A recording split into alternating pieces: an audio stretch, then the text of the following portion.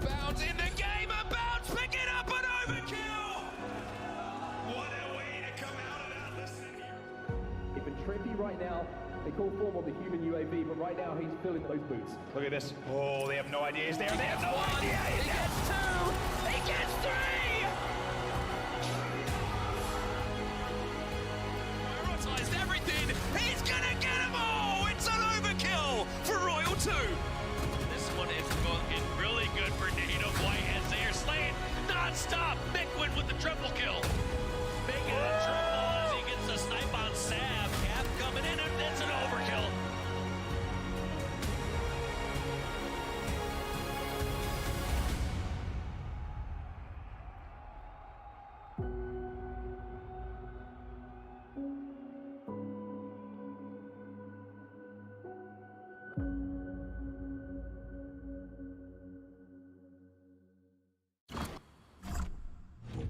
I've got you under my skin. I've got you deep in the heart of me. So deep in my heart that you're really a part of me. I've got you under my skin.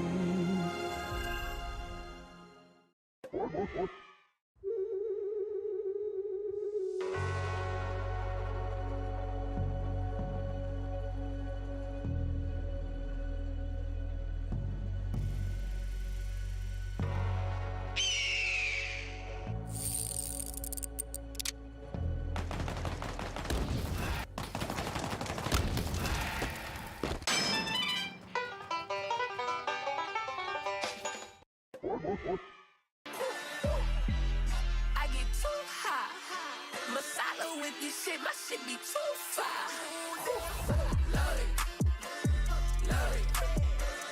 Love it. Love it. Love it. Love it.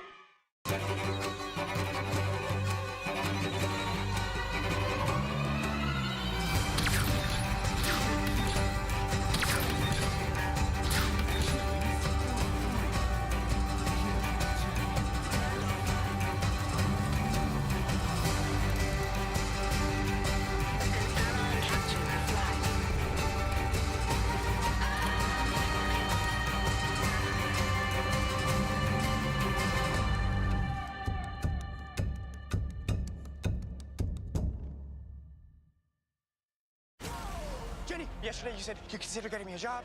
Guard that with your life, but do not open it. This ain't what you want. I think he likes me.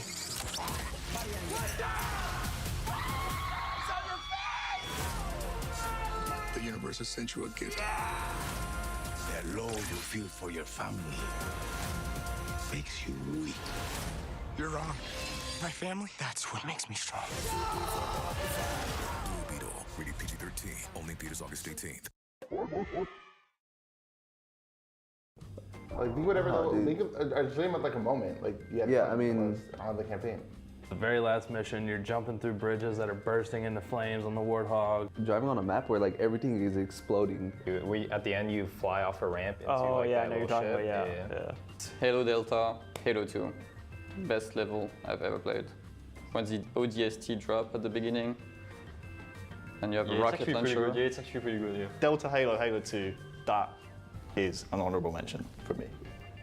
When you're going back through the flood, through the bridge though, is like maybe the second to last mission. And then you have to do it all for the high booster.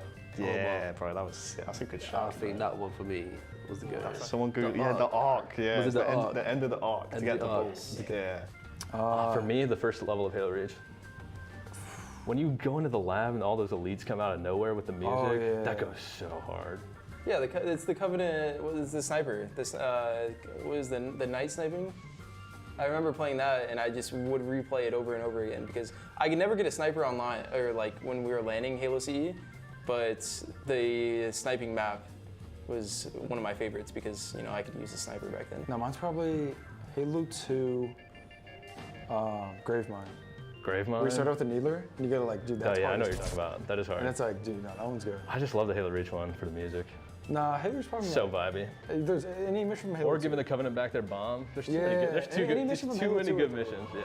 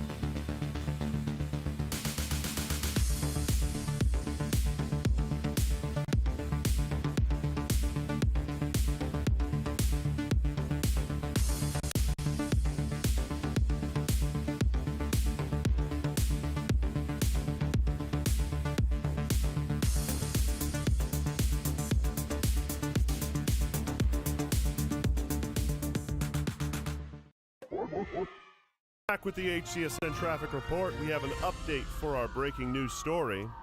It appears the assailant had managed to avoid police barricades and made his way to the Pizza Fort on Halsey and Reach Avenue. While there, an extremely casual player managed to get the drop and ninja'd him. When asked about what was going through his mind during the event, he simply stated, "I just thought he was after my cheesy bread." You can't play. Superman can play. I think I cut a bus in half. The Scarab is trying to become one with you. Oh, I forgot how bad it looks. I've seen worse. I didn't ask for any of this. They'll kill us all to get it back. We can do this together. Hey, go away from my sister. Sick. Beetle. Rated PG-13. Only in theaters August 18th. That's it. So you don't want to do one more? It's fun. This is pretty fun, to be fair. I mean, we don't need to cover. You won't really get like a lot from like any of so, there you go. We'll do this one? Yeah. All right, last one. Let's go, baby. Oh my god. What is the GOAT Halo map? Plaza is the best Halo map of all time. Next question. No, I disagree. Next, what? I think it's Epilogue from Halo 3. Probably just like midship, you know? There's been like so many like maps based off that layout. I like semi-agree with that, but I have to say like Plaza. Plaza? I'm saying Construct, Halo 3. It's a good map. What? Construct's a good map? Construct King of the Hill, bro. What? What do you mean, what? Construct King of the Hill is the best game type we've seen. Spawn and bottom middle and go up the purple, and then you've seen stickies just getting thrown on the left. when you're on the top, throwing stickies down, there's no great feeling. Get on any lift and getting sniped. And forget that, man. Yeah, bro, the clips. Go forward there, and you're bottom middle. Fantastic. Like, what do you do? Have to go back purple and just like hide on the open ramp. Actually, you know what? I'm gonna rethink my choice. Narrows. I'm saying narrows. For me, it's Coliseum. Coliseum for sure. Do I want to go an H5 map or do I want to go some Halo 2, Halo 3? I'll just be a boomer and say like midship or heretic, any version of those. That's fair. Those are.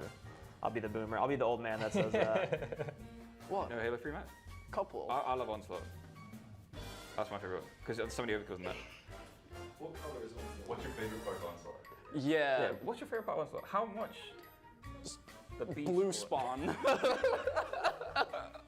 Sanctuary, easily. Sure. Easily Sanctuary. I don't understand how we don't have a remake of it in every game. Well, I'm gonna go with, from my experience personally, I'm gonna have to go with Bazaar. I like the vents a lot. And the grapple runs were pretty sick, you know what I mean? I'm on board, honestly. Okay, cool. For every generation, it has started with the call to serve. Discovering purpose and belonging well earned. Fighting and winning for our nation and its people. But Marines are never really finished serving. Their commitment is visible in communities across our country. This is Semper Fidelis, always faithful, always Marine. This is the world's most advanced processor. In entertainment, its rendering speeds render other processors obsolete. It drives the future of autonomous driving, powers cloud services for billions, helps change the course of climate change, connects communities of gamers anytime, anywhere, and uses AI to accelerate disease detection and cures. We make the world's most advanced processors, but only with your vision can we advance the world. AMD, together we advance.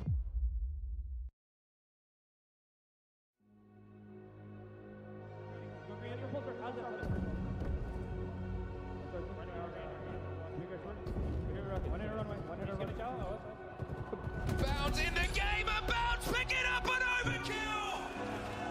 What a way to come out of that, listen here. If a Trippy right now, they call form on the human UAV, but right now he's filling those boots. Look at this. Oh, they have no idea he's there. They have no idea he's He there. gets two! He gets three! Prioritized everything! He's gonna get them all! It's an overkill for Royal 2! This one is looking really good for Native White as they are slaying non-stop. Bigwin with the triple kill. Big triple as he gets the snipe on Sav. Cap coming in and it's an overkill.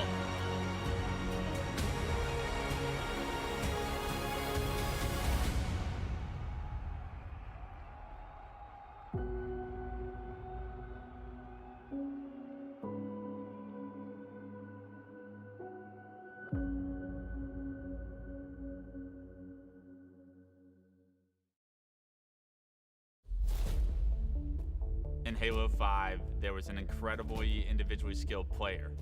His name was Bound, but nobody had ever seen his face. Nobody could find his name, could find where he lived, knew anything about this kid. Bound was a mystery. He was an enigma. Nobody knew what he looked like. Nobody knew anything about him. Honestly, that kid could have passed me in the street. I would have never known it was Bound. I would have never known that he would be a future superstar. I mean, it was just a name that you were always hearing about, whether it be in FFAs, whether it be up-and-coming player. He was always the name that was kind of discussed. I think maybe one person had ever seen his face before he went to a LAN event. He was so good at Halo that it really got people wondering, who is Bound? I don't really know why he was staying so hidden. To not have a Facebook, a Twitter. He was just using like Spartans as his like profile pictures and stuff. I just remember thinking like, when is it going to be that definitive moment that Bound finally makes a leap onto a pro team? You know, when you do that and you're a man of mystery, everybody talks about you, right? And everyone has speculation and stories. Some random guy from Ohio with the craziest movement, the craziest mechanics. Bound, take two, mark.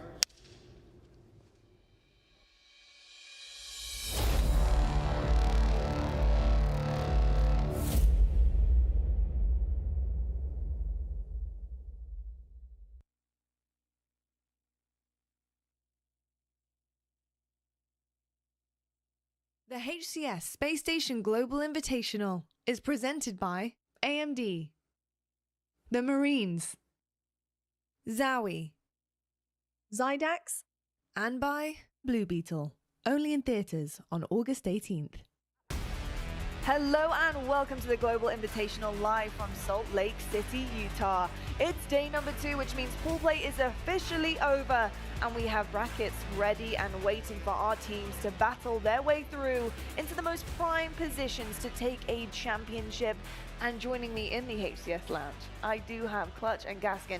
Guys, I mean, what a great day number 1. We got day number 2 prepped and ready to go. The main stage is pretty much all set up. Clutch, how are you feeling about bracket play? I'm feeling great about bracket play. I think all these winners bracket round 1 matches are going to be bangers. I think we saw a lot of competitive series yesterday, even though we didn't see a ton of upsets.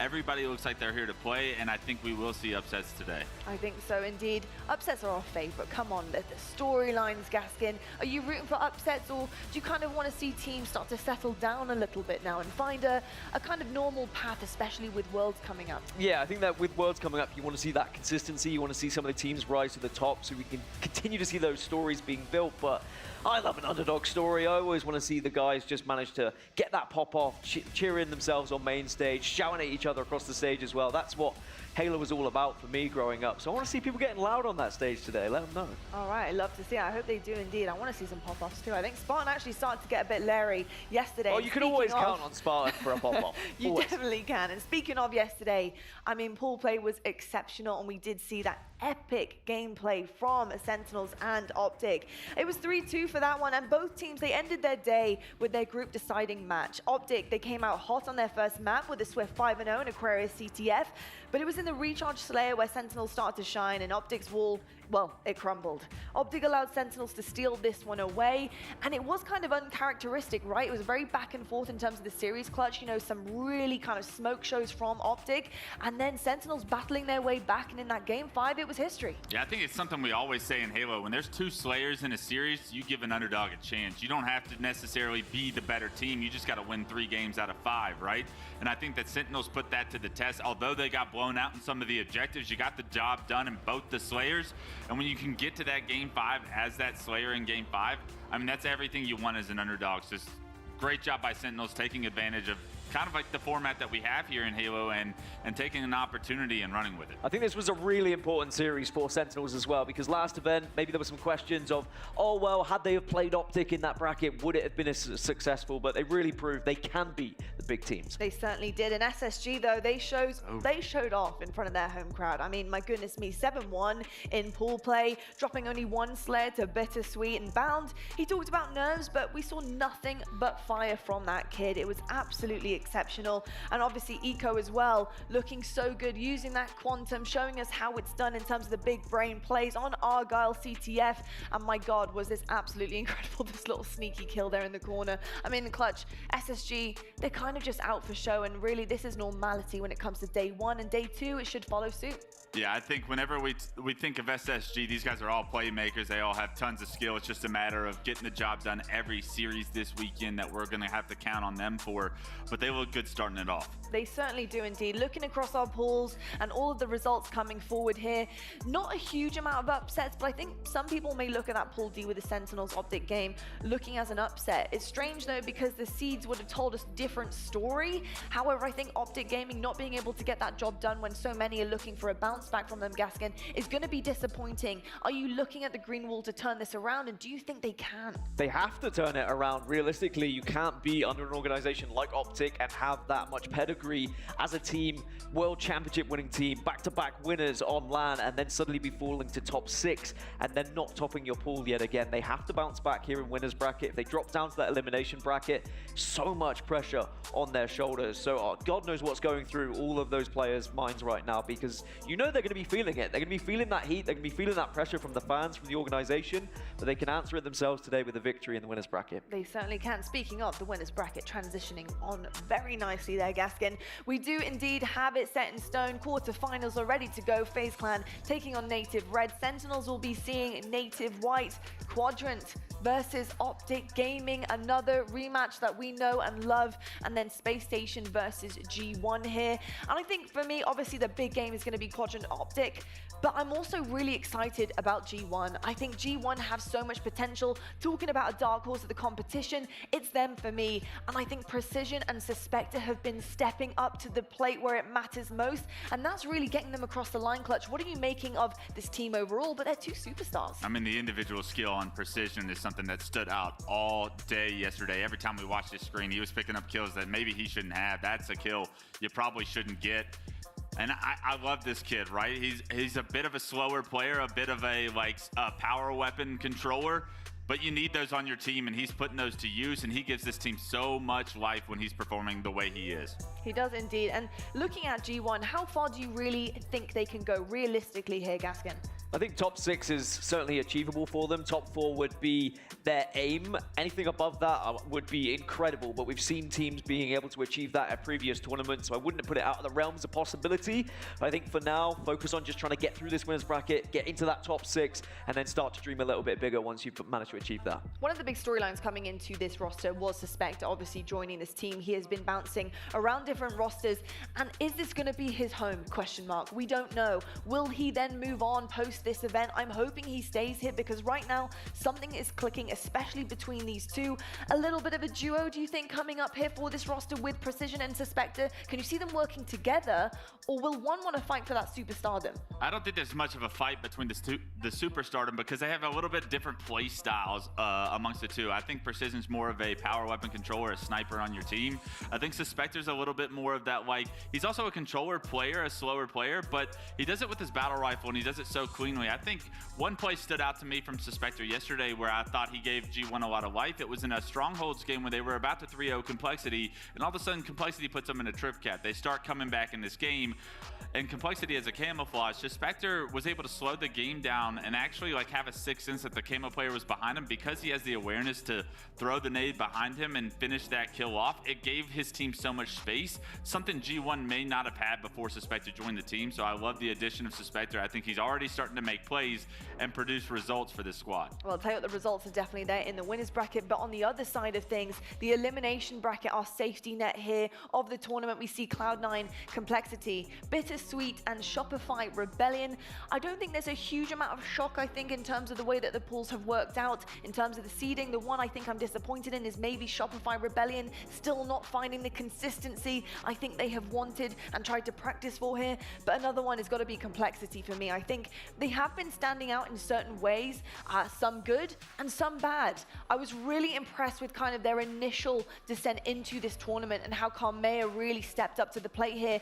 But there were some problems going into today, and especially at the end of yesterday, especially into the championship bracket, where we just saw, I think, a couple of individuals not able to kind of meet the mark of the rest of the team. Gaskin, talk to me about this roster. What may be going wrong, but what may be going right that they want to continue? I mean, I think Complexity historically seems to always have one player who underperforms in a tournament, and there is always that scapegoat. And at the moment, King Nick has been that guy that statistically has not been good enough when it comes to getting the slays or even helping out with certain aspects of the game. That can very much change coming into today. It might just be a slow start for him. We know what King Nick is capable of, and I think that Complexity as a roster has that potential. I mean, Carmea is an incredible player, and I think that he individually looked fantastic at times, but when you add new players, when you start to make changes, there's always going to be that kind of nitty-gritty period of, is it going to be an amazing start, or is it going to be one of those ones where we're working on our chemistry and we're building as the tournament goes on? At least they've got into the elimination bracket, and maybe they can make a run today.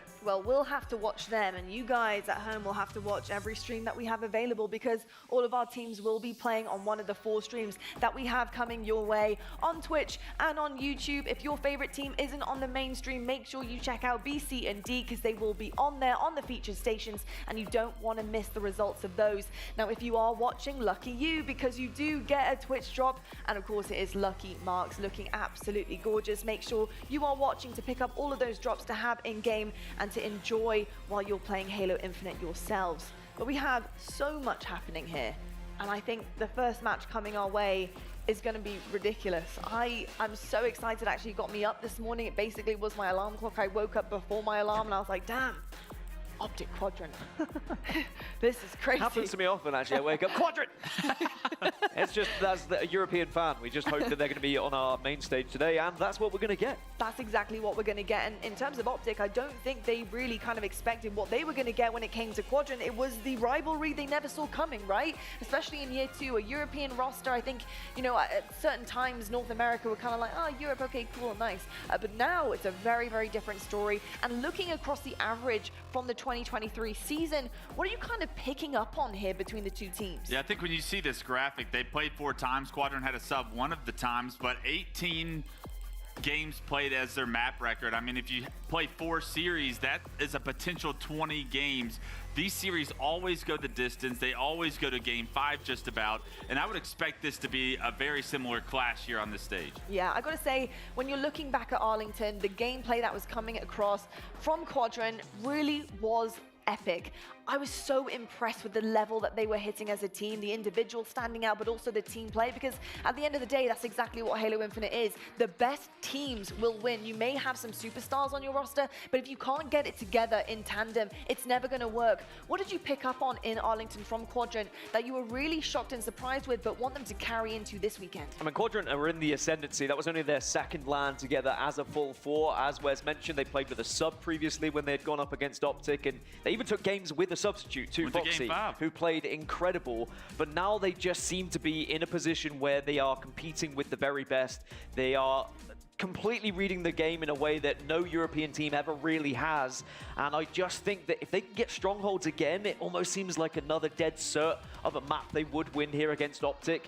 The way that they see the game, the way they play the game, they're starting to now teach North Americans a different kind of style, which is not something we've really seen before, ever, in Halo history. Looking back at the series rewind here from Arlington, something that does stand out to me in a certain aspect that we're seeing actually here this weekend is the fact that the games that Optic are taking, they're doing in a pretty dominant fashion. You know, it's looking pretty good in those, very crispy. The others getting a little bit closer or going into the favor of their opponents. We're seeing that same trajectory here for the team. We saw it yesterday against Sentinels.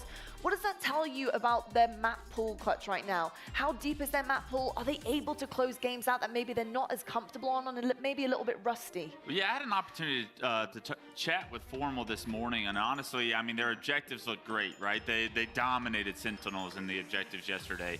It was the Slayers that are uncharacteristically falling short in, and he's like, we can't keep playing Slayers like this. We had a great team talk last night, and I expect Optic to kind of figure out their Slayers as they go, because we traditionally know Optic to clutch up in those game 5s and those game 7s the way they did throughout their 3-peat and their run so far. Yeah, indeed. I got to say, on the flip side of things, though, in terms of Quadrant, there's a lot to be said about this roster. They're going to be looking for those weaknesses, right, Clutch? They're going to be looking at what this team has been doing, has been working on, and where the mistakes are being made so they can capitalize on it. But really, you know, Gaskin, this is the start of the Quadrant age. I think a lot of questions came around the preparation behind this event. You know, maybe a little bit of a worry there. They hadn't come to North America. They hadn't kind of boot camped before. They hadn't been scrimming North American teams. But really, to me, it looks like they just dropped it where they left off, and they picked it straight back up on the main stage. I think the main reason about boot camping was for Quadrant to learn how to play against North American teams. They've learned that. They've achieved that. They've dominated in international competition. I don't think they necessarily needed to be boot camping coming into this event. They were still practicing online, and you can see from Legends stats here what an incredible position this team is in, where they're not just considered good European players, they are considered some of the best players in the world now. And I think the Legend in particular has been a standout for this roster. At times, he will run a train through an entire team on his own, and it is incredible what he achieves. Indeed. And on the other side of things, we do also have somebody who is standing out, especially at this event, and that is going to be Formal. And on the side of Optic, they need an X Factor right now, right? They need somebody who is going to be stepping up to the plate. And Formal has been doing that so far this weekend. Day 1 was looking really clean for this guy. The past event, obviously, in terms of the results, not probably the best stats you'll ever see from him, and that is obviously according to where they placed. But right now, he's on a heater, and that's exactly what this team needs. I mean, Formal's playing lights out so far this event, and for them to have lost a series with him playing the way he is, that means the rest of Optic's going to have to step up, because Formal's giving you every bit of life that he can right now. I think when it comes to Formal, it's not even just the stats, the Slayer stats, the KD ratio. The way he plays the game is nearly perfect in decision making, and if he continues to do that, I expect the rest of his support to step up as well. Here we have a comparison between our two formal twins here from... Gosh, that's a threatening duo. From Arlington and of course, from 2023 overall, and then the current tournament right now in Salt Lake City, of course. A 1.50 to finish day one is not too shabby, is it? It's not. I see the problem here, though. I mean, he wasn't wearing glasses for the majority of the season. Now he's finally put them on for Salt Lake City, and he's starting to hit shots even better. But Formal is a terrifying player. I think we all know what he is capable of, but Wes is completely right. If he's playing this well and still a series is being lost, then there is something bigger that is a problem with this team at the moment, and they need to have found that out overnight, because now you're going up against Quadrant, who know you inside out. They have been able to beat you before. The series layout, if it starts to favor Quadrant once more, then this could be another defeat for Optic Gaming, which would be dreadful for them dropping into the elimination bracket so soon. It certainly will indeed, but hey, if I've seen anything between these two rosters in terms of the rivalry, is that it's very close, it's always a bloodbath, and you never quite know how it's going to go, but I am so ready for this one. Folks, championship bracket starts right now.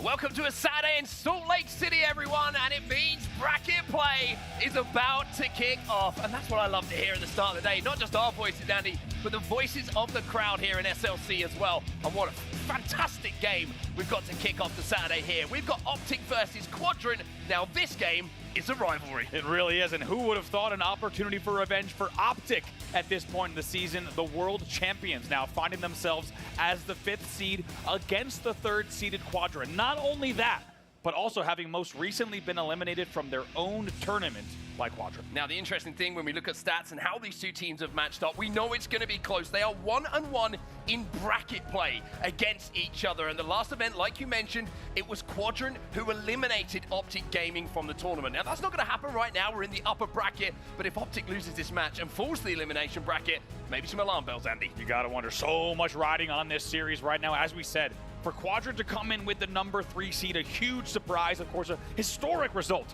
coming off of Arlington. Can they keep it up? Can they stay within the top 3? Here we go. We're underway on Saturday. I got a smile on my face as we get into the first game of the day. We're going to be on the new map, Solitude. We've got King of the Hill to start things off, but just taking ourselves out of this match for a second while we see the opening break, Andy. The last time, we saw these teams go up against each other, it went to a Game 5. And guess what the Game 5 is in this series as well? Guess what?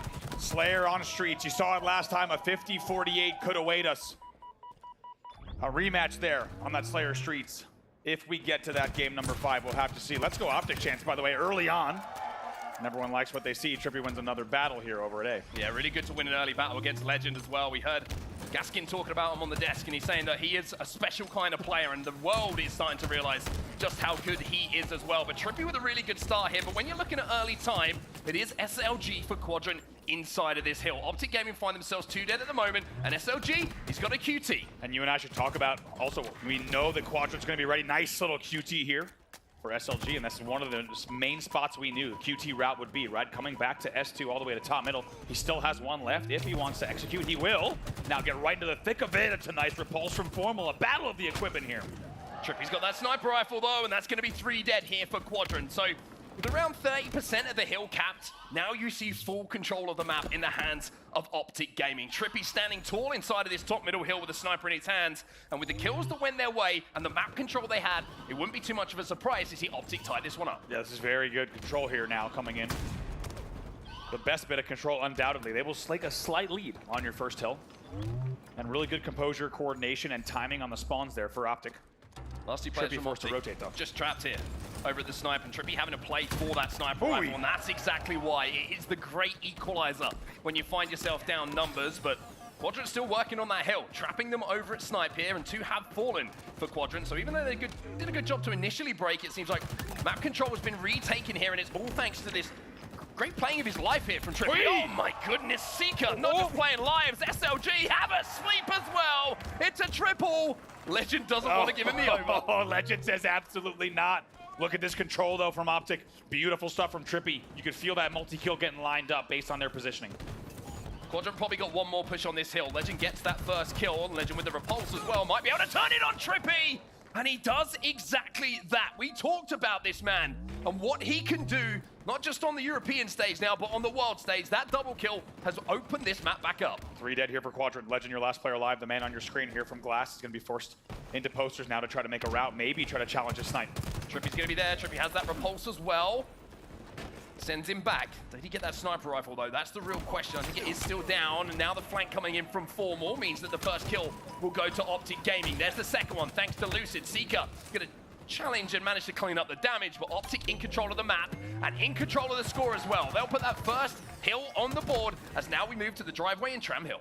1-0 very comfortably there in the end, and a really good bits of control coming in for Optic Gaming. However, though, they find themselves 2 dead, and why not? Let's get to it early. Listen in with the side of Optic Gaming. LR hole 2. Tricks one try LR hole. One push my loop. Bottom dip, running at you. Kill this guy. Kill this guy. LR hole half. Kill this guy, guys. There's just snipe down. He's in dip. Top gold and dip. Top gold and dip. Top gold and dip. Dipping. Nice nade. Absolute dip. Absolute dip. He's still one shot. Top gold.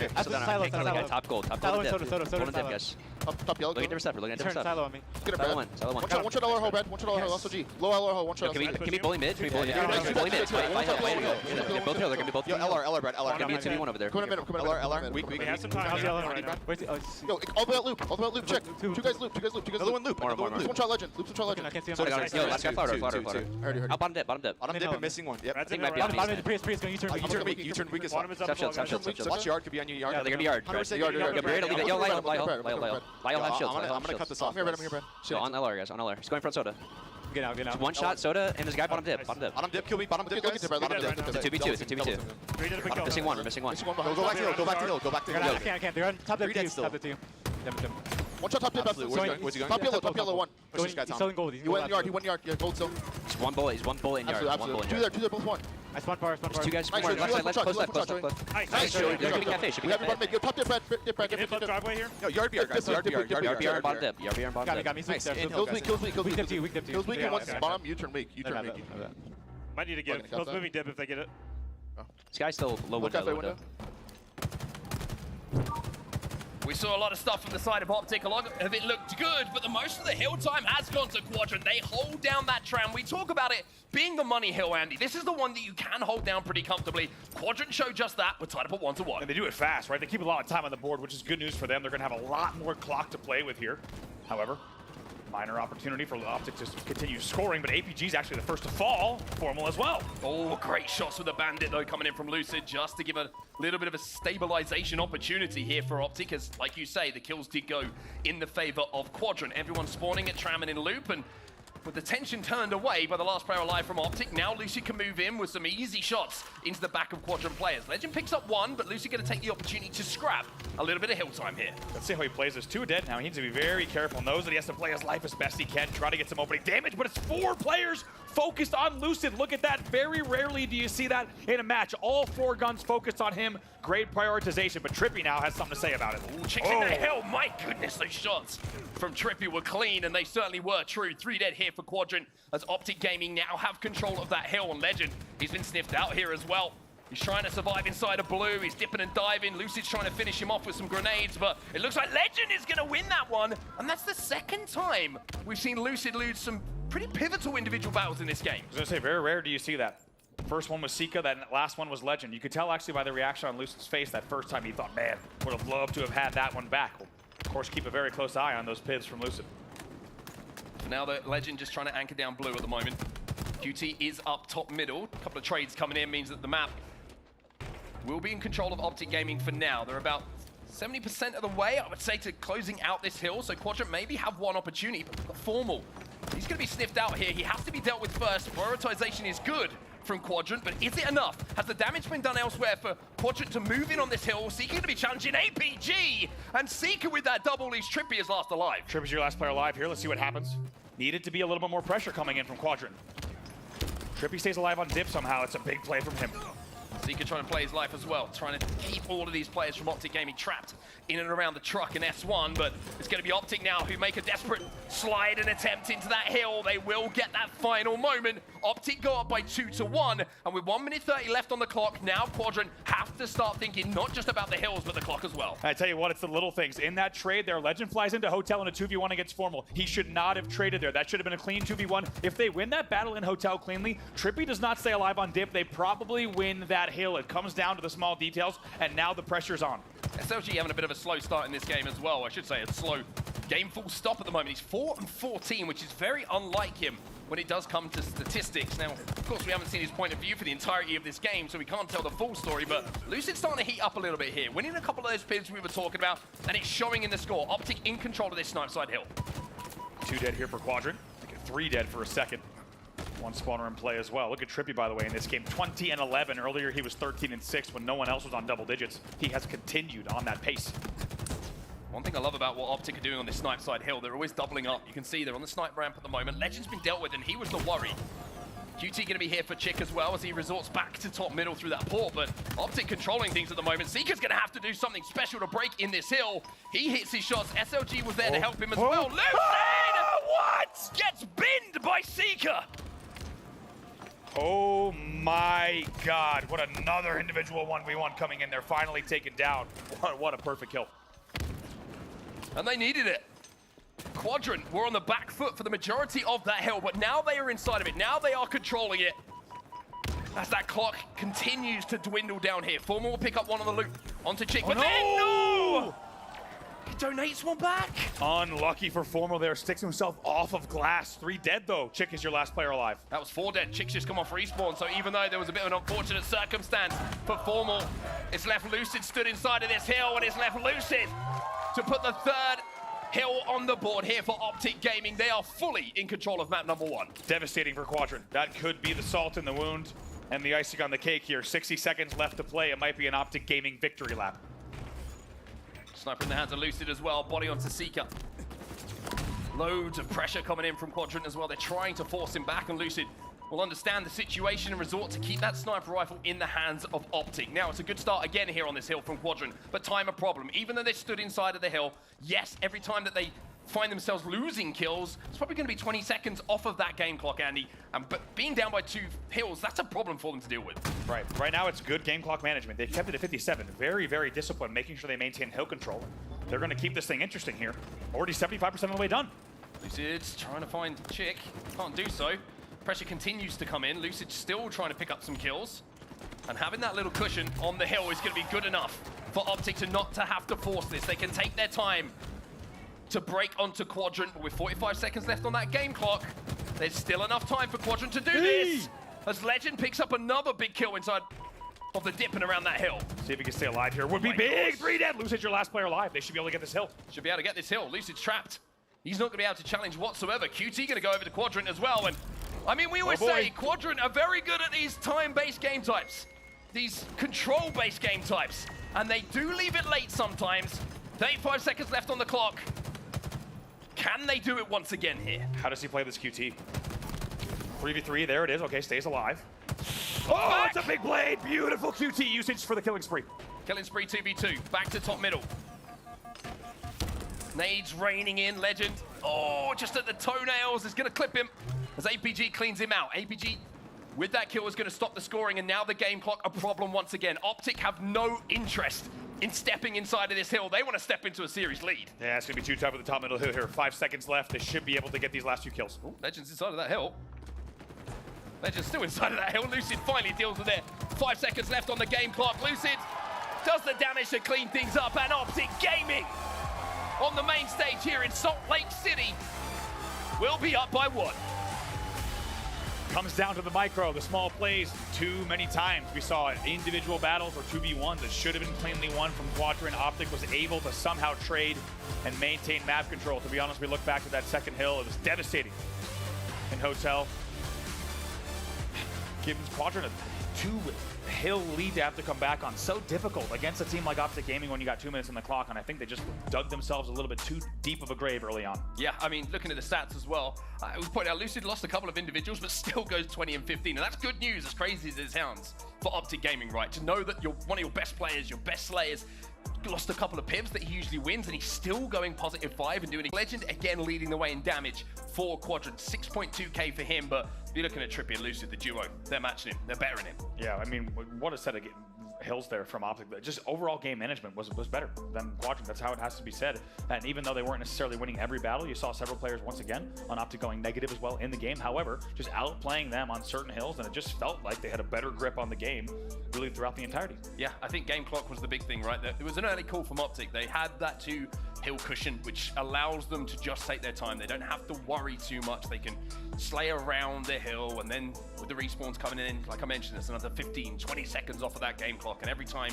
that they do that, they get closer and closer to winning. Quadrant just weren't able to get that set of slays back to back to give them the time to really convert that final hill to tie things up. But now we move into Slayer Live Fire. Very interesting game type, this one. This is one that Quadrant have been pretty damn good at when it comes to their Slayers.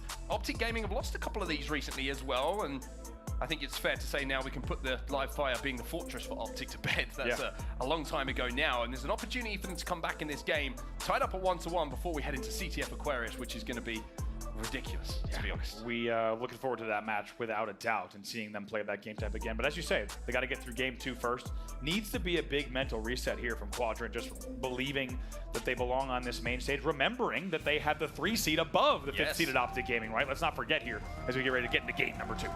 Well, Live Fire is going to be where we find ourselves. These are 2 players to look at. These are the Slayer stats from this event.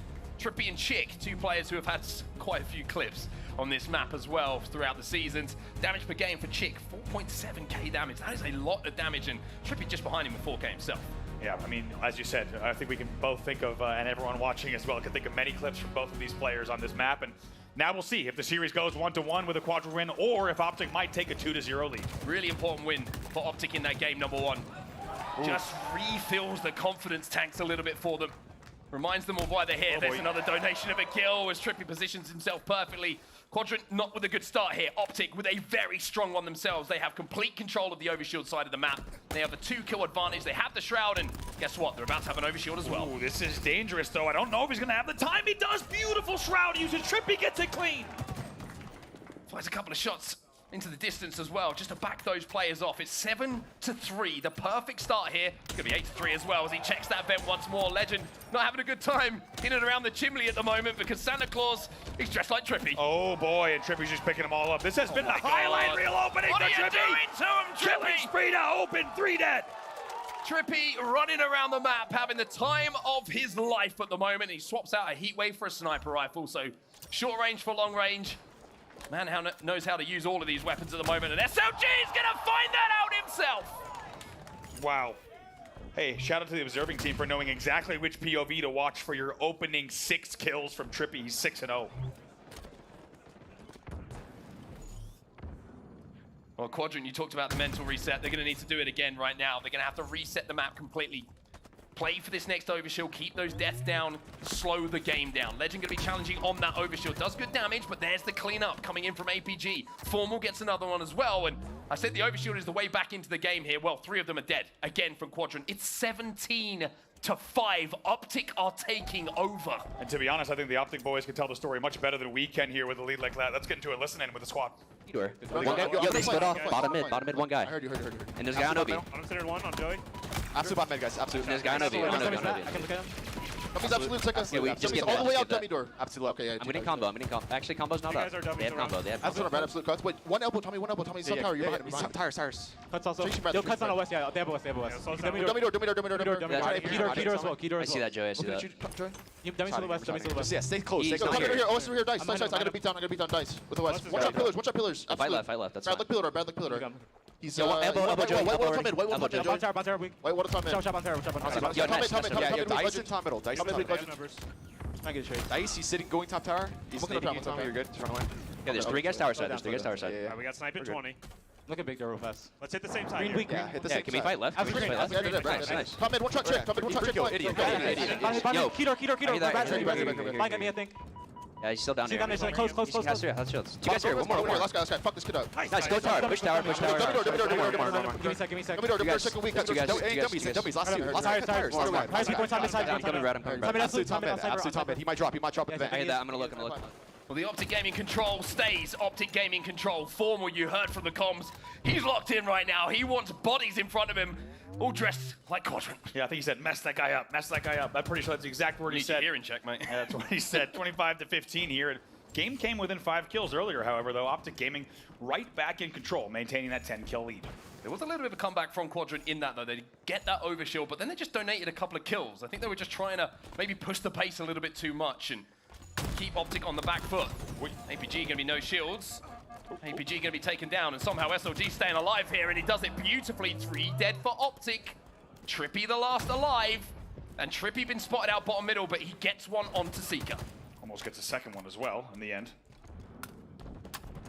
So take a look here, 27-20, keeping the game close, Quadrant. Overshield coming up pretty soon as well. And Optic trapped at the moment. Oh, Trippy uses the pillars and somehow escapes. Seeker might be able to get this over. No! APG's gonna peel him off, and there comes Trippy again.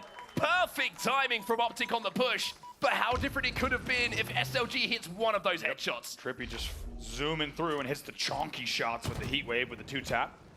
And once again, Optic Gaming will get right back into that 10-kill cushion. It's been the same story in both of these games. Optic with an early lead, and it lets them play so aggressive. When you have a cushion like this, you get to take chances that you normally wouldn't be able to. And it's an 11-kill lead. APG picking up some really important kills as well. SLG trying to force the pace, but he's just running into heat waves, sniper rifles, overshields. It's so tough for Quadrant to find any kind of foothold in this map. It's been dominance from Optic Gaming. It's more dead. It's just piles and piles of bodies from Quadrant at the moment. It's 36-22. It's going to have to be something special here to come back from this. Not easy. Also, when you got Lucid with the Iron Man combo, Repulse and Overshield just flying at you, and he's just absolutely going superhero mode, and it's just been making it look very easy. SLG is your last player alive back. Green, he's dealt with before I could even finish the sentence. Yeah, I mean, Quadrant struggling a little bit here. It's here for everyone to see. Chick is going to get a trade, but trades will not win them the game. It's as simple as that. Quadrant needs to go on a run, and Optic need to trade. APG is going to pick up one as well, gives them those numbers.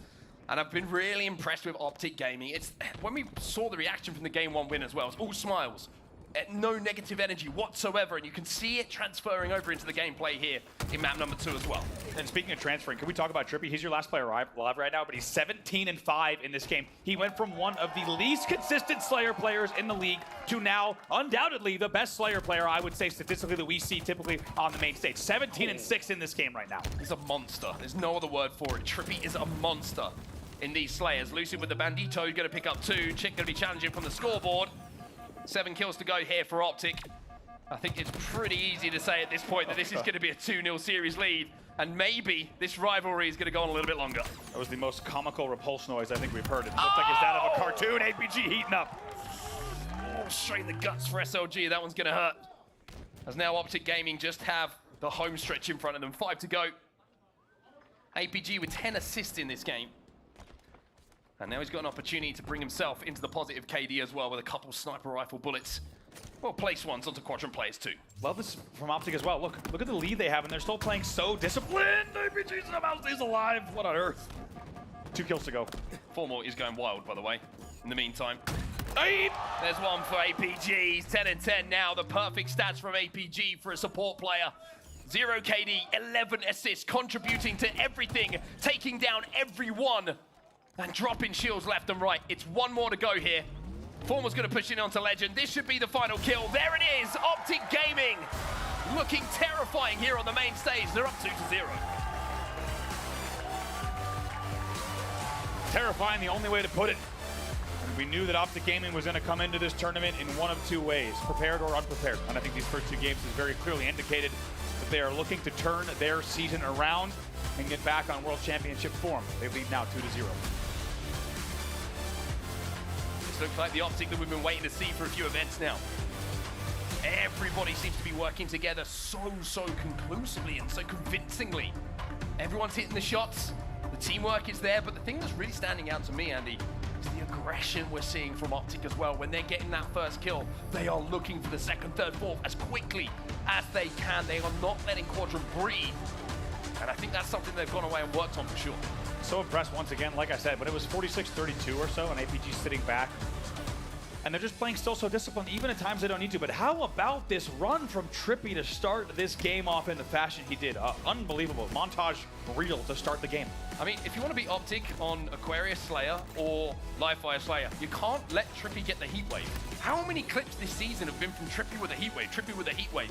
He is so good with the weapon in his hands, and you might think, yeah, it's easy to hit a heat wave, right? It's not one of the most difficult guns in the game to do damage with, but it's the routes that he takes with it. He makes the positions he's in always advantageous to win the fight with that heat wave. He's brilliant. I mean, brilliant is all you could say at this point in the game. 15-4, just unbelievable performance. I mean, to be honest, none of these players have any business putting up numbers like that on the main stage. And like we said, let's not forget, this team eliminated Optic Gaming last event. So to be doing this in a revenge match is even sweeter for Trippy. They lead 2-0. And all the momentum on the side of Optic Gaming right now. One more game, one more map, and they can walk away saying, hey, maybe Arlington was a fluke. But for the Green Wall, they've got to get the job done, and Aquarius Capture the Flag is a game type that we've seen these two go back and forth on. Optic looked like they controlled it the last time that we saw them play against each other, but it was Quadrant who came out with the win. So Optic are going to have to keep the Nous about them here. They're going to have to stay on top of their game because Quadrant will not need to be asked twice to put those flags on the board. Absolutely right. They're going to have to play the entirety of the game clock. Optic Gaming learned that lesson the hard way last time. Ooh, Trippy actually gets a little bit caught out there. In the end, the two will fall for Optic. A little bit of an early advantage for Quadrant off the first push. Yeah, most importantly, keeping Trippy away from that heat wave. Formal going to be taken down as well. So a strong start here by Quadrant. And look at this double flank coming in on the P side from Quadrant. Trapping all of the players from Optic Gaming on the car side. They got that flag moving. Legends in position to do some damage. Now, can they pick up the kills they need to clear the way? APG's weak bottom middle, but Formal off of the respawn is causing problems. P1, 2v2 on the map, although it becomes an Optic advantage with them picking up 3 kills. This should be a flag going back home. Yeah, Legend was your last player alive. I imagine he'll get taken out here, you would think, though the thrust makes it a little bit tricky. Flag did get touched though, yeah, by the looks of things. And APG has fallen, so Quadrant keeping this one scrappy, keeping this one interesting, as Chick picks up yet another kill. And you can see Formal is split on what to do here. He knows he's got weak players in front of him, he has to deal with them, and Legend wins the fight. It's 3 dead here for Optic, APG trying to deal with Legend, but Legend causing problems. Ooh, and they take him out. Touch SLG again. flies off the spawn and gets a touch as well. This flag should go. No one here for Optic to stop this one. And even though it's been a slow series for Quadrant, it's a hot start in game number 3, and boy, did they need it. How about Legend staying alive bottom middle the way that he did and just using the thrust to buy time for the team, and somehow off the respawn, they get the cap in. But guess what? 2 dead here. Formal and Optic want to counter. Another kill picked up by Trippy as well, so Formal has the opportunity to run this flag, hit the slide. But Legend is behind enemy lines. The question is, have they sniffed him out? Do they know he's there? Looks like 3 players are shadowing him back, so he's going to be taken care of. Legend does pick up 1 and stays alive in the back of the base. And oh my god, Legend somehow stays alive long enough, even with the flag going in, to pick up the kills and put Optic 4 in the death screen. 4 in the death screen. That flag should have been pulled off the stand unless Legend gets taken down in the end. He does. It's a late start to the run here. The flag will start. And now we have a full QT here coming in for SLG for these angles. Beautiful use. And he's now going to be a menace with this QT. I mean, SLG loves these kind of weapons, loves these kind of power-ups. And now you're going to see Trippy trying to stop this flag run. Lucid's been taken down. It should be a run in here for Seeker, but no, he gets eliminated as well. Trippy in a position now to get the return. And Quadrant, who looked like they were in a position to put their second flag in, are being counter-capped themselves. It's going to return. It just missed time the QT. I swear if he hits that QT, that flag probably comes back home. But somehow in the last frame, dies before the QT hits. Look at the shots from Trippy. 3 dead for Quadrant. I mentioned counter-cap, but it's a very real opportunity now as APG is going to keep that flag moving. Lucid on the hunt. He knows there's someone here and he spots out Chick as well, but Chick gets the kill onto the flag runner. Now he's got to buy time for the rest of Quadrant. Lucid now with a noisy cricket. And finally gets taken down. 2 dead for Optic. What an electric start to this game number 3 has been. Back and forth, returns at the last second. And now Quadrant try and get a flag moving themselves. Will be slowed down here by Trippy, as now all of the Optic members are back on the map. Legend will pick up 1 and be traded out. 2 players on the pink side here. They're going to have to be dealt with. Seeker takes the shields down, but Trippy does exactly the same in return, and the flag will be sent home. So a little bit of silence on the map for just a second here, which, to be honest, I kind of need to catch my breath. It's true. It's good to take a moment here. 1-1. Things settle down for the first time. You're absolutely right, Mark. 3.5 minutes of non-stop, absolutely hold-forward gameplay. And things take a breather just for a split second. That was 2 dead for Quadrant, 2 dead for Optic as well. This will make it 3. Last player's APG. Last player APG, and what a double kill that is from Legend as well. APG is going to try and cut down SLG as he forces that flag. And won't be able to do so for now. Now, where is SLG? And can they find APG? As the 2 players with 3 letters trying to kind of have a little individual battle of avoiding each other, trying to survive. The flag is back on the shroom stairs, but the kills are everything now. Lucid's going to get 1. They double hop the re. They should go home. Oh my God, look at that from APG. That is beautiful. It's going to be 4 dead here on Chick as well. Look at APG staying alive the way he did. Last player alive on car 1. You can't let him do it. And that's why you don't look at stats, everyone, all the time. APG ends up picking up 1 kill and all of that, but what did he do? He creates a counter cap opportunity. He gets a return. And even though the flag is there, it's on the stand. 3 Optic players are dead, and Quadrant are running one themselves. Are you kidding me? Oh my God, the game stays 1-1. A last-second return from Quadrant. Unbelievable now. They're running past the 50-yard line. You cannot believe what you are seeing right now. Aquarius CTF between these 2 teams never disappoints, and now you're going to see Optic Gaming in the death screen. Quadrant 2-1 up. I can't breathe. I can't breathe. Might have to call for a listening pretty soon. I'm not going to lie here. 7 minutes left on the clock. Quadrant up 2-1, and it's been non-stop counter pulls. One of the fastest paced Aquarius CTFs we have seen in a very long time. Seeker was running that flag again. Interesting to see it attempted on the P side, but that grenade from Lucid just picked up 2. So now Chick is thinking about surviving, buying time, and trying to win his individual battle here against Formal. Formal has the shield advantage for now. Oh, look at that response from Chick. My goodness, he almost turns 2 as well. But the flag has been returned by Optic. So Formal does his job winning his individual. And now we have an opportunity, Andy, as I look at you in the eyes to catch our breath. Still can't breathe. Whew. As you say, what an unbelievable opening to this game. And now we can almost say the midway mark to this game as well. Still 2-1 here in favor of Quadrant. 3 dead. APG is yet again your last player alive. Well, as Quadrant get those 2 kills, it is an opportunity for us to catch our Thank breath. God. Let's jump in with the French team's comms and see what Quadrant are trying to do. Tu es un dans Shrooms. Je sais pas si vous pouvez me voir.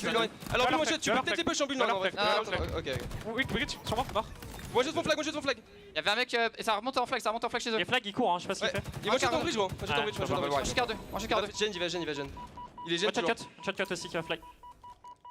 Et un mec qui Shot en flag avec un dash. Moi, je carte 2. Un qui va sur les élects, Watch jet bleu. Y'a un mec à notre... Oui, watch jet bleu. Mort, je te regarde. Y'a un mec à notre cut, je regarde. Il y en a un cut, c'est le dernier, vous pouvez run, c'est le dernier. J'avance vers toi, je te laisse. Tu peux run, ça passe, je te dis quand ça se met, run. Je me dis cut, alors cut chez nous, il est cut chez nous. Passe. Pas si c'est un putain de com. Il est qu'un weak. Et y'a un mec P2 qui va 2 cartes. Oh, as we jump back in, it's Trippy picking up a double kill with that beautiful thrust. And off the back of it, Quadrant find themselves 4 dead. Optic with the opportunity to get into that base and get it moving. And Optic knows they don't want to give Quadrant any room to get back into this series here. They want to end it in this 3rd game. Look at this from Trippy. He's waiting for the collapse from Lucid and Formal. He buys it. He plays it perfectly. He buys it all the time that's needed. What a play that is from Trippy and Optic. They run it on the pink side. But the patience and how he denied the line of sight just by holding that flag, that's going to tie the game up. No one's here for Quadrant. Even though some shots are coming across the map, Trippy runs it home. And that is brilliance from Optic Gaming. Beautifully done there. He just holds the flag, as you say. He said, hey, guys, let me know how it looks. I'll come out once it's safe. And, of course, when you send Lucid into the fridge with the heat wave, he's going to clean it out. Game tied 2-2. 4 minutes 35 left on the game clock as well. Quadrant 2 in the death screen for now. Seeker now last alive. Optic trying to push forward across that 50-yard line once more. Formal just searching for a little bit of damage before they do commit, though. QT up at 23. We've seen it be a little bit of a factor here. Tick, tick, tick for Formal as well. He's going to get some info off of that and probably win this battle into Gen, but the help comes in from SLG. Legend going to be trying to stay alive. 2-2 still. And now you're seeing with the game clock starting to dwindle down, how both teams are starting to play for what they believe might be the final flag cap of this game, Andy. Everybody trying to make sure it's the perfect run. It can't be risky because the counter cap at this point could be game over. See what Legend could do here. Nice job here to just control car 3. Now, see if we can get this QT. Maybe make a late play with a 3:40 left on the clock. Still a lot of time to play. QT gives them the opportunity to retake power positions after being aggressive. Trippy's going to get one though, and that's going to make Legend's job a little bit more difficult. APG's going to challenge, and he doesn't even hit the QT. Doesn't even get the chance to go back to top middle. And now Seeker falling as well, leaves SLG on his own. A lot of pressure here for SLG. Needs to play this slow. But as we saw from APG, one player alive can really be all the difference. The thrust isn't good enough! Because you're going up against Lucid! 2 dead on either side though. Lucid down to no shields. Seeker going to be challenging top middle. And will manage to take him down. So the 50-yard line, no one in control at the moment as Optic find themselves 3 dead, and Trippy tries to keep that pressure on. We raised questions earlier about Lucid's 1v1s, and that's quite a one to win there against a thrust player. 2 dead for Quadrant now. Advantage on the side of Optic. Seeker trying to play his life. He's got that heat wave. However, he's got 2 Optic players flying at him, and he's not even going to get a trade in that position. Optic overwhelm Seeker inside of the gen, and now they're overwhelming Quadrant. 1 dead for Optic, but 3 dead for Quadrant. Trippy is running this one past the halfway mark, and with 2 minutes 30 left on the clock, this could be the one that puts them in the lead. And they get a gen spawner as well. This one should go home. They've got all the help they need. He's actually going to thrust and stay alive. Nice work from Trippy. APG should be able to bring this one, or they might just wait for shield. Not over yet. Should be able to go. Yes, he gets the touchdown. They get the game leading flag here, 3-2 with 2 minutes left. And it could be a series winning flag as well for Optic Gaming. They are 2 dead though. And there's no other option for Quadrant but to go forward at this point. They need to get that flag on the board. They need to be aggressive. And they are picking up the kills required to get the flag moving as well. Trippy's trying to challenge Legend from that fridge spawner. No flag moving as yet. But Optic now find themselves 3 dead. Lucid last alive. The QT wasn't there in time. And now Legend, well, he's just got Chick for support, and Lucid is going to make the play to stop that flag. Beautiful wins from Lucid, not just the second kill, but the first kill as well, which kept him alive and gave him a chance to make the next 3 plays. Maybe make it 4. It's a killing spree for Lucid, and a few extra crouches as well. Oh, Optic going to think about another flag here, a security flag. Trippy picks up one as well, but there's Seeker being a little sneaky beaver in the back of the base. He finds one to shut down this push. Lucid 25 and 18 here. Seeker, though, picks up a kill to give them a 2-man advantage. Oh, the turn Seeker! on Formal will make it 3 dead for Optic here. 60 seconds left on the clock. Lucid last alive. Seeker's going to find him. Seeker's going to hit some good shots, but not enough to get the kill. Lucid will be taken down, though. SLG is there for the cutoff. Quadrant are running this flag, and SLG is cutting down Optic players. They're going to tie the game up with less than a minute left. And we wouldn't have it any other way. As we said, whenever these 2 teams match up on this game type, it is fiery. And this game is absolutely no exception. Still 2 dead for Optic Gaming. 43 seconds left. Will Quadrant do it again with back-to-back caps? Now it's a test of the mettle of Optic Gaming. The flag is moving for Quadrant. The spawns are on the fridge here for Optic. Damage being done. Thrust not good enough. Chick picks up the kill. And the road is open for Legend. Quadrant, they were down a flag a second ago. Now they'll lead the game with 20 seconds left. It is deja vu on your screen. Optic we see it again. Optic are trying to run this flag though. SLJ taken down, it's 3 dead. And Lucid runs the flag. Big 1v1 here against Seeker. Formal gets the pickup. Formal's running this car 1. There's only 3 seconds left on the game clock. The pie chart's gonna pop. But here's Chick. Here's Chick, he gets 1. He didn't get the beat down, he didn't get the damage onto APG though, and APG will be able to pick this one up. Quadrant 3 dead. Optic, sudden death, no problem. Tie the game up. Oh my God. My God.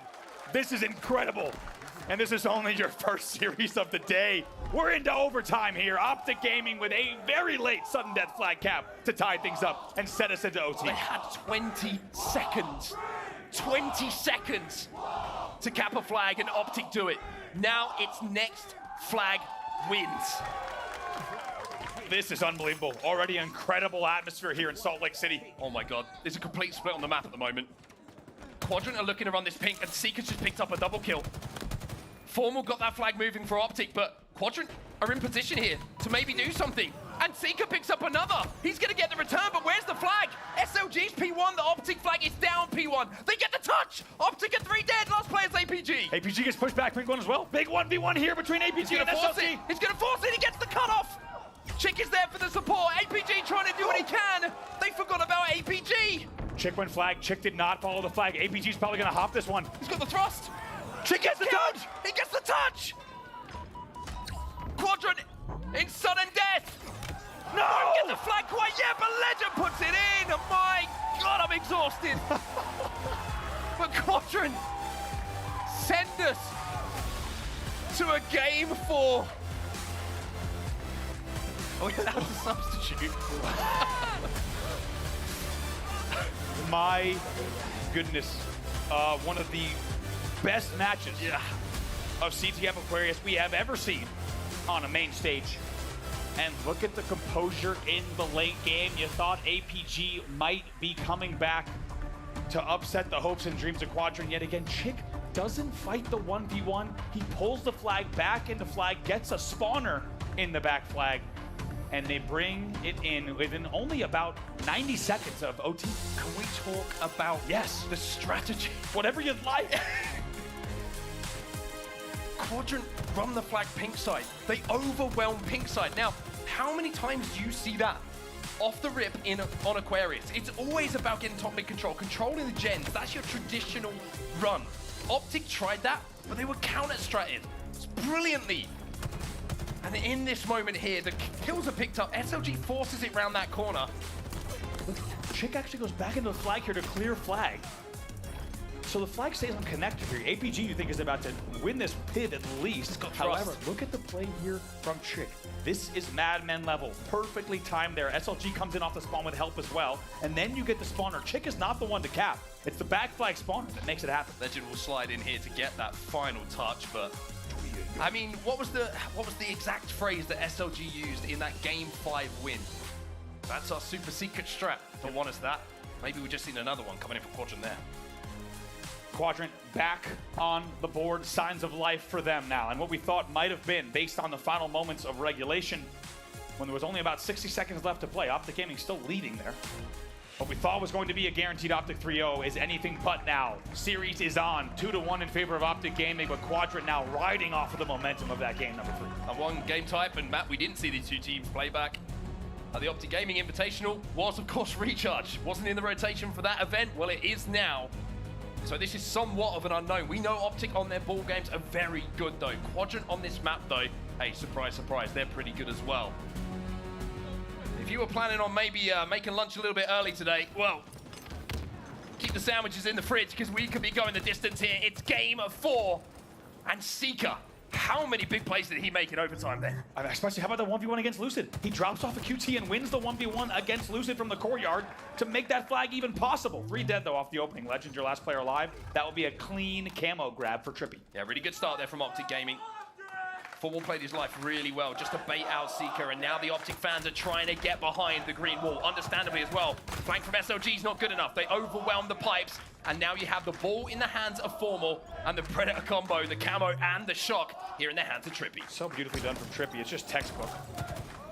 To grab everything, to drop the ball into pipes, and then still win the 1v1 as help comes in as well. That'll be the first 15 points on the board for Optic Gaming. Legend.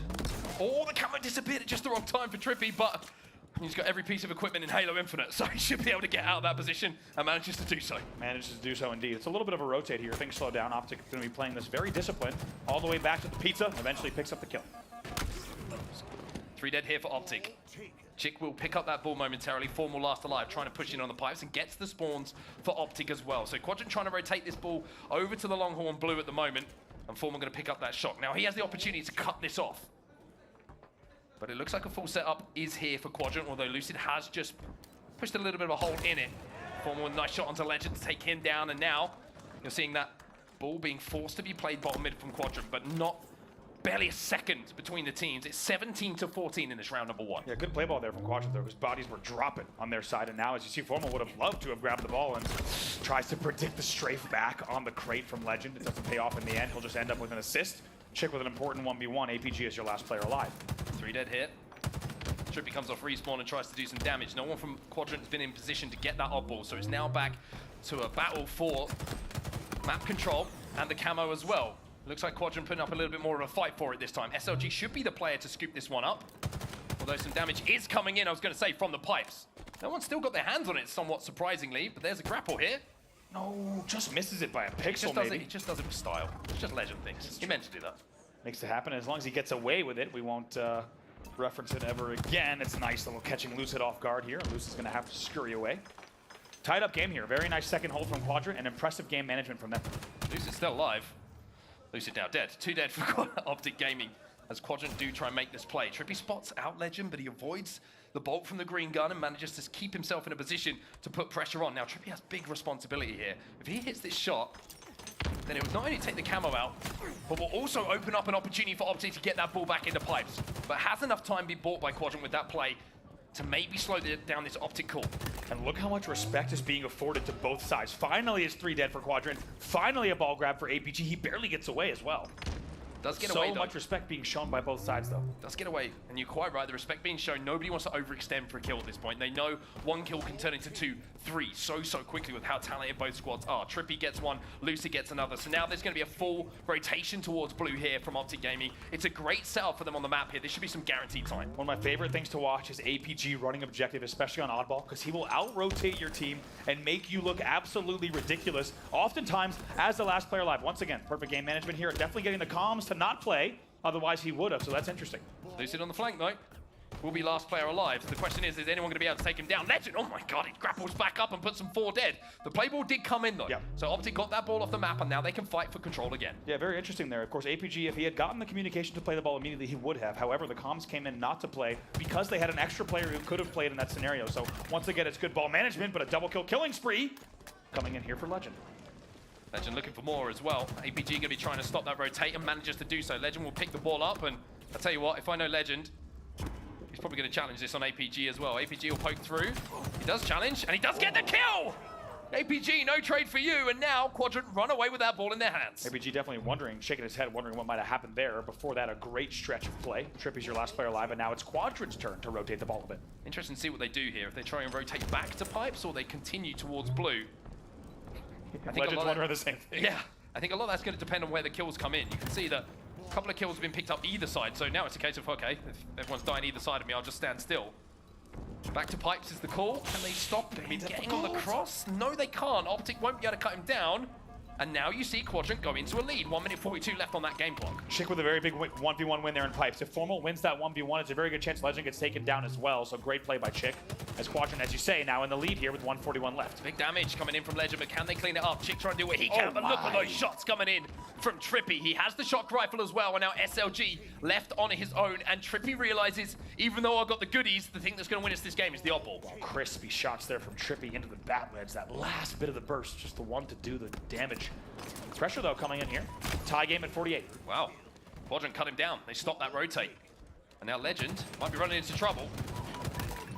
Formal will take him down on the rotate, and Formal going to force the play ball. So Quadrant, even though they pick up the kills, they're now going to have to go all the way back to fight for that map control. Seeker is there, though, up on the bat ledge. And we'll be able to cut off this pipes push coming in from Optic as SLG now has the shock. Sneaky play from Formal. Just sit there on the sword ledge, right? And then last thing they expected was Formal coming around that corner. Very, very quick play ball from him to keep the game tied here at 50. Lucid going to be challenging. Neither player falling, though. 2 dead here for Optic Gaming. Quadrant have the numbers on the map. But you can see with Lucid staying alive that SLG can't even think about that oddball at the moment. It's a 1-point advantage here for Quadrant. Barely anything at this point.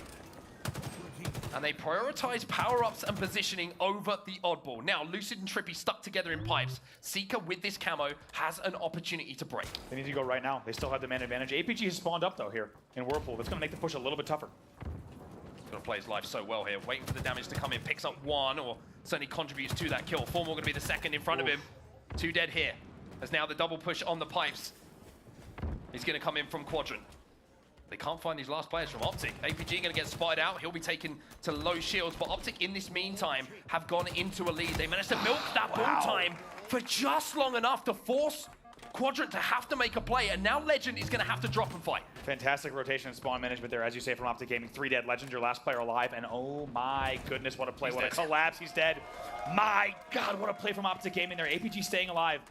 On long haul, waits for the Whirlpool needle damage to come in onto glass, and then they get the next kill, totally catching Quadrant off guard. They got a little bit greedy on there on the out rotate. Yeah, I think that Quadrant overthought that a little bit, to be honest with you.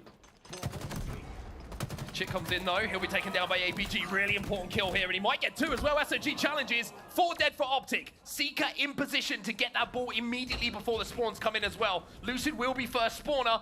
8 seconds left. Quadrant really can't afford to drop this ball, but all of Optic are trapped at the elevator, and SLG got that first kill. Huge. Oh my god, of course we wouldn't have it any other way. Now less than 10 points separating them. 2v2 on the map. Seeker's got to run. Seeker's got to try and stay away from the Optic Gaming push. 6 seconds left on the game clock. 1 second left on the game clock. They get into a lead. Lucid in position to maybe cause some problems. Lucid gets the touch of the ball. Optic, can they win it? They win it! 1 second left, and Optic get the 2 seconds they need to win round number 1. It feels like we cannot have it any other way between these two teams. What a round number 1. Optic Gaming once again with the late game composure, the late game management, and a perfect pinch there on the sneaky ledge to make sure that they had the ball where they needed to close out the game. So close for Quadrant, but close isn't good enough when two teams are this tightly matched.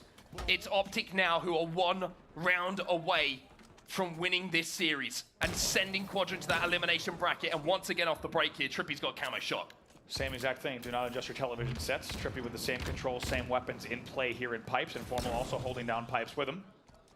Should be a collapse here coming in on gold. You'd think the pressure would come, but Trippy's able to answer it, somehow dance around the shots yet again. Picks up a double kill, stays alive. That was 3 dead. SLG was your last player alive. Sika has spawned as well. Right behind him. Control of Optic. Sika picks up 1. APG will take him down to get that trade. 2 dead here for Quadrant. Should be more ball time here for Optic Gaming as well. Another win coming in from Lucid, and all of a sudden Optic starting to win these individual battles when it matters most in the series. A little bit of a scrappy opening, however, really just both teams searching for control. Really positive and consistent control before they grab the ball. Once again, a 20-point lead early on for Optic Gaming in their second round. As a reminder, 1 round away from closing out the series. Was Optic find themselves, like you say, Andy, 1 round away from closing out this series. Let's jump into a listening now with the green wall and see if they can hold this together. Too long. Two guys. Guys. You might die, Tommy. Have shields. Have shields. Got him. The other one. Still top gold. Cam on 30. Live up. Last 2 on gold. Last 2 on gold. Just keep living, right? Don't poke. Takes 1 Ball after that. Nice shot. Yo, we can go tower off this, guys. I'm hitting this guy gold. Let's go gold. Okay. Yo, Joey, you and I go tower. One shot, absolute commando. Trap. Camo's coming. Fight this on me. Fight this. Glass. Yeah, C boxes. I'm giving you I gotta Joey. beat down. Got one. Another one. Silo. Have shield silo. One shot, SLG. Silo. Don't let him play. Don't let him play. Absolute spot right now. Peeking. Which side? Too long. Keep ball out of there. One's caution. Yo, Caution. Camo, guys. Camo. Absolute C-Series on me. Absolute C-Series. I'm behind them. You're You good guys- right now, you guys bro. here. Receive flat. On camo, guys. On camo. Double stack. Have shields. Blue pipe's weak. 2 double stack. Double stack. So much Both weak, Tommy. Both weak, Brad. Caution. Last guy. Nice, Brad. Camo was burned. Yeah, it's burned. All right, just keep eyes on ball. Literally bait the fuck out of them for a second. Yep. I'm gonna look at it.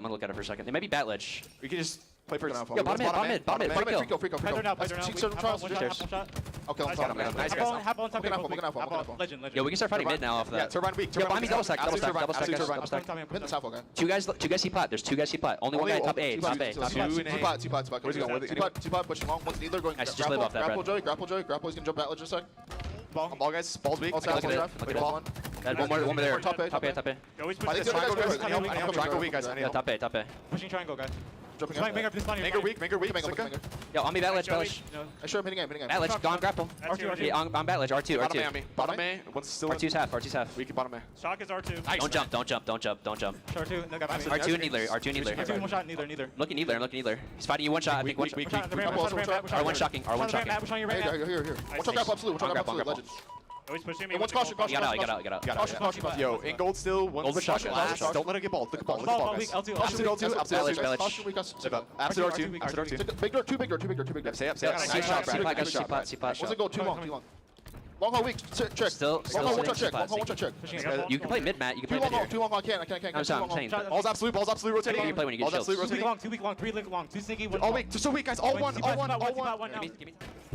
Well, Optic sound locked in. They sound like they want to close this out right now. And one thing I think that you can take away from that is the clear strategy call. They want to keep, as silly as it sounds, Quadrant from having easy ball grabs. They want to keep contesting, keep that pressure on, having established this slight lead in the game. Yeah, you heard right at the beginning of the listen then, Lucid just saying bait this ball off of the spawn, take some time to just let the clock continue on. Chick, though, with a little bit of a hold here, keeps the game close, now only within 6 seconds. APG's got camo, though.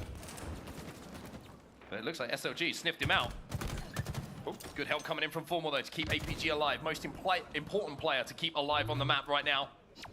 With this camouflage, Quadrant go into very slender lead off the back of this hole, but they haven't dealt with APG. The ball did get played, so much like we saw earlier, Quadrant, even though they picked up those kills, they now have to fight again, but Optic get the pipe spawn, and will be able to at least contest that off ball. Was 2 dead. The spawners coming in here, the bottom elevator, might allow them to push out an APG together, but look at APG just staying alive once again. That's what he does best. SLG will finally take him down here at the bottom of the elevator, as Legend has fallen as well. By the way, Legend on the side of Quadrant is 30 and 19 in this game, leading the lobby for kills. SLG needs to win this one, but can't. It'll be Lucid who starts to win those individual battles to get Optic going. Really feels like whenever you have players on Optic winning these key pits, it really shows on the board. He might do it as well. Tries to give him the wiggles, gets caught a little bit on the banister. Industrial grade, that thing will catch you up. 2 dead here for Quadrant. Quadrant's still in this lead though, and look at the game clock again. We're coming down to the wire once more. 54 seconds left on the game clock, but Quadrant find themselves 2 dead. Trippy is going to make a move on that ball, but there's the flank from Formal. Trippy is going to get that ball, but gets cut down by Seeker. 2 dead here for Optic, 2 dead here for Quadrant. Well, what a collapse from Optic, however, as you say, answered back by Quadrant. These are big, important kills here coming in. What a nade. Oh my goodness.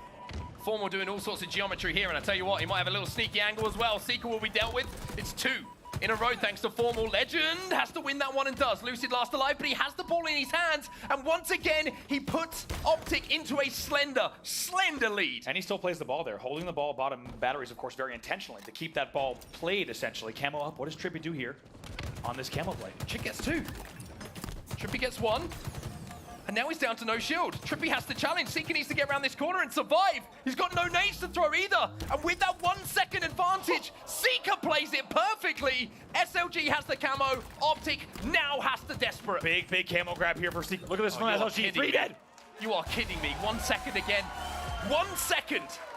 The difference between the 2 teams in round number 2.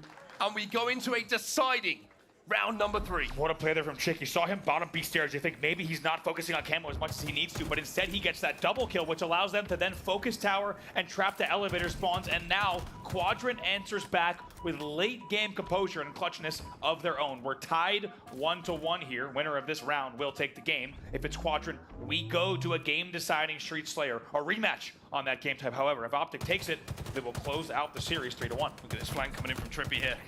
Seeker does manage to take him down, but he's done so much damage that Quadrant are kind of trapped here in a horrible position. Formal's in position on pipes as well to pick up the kill onto Chick. That's going to be Shock Rifle and Legend falling. It's a clean wipe from Optic. They should get ball time here. Lucid scurries right away, very wisely, back into Whirlpool. He knew the prey. What the? There it is. Okay, a little bit of a berserker glitch there as the ball does come comfortably into the Whirlpool and will now be a pipes hold. I was going to say, I'm starting to feel that Grapple's going to be really important in this game for getting the odd ball back. We've seen how both teams are contesting, and every time they try and go for an odd ball, the spawner is immediately putting pressure on, making that transition from the open area with the odd ball to somewhere else a little bit more difficult. Also, what's difficult is dealing with Formal who's in this kind of mood. Oh my, look, still haven't taken him down. Look at Formal's decision making, it's unbelievable. He goes out of Mangler door to check the spot. Even though he committed, he doubles back, thinking he can get his shields back. And even in observer mode, you can see how he was lining up the shot. He knew the exact timing on SLG and then somehow stays alive while challenging pipes and batteries as well. This is where Formal is most comfortable. Yet again, it is Optic Gaming up 25-0 off the open. 25-0, and look at Formal, he's still alive. He's 30 and 24 in this game. 18 assists leading the way for Optic Gaming, but Quadrant have picked up a couple of kills to force an opening. Now, where's that oddball going to go? Are they able to pick up these kills conclusively and quickly? The oddball is picked up, the stick comes in, but SLG does get that kill. Optic Gaming will be 2 dead, Quadrant will be as well, but they have the ball in the hands of Legend. Here comes a push here. Formal needs to get over to the ball without getting distracted. If he can force a play ball here in a 1v1, this is huge. He does. Gonna do exactly that, and he gets the kill as well. Ball reset on the map. And Optic Gaming keep that little cushion here. 25 points to 11 the score. 2 dead on either side once more. Formal blood in the water there, just wanted to drop down and fly in for the melee. Eventually he gets taken down. Now with Legend here in pipes. Same start as our previous 2 rounds. Optic Gaming with a 20-point lead, it gets cut in half. Where do we go from here? 3 minutes left on the clock, everything to play for. Ooh. Trippy's got away with that oddball though, and he picked up, I think Trippy was playing in a really sneaky corner. Managed to get a couple of kills that just opened up the long haul rotate for Optic Gaming. So Trippy not only doing a huge amount of work with the battle rifle in his hands in this game and picking up kills, but also being a nuisance with that objective. Is 40 points to 11, and even though you can say that that wasn't a great hold from Optic, every time they do have a small hold, it's just extending that lead second by second. Immediate ball grab as well, because that was an early play ball that came in from Trippy. I was wondering if that was going to cost them a bit. They played the ball very, very early. Good shots here coming in. One dead for each side. Jake has a shock rifle, and I think he's playing for the reset of the oddball as well. Yep. Why you not see him flying across the map? 2 dead, 3 dead for Quadrant, but with the positioning, like we just said, should be able to keep Optic off of this ball for a few seconds and also influence where those spawns are going to come in for Quadrant. Lucid's going to peek, Lucid's going to prod. APG does get that kill though, and APG with that kill makes decisions a little bit more difficult now for Chick, who can't quite connect with those headshots. Formal also just scoops this ball. He just brings it all the way back without challenge. He brings it all the way to C. It's a great little grab there to go B stairs on the route. And again, this is 10 seconds, right? This little 5 seconds, 6 seconds is adding up here for Optic. 49 to 22 now. And Chick is going to be challenged once more. SLG gets one, no play ball quite yet. And it looks like Quadrant want to keep this one on the map. If Trippy can be taken down, then they will keep it on the map. 3 dead for Optic. Chick! Double kill for him, and that is a hold now for Quadrant. And 4 dead. Look at the timing there. Eventually it caught up. We saw a little bit of time, as you said, just piecemeal time on the board for Optic Gaming. In the end, after about 3 spawn cycles, it finally cost them 3-man push to tower. 3-man push for tower. Legend's got the camo though, but he's going to get spotted out. Little flank coming in from Formal. The score is still Optics. They pick up 2. Chick is going to be forced to play this ball, and Legend decides to fight for it. Leave those Optic players and maybe play for this grapple to get it back into pipes. That's exactly what he's going to do. My God, what a series between these two. This has delivered. 6 points separating them now. It's going to be a tie game at 50. Quadrant go into a lead. 2 minutes 13 left on the game clock. Pressure coming in from Optic though. No trade here for Legend. Trippy gets that kill. 3v3 on the map, and now pipe control is in the hands of Optic Gaming. This has gotten nervy. You could just feel it on the map. You can see it in it. every player's point of view. It's a perfect grapple. Probably have that 24-meter maximum beautifully done here as that ball is escorted back, but here comes the pressure. And here comes the lead change once more. 55, make it 56. Optic into a lead once more. Playball comes in once more. APG will get a trade as Legend is trying to sniff out Trippy, but he's not going to find him. He gets a beat down, but not enough to get that kill. Ball picked up by SLG, and by not getting that trade, now Optic can collapse. Now Optic can get the kills, and Chick is last alive, and Optic have now a comfortable lead in this game. What a play from Trippy. The early play ball allows him to get the juke on Legend at back Hydro. It's absolutely pivotal now as they lead 73 to 57. This could be it. If Quadrant cannot break right now, Optic Gaming will win this series.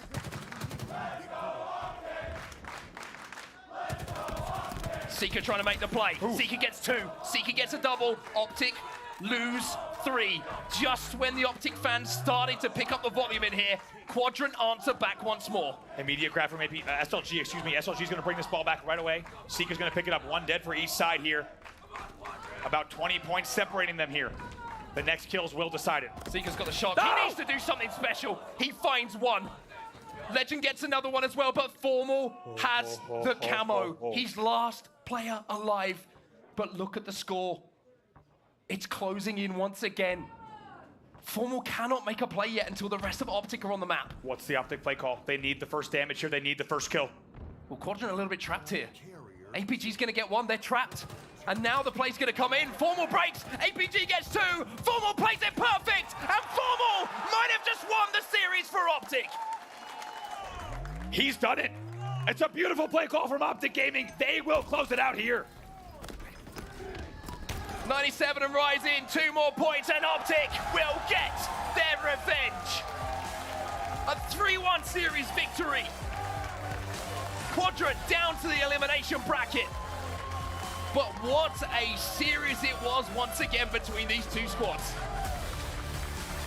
Are you kidding me with the patience there from Formula's last alive, had no positioning, waits for his teammates to spawn, and it is a SWAT team breach and clear from Optic Gaming to take control of the map, the game, and the series.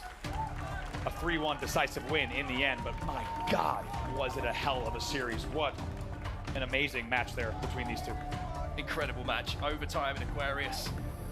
1 second, 2 seconds, the difference between them in those first 2 rounds of oddball.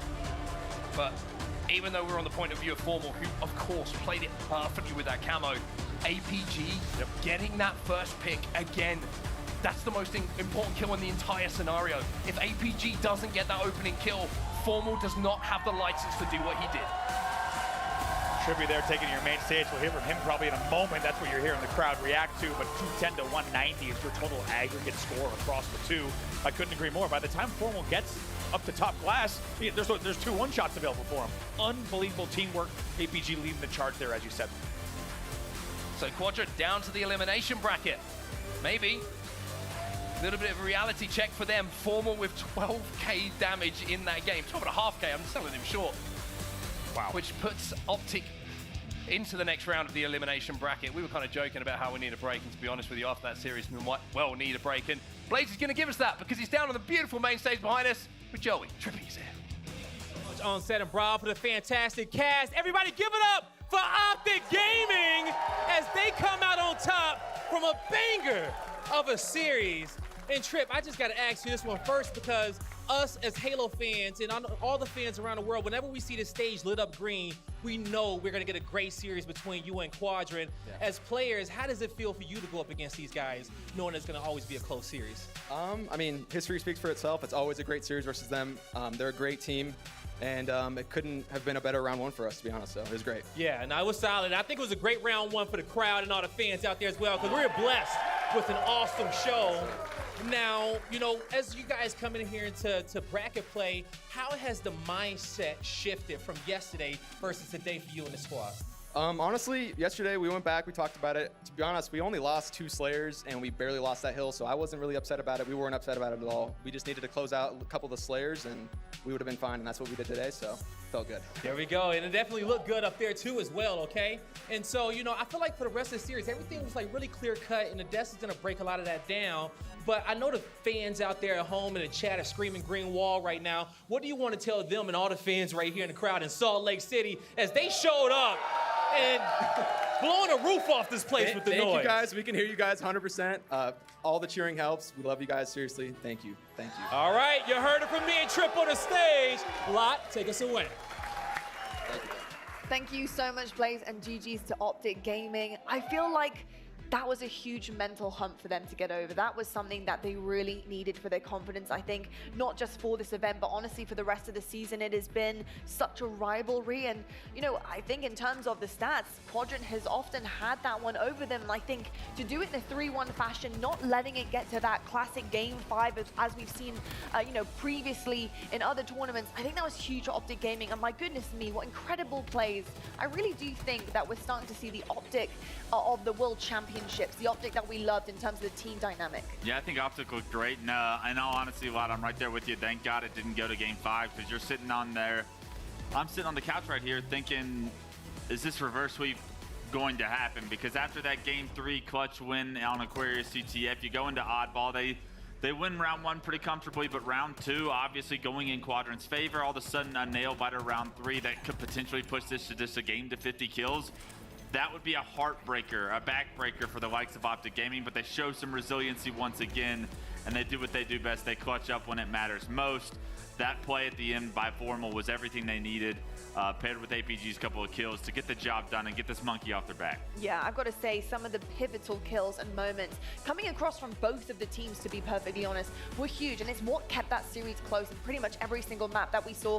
What did you love about Quadrant in that series? Although it wasn't what they wanted in terms of the results at the end of the series, there were some huge takeaways for Quadrant to take with them through the elimination bracket. Quadrant never gave up. I mean, how many times have we seen a European roster go 2-0 down and they just fall 3-0 and then they're into the elimination bracket and they're left saying, well, what if we had done this? What if we had done that? Quadrant did do that. Quadrant did put up a fight, and Quadrant made it bloody close as well. An amazing series. I could watch these two play all day long, time and time again. I want to see them on every single map and mode, because we look at that series layout, could have been very different if we had seen a Strongholds, and I think Quadrant know that. Now they go into the elimination bracket, maybe they can have a little bit of a run, just like they did in Arlington. But how important is that for Optic? I mean, it could have been one of the worst back-to-back tournament performances we've seen from the Green Wall, but instead now they right their wrongs and they can start to look at bigger opponents. Now the likes of maybe SSG, the likes of FaZe, can they now go toe-to-toe with them? a regain for sure from Optic Gaming on the main stage. A massive statement. I got to say though, in terms of statements, for me, Game 2, Trippy, our AMD power play, just incredible from this guy. The start that he had on Livefire was everything Optic needed for the leg up, and a leg up is what you need against Quadrant. They are going to fight tooth and nail to make sure they get the job done. So the fact that he managed to have pretty much absolutely everything at his whim. I mean, he picks up power weapons, the equipment, he utilizes all of it and does it perfectly. Big game Trip doing what he does best, right? Stepping up when they need a lifeline, right? Heat wave, overshield, we see him get sniped here, I think right after this clip, and I mean, he's just getting kill after kill after kill. And when Trippy's popping off in these Slayers, that's when Optic's at their best. That's when they're the world champions that they are. When they went on that world championship run, when they went on their three-peat, every time they went to a game 5, every time they had a big game 2 in a massive series against a very tough opponent, it was always Trippy that led the KD ratio. And I do agree with what Onset and Brav said upstairs. They said, I think Trippy might be the best Slayer player we have in the league. I think they needed him to step up today. We called for it on the back of what Formal and Lucid were doing yesterday. Trippy stepped up today, and if he can play like that the rest of the weekend, this Optic team is going to be tough to beat. I think also for me, it's his organization of picking up everything and using everything. Prioritization. Snatching it out of his opponent's hands. I think that is everything. He's always got some type of combination of weapons, whether it's the heat wave, with the grapple, with whatever it is. He picks it up, he doesn't let his opponents grab it, and he uses it so perfectly. It's what makes him so dangerous. And we saw time and time again in that final map, he went straight for the camo, straight for the shock. He was there to try and take all the advantages out of his opposition's hands, and that is something that is really difficult to do, to time well without getting killed. Yeah, and a lot of responsibility as well. Once you have those power weapons, once you have those items, you've got to do a job with them. I mean, we've seen camos go amiss so many times historically in Halo where people won't necessarily get those kills, but he was always in the right place at the right time, and I think that was what Quadrant struggled to deal with at times, because, yeah, okay, Trippy's coming behind you, but if he's got a heat wave, there's not much you can do. You can get a couple of bullets into him, but you're not going to be able to take him down easily and comfortably, and he was just doing so much damage, a real threat to this Quadrant roster. Well, I think we should take a look at the bracket right now and see the updates coming forward, because of course we do have matches happening on the side in our featured stations. Here we go. We do have semi-finals underway very shortly, because our quarters are done and dusted. FaZe Clan take Native Red 3-0, a nice swift series for them. Sentinels 3-1 Native White. It was actually, getting a little bit, scary, I think, for Sentinels at one point. We were watching it on our phones, weren't we? And Native White 1-1 at one point, a really, really close game in that number 3-2. So good to see Sentinels kind of switch things around and start to take off there in that series. Quadrant obviously going down 3-1. Optic Gaming will proceed forward, and Spacestation is business as usual, 3-0 against G1. The only good thing about this for Quadrant is now dropping into the elimination bracket on this side. If they make a run through, the likelihood is they would play a team like Sentinels to get into the kind of top 4, top 3 situation again. It means they would avoid the Spacestation Optic drop down, which is what is very terrifying about that elimination bracket when we get there. But of course, a lot of Halo still to be played. Quadrant are going to have to get through the likes of Bittersweet, G1, Shopify Rebellion. I mean, that is a terrifying lower bracket as it stands. Yeah, it is indeed. I think for me, something that I think Quadrant can take away in terms of confidence from this elimination bracket as it stands currently is the fact that they have consistency on their side. I think for the other teams here, that is less so in their kind of favor. I think the consistency is key when it comes to elimination bracket run, right? Because if you mess up, that's it. You can't go back, you can't do any more. And I think Quadrant, they're gonna stand a really good chance at the Cinderella run right now. So really excited to see what happens in our elimination bracket. But my goodness me, what an incredible, incredible series that we saw on the main stage. I was hoping it'd get a little bit closer, maybe a game 5, but I just like seeing it. It was seconds away from a game 5. Absolutely crazy stuff. We'll see what Quadrant can do. Optic, they will proceed on in the winners bracket, but coming up next on the main stage, we have Complexity versus Native White. This is going to be a massive bloodbath. I think both of these teams are really well matched, so make sure you stick around, and we'll see you right after the break.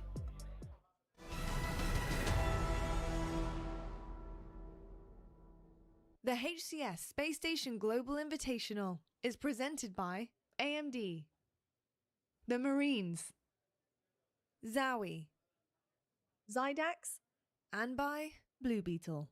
Only in theaters on August 18th. I've got you under my skin. I've got you deep in the heart of me. Don't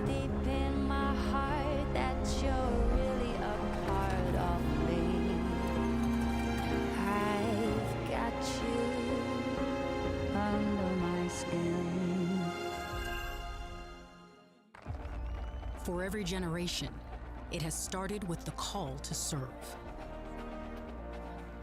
Discovering purpose and belonging well-earned. Fighting and winning for our nation and its people. But Marines are never really finished serving. Their commitment is visible in communities across our country. This is Semper Fidelis. Always faithful. Always Marine.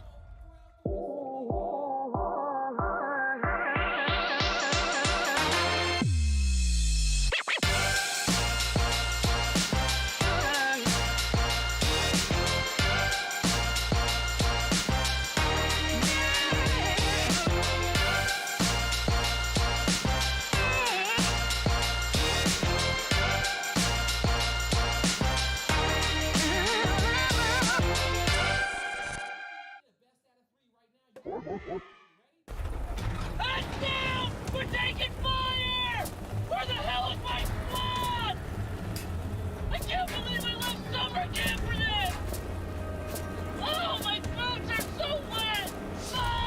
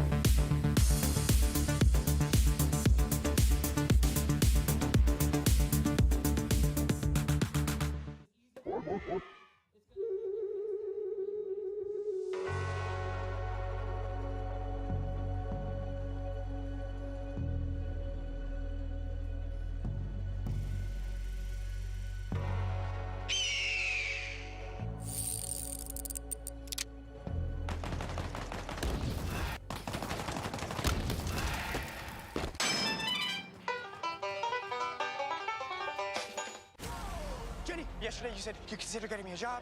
Guard that with your life, but do not open it. This ain't what you want. I think he likes me.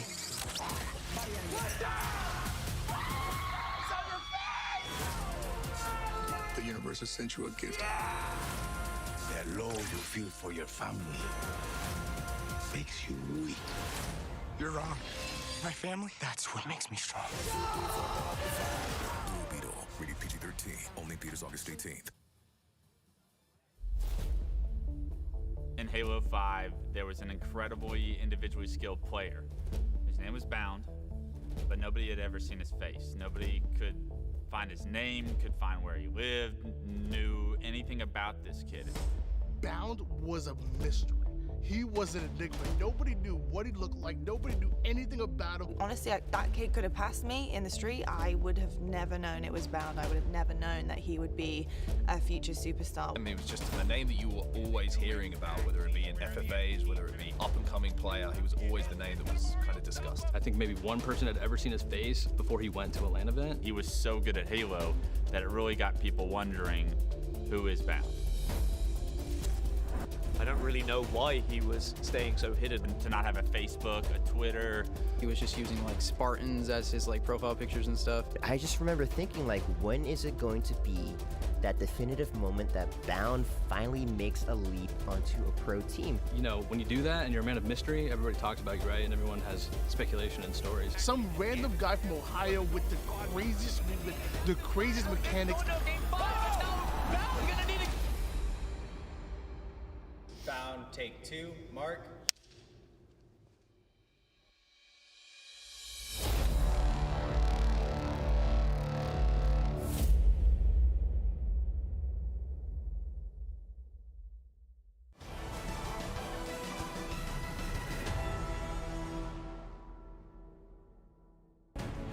Hello, Halo fans, and welcome back to Salt Lake City, Utah. We're at the Global Invitational hosted by Spacestation Gaming, and it is honestly buzzing in here right now. This room was filled with cheers, screams, hype. It was real, and honestly, I think it was hype for both sides of the coin on our main stage, because both teams were performing out of their minds. But Optic Gaming, they got over that Quadrant hump, that European rival. I think they've come to maybe love. I think they kind of like it now. I think getting now over over it, getting the dub. They're creating storylines for themselves. They're doing it for the fans, and I think that's exactly what everyone wanted to see. But exceptional stuff. We got Clutch. You got Onset on here. You casted that one, mate. I did. How the vocal cords? I'm exhausted, honestly. There was a point in that game where Andy looked at me and he was like, because I was about to finish the sentence, he was like, I can't actually breathe because I've been screaming.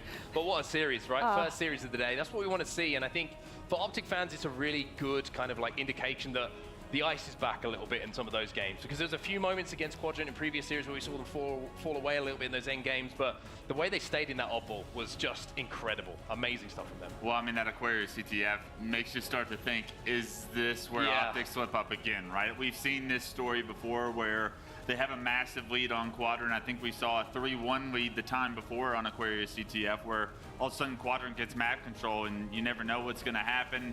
The fact that Quadrant stayed in that Aquarius CTF to push it to a game 4 and then all of a sudden push it to a round 3 in the oddball, you start to think, oh, is this reverse sweep going to happen? But Optic finally get that monkey off their back, like we said, and with that, I think there's a lot of confidence moving forward. And with that, they do move forward indeed. Through the winners bracket, they're going to be facing Spacestation Gaming next. Now, this is a concern for me, to say the least. And I think Optic were looking fantastic against Quadrant, especially with the result 3-1. Didn't go to the game 5. It looked good. It looked dominant at times from Optic in terms of the control and the pace that they had set. However, is that pace going to be enough against Spacestation? And if you're looking back at the storybooks, Spacestation have got the better of Optic many times before. Optic Gaming still have a little bit of growth to do, I think, in terms of the bounce back, but I'm hoping that they really come across strong against Spacestation. In the elimination bracket, one of those teams will go down, and Native Red Cloud9, Native White Complexity, Quadrant Bittersweet, and G1 Shopify Rebellion is still waiting to happen, and we'll find out who progresses through round 2.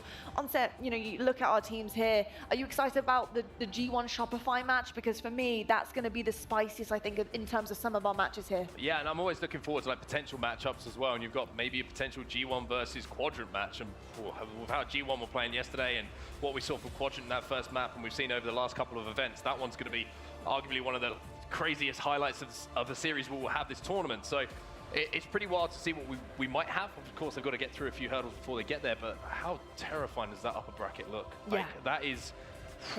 that's the best teams in the world playing at their best at the moment. It's going to be difficult to come out of the series with a win. Yeah, in my opinion, the 4 best teams in the world still in the winner's bracket, still with a lot to play for.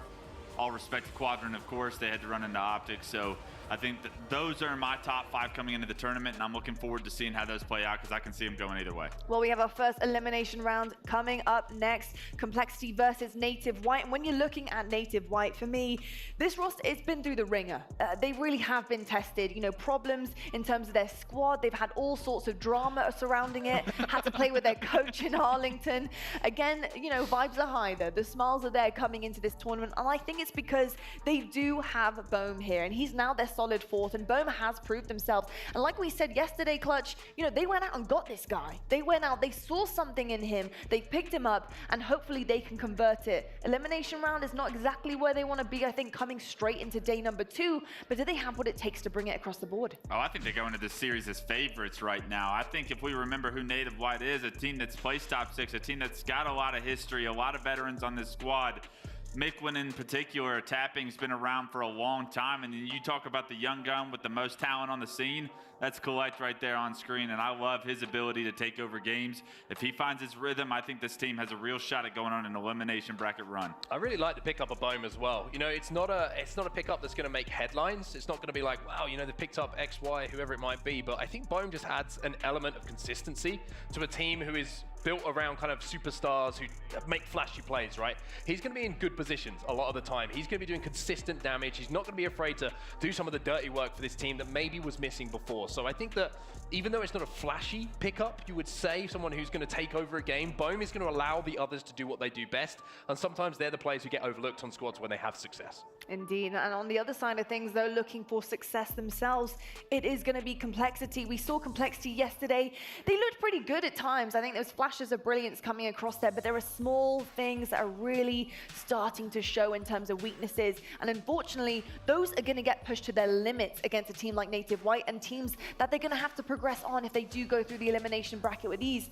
But for me, I think this team needs just a little bit more dynamic in terms of their teamwork. What do you want to do together, Clutch? That is the big question. How are you going to play this? How are you going to support one another so that you're all getting what you need done on a map? Let's call it out is. Karmea was playing lights out yesterday. Gilkey, you know what he's going to bring you if you give him opportunities. If you play around Gilkey, get him set up into promising positions, Gilk's going to get the job done.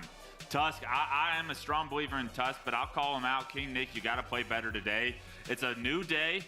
Pool play's over. You're in elimination bracket, back against the wall. We have to see more from you.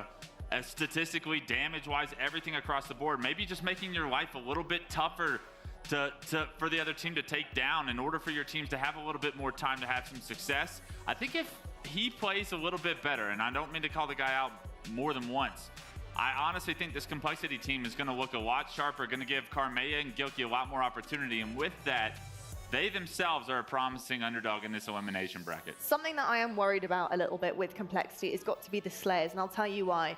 You know, both teams actually in 2023 not starting with the best record in Slayers. However, with the turnaround for Native Whites, with Bone being picked up and feeling a little bit more refreshed, they're 4-0 in the tournament in Slayers. They're looking pretty good.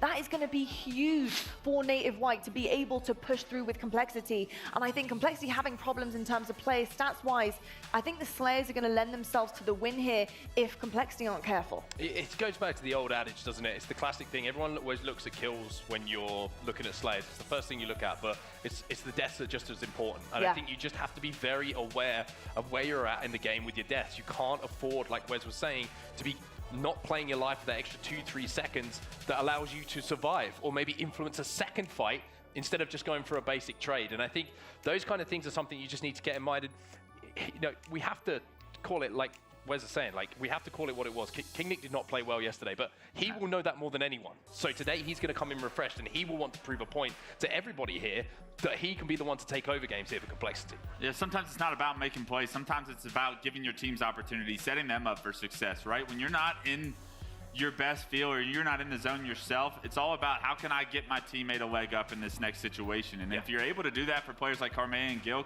I promise you good things will happen. Yeah, I've got to agree, and I think for me, when I'm looking at kind of X Factors, star players, I'm really looking forward to seeing Collect potentially back in his element. He's special. That guy is so good, and I think he needs that level of comfortability, and it hasn't been there, right? Because of, you know, problems with the team and barcode issues, having to play with their coach the last time. It's been really difficult to find comfort. Yeah, I laugh, but I remember in Arlington, Collect kind of came up to me and she was like, here we go again. Like, you know what I mean? It's just like, he's almost like a smile on his face because he's so used to it at this point, just like the difficulty and the struggle that he's had to find a roster that he can consistently play with. But this looks like it will be that roster, and I think it's just he's been shining every time we watch his POV, but I think it's time that he's allowed to shine consistently and really build some chemistry with the team. Now they have a solid fourth. I want to see him let loose on the stage. I want to see the Collect that I think a lot of people were watching for the entirety of this season. So I can't wait for this matchup. But actually, I was looking at you guys on Twitter, and apparently you all have a bit of a hot take when it comes to Walshy. Walshy apparently can predict every single series to the score, to everything, and he'll predict every single game incorrectly. That he just cannot. Yeah, there you go. Hold on. I'm really good at that as well. Then he can't tell you what's going to happen. So we'll have to see what his prediction is for this one, because potentially it'll be the opposite of that. So Tony, Walshy, let me know what you think about this one. What's going on? Why am I catching strays for? I know you're supposed to bring this in, but I'm just getting random shots for no reason. Want a hot take that's not wrong? I'll go with the late, great Norm Macdonald. Bound is not going to win Rookie of the Year 2 years in a row. That's right. Am I wrong there? You can't win Rookie of the Year 2 years. Thank you for proving me right. Thank you. Yo, what's up, guys? Thank you so much, Lottie, and we are back. We know what the winner's semifinals is gonna look like, but now we're gonna take a little bit of a break and go to the elimination bracket here, and it's winner takes all. Complexity going up against Native White. One team gonna move forward, one team also getting knocked out. You got Collect going up against his former teammates. Collect and Bone reuniting on the same team again. Lots of storylines here in your elimination bracket round one.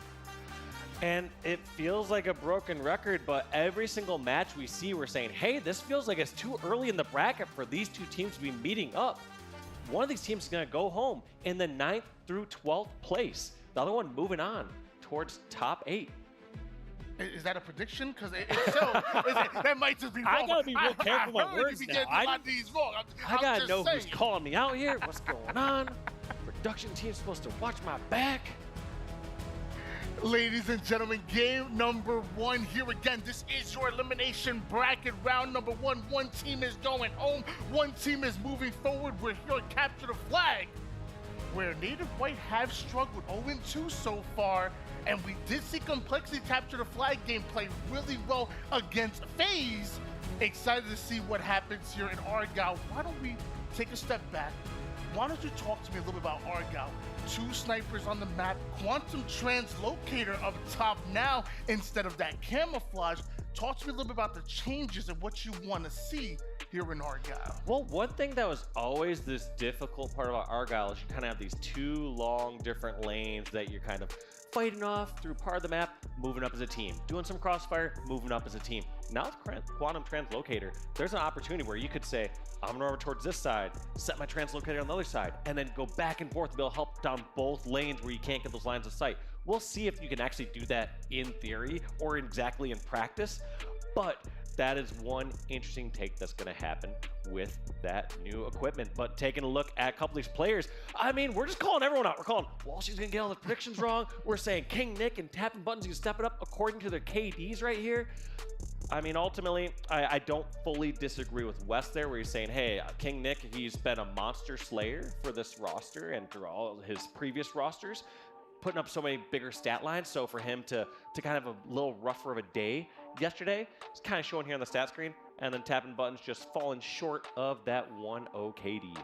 Well, you know, I'm really happy that we're talking about the Quantum Translocator and talking about these 2 players specifically on screen, because when I think of King Nick and I think of Tapping Buttons, they're largely the flanking players for each of them. If you get them the Quantum Translocator, maybe they get into a battle, they end up porting back out and able to play their life a little bit, and then ping pong right back and get behind enemy lines. So I think if King Nick and Tapping Buttons are able to grab a hold of that QT, it can turn into a flanking play after staying alive and really just turn the defense on its side a little bit and really confuse the enemy. So I'm watching out for Tapping Buttons and King Nick, not only for that pressure, not only for that flanking, but hopefully they get that QT.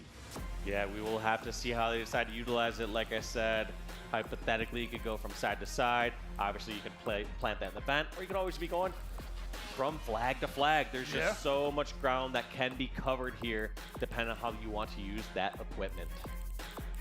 Glad to see Native White here in full form. We kind of talked about back the last time we saw them on land, they were competing with their coach in Traytron. And I will say, Traytron, he's a pretty good player. I've actually got the chance to cue with him a few times. He definitely knows what he's doing, and he's definitely an in-game coach. However, Bone comes in with that firepower. I talked about him reuniting with Collect back at, I think it was We Love Anime, was their old team before getting signed by Esports to Rita Red. So them coming back together and them having that firepower to compete can be great. Meanwhile, Complexity, at one time they had Collect. That was one of their star players. Collect was stolen from them by Native White. How do Complexity come back against their former young star? Complexity going up against Native White. Looks like game number 1 is about to be on its way. Yeah, about to kick this one off, and we shall see how these teams go at it when we decide to start this match. One thing to keep in mind with Argyle is it's going to be a longer game for the most part.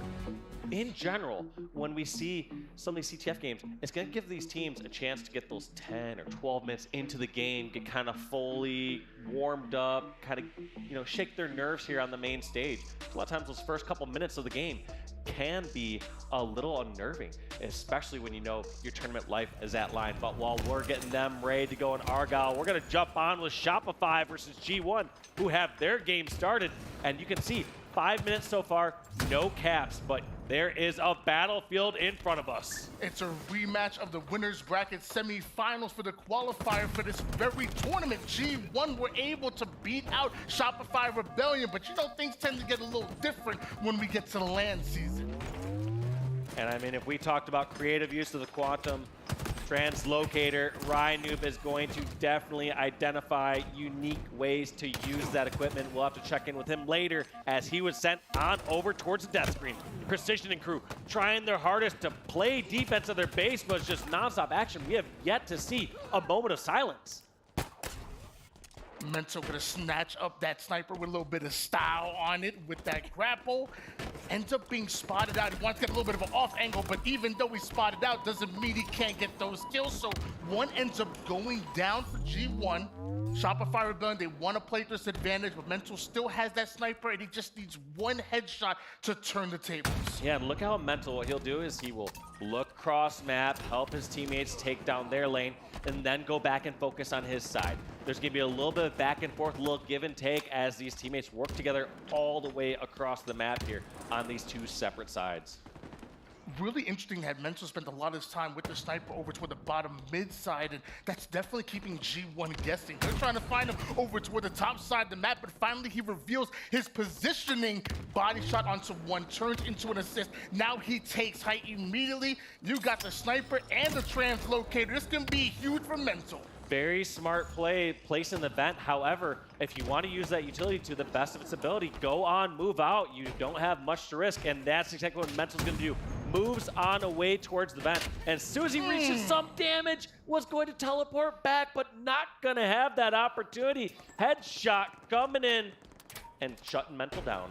They don't call him precision for nothing. That sniper shot came so quickly, Mental didn't have a chance to portal back. Now we're on the screen with precision. 9 kills to his name, about to show us what he can do with that sniper, just barely missing out on the shot onto Mental, literally coming right off the spawn, but doing a great job of playing his life. And he even has a teammate that's about to work a 1-2 combo with them, but didn't expect that play there. Ooh. Gets that plasma and repulse off to trade out those kills, but once again, we're in a kill trade scenario. We have yet to see really one of these teams get full on control. They've been doing such a great job either playing defense, either taking over one of the sides of the map just to not allow a full setup and a flagpole. Mental sitting up high here in the vents. Couple of shots onto one, gets the melee on the swish. That's going to open up the map just a little bit here for Mental. Even the flank onto Suspector, but eventually 3 down goes Shopify Rebellion. Momentary 2v1 and G1 are starting to spawn first. All right, and here is the opportunity that G1 have been looking for. They finally broken through the defenses. They're finally within flagpole range, but they have to get this crucial last round of slaying. Sniper in the hands of precision. Chasing down that play over to the backside and a killing spree into a double, not quite the triple 3 down go G1. And with that flag grab shut down, we are gonna hop back on over towards the main stage to see how Native White are gonna take on Complexity. If you want to see the rest of that game, that match, you can check out the D stream as you saw over there in the graphic. Definitely keep you updated on that one, but this is our feature matches that will be coming up here. Argyle CTF, first of 3 flag caps, take the win. And what kind of saw a peek? Snipers, they run this map. How do you feel about us dropping into a 2 sniper match? I mean, I like dropping into a 2 sniper match. However, that last match looked a little bit more fire. I mean, we're only a few minutes away from seeing that one resolving. Could we check that out for just a moment? So we're gonna hop right back in with Collect. Actually, we're going right into our match. We see Collect and Squad getting a quick grapple in on that Quantum Translocator. I don't think we've seen anyone do that fast. That was the first 15 seconds. He perfectly did that while in motion. That's my starting strat. He stole that from me. I do that all the time. And Collect showing us how good he is with that grapple, and now going to show us even better movement, portaling right back once he's one shot, and then having the confidence to inch forward. He wants to get back into the action. And as of right now, it looks like Complexity, they're guessing where he's coming from. Yeah, and I like that play. It seems like Vent seems to be the main or safe choice from these players as soon as they get that Quantum Translocator. They just want to place it up in a safe, high location that as soon as they get back down, they can be a factor all across the map. The last thing you want to do is die with that translocator to give your opponents the opportunity to use it themselves. So grab it, like you said, put it into a safe area, but make sure you use it so it doesn't get used against you. Collect kind of caught in a difficult spot there, wanting to still be a factor and help in the center of the map, but also giving away his location a little too early and just kind of track down. When you're that last flanker, you need to either commit and be doing some distraction or doing some damage, and he kind of didn't fill either of those categories enough. You know, I've been talking about collecting tapping buttons on the side of Native White, but I almost got to tell you about my boy Carmea, and man, was he showing off against FaZe early yesterday. He really was throwing up bombs, and now we have him on screen. You're talking about his flanking plays, just trades out his life there. Yeah, I can't say enough about how impressed I was from Carmea yesterday, from his individual shots, from a lot of his flanks. I think the only critique I had was a few different decisions being made. And let's be real, we're sitting here with a luxurious position, Tony, where we can see the God's eye view. We're not having to worry about focusing on hitting our shots and all this sort of thing. So it's very easy for us to critique and say, oh, they should have done X, Y, or Z. Like, Carmea has been playing phenomenal. So super impressive for FC.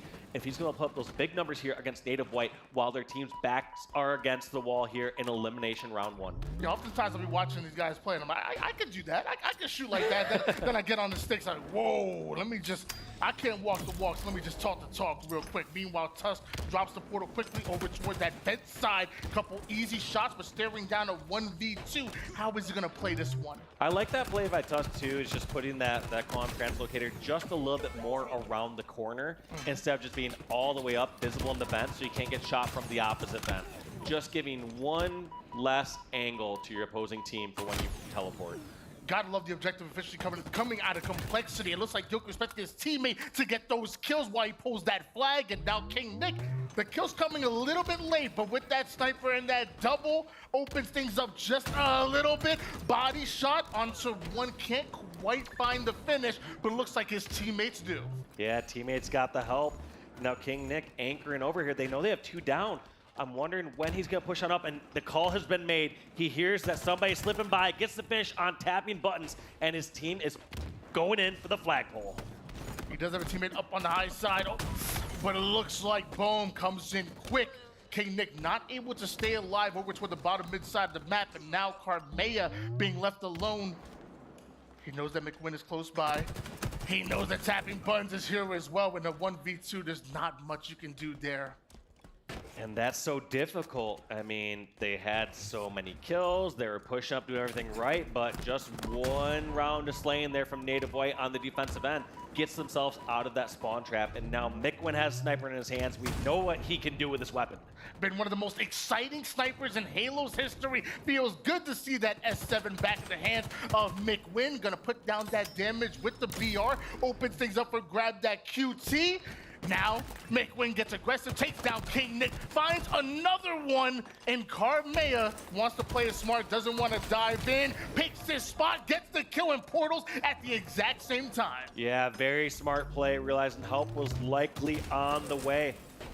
Interesting that McWin, compared to Tusk, had his quantum translocator just out in the open at vent. Clearly not punished for it, but just seeing those small little differences, we'll see how that tends to, how players tend to use that as they get more comfortable with this equipment. QC just barely running out.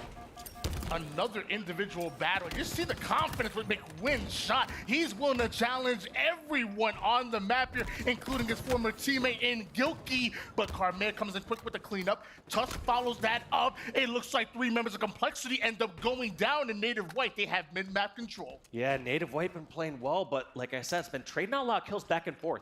I wonder if they're going to opt to go for a more chaotic flagpole. Let's actually go to a listening with Native White to hear how they're going to coordinate on this next push. Weak and vent. Event was heavy, guys. They're so weak. This is so weak. They're vent. They're vent weak bone. They're vent weak bone. Listen, live our vent. Watch out our vent. Live our vent still. Live our vent still. They're vent. I died from pistol. Portal sniper and 25 guys. Yeah, pistol guys. One shot, McQuinn. Yeah, sniping top right. Boom, weak. You one shot our pistol ramp. Absolute. He's absolute. He didn't die. He's our pistol. And our caution. Our caution. Sniping. Like close to you. Yeah, so 10 seconds, guys. He went up, I think. Yeah, they did. Yo, on our E2. Gonna be 2 guys. One shot our E2 in the corner. Tapping, guys. Can we kill tapping? Yeah, 2 dead, 3 dead. Good shit. Yeah, get that sniper when you spawn, Gilk. 5 seconds.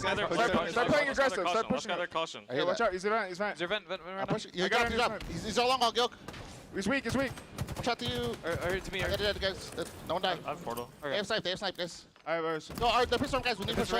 One shot pistol. 2 dead, guys. 2 dead. Where's their sniper? No idea. Back right, sniping, guys. One hit the back flag sniping. Get a pull. Watch out their PCs. He's in the corner. He's in the deep corner. We need to kill it. Watch out their sniper. Nice, we need to kill it. Was their PC? He's still there in the corner. They flag one guy. I'm gonna get 2 seconds so you can live. I got shit, Nick. I mean, Nick, you get. They're headshot. They're headshot. I'm watching it. He can't push. He can't push you. I'm watching it. I got sniped from their back left. Their back left sniping. I hear that. He lifted. They're grapple sniping. He has a grapple going. Listen to complexity there for that listen in, and we just heard a little bit of chaos. They kept talking about which vent they're getting under control, whose back they have. You see how we heard that coordination, especially from Gilkey at the end, over at that headshot elbow side, when Gilkey's all the way across the map watching his teammates angle a sniper. But what I didn't hear overall was, what's the next step? How are they going to get over towards that flag? It feels like they're really focused on the immediate, controlling one small specific area like the vent or clearing somebody out. It doesn't feel like they're able to get those kills and then move to that next step, which is getting a power position and moving in for the flag. But if there's one thing that I did hear that I liked out of that complexity listening was the fact that they were giving each other positive reinforcement. You heard that once they got that entry kill, you heard somebody come in. Good stuff, Nick, and I love that. I love hyping up your teammates, especially when they make a good play. It makes them feel good, and it really gets you energized a bit. So that's one thing I do like out of complexity. One thing I like about Bohm is that he's staying alive. Meanwhile, Native White have 3 players up, and they're looking to get aggressive here. Another one falls for complexity. You have one more player up right above your Bohm. Be careful. Don't let him get the flank on you. Overall, nice push from Bohm. I feel like we've been seeing a lot of these players push over to front of the base and then just go into basement where they're essentially isolated if they don't have a teammate right there with them. So Bohm just being this nuisance, ideally drawing down players from complexity down to the bottom of their base, wondering where he's at, and then he can kind of go back and forth to the sides and help his teammates out. I prefer that route rather than just going straight into basement, like we've seen from a couple of their pushes previously from Collect and Karmea. And as right now, it's Karmea and King Nick that have really stepped it up. Karmea with the sniper in hand. Him and King Nick combining for 29 kills. That doesn't even include the assist between the two of them as another one pops up on the board. You see Karmea, he has King Nick with an elbow's length. They're going to cover each other's back here. Collect is in that basement. He needs to be cleared out. Meanwhile, there is a flag being pulled. Flag being pulled. Karmea realizing that Collect is one of the biggest threats here. If they can clear that player out, they're going to be in strong position. But this is, oh, that was a grapple all the way around. Around the map. Yeah, he's But great job there by Karmea to, or sorry, by Collect to buy so much time there. You saw that they had 2 different members here from Complexity just looking back towards their own base, and that allowed any member from Native White just push on out, to be a factor, to stop that flagpole, to get somebody else down from the Complexity roster. Yeah, it was such a good play. Complexity are trying to push forward. They're trying to capitalize on that flagpole, but Collect is being a nuisance in their side. But once again, both teams going to be down a momentary 1v1. Looks like Native White are the first ones to get on the map, but Tusk, he has that forward position. Nade coming out, do no damage whatsoever. A denial grenade right back in, but now you have 2 players that are focused in on Tusk at the moment. Tusk getting up close and personal with 2 members there. Looks like Karmea has his help. Mikwin picking up a kill as well, but feels like we are seeing even kills across the board. Actually, no, make that one more down. And that is just going to be clearing out their base for Native White. So we're going to have to see if they can do anything with this quantum translocator, or if we're just going to go back to even slaying again. I mean, it's really tough when you have teams this evenly matched in firepower. At any point in time, once you get a round of slaying, they're going even in kills. The other team really can't grab that flag. Oh, he almost jumped off the map to grab that, which would have been kind of sick. 3 down, go Complexity. Native White get the kills to get the advantage, to get that quantum translocator, and then get the advantage once again to pull the enemy's flag. Somehow McWin is still alive. He does have the grapple. He could go for a slingshot, and it looks like he goes for about a half one there. It's still going to work. Gets around that deadly corner over toward the pistol side, over towards the base. Slow and steady. This flag is still moving. By the time they get damage on McWin, this flag is almost home. Almost home, but Mikwin and tapping buttons, the only 2 alive. They have to get a kill here. Gilkey pushing in towards the elbow. Looks like Flag desperately trying to dunk in, but Gilkey's going to get a counter pull and start moving this across the map. That flag, like you said, was slow and steady, but it's anything but easy getting across the map. Complexity, we're not letting that one go. Collect was the final player alive, and he did try to sneak that flag in, but great objective defense coming out of Complexity, and there was a counter pull as we're seeing Collect immediately move up off of spawn, go in for the return, and not a single player of Complexity is in that position. So return comes in, courtesy of Collect. His teammates do end up going 3 down, and with 30 seconds left, Native White better be careful. Yeah, at this point, they don't see themselves in a perfect position to be able to pull this and force a flag. So it looks like they're just going to wait for any kills and see if anyone oversteps. And also, when we look at players we called out, and I would even say casters we called out before this match, it looks like King Nick, top on the board with kills, tapping buttons, #1 on Native White as far as kills. And I mean, from my end, I don't think I've said anything wrong yet, but, you know, I could be wrong. The community thinks I'm just going to say everything wrong during this cast. Hey, there's still time. Carmea does grapple in to get that pull to at least force the sudden death, but Complexity not having the numbers in order to play through that. So it looks like we will have a tie, and we're going into that overtime here on Argyle. You talked about it before. Argyle, it's a tough map to try to move that flag across. It takes some time, and as of right now, we're going to put 5 minutes on the clock here in OT. 5 minutes on the clock. 1 cap is all it's going to take here. Mikwin, the chosen sniper here for Native White. We have to see who it was from the Complexity roster. I'm guessing it's Tusk. Nope, looks like it's King Nick. Or Gilk, #3. That old school battle here, McWin versus Gilky with the sniper. But where did Collect come from? Nobody able to account for him. Gets the backsmack onto sniper. So now you have 2 members of Native White with the sniper in hands, and you know McWin can go off at any given second to shut him down. But it's still Native White that have a momentary advantage. That's until Carmea gets the double kill. Collect shutting things down with that secondary sniper that he stole from Complexity. Yeah, both elbows and snipes just being contested back and forth. When one team is losing on the left side of the map, the other team's winning on the right side of the map. It just feels like so many separate battles. So many things have to go right in order to get full control and full setup here. So Collect's gonna see what he can do. He has 7 bullets still in the snipe, so a really healthy and full sniper. Gets the buy shot on Carmea. Nobody in position to finish it off. Looks like Mikwin has his help. And now we're going to see Mikwin and Collect taking over this right side of the map. And that's another kill coming out of Collect. And you see that 5 acceleration coming to work. He's able to slip and slide all over the place. And because of that, he stays alive and does so much damage onto the map. Takes down his former teammate in Gilky. Another player goes in for the challenge, but he knows he has his teammate there to back him up. Sadly, tapping buttons goes down. Collect finishes him off. Killing spree for him. Does he have the help? Oh, there's Bohm. Bohm down under the base. Gets a nice angle from Collect, but nobody challenging just yet. Now, Bohm and Collect are the 2 most important members here for Native White. If either of them die, they're not going to be any factor in this next flagpole. Looks like Collect is dodging nades. Bohm fighting a separate battle in the back of the flag. Looks like Bohm's able to win his fight, and they now have Complexity stuck over at the elbow. Can they get these kills, and can they get this full? 2 members of Complexity coming off of spawn. And like you said, they were momentarily stuck. And it looks like Collect ends up going down. Yoki coming in with that sniper, that flag not pulled, but it was dangerous there. They were so close to getting that pull, and that flag would have been gone if they did. Flag reset, and we're back to even territory here.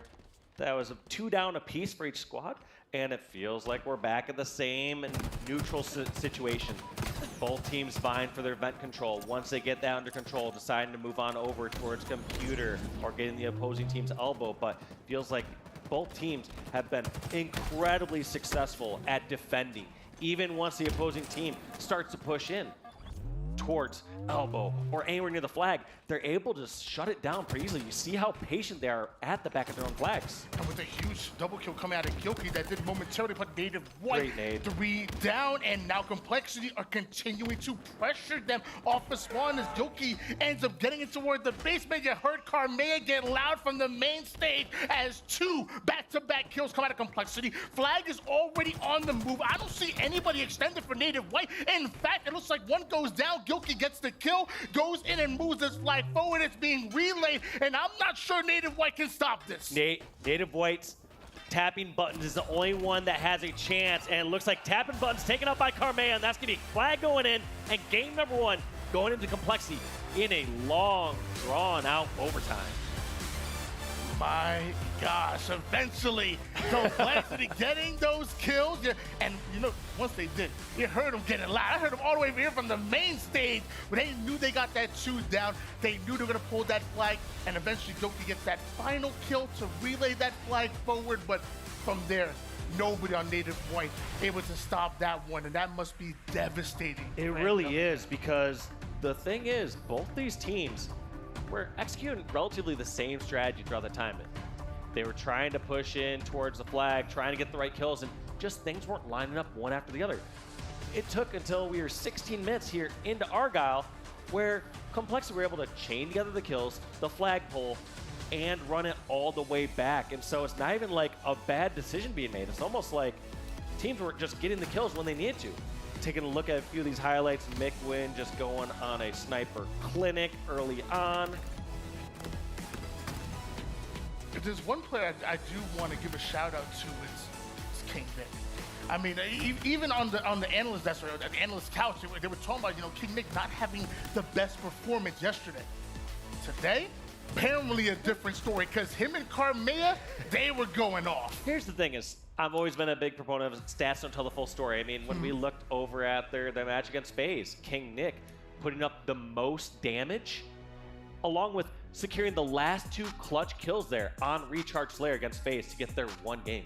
And it was that huge fight that ended up shutting that game down in that Game 2 Slayer, which, remember, Complexity played FaZe really well. Argyle, I don't think that's the bread and butter for either one of these teams. I'm not playing slow like that and methodical and trying to inch the flag forward. It gets a little rough. On Live Fire, though, on Team Slayer, though, that's where both of these teams tend to shine. That's where they get to up the tempo and show how well they can manipulate the spawns. I think they're gonna have a much better time, both Native White and Complexity, here in Game 2 Live Fire. Yeah, this one is gonna definitely speed up a bit more. As we saw in Argyle, teams are able to slow it down significantly by sitting in the back of the base once they're spawning, once they're on the back foot, taking their time. They can hide over in so many other angles on Argyle where you just can't really traverse the map as quickly. Live Fire, as soon as a team knows where they have an advantage and where you're spawning, they're gonna fly across the map. They can pin you down in so many different locations. We're gonna have to see how these teams decide to play it once they have those advantages. Yeah, I feel like when we talk about influencing the spawns, especially when it comes to Slayer on Live Fire, it starts with controlling that tower side, getting that elevation, then manipulating over toward the green side of the map. You can get your options limited there, but over toward that back A corner, that can be deadly. If you get it just right as Overshield and Sniper coming up, that's when you start to punish your opponents. That's when that 1-2 kill game blows out of the water, turns to a 5-6 kill game, and it continues to snowball from there. Live Fire, one of my favorite maps that will play and commentate. And here we go, Game 2. Ooh, Collect getting the better of Gilkey there at the opening on the cuts. Collect also going to be rewarded with that sniper. Overshield popping up in just a little bit. And you know Collect and Native White are feeling pretty good about their position here. Unfortunately, Collect overextends a bit. Push over towards Dummy, trying to get an angle on towards the window and garage. And because of it, back down fully, and now Overshield in the hands of King Nick. Native White were poised perfectly to get that OS. They had the Shroud, they had the Sniper, and it felt like they took a little bit of an overstep. Native White able to get away with the Sniper, and King Nick and Complexity able to get away with that Overshield. So what's going to win out? And look at that rotation. 3 players giving up the tower side from Native White, and now King Nick, he's here. He's like, I heard call-outs here a moment ago. Where did they go? They decide to rotate all the way on through tunnel. They just said, hey, if one of us isn't up top, we're all not going up top. And so they relocate on over towards garage, getting green, getting sandbags, and fight a different battle. I think it's okay at times to give up top control and reposition, but the team's objective has to be rotating back towards the top eventually. You just can't indefinitely hide down on lower parts of the map. You're gonna get picked apart. And sadly, that ends up being exactly what happened. You tried to rotate away from the Overshield player, you tried to get a little sneaky with it, but it's not going to work in your favor, because eventually Complexity, they find them, hunt them down, and get momentary control. Now just a 1-kill game at the moment. It's tapping buns drops all the way down to the mid-map. Overshield is coming up. If Native White can clear out the seaside, maybe they can use that Shroud, and maybe they can get the advantage for Overshield. But Tapping Buttons has to just dive on it because players are going down left and right here. 2 down for Native White. The snipers are out for Collect, though. That's going to be huge for Native White. Yeah, Native White still somehow coming out ahead in that scenario. The fear, like I said before, is your team not knowing when you can pop back up to the top of the map. When are people going to have angles to punish across top center? When can you properly challenge towards that overshield? Looks like Native White had the perfect coordination in order to make that happen. So kudos to them for being able to coordinate from knowing when to be down low and flanking and when they're going back for top control. Killing spree being earned by Collect. We saw him have control of both the sniper and the overshield, and that's what happens when you control the resources on the map. It only translates to now a 1-kill game once again. Back and forth fight. 16-13 now. Native White get those clutch kills out of nowhere, and now Complexity, they're a bit staggered. Another power weapon is coming up. This time it's the S7 sniper. Tusk trades out his life there, but who's grabbing the sniper? We got it in the hands of Collect again. Last time I was a little critical, saying a bit of an overstep towards dummies, cost them that overshield, but now sitting safely back towards top tower. This is a spot where his team can set up perfectly, but he needs a little bit more help. 2 of his teammates are taken down. He's receiving so much pressure up here. And eventually that pressure too much. Collect ends up going down.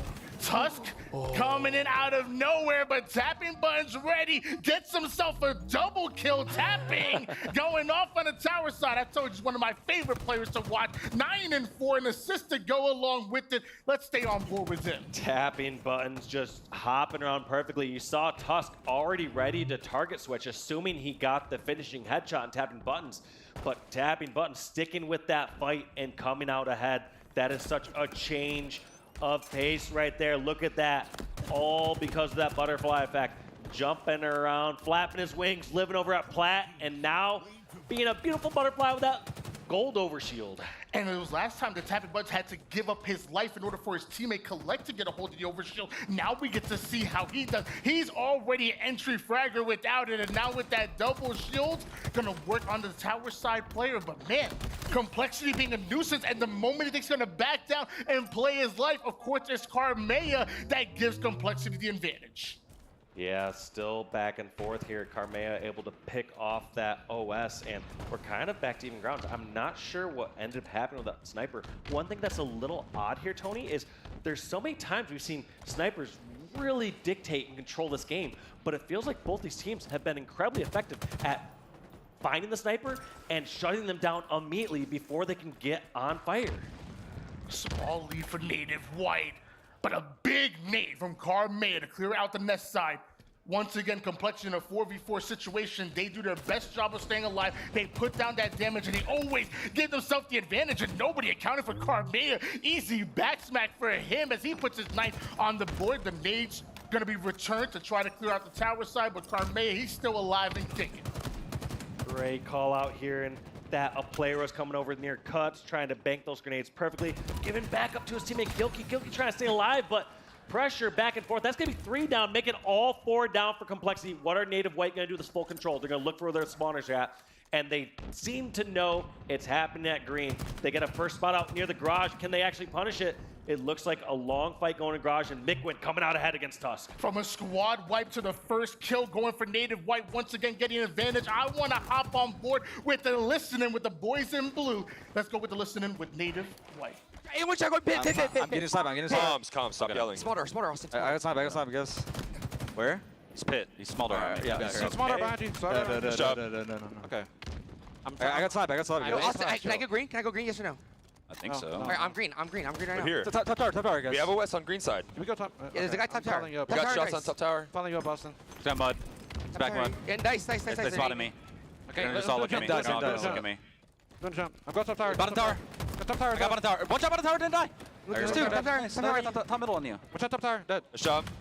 Man, boom. Shoot the same thing. Dice. He's full shields. Good trade. I got him melee. He's one shot. They don't have sight. Alright, they're gonna have it. Okay. Does he wave up? We don't have it. I got it. Oh, we got it now. I'm be Victor, guys. Coming. Coming to you, Victor. What is it? Nest bridge. I don't think he saw me. Oh, we hit cuts. We're hitting cuts, guys. We're hitting cuts. I got through mud. Okay, no, I didn't. Tommy, I had to fucking cup my mic. Elbow. Tires. Just live. Hand me an eight. Looking at that listen from Native White, trying to coordinate there as they're making those pushes. They got that full setup. They got control. They started to roll with their lead, but eventually shut down a bit. One real takeaway I had there during that listening was Bohm asking if he had permission to go green. That to me says a couple different things, saying, hey, can I go green? He's like, well, like, we should know what our strategy is. There either is some underlying piece in there as he's asking that to Mikwin, saying, hey, do you have an angle to view for me? Or is this going to be the right move since it's a differentiation from our normal strategy? Well, so far it seems to be working for Native White. But this Karmaya that grabs a hold of that sniper, only a 3-kill advantage, and with sniper in the hands of Karmaya and overshield coming up, not sure that means much. So Bohm shuts it down real quick. Gilkey coming in out of nowhere, able to clean up that kill, but 1 second left for overshield. Bohm not able to steal it away, but Gilkey still one shot, so he has to back down. That means Native White, they have overshield. Bohm getting away with that OS, 6-kill lead. Just needs to charge out and find where players are at and do some damage. But looks like gonna revert down towards the tunnel. Knows where someone's weak at, gets the trade out on Gilkey. 49 to 44, can he get the last kill? Not just yet. All you're looking at is for one more, but right behind you is Complexity, so you gotta be careful. Mikwin obviously understands that. He's gonna slow the game down just a bit. Has tapping buttons with them. Over toward the mid side, you see Bohm just spawned up over towards A with all 4 players up. They can make something happen, but Collect, he's the first one to go down. Mikwin is gonna follow as well, so now you're talking about a 2-kill game. Complexity are very much in it. 2-kill game, Sniper coming up in 10. Native not in position for this, so we're gonna have to see what they decide to do. They decide to overload one part of the map and just isolate 1 kill. They find Tusk, they get Tusk. That's gonna be 50 to 47. Native White closes it out. Oh, I'm not gonna lie, I was a little scared there. When you have a 3-man push over toward the cut side, you know, You gotta get it done, yeah. One grenade can shut you down, but it doesn't matter. They close it out. What were some of your keys to success over on that live fire? What did you see out of that? I saw that Native White always did a good job of relinquishing control across the top once they didn't have the position, once they didn't have the firepower. They also found a good way to flank through the tunnel, go on throughout key door, go out towards garage, go out through different angles, and then they'd all come up across top together. Sometimes I felt like I would argue that Native White would give up top a little bit earlier than I'd expect them to, or times when they shouldn't because they have maybe a little bit more of an advantage. However, overall, it worked in their style. They were able to run away at times when they needed to, and then come back together. Take a look at some of these damage stats. Oh my gosh. Tapping button, 17 and 9, 5,000 damage coming out of him. And one thing I loved about the crew is that I took a peek behind me. I wanted to see what was going on in the comms, and I saw a lot of animated talk. It seemed like they were trying to just polish off a little bit. Maybe there's one mistake. They say, hey, look, if we didn't make that, that game wouldn't have been close. So I love the fact you just come out with that tight win, big win indeed, but now you're also talking about what could we have done better to clean it up, because it's only going to get harder from here. Yeah, with it being that absolutely close. I mean, these two teams neck and neck. I mean, we saw in overtime, basically a 16-minute Argyle CTF, a 50 to 47 Slayer. They cannot be much more evenly matched than what we're witnessing right now, Tony. Highlights on screen, and this was a big fight here. I noticed Bohm wanted to go early for that overshield, and I noticed that Gilkey was still one shot. Bohm was able to snatch with overshield at the first run, but then Gilkey backs down, stays alive. They still get overshield, and eventually it was that 3-man push that we saw that kind of scared me. Like I said, one grenade over towards cuts. I've suffered from that. One good grenade, it'll shut your whole push down. But 50 to 47 in game 2. Now we're going into Recharge King of the Hill. Recharge King of the Hill. Both these games had opportunities prior to this to slow down a bit. No real time ticking against them. Recharge King of the Hill is going to be quite a bit different, as these teams are not going to hesitate to jump in the hill once they have that advantage. Or we're going to see potentially after they get a hill advantage, are they just going to sit outside on the outskirts and slay away? going to be really important to slay out and zone out on Recharge. But there's another match happening here on Recharge. It's Cloud9 and Native Red. Let's get a little sneak peek at what we're going to get into in our featured matchup. That's right. They are also going into game number 3 here. Recharge, King of the Hill. You see Manny from Native Red jumping in the hill. They have about 60% of it done thus far, and no need to overcommit. Once they feel some pressure, once they have too many players on their team getting shot at, just sit on the outside, get around to lane, and then grab the time when it's necessary. Love the fact that we brought this back up on screen, because we talked about complexity and their run and from open bracket into getting top 8. Well, Cloud9 made a similar run out of open bracket and ended up getting top 6. The last time we saw them on land was at Arlington. And also Native Red, when they got that top 4 finish over towards DreamHack, who was on their side, it was Bone that was filling in. That's right. A lot of these players can be those elements to success. Now, are they the perfect combination that they need for each of these rosters? That's what a lot of these teams are figuring out, because as they make these certain changes, there's a lot of differences just on paper. But once you have those teams play together, you can see, are they really clicking? Are they a cohesive match? Is there going to be internal dramas? What is going on with each of these squads? And so that's going to be first hill, though, going in favor of Native Red. You see Suppress desperately trying to hold down that Hydro area. We also have Rami fighting over from Long Haul. So both teams put their stakes in the ground towards this hill.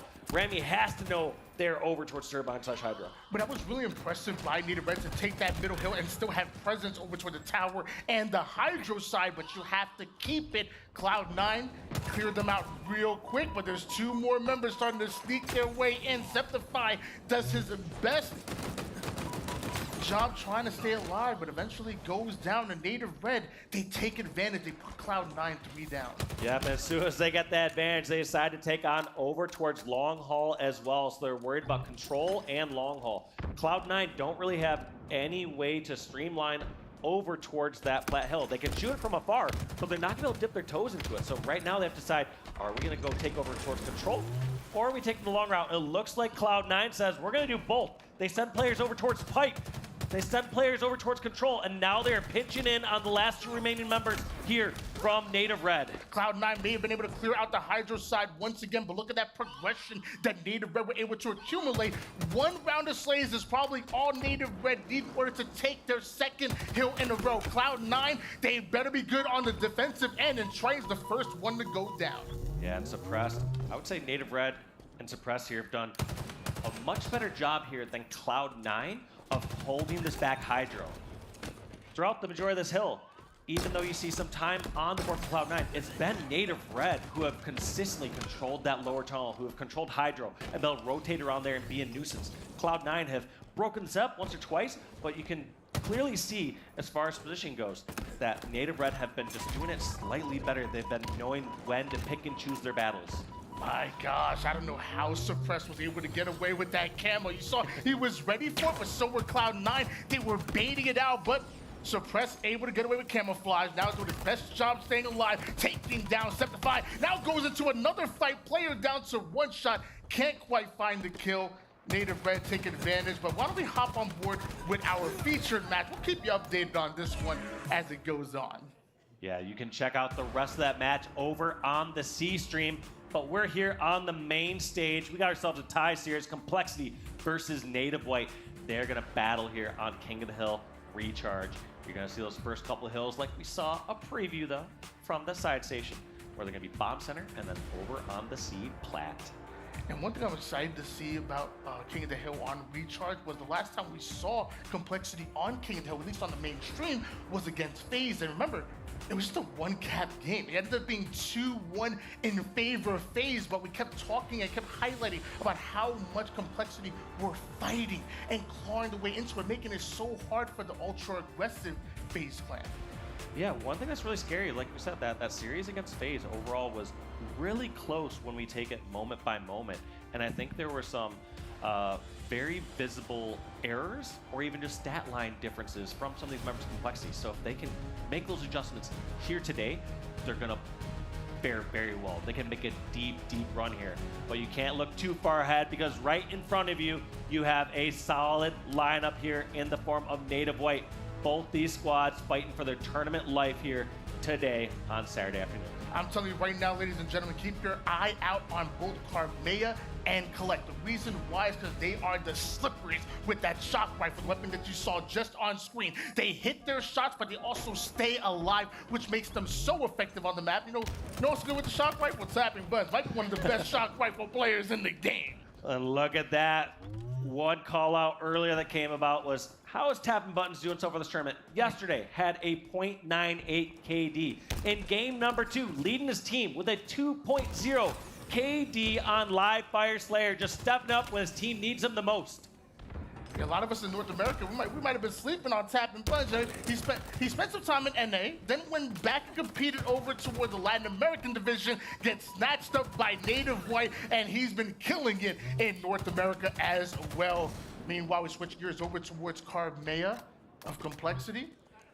There's a little bit of a break in the action, so that gives me the opportunity to break out, grab the repulse, every piece of utility being so important. But while that happens, McWin takes down Gilkey, nades are starting to fly, and now we see Complexity fighting for their life over toward the Hydro side. It's not gonna happen. Grabs that equipment, turns into a kill. Sometimes going all the way out towards that plat to grab the repulse, I think it's worthwhile if you're gaining shields back or if your team is not in position to make a push. But sometimes if you go for that equipment while your team is fighting the balance center, you're kind of leaving them out to dry for another 7 seconds. It's almost like you're not a factor in that play, and then you're coming in to clean things up. And we know how important that Charlie side control is in ultimately controlling this hill. They want to force you spawning over toward the A side, and eventually that's exactly what happens. But Native White, they're not able to keep on to that control. In fact, they go 3 down, and eventually Tusk is able to deal with that final player. Boom might have spawned up and got onto the map, but that was a momentary 4 down. Yeah, and it felt like, at least looking from McWin's perspective there, that Native White members are holding a lot of hard corners instead of being all fighting in the center of the map. There are times that call for your team to hold your own angle, worry about yourself, but when you have that hill, you need to be out in the open a bit more, supporting your hill person, not leaving them out to dry. That's going to be first hill going in favor of Complexity, and it looks like they have the weapons and position as Karmea's got that shock rifle. Native White did a great job of breaking that C-side setup, but eventually Complexity fight back, steal back that hill, and now Karmea has the most dangerous combination of Halo Infinite, shock rifle, and camouflage. I told you to watch out for him as he takes down one. It looks like Tapping Buttons refused to go down as easy, but Karmea, he has the camo. He's just gonna stay alive. Yeah, and you look at Native White, they're not comfortable just yet until they can deal with Karmea, and he's been doing a great job. Sometimes staying alive just with that camo or that flank is enough of a distraction to help your teammates clean up those kills. Now it's King Nick coming in through long haul, clearing everything up. McWin and Tapping Buttons pushing in through control, trying to make their presence known here on the C hill. But the damage has been done. Over 60% of that hill is gone in favor of Complexity. But here come Native Whites, and McWin snatches up that shock, immediately turns it into a double kill. Hydro side control once again in the hands of Native White. Now McWin gonna use this head glitch to try to create a bit of an angle and also buying time for the rest of Native White to push up and get into position. And look at this, they knew Karmea was over near the hill. Somehow Tusk and Karmea both go through tunnel, get the damage done, and take over Hydro. They now have control of this hill again, so even when Native White break through the setup at control and get Hydro, Karmea and Complexity put a little time in the hill. They flank through and break through the setup. They've just played this perfectly. Complexity about to put point number 2 on the board. I can't even fathom and how McWin was able to get those kills, get that shock rifle, get that head glitch in Hydro, and you get no time on that hill? No time whatsoever. Complexity shutting it down with not only a 2-0 start here on King of the Hill, but they get another camouflage. And here comes the charge, and both these squads pushing. I like this play from Tusk. He's given a bit more credit to these teams as they can spot out those camos fairly easily and decides to just treat it as if he doesn't have camo. Boom! Coming out ahead in that battle against King Nick. Or sorry, reverse of that. King Nick coming out ahead in that battle against Bohm. They said you're always wrong with your prediction. That's what I'm saying, right? And King Nick give him that left, right, up, down real quick. Meanwhile, Carmea making sure that top 8 side is cleared out. The moment his teammate needs his help, drops down, is able to take down 1. 3 down for Native White. That final player being so sneaky, doing everything he can to stay alive. Of course, it's McWin. Yeah, McWin buying time, just trying to stay alive for his teammates to come in, tapping buttons, pushes on in through the pit, gets control of elevator, so this is in control of Native White. They're in great shape. They should get 1 or 2 more kills, and here comes 2 members. That's Carmea and teammate pushing towards bomb elevator. They're getting this full set. This is actually a pretty greedy push here from Carmea, I would argue. You know that Native White just have to get 1 or 2 kills and step their toe inside the hill. Carmea's playing a high-risk, high-reward game as he has a far angle over at the splat. Native White only needs a sliver worth of hill time, but because of that push and because of that control by Complexity, they steal yet another hill. It looks like Carmea eventually goes down, but like we say, the damage clearly has been done. McWin can't quite stay alive with that shock rifle, so it looks like it will change hands and then change right back. Hey, sometimes when you risk, you get the reward. And Carmea feeling that he had the opportunity to push on over towards C-Plat, get additional angle in case anyone decided to push across batteries. So it paid off there, but it can be incredibly dangerous. If anyone slipped by in that scenario, they could have killed the hill player and gotten a hill in the favor of Native White. And one thing that's really standing out to me about the struggles that Native White are going through right now, I talked about that duo coming back together, Bohm and Colette, but now you're combined for what, 8 and 26 deaths. I love the assists that are coming in, but it's just not enough, and larger reason why Complexity are able to hold on to these setups. Nobody's taking them down. Nobody's accounting for Carmea as he gets yet another backsmash, and that shows you what that commando can do. Carmea is going off, and it looks like Complexity might just end it here. And look at this cover. The members of Complexity, as soon as they have someone in the hill, they are not afraid to jump out and challenge. Carmea letting the opposing team know that he is on fire and he is shooting hot. That is a dominating 4-0 game there for Complexity to win Recharge King of the Hill.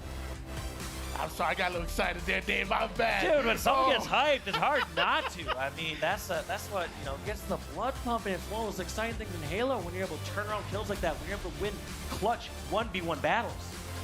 And unlike you, I get my predictions right. I said, watch out for Carmea. And who was the one making the plays? It was the young man you see on screen. And look, it's not even phasing him. He knows.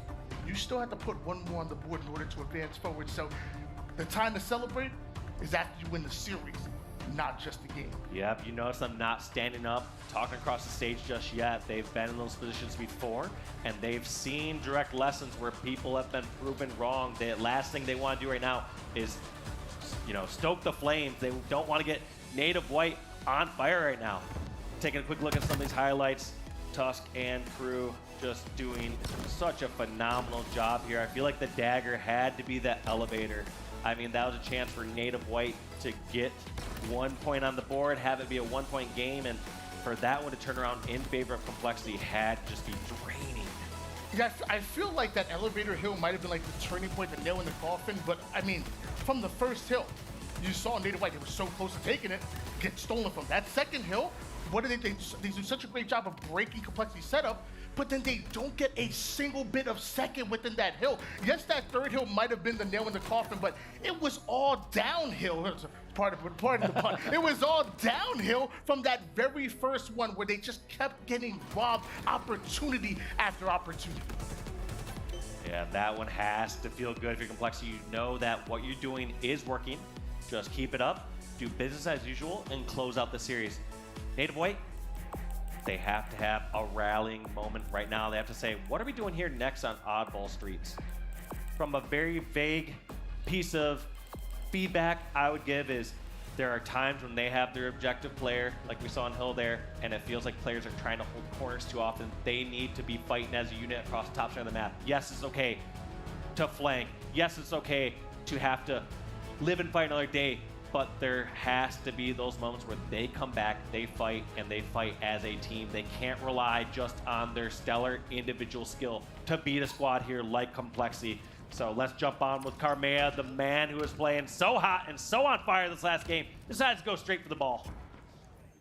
I was going to say, if you happen to be a fan of Native White or just a fan of Game 5, you'll be happy to know that Native White are 2-0 when it comes to oddball. And it shows right there, although Complexity may be the first one to get that ball over toward the A side, they're nowhere to be found. Collect now has the Rockets in hand, and this is a full A side setup for Native White.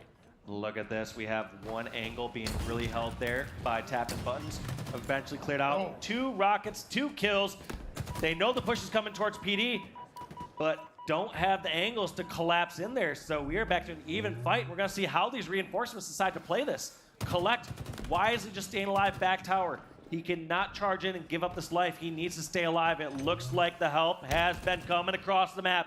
3 down for Complexity. Collect going in towards PD, has spotted the player behind the bar, and that's going to be ball and a full setup here for Native White. And that was so impactful because Fleck doing his best job of staying alive over toward the A side. Complexity were never able to take space. Eventually, Native White, they win their individual gunfights after coming off a spawn, after getting into position, and now you're seeing once again that lead start to grow a 30 to 4-1 for Native White, and McWin comes with yet another one. He says, hold on to this ball for me. I got a Sentinel beat. I like this play by McWin. Last time when I was being a little critical, I was saying he was sitting on C stairs while his teammate was over in the hill and not able to spot out more action. Right there, McWin went out, took up so much space, got towards the B street, and was able to help his team gain more ground and more knowledge. Look at this 41 point here for Native White. What can Complexity do to answer with their own setup? Well, that big double kill might start things off with Karmea and Complexity ultimately. 10 points on the board so far, but you have 2 members of Native White chasing it out of the tire side. Collect, giving you a little bit of a bad quote there. Also a little bit of a body disrespect. He's just trying to stay alive. He's doing everything he can to stay alive here. Meanwhile, Bone gets a hold of those Rockets. A side is cleared out, at least momentarily, but there's a player sneaking up over towards ATM, and you're seeing Complexity. They're trying to take a perimeter as well, but Boom shuts that down quickly. Yeah, Boom using those rockets, making sure you're getting those free or easy kills. Decide to push on up. Finds Gilkey near the dumpster, but I don't know exactly where they want to get these kills and where they want to move this ball. Just feels like Team Slaying non-stop here in the center. Now Complexity have the numbers advantage. They're down by 35 points. Do they try to rotate this and get a full set of Tram? Looks like they're escorting towards Tram. How do Native White react to breaking this setup? I feel this isn't the first time Complexity have the ball, but it's the first time they have the ball fresh off of 3 down. Now you get to show what your defensive stance is like. But boom, takes down one of the most important players of that setup in King Nick. Karmea recognized that he's gonna have to drop that ball. He's going to have to fight. Couple of pre-shots coming in. He has 2 players that hunt him down. A 1v2, not what Karmea wanted to see. No, he wanted to clean up one of those kills, but I also respect the target switching. You can't just tunnel vision on one player who's weak that has cover. You need to just deal a bunch of damage and trust in the long run that your teammates are going to be able to help out. So getting as much damage out there as possible, getting 2 players and nearly no shield. That target prioritization is key, and it's also something that Native White can use as well, because you see Complexity end up going 2 down. McWin does so much damage onto multiple players. They get the cleanups, he gets a little bit of ball time and still has that Stalker rifle in hands. Tapping buttons, Collect, starting to take space. King Nick, I don't know where he came from, but you're going back to where you came from. That's multiple going down once again for Complexity. Native White demand control once again. What a great ball rotation there by Collect, just waiting that extra second on the stairs where he's very vulnerable and having his teammate McWin escort him into the Tram. Now expecting a play ball scenario here. Otherwise, Complexity gets set up in Tram. Did Collect get the play ball out? It looks like Complexity has the ball. I'm not sure if they have it in the Tram. So play ball did happen. Looks like Tusk is opting to rotate this one over towards the Cafe. Tram seems like it's contested. With that 3 down for Native White, it was looking good for Complexity until I look at the scoreboard, and it's an 84-31 run, and McWin starting to heat up a little bit, because the same way that Native White went 3 down is the same way that McWin and Native White put Complexity the same, and now Native White have control over toward the A side. This next battle going to be so important. Yeah, and just a great push there by McWin and Bohm. Once Bohm realized McWin is getting shot in the back from Cafe, He didn't peek out and take a 2-on-1 fight away. He waited until Mikwin and Bohm can challenge together. May not have paid off in the situation, but they did the higher percentage play there. Now Tusk and crew got shut down with their last ball rotation. What can they do here? Are they going to try to force it towards Tram? But no, there's players over at Rails. Need to check that angle first and was not certain if it was clear. Back-to-back kills for Native White and Complexity. They have to be careful. One good round of Slays could spell them the round. McWin quickly advances that ball forward while also chasing down the player, running the ball, getting a couple of shots in. That's called multitasking. I know you said you loved that. I mean, undoubtedly, Native White have made the better plays with the ball here. They've been able to rotate it in the spots they need to. They've been getting some solid play balls, and then anytime Complexity's made a misstep, if they've rotated the ball in the wrong direction, if they poked out to see if an angle is clear, they punish that ball carrier immediately. It feels like Native White have had too many opportunities to shut this game down. Like, eventually, you gotta close it out. Complexity.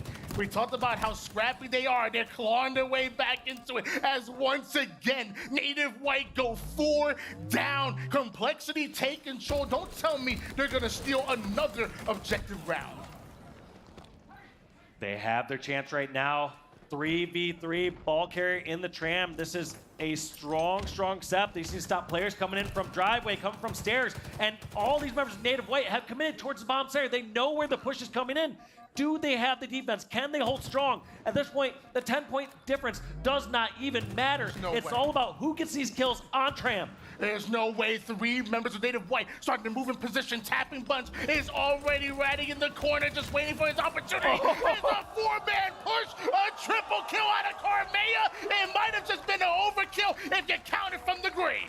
And what a clutch comeback there by Complexity there in that round number 1 of Oddball. Unbelievable play there by Complexity. Like I said, throughout the rest of that match, the entire time we saw Native White out-rotating, just doing everything slightly better. And Complexity showing that if they can get one good set, they are unstoppable. I didn't need to listen to find that was going to Native White's head. They're saying, if we send all 4 players over to the back C side, there's no way they kill us all. There's no way Carmea gets a triple kill, then drops a nade to take down the 4th player, gets all 4 down by. There's no way that. Oh wait. And then that's when the round was over. Then it happens. I mean, that's what happens sometimes during those desperate pushes. There are going to be times where if you don't have additional angles, you are going to be punished for that. So all these members from Native White, they didn't plan at the very beginning of that push to say, hey, we're all going to push from back of Tram. They just found themselves having no additional angle, no way to get towards balcony, no one near stair side, no one having an additional spot to support from there. And so that's where grenades are just going to be the most devastating, where you have many opponents coming and funneled through a small area. And by the way, guys, I know that was a crazy round, but that was actually only round number 1.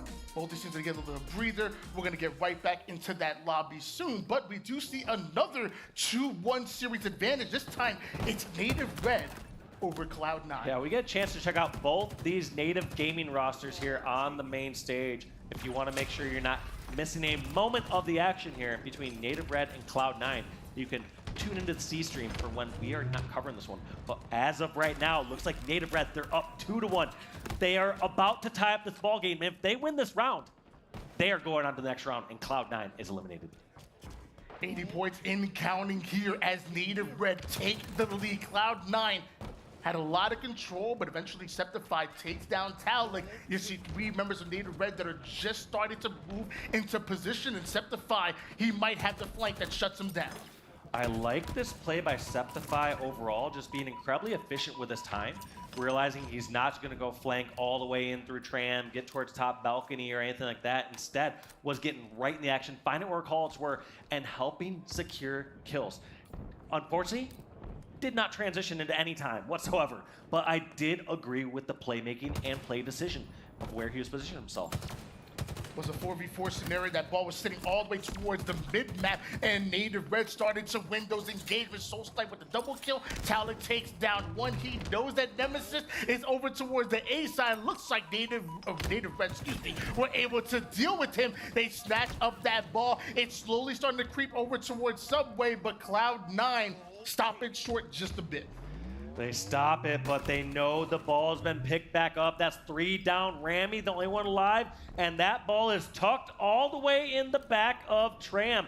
They have one push and one push only to make a stop here. It's SoulSnipe and Suppressed versus Rami and crew. Can Rami get the stop? He gets the melee. Ball gets taken down by a grenade, but Suppressed grabbing that last second, and that's going to be Native Red winning the series 3-1 over Cloud9. Big 2-0 coming out of Native Red. Like I said, big 3 wins by them. But we're going to hop into some more action. You guys don't like breaks. We're going to go into some more action. This time, Quadrant versus Bittersweet. Quadrant just narrowly missing out the win on Optic. Once again, Optic getting their revenge, sending Quadrant down into the elimination bracket. Quadrant had the opportunity to knock Bittersweet out. But whoa!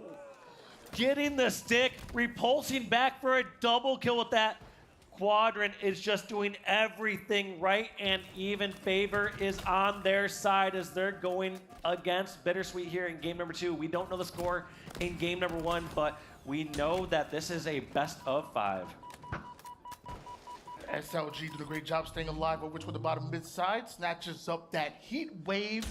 He knows that Cherish is ahead, but didn't realize that there was a second one there, so a double push out of Bittersweet will end up clearing him out.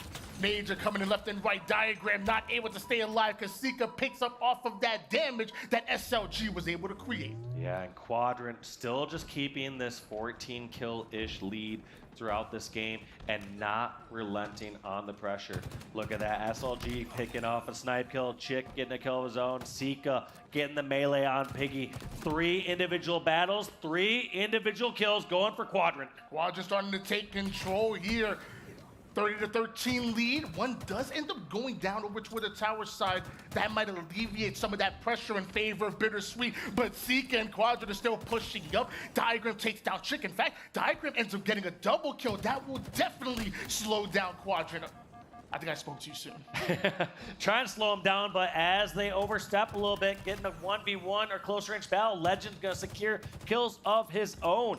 And they're just looking too strong here right now. Bittersweet, if they want to get something going, they need to secure this next OS. They need to secure the perimeter. And it looks like Sniper's still in the hands of SLG. Sika getting a flank over towards Sandbags, and I don't think we're gonna see this overshield going for Bittersweet. Yeah, Bittersweet getting that overshield is easier said than done when you're dealing with Quadrant putting you 2 down and SLG sitting up high over toward the tower side with that sniper. Bittersweet knew where it was at, but there's nothing they can do about it. And now off screen, you're seeing Bittersweet dropping left and right. That's another 3 down, make it 4. By the time Cherish comes up again, his teammates are down and getting cycled. Yeah, and look at this just movement all across the map. SLG was starting over towards top tower, runs over towards green, makes his way towards Sandbags, just moving and being so active with that sniper. Not just allowing one engagement to decide who keeps the sniper and who doesn't. Always knowing where he has an escape route and where he has teammates backing him up.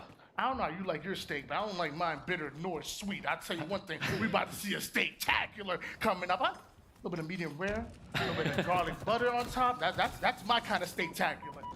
I mean, it's looking that way right now. I mean, Quadrant, they have to be pleased with this game thus far, but you know they are not pleased overall. They did so well in pool play, and they met a red-hot Optic in round number 1. I mean, can you imagine winning your pool and then your reward is needing to play Optic? That is a rough start to a tournament, but Quadrant proving that they can easily bounce back. They're putting up some mean score lines right now with a 41-22 lead, and they are ready to run through this elimination bracket. Love the 360 kill coming in out of Cherish right there, making sure he covers all sides, and even Diagram ripping out another double kill. But it feels like it's only a matter of time. There's only 25 for Bittersweet. Meanwhile, Quadrant only needs 6 more to take a 2-0 series lead. Yeah, and Bittersweet at this point, They're just going to go through the motions, try to make sure that they're able to close this game out or do as best they can throughout this one. But their eyes have to be set on that game number 3, which is going to be Recharge King of the Hill, as we've seen in these other previous series. They're going to have to switch something up. I mean, we know that Quadrant are arguably, if not the best, Strongholds team in the league. However, how different is King of the Hill? They don't have the multiple objectives to pull the attention away and force Bittersweet into making more incorrect decisions. So Bittersweet, they're gonna have one last chance here in game number 3 to keep their tournament life alive. Ooh. Eventually, Chick getting every last bit of that overshield, and that sniper will deal the finishing blow. 2-0 lead for Quadrant. It's not quite over for Bittersweet just yet, but like you said, it's not going to be easy.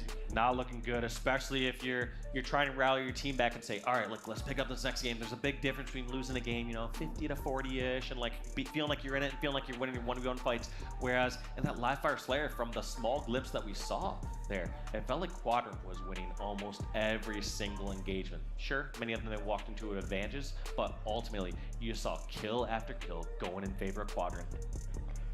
Well, just to remind you guys, our featured matchup that we have on stream, we did see a little bit of action everywhere across that elimination bracket. By the way, winner advances forward, loser ends up going home.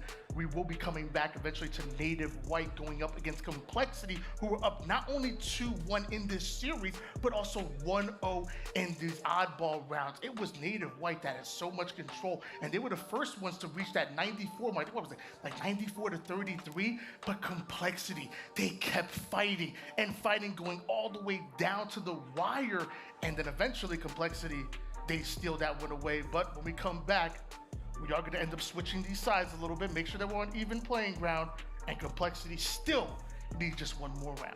Yeah, that is correct. I mean, the thing that I felt, and that was really tough to stomach if you're a Native White fan there during that first round, was Native White played it better. They outplayed Complexity 80% of that game. It just came down to that last 20% where Complexity got a full setup. Now, we're going to kick it off with the man who got triple kill to end last game. It's Carmea for Complexity. He held down the tram last time. He's holding down the tram at the beginning of this round. What can he do to help lead his team to a second round of oddball and potentially a 3-1 victory against Native White? Yeah, I think Complexity are really happy they switched sides here because they love having that tower side control. Being able to be the first ones to grab a hold of that Stalker is usually really good for your team. However, Native White picking up where they left off, at least in the early round of round 1, they put Complexity 3 down. They follow it up with another 2 down, and here comes Collect. Native White not shook from the end of that first round, seeing how they brought the ball back towards Tram. Where that game last ended, they want to try their own chance at a setup here. Mickwin and crew all getting taken down. Now, Tapping Buttons has to get play ball here. He needs to get a rotation or play ball, otherwise he's giving Complexity a gift inside the Tram.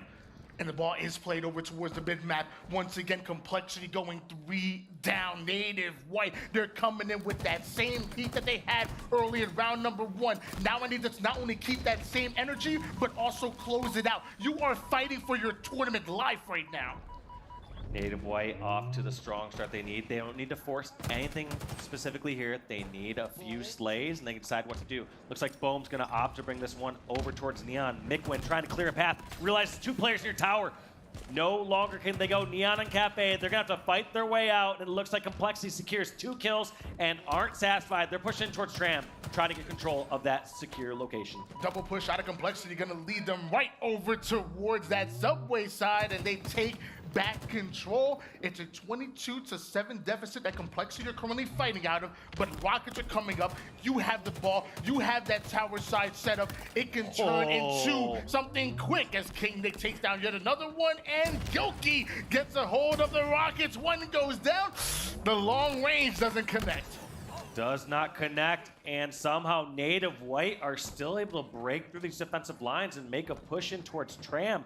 But the work is not done yet. Tapping Buttons trying to fight, ends up trading kill after kill here. I don't think either team is super comfortable here. I don't expect Mickwin to grab this just yet because we don't know if anyone's pushing from driveway, and there it's been sniffed out. Driveway push is coming. Mikwin and crew are going to try holding the tram while they wait for teammates to come back up from Neon. Anticipation coming out of McWin. He blocks off that direct route from driveway to subway. Does the damage to kill one. Eventually gets 2 assists. That means 3 down for Complexity. And nobody's able to stop a defensive hold coming out for Native White once again. A 40-15 lead. Tusk getting into position. It looks like the Bulldog is in the hands of Bowman Native White. No wonder they're able to hold on to the setup.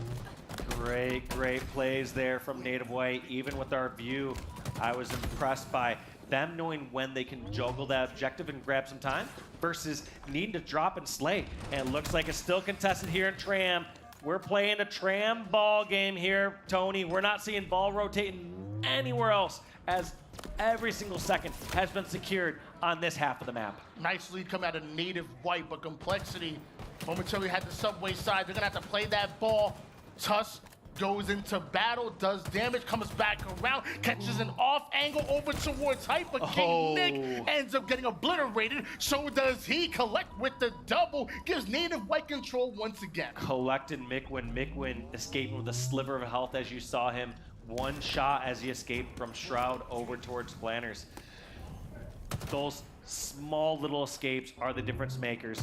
That's what's allowing Native White to have control of Tram. That's allowing Native White to have control of Tram as well. If you're just going to hit a 4-shot when you're down in shield against Gilkey. Tusk trying to help clear this out, but still so much backup. We now see Complexity with this triple kill. They have a chance to get their own step again. They opt for Tram. The ball has been here the rest of this round. I would say a lot of these times Native White have been slipping through and barely win a couple of engagements. I don't think Tram is a bad play. The only bad play will be is if they start to lose control and they don't get a play ball. Yeah, Collector's really starting to heat up there, but when Tusk comes in with the rockets, gets that triple, it gives Complexity control once again, and now that lead is starting to get smaller and smaller. You see Tusk like a point guard sitting in between his 2 forwards, but it looks like McWin is the first one to go down. Native White, if they're gonna break this setup, they need to be getting that first kill. They need to be getting first damage, and it's not coming just yet. Back to a tie game here, Tony. This Tram setup has benefited Complexity in this last round. We don't really see the push or pressure just yet. Boom tries to push with the Bulldog. 2 down, they know the push comes from back Tram. Karmea gets the kill on Collect, keeps controlling Mikwin, the last one. That's a threat here, tapping buttons and crew spawn all the way across the map. Complexity gonna walk away with at least a 15-point lead here after this push. And that double kill by Karmea eventually puts Native White 4 down. Like you said, this is gonna be 15 to 20 seconds worth of uncontested ball time, and Tusk is the first one with the kill. Tusk maybe just winning the game right there by getting the kill on tapping buttons and boom. This is going to disallow Native White from having a full push on the ball here. King Nick and crew know how important this next push is. They decide to drop the ball, not scrap up time, just go for the kills. That's going to be a double. Make it a triple kill on tapping buttons. Ball secured soon, and this game looks like it's going to go in favor of Complexity. King Nick just shutting it down with the triple kill. Gilkey secures the rockets, and there is no chance that Native White are gonna stop this ball. Just 5 more seconds, and Gilkey's put an icing on the cake. McWin ends up going down. That's gonna be it. Native White, they're going home. Complexity had some moments, had some shaky moments out there, but the most important piece is they rallied back every single time. Even that initial round 1 oddball, I thought it was Native White the entire way. Complexity showing that once they get control, they can do so much with it. It was so crazy to me that the time after time, like you said, how much control, how much of an advantage that Native White were able to get from the first round to the second round. I mean, in fact, they were even 2-0 as far as their oddball record leading up to it, but then you run into a scrappy Complexity roster who simply don't give up. Until they see you reach 100 points, they're coming at you 100 miles per hour. You know what? I like it. I keep telling you, I like the Complexity roster more and more every single time we see them on screen. And 3-1, Complexity going on to round 2. Yeah, I mean, those score lines, those first 2 games were incredibly close. The only one that I would say was not a close game, was game number 3, King of the Hill on Recharge. In that Oddball Streets game, so many back and forth moments. We thought Native White were going to take it, that we thought they had the chance to bring that to a crucial game 5. That was beautifully said and beautifully done by Complexity. You're dominating the King of the Hill. You ended up showing how resilient you can be in that oddball and sneaking away both of those rounds. And now I want to hear from the players themselves. Let's send it over towards Blaze and get a little interview in there. Thank you so much, Tony and Walsh. Salt Lake City, give it up for Complexity as they take their matchup and continue to move on through that lower bracket. Now, Carmea, talk to me about how you're feeling right now, winning the game on the main stage. You know, you're the newest member of Complexity. How does it feel to play with these guys and still be in this tournament right now? It feels pretty good. Like beating a team like Native White, obviously they're really good competitors. I know this was Gilky's revenge tour. Yeah. Like, Gilky got dropped to, Gilky was like, he didn't want to lose to him. Oh, Gilky was coming for blood. We saw it there towards the end of the game. Yeah. Gilky wasn't even missing no shots there, okay? Definitely wanted to lock that one in.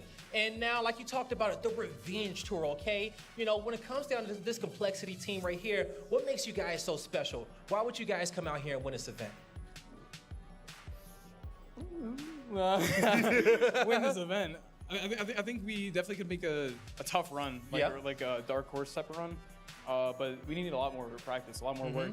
We have a lot to work on. I wouldn't give ourselves, I wouldn't cut anything away from us. Yeah. Definitely like top 4 and fighting for maybe top 3. It's definitely doable. Yep. But honestly, it's just one game at a time, every inch of the way, just taking it step by step. Because like throughout this tournament, we've been improving. Like, and I'm grateful to see that. Yep. And you know, that's what it's all about, right? It's about improving every single time. You got to have some of that belief, right? That you guys can go out there and do it, but you know it's one game at a time. But you know, last time we saw you, you was in the open bracket. You're back on the main stage. You win a blue jersey, okay? And you look like you're better than ever from the last time we saw you on Shopify. How are you feeling right now individually as a player?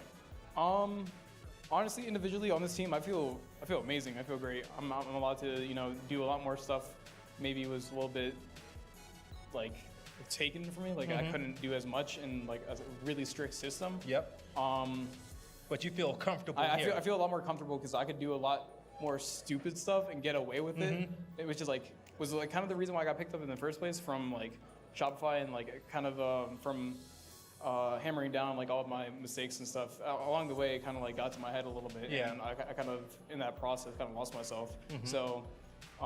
Getting back on the main stage, playing with Shopify and Complexity. Yep. I'm very grateful for the opportunity, and this team allows me to do what I do best, and it's really just, it's rock. Just really run out with the most stupidest shit I can get away with. It's like, how did you get away with it? And we saw it there in the matchup, okay? Like, you were the focus of attention, coming away with triple kills, having sprees out there, and you were the key member there to your team, helping to come out with this victory. Lastly, any shout-outs you want to give to the fans out there that supported you? Well, first, I want to thank my teammtes after he's talking about like triple kills and all that stuff. Like, honestly, none of that would be doable without my teammates. King Nick, great teammate. Tusk, great teammate. Gilky, great teammate. They're setting me up to make these plays that makes me look good for the fans. But all of that's only doable because of them. I like to thank my girl in the audience. Hey! Appreciate my dad back home, my family, mom, brother, and sister. Like to give a shout out to Complexity, pick me up, giving me the opportunity to be here, and giving me the chance to, you know, show that I still got it. Hey, I heard that one. One more time, everybody, give it up for Complexity as they get that victory. Lottie, let's go on to the next. Thank you so much, Blaze. You know, great words from Carmea there. It's great to hear from him, of course, with the new pickup and the new team. And I've got to say, I feel like there was a complete shift in that team overnight. From what we saw at the end of yesterday to coming on that main stage against Native White, against a roster who was really looking for a win there to kind of solidify what they'd also been working on.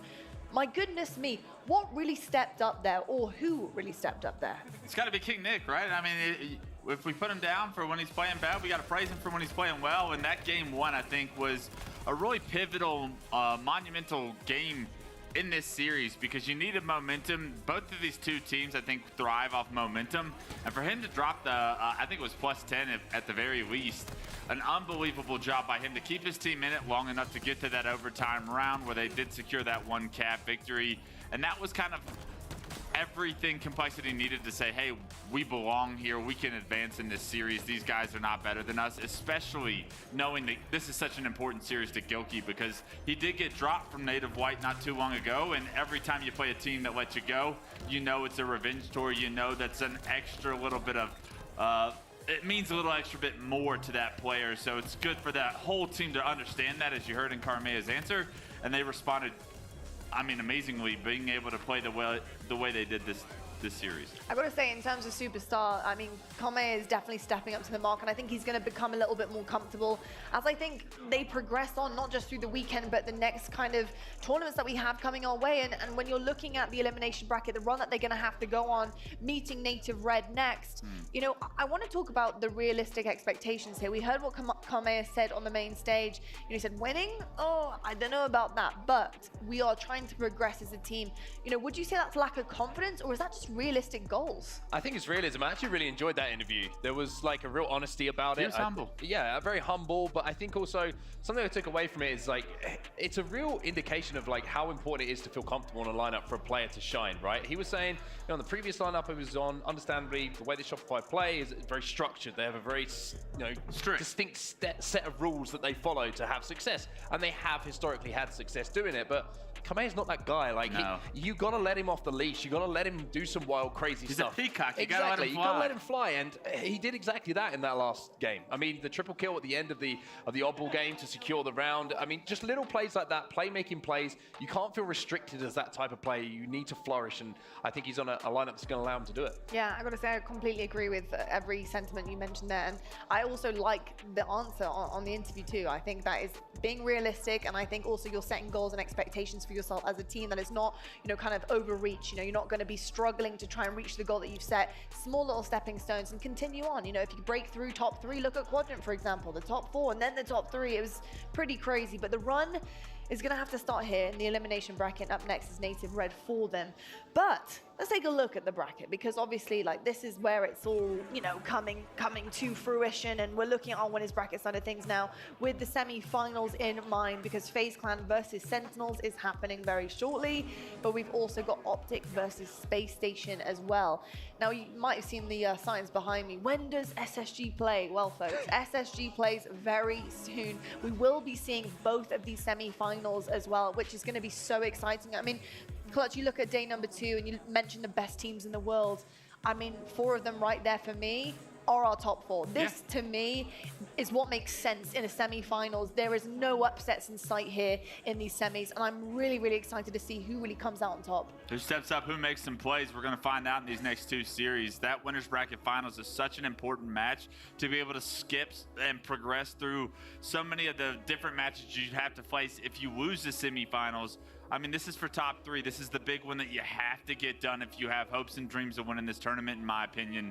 And both of these are so difficult to call. I think with the way Sentinels is looking, how they've progressed throughout their standings, and how early on maybe they didn't look as strong, but ever since we saw them get that top 4 last tournament and then watching them beat Optic yesterday, I mean, they have every bit of firepower and confidence they need in order to give FaZe everything they can handle. Talking about confidence, if you walk away with a championship here at Salt Lake City, what more confidence do you want heading into our major in Fort Worth? And you guys can pick up team passes right now to get into the mix yourself, or spectator tickets. If you are sick and tired of watching at home on your couch, folks, then join us on ours, because my goodness me, Fort Worth is going to be amazing, and you don't want to miss that in person as well. So make sure you go and pick up all of those tickets right now. Well, I'll tell you what, folks, we have a main stage match. I can see it right behind me in this gorgeous arena in the depot, and it is getting set up, and it is going to be FaZe versus Sentinels. It is another rematch. There's grudge matches. There's emotions in the mix there. It's going to be epic. You guys don't want to miss it, and we'll catch you right after the break.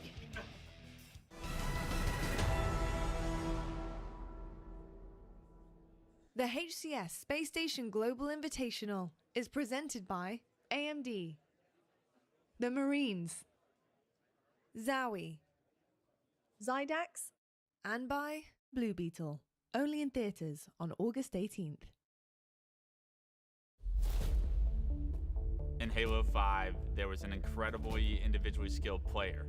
His name was Bound, but nobody had ever seen his face. Nobody could find his name, could find where he lived, knew anything about this kid. Bound was a mystery. He was an enigma. Nobody knew what he looked like. Nobody knew anything about him. Honestly, that kid could have passed me in the street. I would have never known it was Bound. I would have never known that he would be a future superstar. I mean, it was just a name that you were always hearing about, whether it be in FFAs, whether it be up-and-coming player. He was always the name that was kind of discussed. I think maybe one person had ever seen his face before he went to a LAN event. He was so good at Halo that it really got people wondering, who is Bound? I don't really know why he was staying so hidden. To not have a Facebook, a Twitter. He was just using like Spartans as his like profile pictures and stuff. I just remember thinking like, when is it going to be that definitive moment that Bound finally makes a leap onto a pro team? You know, when you do that and you're a man of mystery, everybody talks about you, right? And everyone has speculation and stories. Some random guy from Ohio with the craziest movement, the craziest mechanics. Bound, take 2, Mark.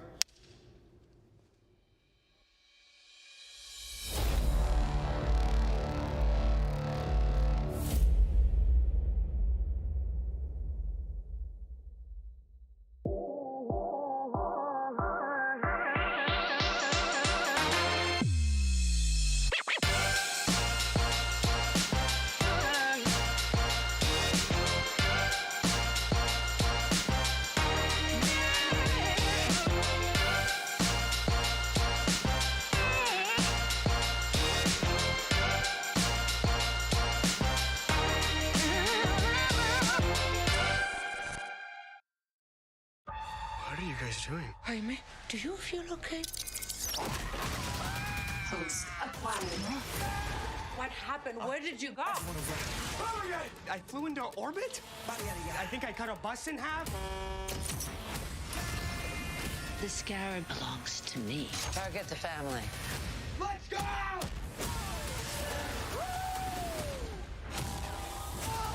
Blue Beetle. PG-13. Only theaters August 18th.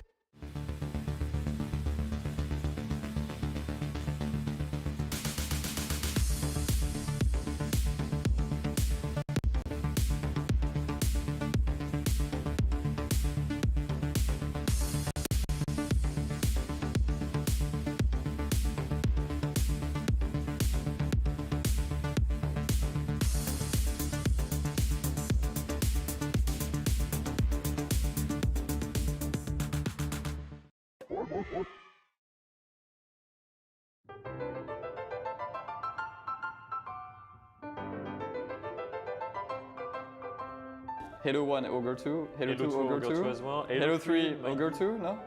Go on Halo 3, Roy. Roy's the boy. Halo 3, I guess I would say Ola, probably. Yeah. For me, personally. That's actually hard, yeah. And that's a toss-up, I don't know, you could say. Reach, dude, I don't even know. Wasn't Roy like God at that? Halo 4, ugh. I still have to give it to Ola. It's gotta be like a Frosty. Ooh, yeah, Frosty. Frosty easily. Yeah, I think he easily takes it. I mean, Shotzi was scary, but I think Frosty has more wins. Infinite.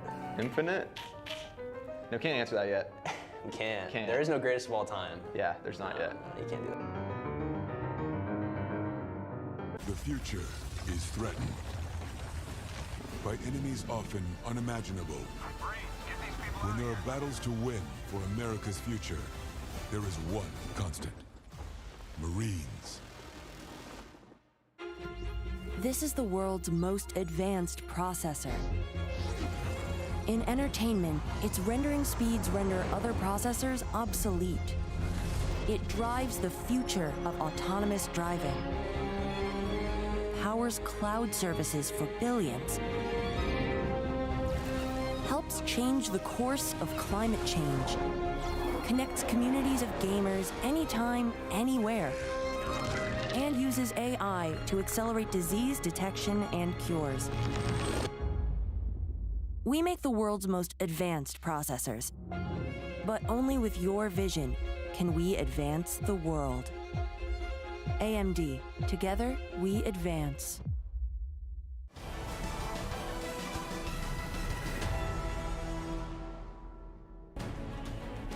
Hello, Halo fans, and welcome back to the Global Invitational. We're live from Salt Lake City. We're here in Utah, and we're hosted by Spacestation Gaming. It has been insane so far. We're day number 2. We're into the championship bracket. We've seen teams go home. We've seen some upsets. We've seen some kind of back and forth between teams we expected to go the distance. And I'll tell you what, it's playing out pretty well right now. And on my sofa, on my HCS lounge, I have Clutch, I have Walshy. So good to see both of you guys. Walshy, you're out in, like, you know, the kind of athletic gear here. You're looking pretty cool, looking pretty calm, collected. You're rocking it, man. Rocking it. Do you know what? Actually, a bucket hat would actually complete that. Think I can pull it off? I think you could pull off a bucket hat. Okay, I just started. I don't think you're pulling it off right now. To be honest, you're Walshy. You can pull anything off. True. Anything at all. Tell you what, though, we do have a really exciting match coming your way on the main stage very shortly, and it is going to be our first semi-finals. It's going to be FaZe versus Sentinels. And Walshy, I wanted to start with you. With FaZe, you know, we've seen so many iterations of this team going through the paces this season, you know, trying to find what their kind of strategy is like, what their dynamic is like, how they want to play, the roles potentially, especially bringing on Renegade. It disrupted a lot of what we saw in a roster previously of 7 years. You know, they had to rebuild things. How are you feeling about FaZe right now? I mean, they look strong. I mean, we look at... Walshy, Walshy, Walshy. If that even is your real name. That's right. The champ is back. And even though I may not be in Salt Lake City, Utah, okay, and I may not be there because you're avoiding me actively, well, guess what? Contractually, we're both signed to appear at the same event. That's right, they said it couldn't be done. And guess where that event is gonna be? It'll be at Fort Worth, Texas, where it'll be the battleground for the big team battle bonanza. Tres. That's 3 for people who don't know Spanish. In any case, so they wanted me to make a short video to promote it and talk about it. And let me go ahead and promote what's going to happen at the Big Team Battle Bonanza 3, all right? Because here's the deal. David Mary Beth Walsh, that is his legal name, look it up. You guys can go and bring out whoever you want. It could be Ogre 1, Ogre 2, Ogre 8, Ogre 15, Ogre 27. It could be Ogres anyone. It doesn't matter who it is. It could be Ogres from the future, like Kang the Conqueror. The point is, it doesn't matter because I will walk out of Fort Worth as your Big Team Battle Bonanza champion. For my name isn't Golden Boy. I can't wait to see you guys, by the way. It's going to be a really fun time. Hope you guys watch. Have fun in Salt Lake City. Hey, go Spacestation. All right. We had to do it to you, Walsh. I'm so sorry. We had a little bit of How many surprises am I getting hit with this weekend? First off, I didn't know what's happening because I didn't read my contract. Golden Boy probably didn't know what's happening because he can't read. Well, gee, you're gonna have to stop, mate, because I'm gonna start crying with laughter. Yeah. You gotta beat him. We like the surprises up in here, and I gotta say, it's no surprise that we're seeing another BTB on our screens happening very soon because, I mean, the big team battles have been so good. I know it hasn't gone your way, Walshy, but do you have any choice words for our fellow also BTB contender that we just heard from? Well, he said I can pick and choose my team this time. Last time, all I know is, like I said, I just had me and Snipe down, and we tried everything we can. We did have some help from Ogre 2 and Hex. All right, Hex, I love him. I love Optic. But, dude, you said you were like, you had it on point. I trusted in my life. I was the passenger in his Warthog, and he was like, what ways, how do I drive? I'm like, oh no, come on, bro. Oh, no. Like, we're gonna need some practice sessions. If I can recruit my whole team, I suggest the 8 on stage. Just sign them all up.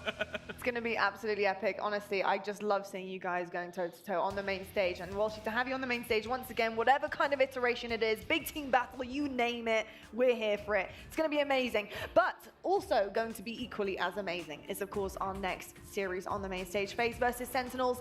And this one is a big one. The winners semifinals pushing you into that winners finals positions. And FaZe, they are looking to get this done here and now. They don't want to hurdle with Sentinels Sentinels. They know this team pretty well, obviously, in terms of the players on it, but they have been scrimming regularly. So, you know, looking at what you want to see out of FaZe here, Clutch, what are you hoping for this team? I'm hoping for just routine FaZe at this point. I think they continue to get better and better as we see them throughout just about every tournament, right? Fridays are usually warm-ups where they may struggle with the team a little bit too long, play with their food a little bit too much, but Saturdays where they tend to warm up, where they tend to get perfect Halo being played, that championship level. I think that this is going to be the first time we see them here today, and I expect to see them more defined than what we saw yesterday, and they're going to need to be because this Sentinels roster is playing strong. Yeah, they certainly are indeed. Speaking of Sentinels, this roster is growing literally by the day. It's looking so strong right now. I think they're starting to find their flow, Walshy. And when it comes to these 4 players, in terms of their pace and their gameplay style, what would you kind of describe that as for viewers who are only tuning in and seeing Sentinels for the first time now? I mean, it's, I would say, the perfect pace for the state of the game. FaZe know how to slow it down when they need to buy time for teammates spawning or buy time for some help, and they know when to speed it up and put their foot on the pedal when they have the advantage. They know how to fly across the map and keep the team staggered on spawn. So like I said, they're always going to go through these ebbs and flows throughout the match, and they know what pace to put at each point of the game. Yeah, indeed. I've got to say, I'm really actually impressed with some of the individual skill that's coming across from the likes of Boo, but Falcated has also really stepped up to the plate, especially this weekend. There were questions kind of circling around this player. What is he capable of? What is his role going to be? Who's going to take a chance on him? And obviously that has been kind of seen by Sentinels, and it's really starting to pull together. Falcated has been performing so well. What are you looking for from him in terms of his independent skill level? Yeah, he's going to have to start making plays against these top teams. I think they did a great job, him and Spartan, both against Optic Gaming. They really gave their team the slaying power they needed in order to get the job done in 3 of those games. And he's going to have to repeat that and maybe even play a little bit better, which I think he's capable of if they want to take down FaZe, because you know across the stage, everybody on that FaZe roster is shooting straight. Everybody's going to start making plays on their side.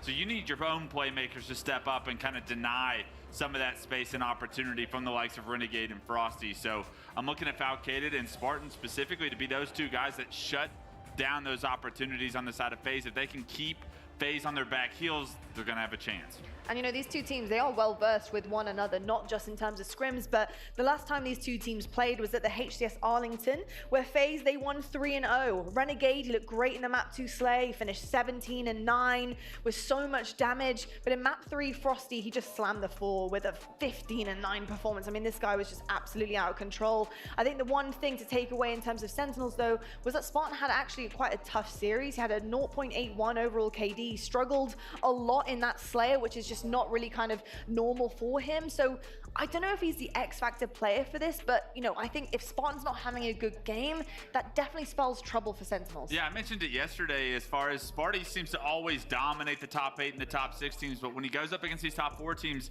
he has a lot less to work with because of how powerful everybody on the other team is playing. And I think something we saw from Sparty yesterday when they played Optic was the domination side of Spartan the Dog. And when he's able to do that, he honestly can take over games like anybody. So I love Sparty's opportunity here in this series to really step up and continue the momentum he built himself yesterday. Yeah, agreed on that front. It's not even just the stats, because looking here head-to-head, Renegade, stronger KD, just looking stronger across the board, except for the objective mode KD, where Spartan's coming out ahead. But the main takeaway I got from Spartan and Boo when they're playing against Optic is they weren't afraid to continue to try to make plays. And that part shows if they can do that against Optic, it's not impossible to do it here against against FaZe. They've shown that they can hang with some of the best players in the game and beat them. And so I want to see Spartan and Boo continue to try their magic here against FaZe in those neutral scenarios. Yeah, I gotta say, I think in terms of the playstyles, they are actually quite different. But when you look at the players and what they're able to achieve and kind of the impact that they have on a map, I actually think Spartan and Renegade are very similar in that sense. I think the impact that those guys both have, I mean, getting double kills, triple kills, it makes such a big difference in terms of control for the team. I expect to see a lot of back and forth control from both of these teams here on this main stage. It's gonna be pretty crazy. I gotta say, this series should be a really good one, so I hope you guys are tuning in. And we're gonna head on over to our casters right now because we're gonna get this series underway, and it is Gaskin and Shurzy on the mics. Fellas, how you guys doing? Nice to see you.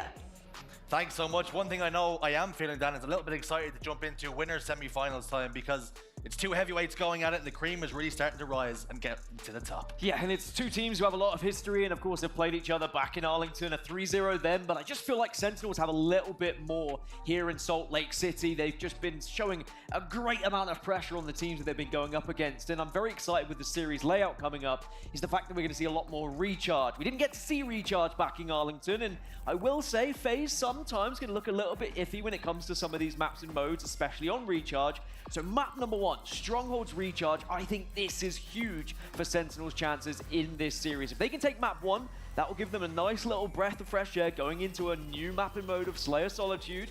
It's not the worst series in the world for this Sentinels roster. And you speak about Sentinels looking a little bit better this tournament. That's with good reason and with some evidence as well. Already taking down Optic Gaming. Can they go one better and taking down a team that's looking to three-peat here? Yeah, and I think that we didn't necessarily get to see that from Sentinels last time. They were beating the kind of, Cloud9s, and they were taking down teams that maybe were around the top 8, top 6. But now beating Optic Gaming, I think that will give them just that element of belief that, okay, we can beat these top teams. We are good enough now to secure our place in the top 4, if not further in the top 3. Now, FaZe may just be one step too far when you look at how consistent that FaZe roster has been and how good they looked in those finals at Arlington. If FaZe play anything like how they played in the grand finals of Arlington, I'm not sure anyone has a chance against them. But as I mentioned, series layout, maybe it gives Sentinels a real opportunity here. And of course, it is a new event. Sentinels are playing better. FaZe, will they match the same kind of energy they had back in Arlington? Winner semi-finals time then. FaZe Clan up against Sentinels. No love lost between these two teams, but it's been all one-way traffic whenever they've met before. Is that narrative to change here and now in Salt Lake City? Or will the Kings reign supreme once more? Shields up, weapons hot. We're underway here, folks. Sentinels, they've been growing, they've been learning, the chemistry has been building throughout this event and last. Now, on your first showing, you can't always expect to roll with the biggest and the best, but as you start to develop, you can certainly give a far better attempt. And I'm thinking this is going to be a closer series than it was previous, but right from the get-go, camouflage, shock rifle, and control here for FaZe. Frosty has all the goodies. Just marauding at the moment. Getting information. Boo Boo Doo Boo is no more. Into the back screen. Frosty picking up an unofficial double kill. There is that double kill. 3 dead for Sentinels. And immediately pressuring the new spawns on bottom elevator, and they have all that information that they need to hold B and indeed now C. Already a killing spree for Frosty.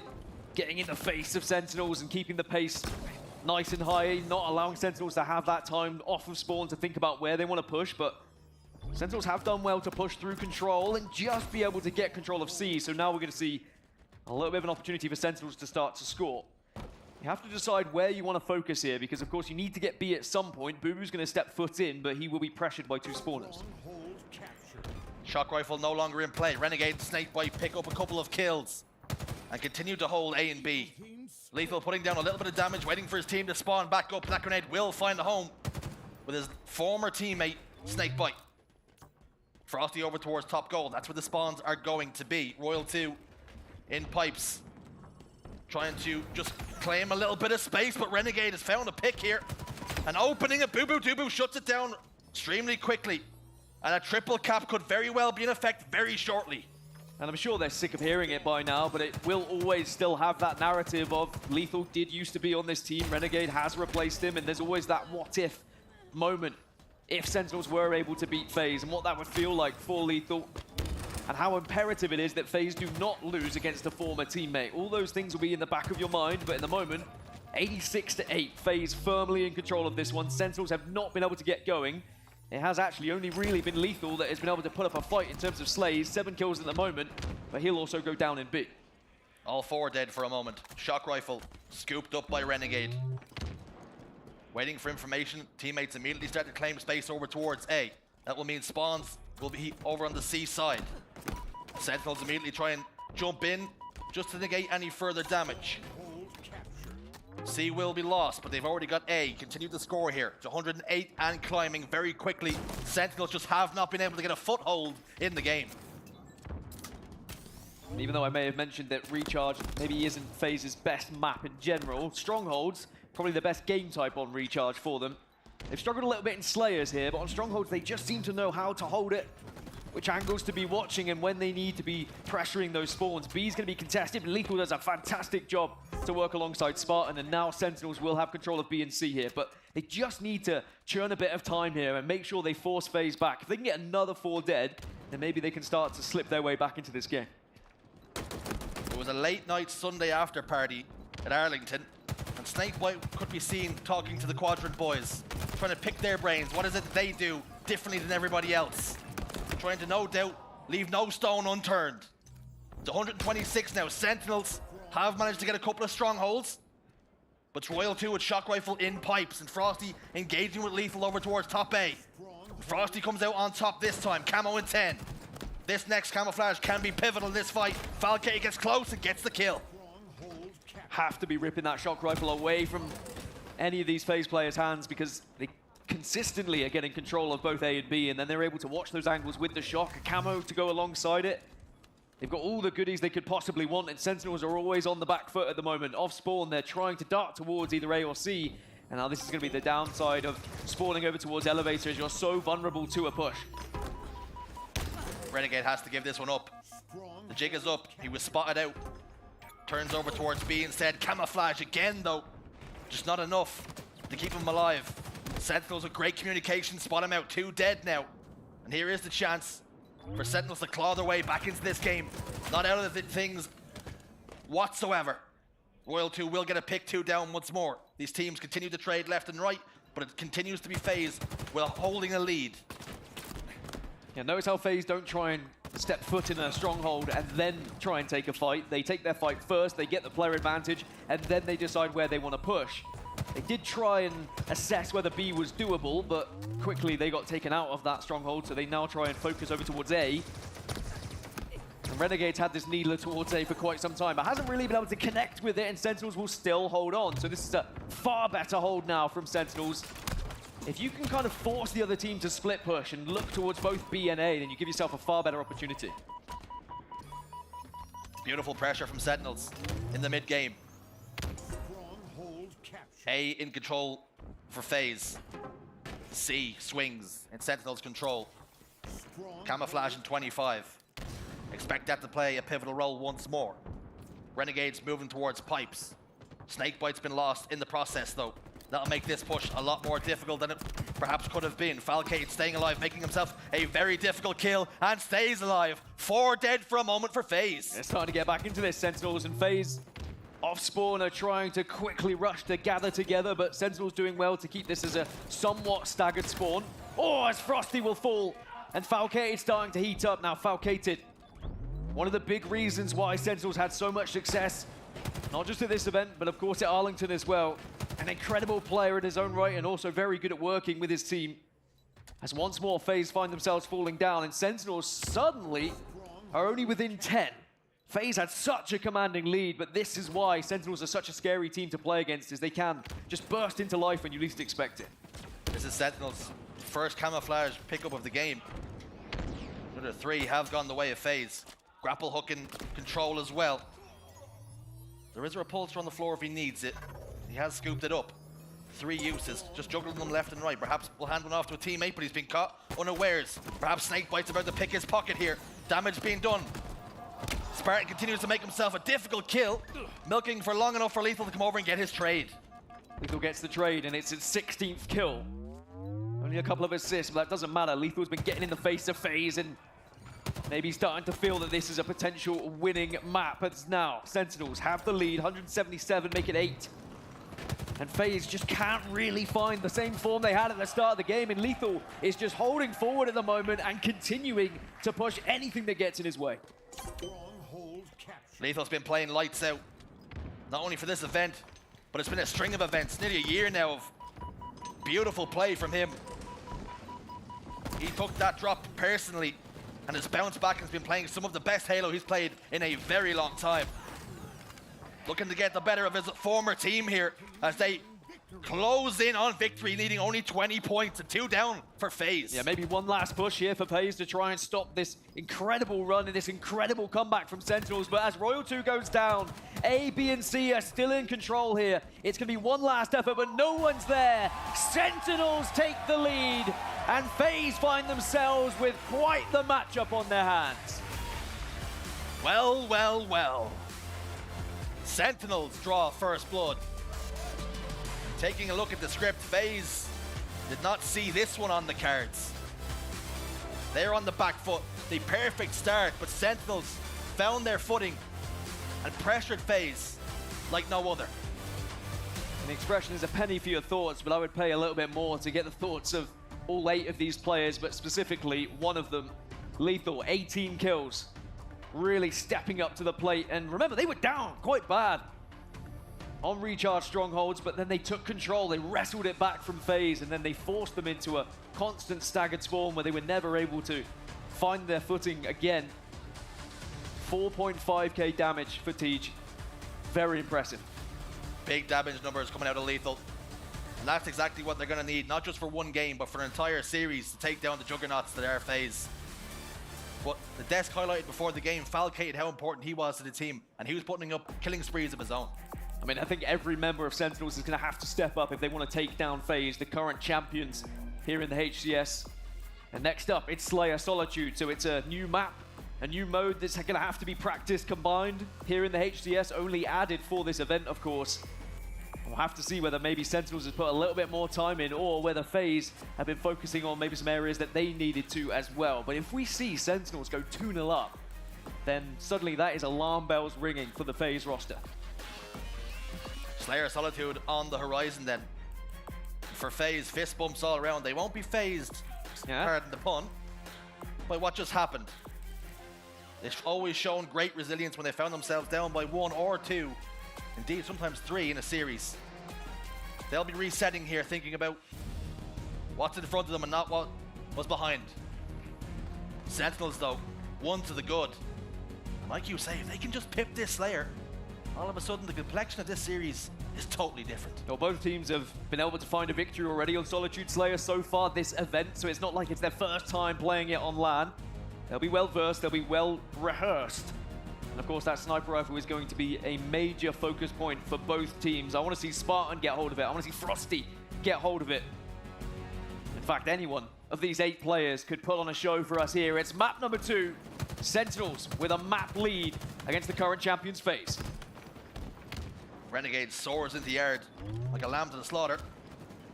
Straight heading on the chopping block, he's down.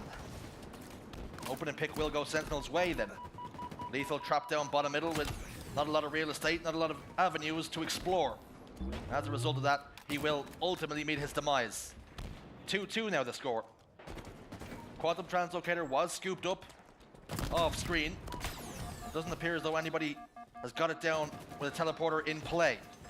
Frosty has got that sniper rifle, however, as he backs away towards bottom dip, and 3 members of Sentinels towards blue. This game will slow down for a moment. An opportunity then for Frosty, excuse me, that's a combination of Snakebite and Frosty. He will take alternative angles.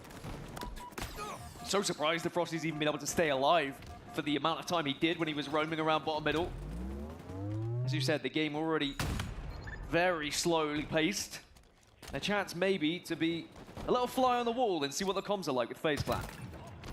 You turn on me, guys. Blue truck. I'm looking. I don't know if you went blue truck. Blue truck. Okay. You go to left. John, can you look at me? Yeah, I have you. I gotta fall. One test for PJ. Yeah, S4 at snipe at open field. S4-1. I cannot push them. They're not good. Posters coming. Posters. They're trying to single me out here. Yeah, we can't really help you. You know, John? Let me get that. I'm good. Yeah, Put you on me. I'm trying to help you, Matt. I'm trying to help you, Matt. Yeah, I'm here, Matt. Where's this? I can pitch him. Hey, push. One dual shot. I got both. Top dip on me. Top tip. Help PJ? Driveway. Yeah, I'm here, PJ. Looking driveway. No, last guy yard BR. Driveway weak. Dead. Nice, Sean. I'm gonna come in. Yo, spawn him side Matt, I'm letting him spawn there, okay? I'm watching him. Already hotel. Yeah, two times. For sure hotel. Yeah, can you go my glass, right? Can you go my glass? Yeah, hold on, no, I will. PJ, I left you, okay? I'm out of ammo. I'm gonna go glass. You can back up if you need a weapon. Yeah, I need to back up, Matt. I need to back up. I have no. Yo, guys, I need you guys to look over me. I'm trying to look. I hear you, PJ. I hear you. I'm waiting for you. I gotta go yard BR. S4, Matt. Yo, check Rust. Yo, 2 top snipe. Yo, Matt, you're solo as fuck, okay? I'm going S4. All right. I'm going. John, I left glass. Yeah, I'm coming up glass. We get snipe on John. Yo, he's marking. I got him. Nice. Shoot. Good shit, bud. Hey, one hit free kill. I can't see him, Matt. Can I see him? We have no angles. Yo, posters, PJ, soda. I'm here, man. I stuck one. Another soda. Big lift, PJ. I'm trying to. You're good, PJ. I got you. Sniper's out, by the the way. Yeah, there was a guy. Yo, 20 seconds to snipe. I want to pick Yeah, Thrust is about to be out. I'm waiting for Thrust. You're waiting for Thrust? Okay, we push after the stars. There's one U-turn or something. Sniping 15. Two pillars, guys. Look at PJ. I gotta run, guys. Okay, one was absolute bottom mid. John, one is gonna push me. I'm here, PJ. He's pushing you. Loop, on you. Already on you. There's gonna be enough. It's intense, but the small talk so important from FaZe. All the minute details of I'm leaving you, I'm watching you, can you get my cross? And it's all so important. But all the meanwhile, Sentinels have now done well to finally break that little setup that FaZe have had. A 4-kill game as Frosty just wastes some of this snipe ammo. It is certainly not going to be a fast-paced game. It may explode a little bit if we see another break from Sentinels and they try and take their advantage, but FaZe doing amazing off spawn once more to just shut down the Sentinels push. Frosty was concerned for his health, and that was why he started wasting some of those sniper bullets just to ensure that if he did go down, Sentinels wouldn't be able to use that weapon too much against them, but they've kept them alive, they've kept them healthy here. But now he's trapped, all 3 members actually trapped S1 at the moment. Snakebite the only one who spawned out. Boo Boo Doo Boo though down to no shield, and Frosty connected with a couple of pivotal bodies there. Massive bodies. I mean, it would have been a very different scoreline had he not. But it is still Sentinels who were able to string a couple of kills together thanks to a well-placed grenade from Boo Boo Doo Boo. 3 down now. QT's about to spawn. Boo Boo is able to grab it. So that means he can have a little dance around Solitude if he likes. Try and confuse and break the ankles of some of these FaZe members as again Falcated gets 1. And at 18-16, it's still far too close to try and suggest who really has control of this one right now. FaZe had a little bit of control, but it quickly got taken back by Sen. Lethal's pushed up driveway. He was isolated though. That meant the freest kill in terms of FaZe are going to be able to claim. Boo all out of QT now. Just about gets away with his life, and 2 kills elsewhere from his teammates. We'll close the distance on this game once more. We're within 3 with 7 minutes on the clock. Royal 2 eliminated down on Silo. Snakebites in hotel. Look at the check-in. Boo Boo Doo Boo makes sure he checks out along with Spartan. And they will not be holding on to his luggage. Renegade Snakebite in the respawn screen, as is now Royal 2 picking up 2. This game is on a knife's edge, and FaZe just can't get breathing space. Not really. Well, FaZe aren't able to really escape. Sentinels listening very well. The call-outs to the players who are bottom middle, they're constantly getting finished off. Not having as much success as trying to keep their life, like Frosty did right at the start of the game when he had that sniper rifle. But again, he gets called out. Boo Boo will finish. And it's very back and forth at the moment, but what FaZe are doing well is still trading. They're still holding this lead, albeit a small one. It just keeps them ever so slightly ahead in this race, and Sentinels, it means they are the team who has to be pushing, has to be trying to press and trying to break any sort of minor setup that may be had by the FaZe clan. But now it's only a 1-kill game, make it a tied game. And again, Sentinels are doing so well to rock the boat here and not allow FaZe to play the game they want to play. Lethal spots Frosty bottom middle. Boo Boo Doo Boo is putting in damage as well. Desperately trying to survive is the Iceman. Lethal ensures he picks up 2. Does not want to bite off more than he can chew with Royal 2 on driveway. Instead, opts to stay alive. The experienced man knows when he's down in the fight and knows when he can take those advantages. 2 down once more apiece this time. And we're all tied up. I mean, it's crazy how slow the game was right at the start, but how action-packed it's been in the mid-game. Frantically darting across the map as Spartan now has the chance with the sniper rifle to maybe take the lead even further here for Sentinels. 35-34. FaZe perhaps going to try and back off ever so slightly now because they know that sniper is in the hands of one of the most dangerous players to have it. Oh! Spartan lines up 1. Danger bells ringing here for FaZe. As they're positioned over towards light rifle, loop, and gold. And it is now Sentinels in the ascendancy. It is Sentinels with a 2-kill lead. Snakebite will drop down bottom. And Spartan will connect with a body. Oh, and he finds Renegade as well. 3 kills now for Sentinels. They require 10. And FaZe continue to get put in a blender right now. Boo now with his chance. And Sniper still in control of Sentinels. He's been spotted out, but you can see FaZe, they're backed off at the moment. They're over in yard, and they're kind of being pinched right now, but Falcated moves in maybe a little bit too soon. Good grenades from Spartan just to ensure that he finishes off that damage, but FaZe, they're all forced back. And Sentinels, they really want to press this advantage. They really want to pinch this one, but FaZe are trying to avoid it happening, and they're trying to escape. But they've all escaped down different angles, and they'll be taking separate fights, but they are winning some pivs. 4-kill lead then for Sentinels. Make it 5. As they continue to put together slays, continue to fight for one another. But as I say, that 3 go down. This is going to be a very nervy finish. Yeah, dare anyone pick up the Quantum Translocator top middle. Whilst it's not quite a camouflage, it's not an overshield, it could still be a difference maker if you can surprise an opponent with your new position. 45-44 as Snakebite gets the opener. So now FaZe have the extra player on the map.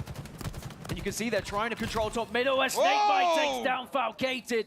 The General doing what he needs to do to keep his team on top, but it's still 46-45 as the QT gets slammed into his chest. Frosty with sniper rifle as well. The game could very well be in his hands. Both teams require 4 kills here. Boo Boo Doo Boo trying to put down some damage onto Snakebite. They trade both down to half shields. This Quantum Translocator has not been put into use just yet, as it slowly bleeds out of time. Boo Boo Doo Boo down to half shields. Lethal on garbage truck. It is Snakebite who continues to hold Snipe Plat. Frosty trying to find those angles. Renegade's got to pick elsewhere, but it's been traded. He's got a sniper and sniper ammo available to him as well. 3 kills required for both teams. Frosty knows that he's got a lot of responsibility here. 48-47. Another one is had from Sentinels as now Frosty backs away to try and reposition. He needs to find an angle where he can make this sniper rifle count. The entire FaZe team put it in reverse. So much pressure on the shoulders of Frosty to find the damage he needs. Falcated jumps up and challenges. And his Sentinels who have completely rotated over towards Yard. And Renegade picked up 2. And Lethal's answered back. And it's Sentinels who claim game 2. A madness. The champions find themselves 2-0 down to not only Sentinels, but of course, previous teammate. And Spartan's starting to heat up, starting to get loud, starting to get proud on that main stage. And FaZe suddenly find themselves having a reverse sweep. Is there any concern in the eyes of Renegade as he looks across to his teammates? They had it close, 49-49, but they just couldn't quite get that final kill on their side. Frosty with that chance with a sniper rifle could not hit the shot. And even with 14 kills, even with 17 kills from Renegade was not enough. Again, it was that man you mentioned earlier, Falcated, with 15 kills in what was a very interesting game of Solitude Slayer. Very slow at the start and then suddenly picked up in the mid-game, and it was so hectic. Difficult to navigate a game like that when you're bottom middle trying to check all those different angles, but it's about surviving at times. It was Snakebite leading the lobby in damage, 4,600. But it was Sentinels who win the day. They claim a 2-0 series advantage. And I have to talk about that endgame, Dan. As scrappy as it was and as messy, they recognized Sniper was positioned tram loop, and they all pushed Yard, avoiding the sniper rifle entirely and having a numbers advantage. That is experience. This team is putting together something special. I mean, it was a very brave push. I think Boo Boo was leading the charge initially, but it was the fact that the damage was done right at the end, and they followed up with it. They didn't back off, Sentinels. They made a play, they called the play, and they all followed through together. And I think that's what's important. If you are going to make a heads-up play like that, that everyone has to be on the same page. And you can see Frosty here with that chance that maybe it looked like he had an opportunity there, but I think that's just because of the player outlines. I don't even think he could have hit that because Lethal was behind the wall. But Boo Boo was up out of his seat. Spartan was, of course, up out of his seat. I think even Falcated might have shifted a little bit, but one person who did not move, who was not phased, was Lethal. Still, eyes on the prize, still knows there is a job to do here as we move into King of the Hill. Taking a look at the records then, the tail of the tape. Both teams unbeaten in this tournament on King of the Hill. And both teams with such similar, looking at points capped, looking at KD, there's nothing to separate these two. Which you'd say is good news for Sentinels, really. Another good game type for them. And as I said, a good series layout. An amazing opportunity now for them to break into the top 3 and to be in the winners' finals tomorrow. Now, when we look at the history of all these players, they've all been up there. They've been in the top 3. They've been in grand finals. I mean, Lethal, one of the best players of all time in Halo. And they are one map away from making sure they find themselves in a Championship Sunday situation where they are still in the winners bracket. As for FaZe, this is now a little bit of a different story for them. A reverse sweep is required if they are going to be in that winners bracket final tomorrow. Otherwise, it will be a battle through the elimination bracket. Focus is definitely required, and maybe a team talk between all 4 of these players so that everyone is on the same page, because it is still doable.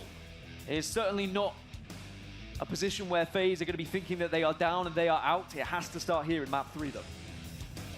FaZe being tested. What are they made of? Down by 2 in the series. Do they have anything left to give in this series? And for Sentinels, you spoke about it, Lethal recognizes this job's not done yet. The best teams, they close these things out. And I don't care if the players will say, oh, you know, we're not thinking about it, it's not in our minds. There is definitely a small seed that's planted in the back of the minds of the what if. What if we lose to our old teammate?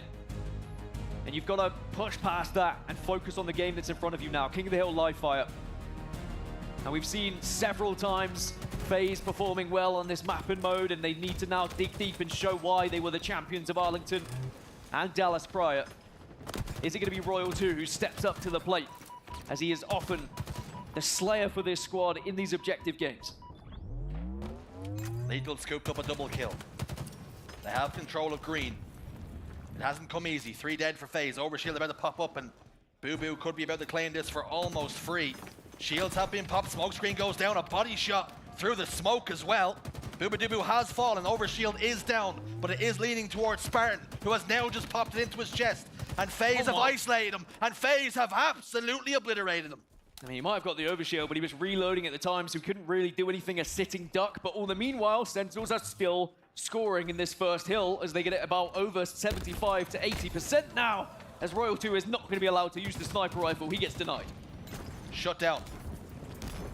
Snakebite on Nest. The trade between Renegade and Sparty. 3 dead for a moment. Lethal, last one up that can be an influence for the moment. Renegade survives on pipes, making himself a very difficult kill. Lethal will lock it in. But they only need a fraction of time now, do Sentinels, to go 1 up here in game 3.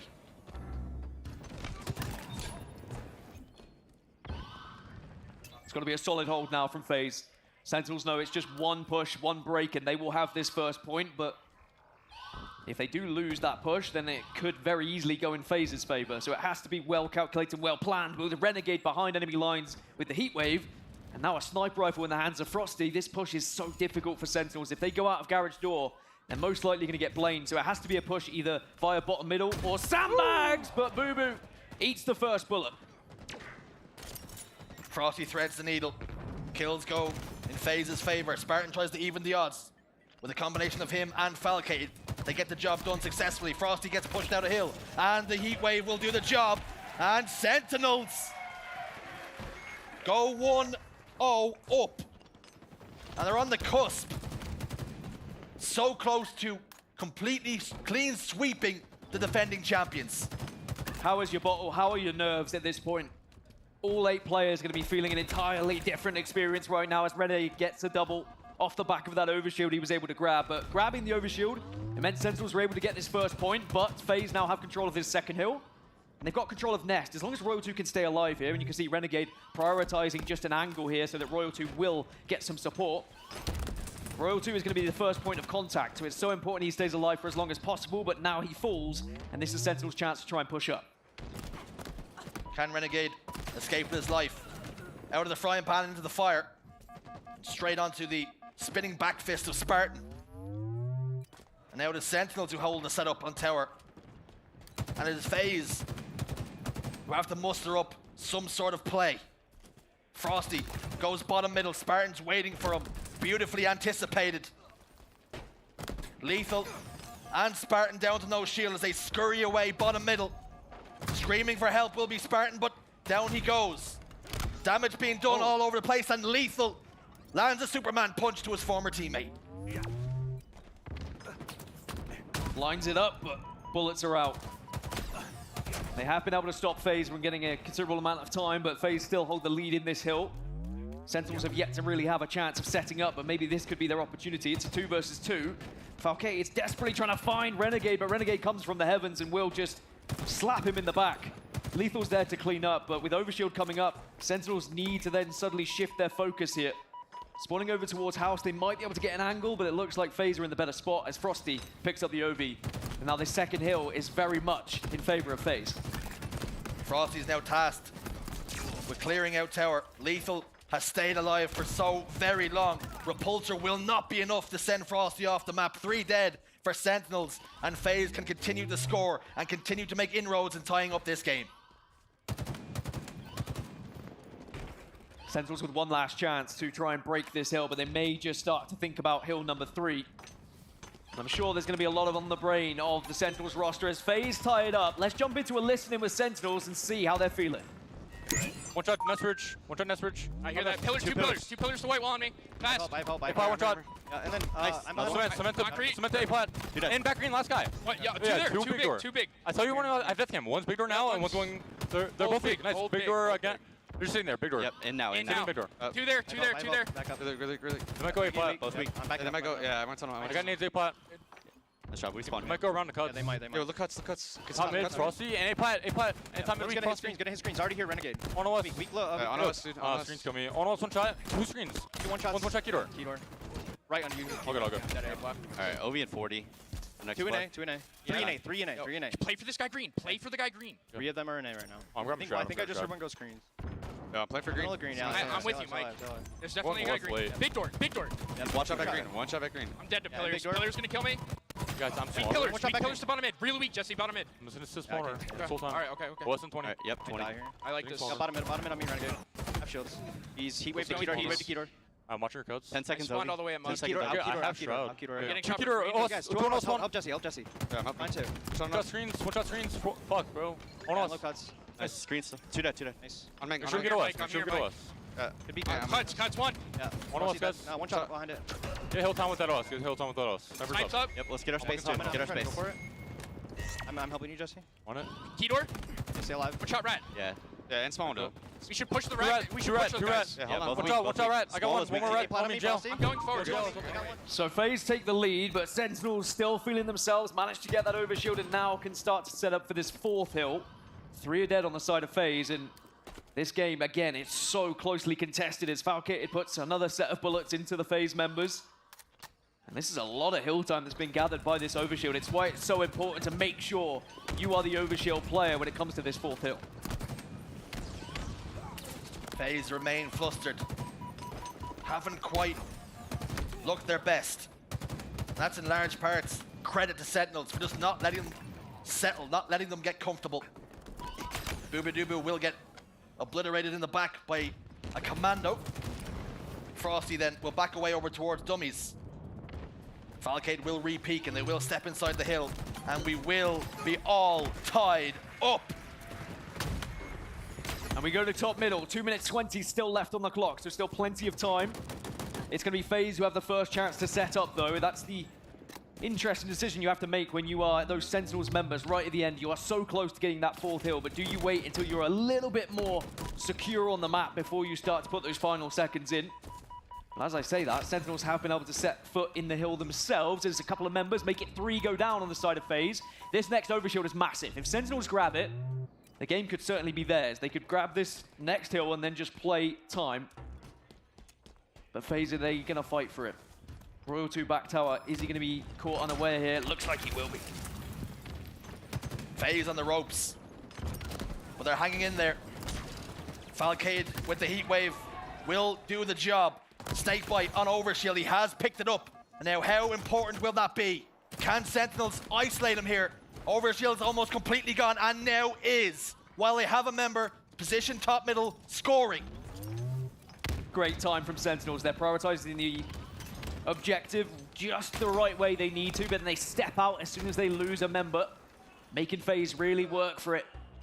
2 go down again, 2 versus 2 here. Big shots from Boo, but needs a little bit of help and a little bit of support. They can't allow FaZe to just be able to force them out easily, and they're still gathering time. Finally, FaZe forced them out. But now Falcade, who has 14 kills, he's been unbelievable this series. And really has a chance to do some damage to these players on tower side. Continues to hold tower. Royal 2 down to half shields. Frosty's gonna pop up from bottom middle. Renegade is handled top middle. 2 down for Sentinels. Oh dear. Frosty in a 1v1. Frosty gets taken down with a combination of Spartan. 1v1 then, and Sentinels take the lead. 2 minutes on the clock, maybe a little bit too long to be playing time like I had previously mentioned, so Sentinel's gonna have to fight for this one.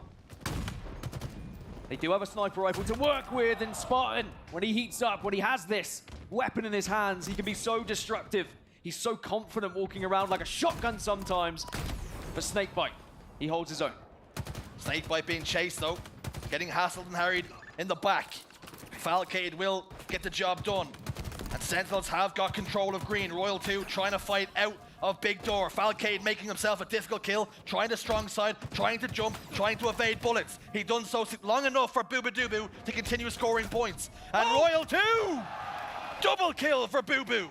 Repulsor's massive, and still Sentinels are scoring. 3 are down for FaZe, and Sentinels are in touching distance now of a 3-0 against the reigning champs. Snakebites the next victim to Boo-Boo's pool of death as he still holds on to this hill. Royal 2 then, you're gonna be the first point of contact. Something has to give. Lethal's gonna be the first pick. Royal 2 has got the kill, but can they clear him out of the hill? Renegade steps in for a moment.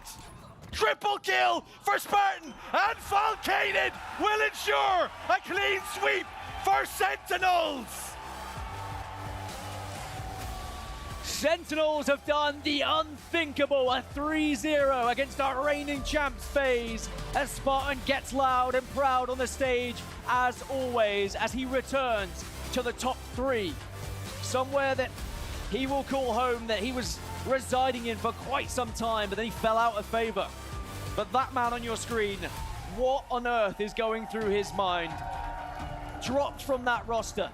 The changes were made. He had to rebuild. He had to re-strategize from team to team, from players to players. And finally, Lethal has a squad that can go alongside him back to the top of the game.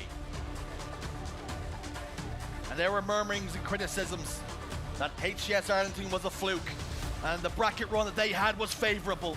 They didn't have to beat any of the big teams when it came to crunch time. They've beaten Optic Gaming, and they have now taken down the defending champions FaZe, who now have to contend with the elimination bracket. Now Sentinels, can they start to think about a potential championship here, a potential trophy? If you can beat the best, suddenly you become the best. Suddenly they are the #1 seed in this tournament. A 3-0 victory for Sentinels. Well, it may have been close in game number 2, but how huge was that comeback in map number 1? You asked me right at the start, where does this series go? How important is map number 1? We saw FaZe take so much control, a 100-point lead at one point, and then Sentinels, they just wrestle it back. They forced themselves back into that first map 1, and then it just gave them that belief that actually, yeah, we can do this. We are good enough to go toe-to-toe with FaZe Clan, and then it just snowballed from there. Great belief, great confidence, but then the strategy we saw employed, especially map number 2, in those final moments on Solitude, all 4 members committing together, trusting each other. How long have we waited to see Spartan have teammates that trust him, that he trusts as well? It's great to see all 4 of these players back on top. You spoke about, how important that confidence booster game, that series against Optic, just knowing that you can not only compete and maybe go to a game 5, but you can beat the top teams. How pivotal was that? It was 130 points to 8 in favor of FaZe in that game 1. Like you say, they took control and never really relinquished it. No, I think that Sentinels will look at this and say, where can we go from here? Is this now our bar? Have we hit it? Do we keep going? There's going to be, potential for SSG or Optic in that winners final. They've already beat Optic once. Maybe SSG is the last team that's going to be on their list of trying to take down. Well, what are Sentinels' ambitions going forward in the tournament? That's for Lottie and the boys to break down. Take it away. Thanks so much, lads. I honestly think it's first place, right? I mean, Absolutely, well done. after that showing against FaZe Clan, I mean, it wasn't just, you know, a close down to the wire in terms of scoreline. I mean, that was a 3-0 of the back-to-back champions. That's absolutely insane. We talked about Sentinels being the real deal when they formed, and how good were this roster going to be? What was this going to look like? Well, I'll tell you what, right now, in terms of the growth, this right here, I don't think a ceiling has been met, but something has been hit in terms of a new type of level.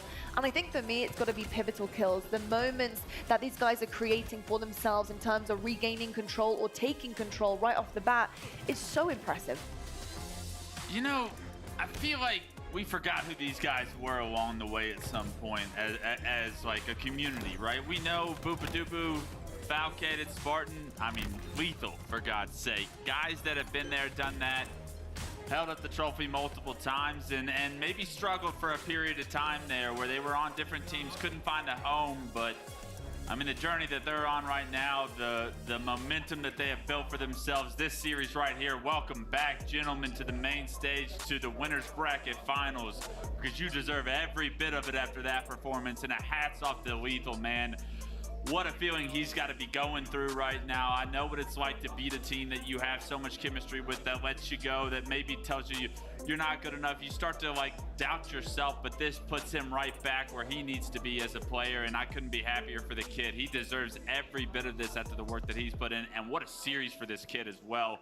So many plays made by that individual. I couldn't be more proud of the work that this kid's put in to be where he's at. Yeah, I think in terms of Sentinels, the gameplay that we saw there, I think you look at the KDs and it does kind of line up with one another, but I've got to say, there's just so many moments from Lethal, from my point of view. It's not even about his stats. Don't even look at the stats, although be it, they are the top of his team. For me, it was him staying alive. The moments and the times he was injecting himself into the control, the pivotal kills he was getting for his team, they were huge. Playing the numbers game is something that he's so good at, and getting numbers advantages for his team. He's, you know, it's history for Lethal. He's one of the greatest of all time at doing it, and that was definitely shown here. Yeah, two main takeaways from that last game is we saw Sentinels get outslayed. They got outslayed by approximately 10 kills, and they still won 4-2. In that objective game, I'm live fire king of the hill. So clearly just being in the right spots, playing the game better, not getting more kills, and still coming out ahead. Secondly, Boobadoopoo had a .73 KD. Can you list the last time that Booboo's been on past rosters where he hasn't been that main slayer, or at least putting a majority of that work and showing that stat screen and then coming out ahead, especially in a 3-0 fashion? I cannot think of one. Yeah, I mean, we got to talk about their efficiency. I think that the stats you just listed off as far as the KD ratio in that last game, but we're still able to overcome. They find a way to win the Slayer. That's been a win condition for them throughout this tournament already, beating Optic in 2 Slayers. You win that game too, and that's monumental for these guys. And I think that there's something that you also touched on a lot as we take a look at the elimination bracket, is Lethal's ability to stay alive throughout that series and how impressive it was. The same thing that I was knocking him on when he was on this FaZe roster, or when they were Sentinels and he was on their team, he wasn't playing his life well enough. He was dying too fast in fights. I mean, how many times did we see him dancing around bottom tower in that last game, playing his life perfectly? I mean, this is a revitalized Lethal, and this is the Lethal we know is the best player to ever do it. Yeah, I've got to say I agree. I think he's been phenomenal and a massive difference maker in that series, to say the least. And you can see right now the elimination bracket, FaZe Clan find themselves down there, I think a little bit earlier than they had anticipated, if not at all, to be honest. Not exactly the run that they want, but they do have a second chance here to bounce back. And we've seen actually FaZe Clan and iterations of this team do that many times before. We'll see how far they can go. And then on the winners side of things, let's just remind ourselves, guys, Sentinels just 3-0'd FaZe on the main stage. Winners finals for them, and rightfully so, because the gameplay spoke for itself. My God, absolutely incredible. Sentinels, they're waiting to meet either Optic Gaming or Spacestation. And at this point in time, Walshy, who do you think they want to see more, Optic or Spacestation? I mean, at one point, you almost want to stake your claim and say, we beat all the top teams to be here, so somehow give us Optic here and somehow make it all the way through Quadrant. We want to face you in the grand finals. But at this point, I would almost say you probably want to take on Optic. You saw what you did against them earlier. It worked, and just work your magic one more time. Yeah, I've got to agree. I think Sentinels, they're on fire right now. It's going to be very difficult to douse that and put that one out. You're going to have some serious fire hydrants if you want to try and make sure that stage cools down a little bit, because Sentinels, they're getting hot and spicy right about now. I'll tell you what though, folks, we've been teasing it pretty much every single day of this, and you've probably seen it on Twitter, but we have some really exciting content coming your way, and it is just about time we see the premiere of the new episode of Unlocked, and this one is featuring Bound. In Halo 5, there was an incredibly individually skilled player. His name was Bound, but nobody had ever seen his face. Nobody could find his name, could find where he lived, knew anything about this kid. Bound was a mystery.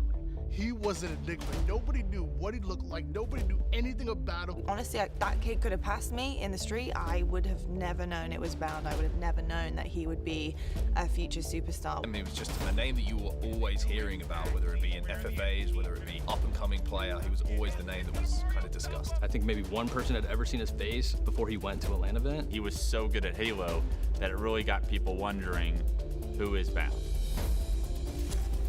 I don't really know why he was staying so hidden. To not have a Facebook, a Twitter. He was just using like Spartans as his like profile pictures and stuff. I just remember thinking like, when is it going to be that definitive moment that Bound finally makes a leap onto a pro team? You know, when you do that and you're a man of mystery, everybody talks about you, right? And everyone has speculation and stories. Some random guy from Ohio with the craziest movement, the craziest mechanics. Bound, take 2, Mark.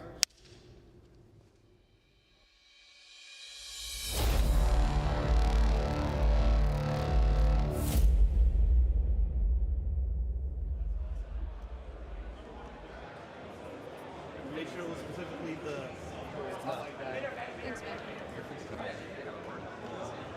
Waiting for the right time to compete at my first event was more so just trying to figure out like what I actually wanted to do in life. When Halo 5 was on the circuit, I guess you could say, I was in high school and I didn't really like look at video games competitively as like an option. It wasn't until after I was done with high school and just needed to get a job, I was like, you know what, I think I'm gonna do video games. I think the idea of being able to play video games for a living, to make a career out of it, is every kid's dream, right? For Bound to be able to be that H5 kid, to come up through the ranks, to be the kid that started from scratch, to find himself on a main stage, doing what he does best and doing something that he loves, I couldn't think of anything better. I think he just enjoys competing. I think it's something that you can really see in the way that he kind of interacts with people in and around the venue. He's just happy to be on the main stage. Casting Bound, you always know as soon as you go onto his point of view, he's going to do something exciting. It might not just be one kill, it could be two if he can find his targets. Lucid changes to the barrel rifle smartly to make sure that rocket is still in his hands. Oh this my one will God. connect. Oh! It's Bound time! He's shooting some bodies as well. This is a rookie on a mission here. If you're against him, you know how difficult it can be to move on a map. There's this kind of stylistic movement that he has. He kind of just has like a playstyle that is very non-traditional. It's just very fast-paced. Bound's in the game and Bound's picking up an overkill!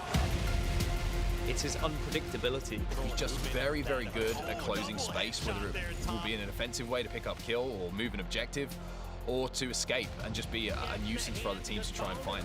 The other team never really know where he's going to be, what he's going to be doing, and I think that that's a scary prospect. He is such a tough kill. That man moves around like a spider monkey. I've always just had like natural aggression in game, and I've never really like ever thought to not push.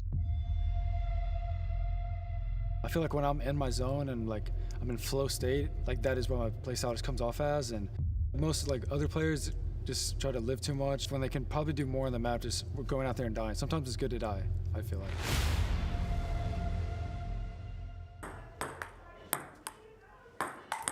Dude, why are you playing? Why are you doing?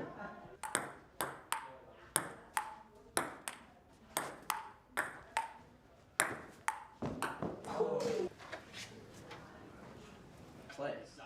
Just run around, don't give a you've never met Bound and you only know him from like Twitch or like online, basically, I guess he's kind of controversial. Like, he's like an aggressive troll, I guess would be a good way to describe it. I'm the best player in the game, dude. Shepard! That cannot be happening! I'm he. I'm him. I'm him. Bound is a quirky one.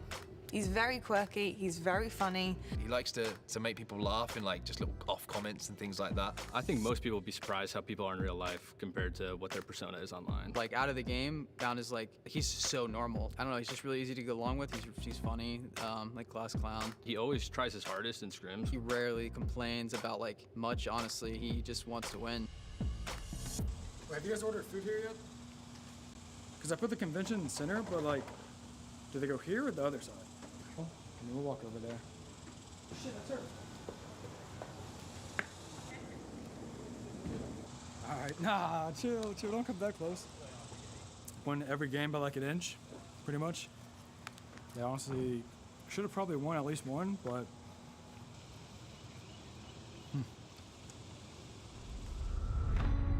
Playing with the team I'm currently on, it's a blessing. These guys have all won LAN events. They're super, super humble. Eco, Stella, Penguin, these guys are absolutely phenomenal. So for me, a win is inevitable. How he fits in is a very interesting question because he came in to replace Renegade, who is widely regarded as, I don't think anyone would argue, as one of the best players in the game.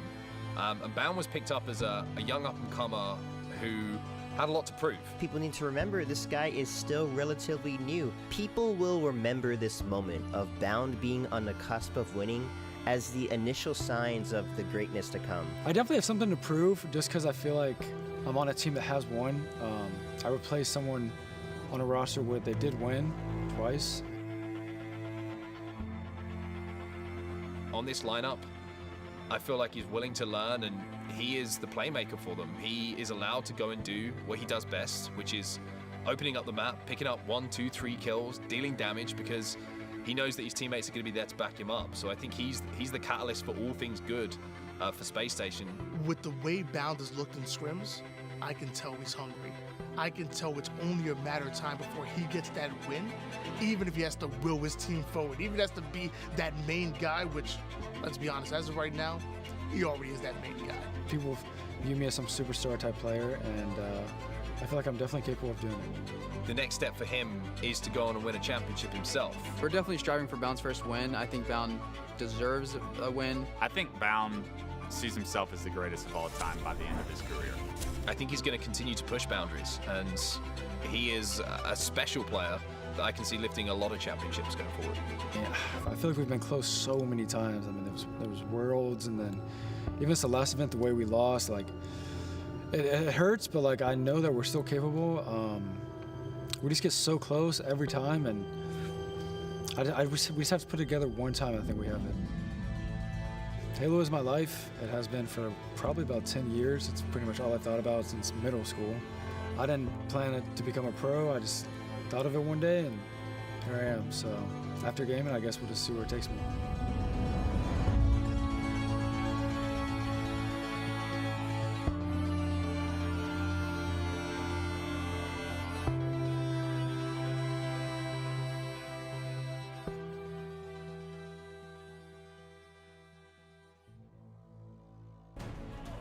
The superstar on the main stage right now, the man of the hour, Bound.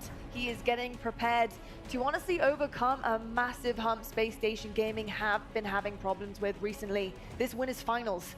This is honestly for me where I think Spacestation sealed the deal in terms of confidence for this team to get it done here at LAN. This winners finals is absolutely everything for them. Excuse me, incorrectly speaking semifinals, but moving on to the winners finals, so I'm getting way ahead of the curve here. But I do think that they have their sights set on that winners finals, and that is going to be absolutely massive for this team. But of course, they're going up against such a difficult roster on the other side of the stage here as well. But Clutch, when you're looking at Bound, you're looking at what we just saw there in terms of the film and the brand new episode coming out, really kind of highlighting what this guy is capable of and his come up in his journey. You know, how are you feeling about him now performing on this massive stage in front of his home crowd? I think he's more and more comfortable every time he steps onto a stage like this in these kind of moments. He's still so young in his career, and to have played in as many finals, as many winners finals, as many winners semifinals as he has already, I mean, that's not a lot of people have ever gotten those kind of reps. And the fact that you hear him talk about second place, it's gonna be driving you crazy. I tell you, I got second place one time and it was the worst feeling of my life. I can't imagine what it would be to continue to get it back to back to back. That's gotta eat at you. But I think that he's got the level of confidence that he needs in order to like get that job done and to honestly like flourish in this kind of an environment now that he has these reps under his belt. Now, can 100% confirm this is our winners semifinals, okay? The winner of this will go on to our winners finals, and looking at Spacestation Gaming on the one side of the stage here in front of their home crowd, this is where they get it done against Optic Gaming. I think in terms of, you know, the history between these two, they have played many, many times. And Jersey, often Spacestation Gaming can come out on top. They are a really difficult squad to stop, and Optic Gaming coming up on that bounce back might have a really difficult time against them. What does Spacestation bring to the table that Optic have really fought hard against but couldn't quite get there? This is a very favorable matchup for Spacestation historically. The last two events, when they've gotten to this point in the tournament, they played against Optic Gaming and they've got the job done. I think recently what Spacestation have started to do is alter their playstyle a little bit, where they play more of a hybrid. They used to play a little bit more fluid, everything was off the cuff. Sometimes it would work, sometimes it wouldn't. And now they're starting to implement a little bit of structure, a little bit of game plan, as well as some of that raw ability, that raw talent. And Bound is a very special player. He's a playmaker. I think he could be the difference in this series. He certainly can indeed, but the thing is, Shurs, I could say that about so many of these players on Spacestation, and I'm going to say about another right now, and that is Stellar. I mean, Stellar is so good. He has to be one of my absolute favorite players in the HCS, just in terms of what I look for in a superstar for me. Stellar can do it all. Not only does he have composure, the brains, the ability, he has everything that you would want in a player to be able to get the job done. He's serious in the best of times. Nothing really kind of phases him, and I think that's what you need when you're at this level where margins are so small and so tight in a massive series like this. What does Stellar actually bring to the table for this team? An unbelievable amount of slaying power, individual skill, and honestly presence on the map. The amount of damage this guy does in just about every single game, he leads the leaderboard just about every single time. I love how he transitions from one place to the other while also controlling power weapons. I mean, his focus is perfect, right? I think that this is one player that maybe hasn't had the greatest winners bracket finals or grand finals in the last couple of events that he's wanted to, because I do expect that he takes over some of the games in these moments, and I expect that in a series like this against Optic Gaming with an opportunity to play Sentinels in the winners bracket finals, I expect Stellar to be playing at his best. Yeah, I think Stellar is one of those players that we know how good he is, but I still feel like he's underrated and undervalued.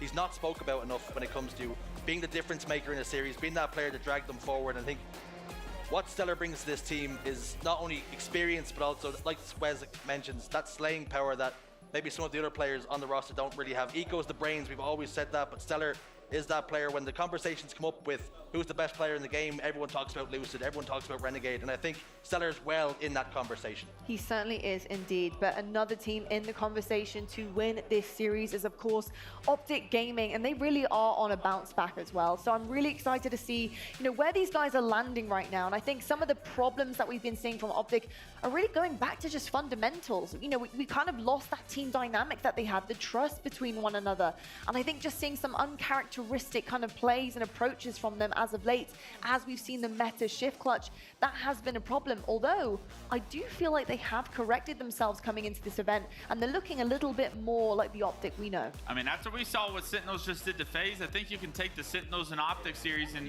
give a little bit more credit to Sentinels, right? I think Optic still looks strong. You were able to get the monkey off your back with Quadrant. Well, another monkey that's been on their back for quite a bit now is SSG as well. A couple of tournaments in a row, I feel like SSG has gotten the better of them. And I think that this is a big series for Optic to kind of push SSG to the side as well. And I'm looking forward to seeing if they can play with the level of consistency, because their objective play has been lights out all tournament long. It's those Slayers that they need to find that consistency in. And I'm looking at Trippy to really have a big series here if they want to push forward. I think for Optic Gaming, if they win this series, then the question marks that we had heading into this tournament in pool play, they all completely go away, Wes. I think this team will be back in championship form if they can get into the winners finals, beating this team here and now. Now you can see right now on our screens our 2023 season stats overall, our average stats for both of these teams here. Highest KD is going to go to Lucid and Stellar. Of course, highest damage on Spacestation. Both incredible players, but I think the one thing that I'm actually really looking forward to seeing is the fact that many players can step up when it matters most, depending honestly what map and mode combination you get. I mean, I've seen Formal have incredible King of the Hill games. I've seen Lucid have insane Slayers. It really does happen to rotate between all of the players, and I think that's what makes squads so dangerous, when you do have the ability to not know who is going to be popping off at what time. I think these are the perfect two players to highlight as well. Lucid and Stellar both leading their team in damages when it comes into this series. And I mean, whichever one of those players is playing best, whichever one of those players finds themselves the S7 throughout this series and really creates opportunity with those power weapons, I mean, that's the team I would want to favor here in this series. It's just a matter of can you get that weapon and can you set yourself up in a position to go to work with? Because so often do we see if one team has it, the game ends quickly. Well, I'll tell you what, both teams are looking to set themselves up in positions to go into that winners finals. That is exactly what they need to do by the end of this series. Will it go to the 5th map?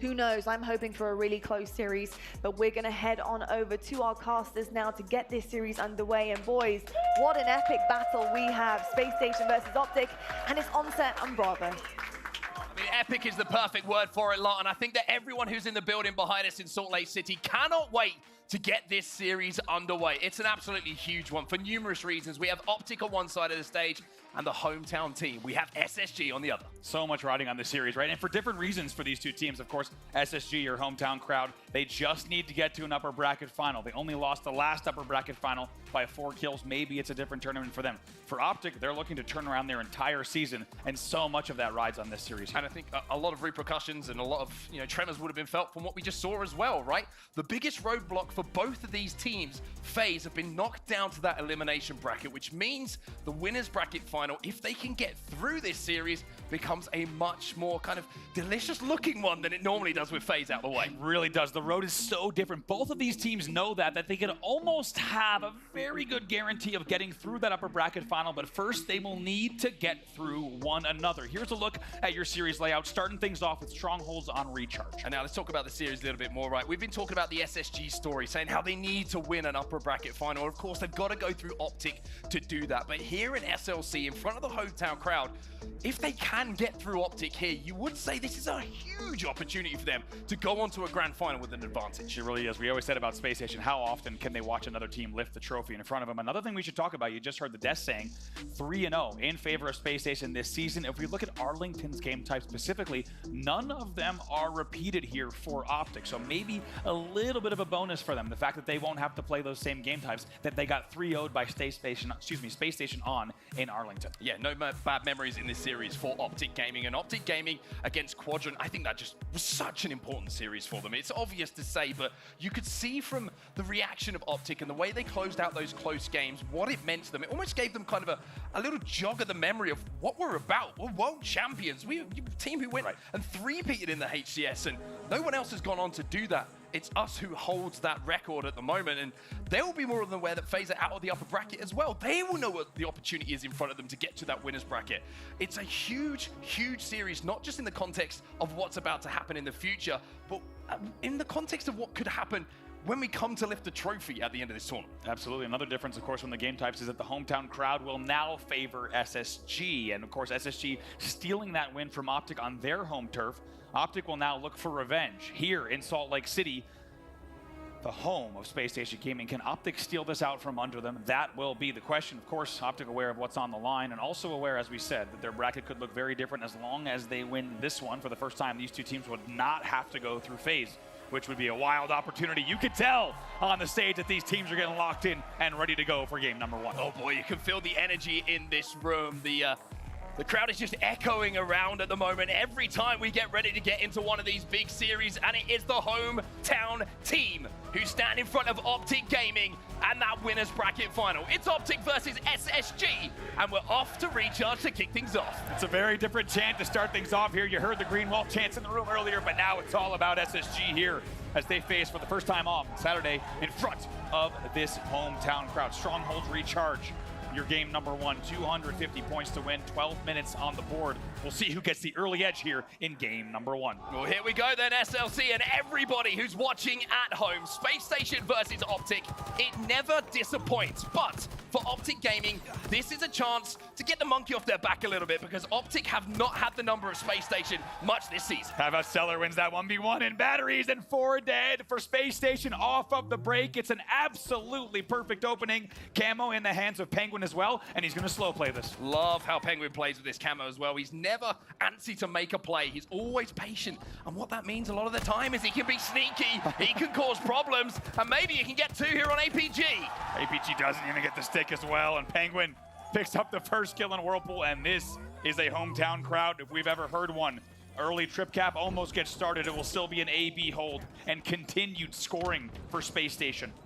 Optic, who are so used to playing in front of the majority of the crowd, you would say, always have that support. Well, now it's a little bit of a different situation. SSG, they are the home team, and they are dominating at the start of this game. The triple cap is choking Optic Gaming. Great reset there for Penguin as well. Not easy to turn that corner coming into A and still win that battle while maintaining your life. He's now going to rotate here to Pipes to continue the scoring. It's 62-0.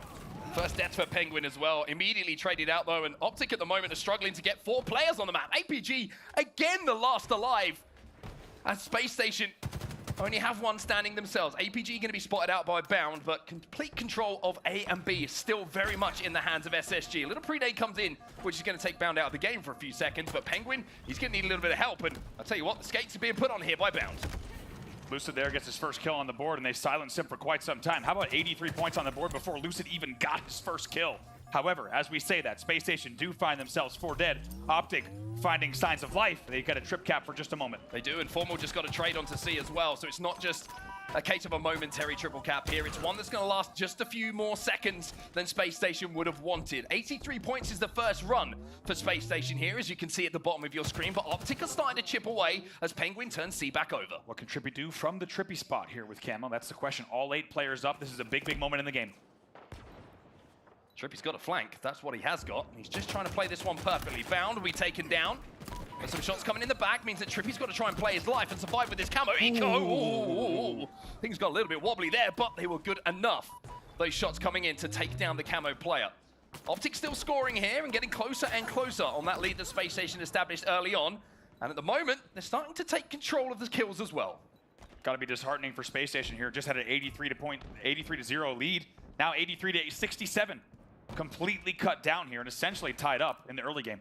These teams know at this point, though, how important it is to stay in the game. They know there'll be 100-point swings on strongholds. The teams are that good now in the Halo Championship Series that it's what you have to expect if you lose control. It's about how long it takes you to fight back. Make it a little bit more mixy on the map. Get 2v2 scenarios going and then turn strongholds back into your favor. At the moment, it looks like SSG are doing just that. Bounders turn B back over, and even though No Sid is firing through what seems like impossible angles, SSG will be scoring with A and B back in their hold. Like we said, keeping an eye on the Lucid versus Bound battle, and Lucid threads an absolute needle there between the legs and between a few batteries to connect and make sure that Optic maintains control of back Hydro, and they'll finally get that BC flip as well. It's still a 25-point lead for Space Station. Back and forth the last couple of minutes in this game. Camo going to be coming up in 10 seconds, so you'll see the attention of all players on the map turn towards that power-up. Lucid's still got a couple of shots left with his shock rifle as well, which he certainly can change a game with, but one thing that's going to be an equalizer at close range is going to be that sidekick. Bound moves in, picks up that camo. Can he get the burn, though? Will he stay alive? The burn comes in, but the kills now fall in favor of Space Station. They're turning over B and C, and even though Optic is spawning over at the elevator and getting A, Space Station will be able to score here. They find themselves 3 dead. Bound for just a moment was your only player alive. C gets reset. It's big here. Points will continue going in for Optic Gaming, and we're essentially tied at the 100-point mark. Let's get into a listen-in now with Space Station Gaming. They might push my pipes. They might push listen, my pipes. listen. If we can hold it, B, we They're in B. They're in B, guys. Okay. I shoot that. There's a guy back C. There's a guy back C. Formal. Okay, B. One shot in B. One shot in B. Ballage. And I didn't get read. One shot top red. Look at it. That's 2 dead. Last guy's APG, no? Where's he at? Somewhere. He's A on me. No help, Zane. Nice, Zane. Get to Zane. Look out. We need to look out. I'm trying. Watching it. Oh, now one shot. Half ball, Zane. And top A one shot as well. Top A one shot as well. To the right or what? Ballage weak. Tommy. Hell. One shot pipes, Kevin. He's one shot. Got him. 3 dead. APG just spawned. Get B. I will. I spawned upstairs. I'm going to C game. He's in C. Bound, careful bound. I know. On long haul, one shot. They could spawn A. They could have spawned A. Yeah, I'm trying to look at They did. I'm looking. Hey, one shot, Lucid. I'm coming. One shot bottom A. I'm coming. Watch him. Major locker. Top A now, top A weak. I'll come Mingler. Mingler's still one shot in top A. Top A weak, APGs. He's literally 2 shots. Nice job. Top yard. There's top here. 130. Pushing top here. Oh, in bottom red stairs. Dude, top yard. On the stairs, good to go top guy. There's on the stairs. Triple second top yard. Triple second top yard. Top yard, coming top A now. Top A together. Yeah, I'm looking at it. I needed it, Brayden. Nice. Turbine, Brayden, close, Brayden. On your stairs, coming up to the left. R1. There you go, man. Fuck. Yo, two.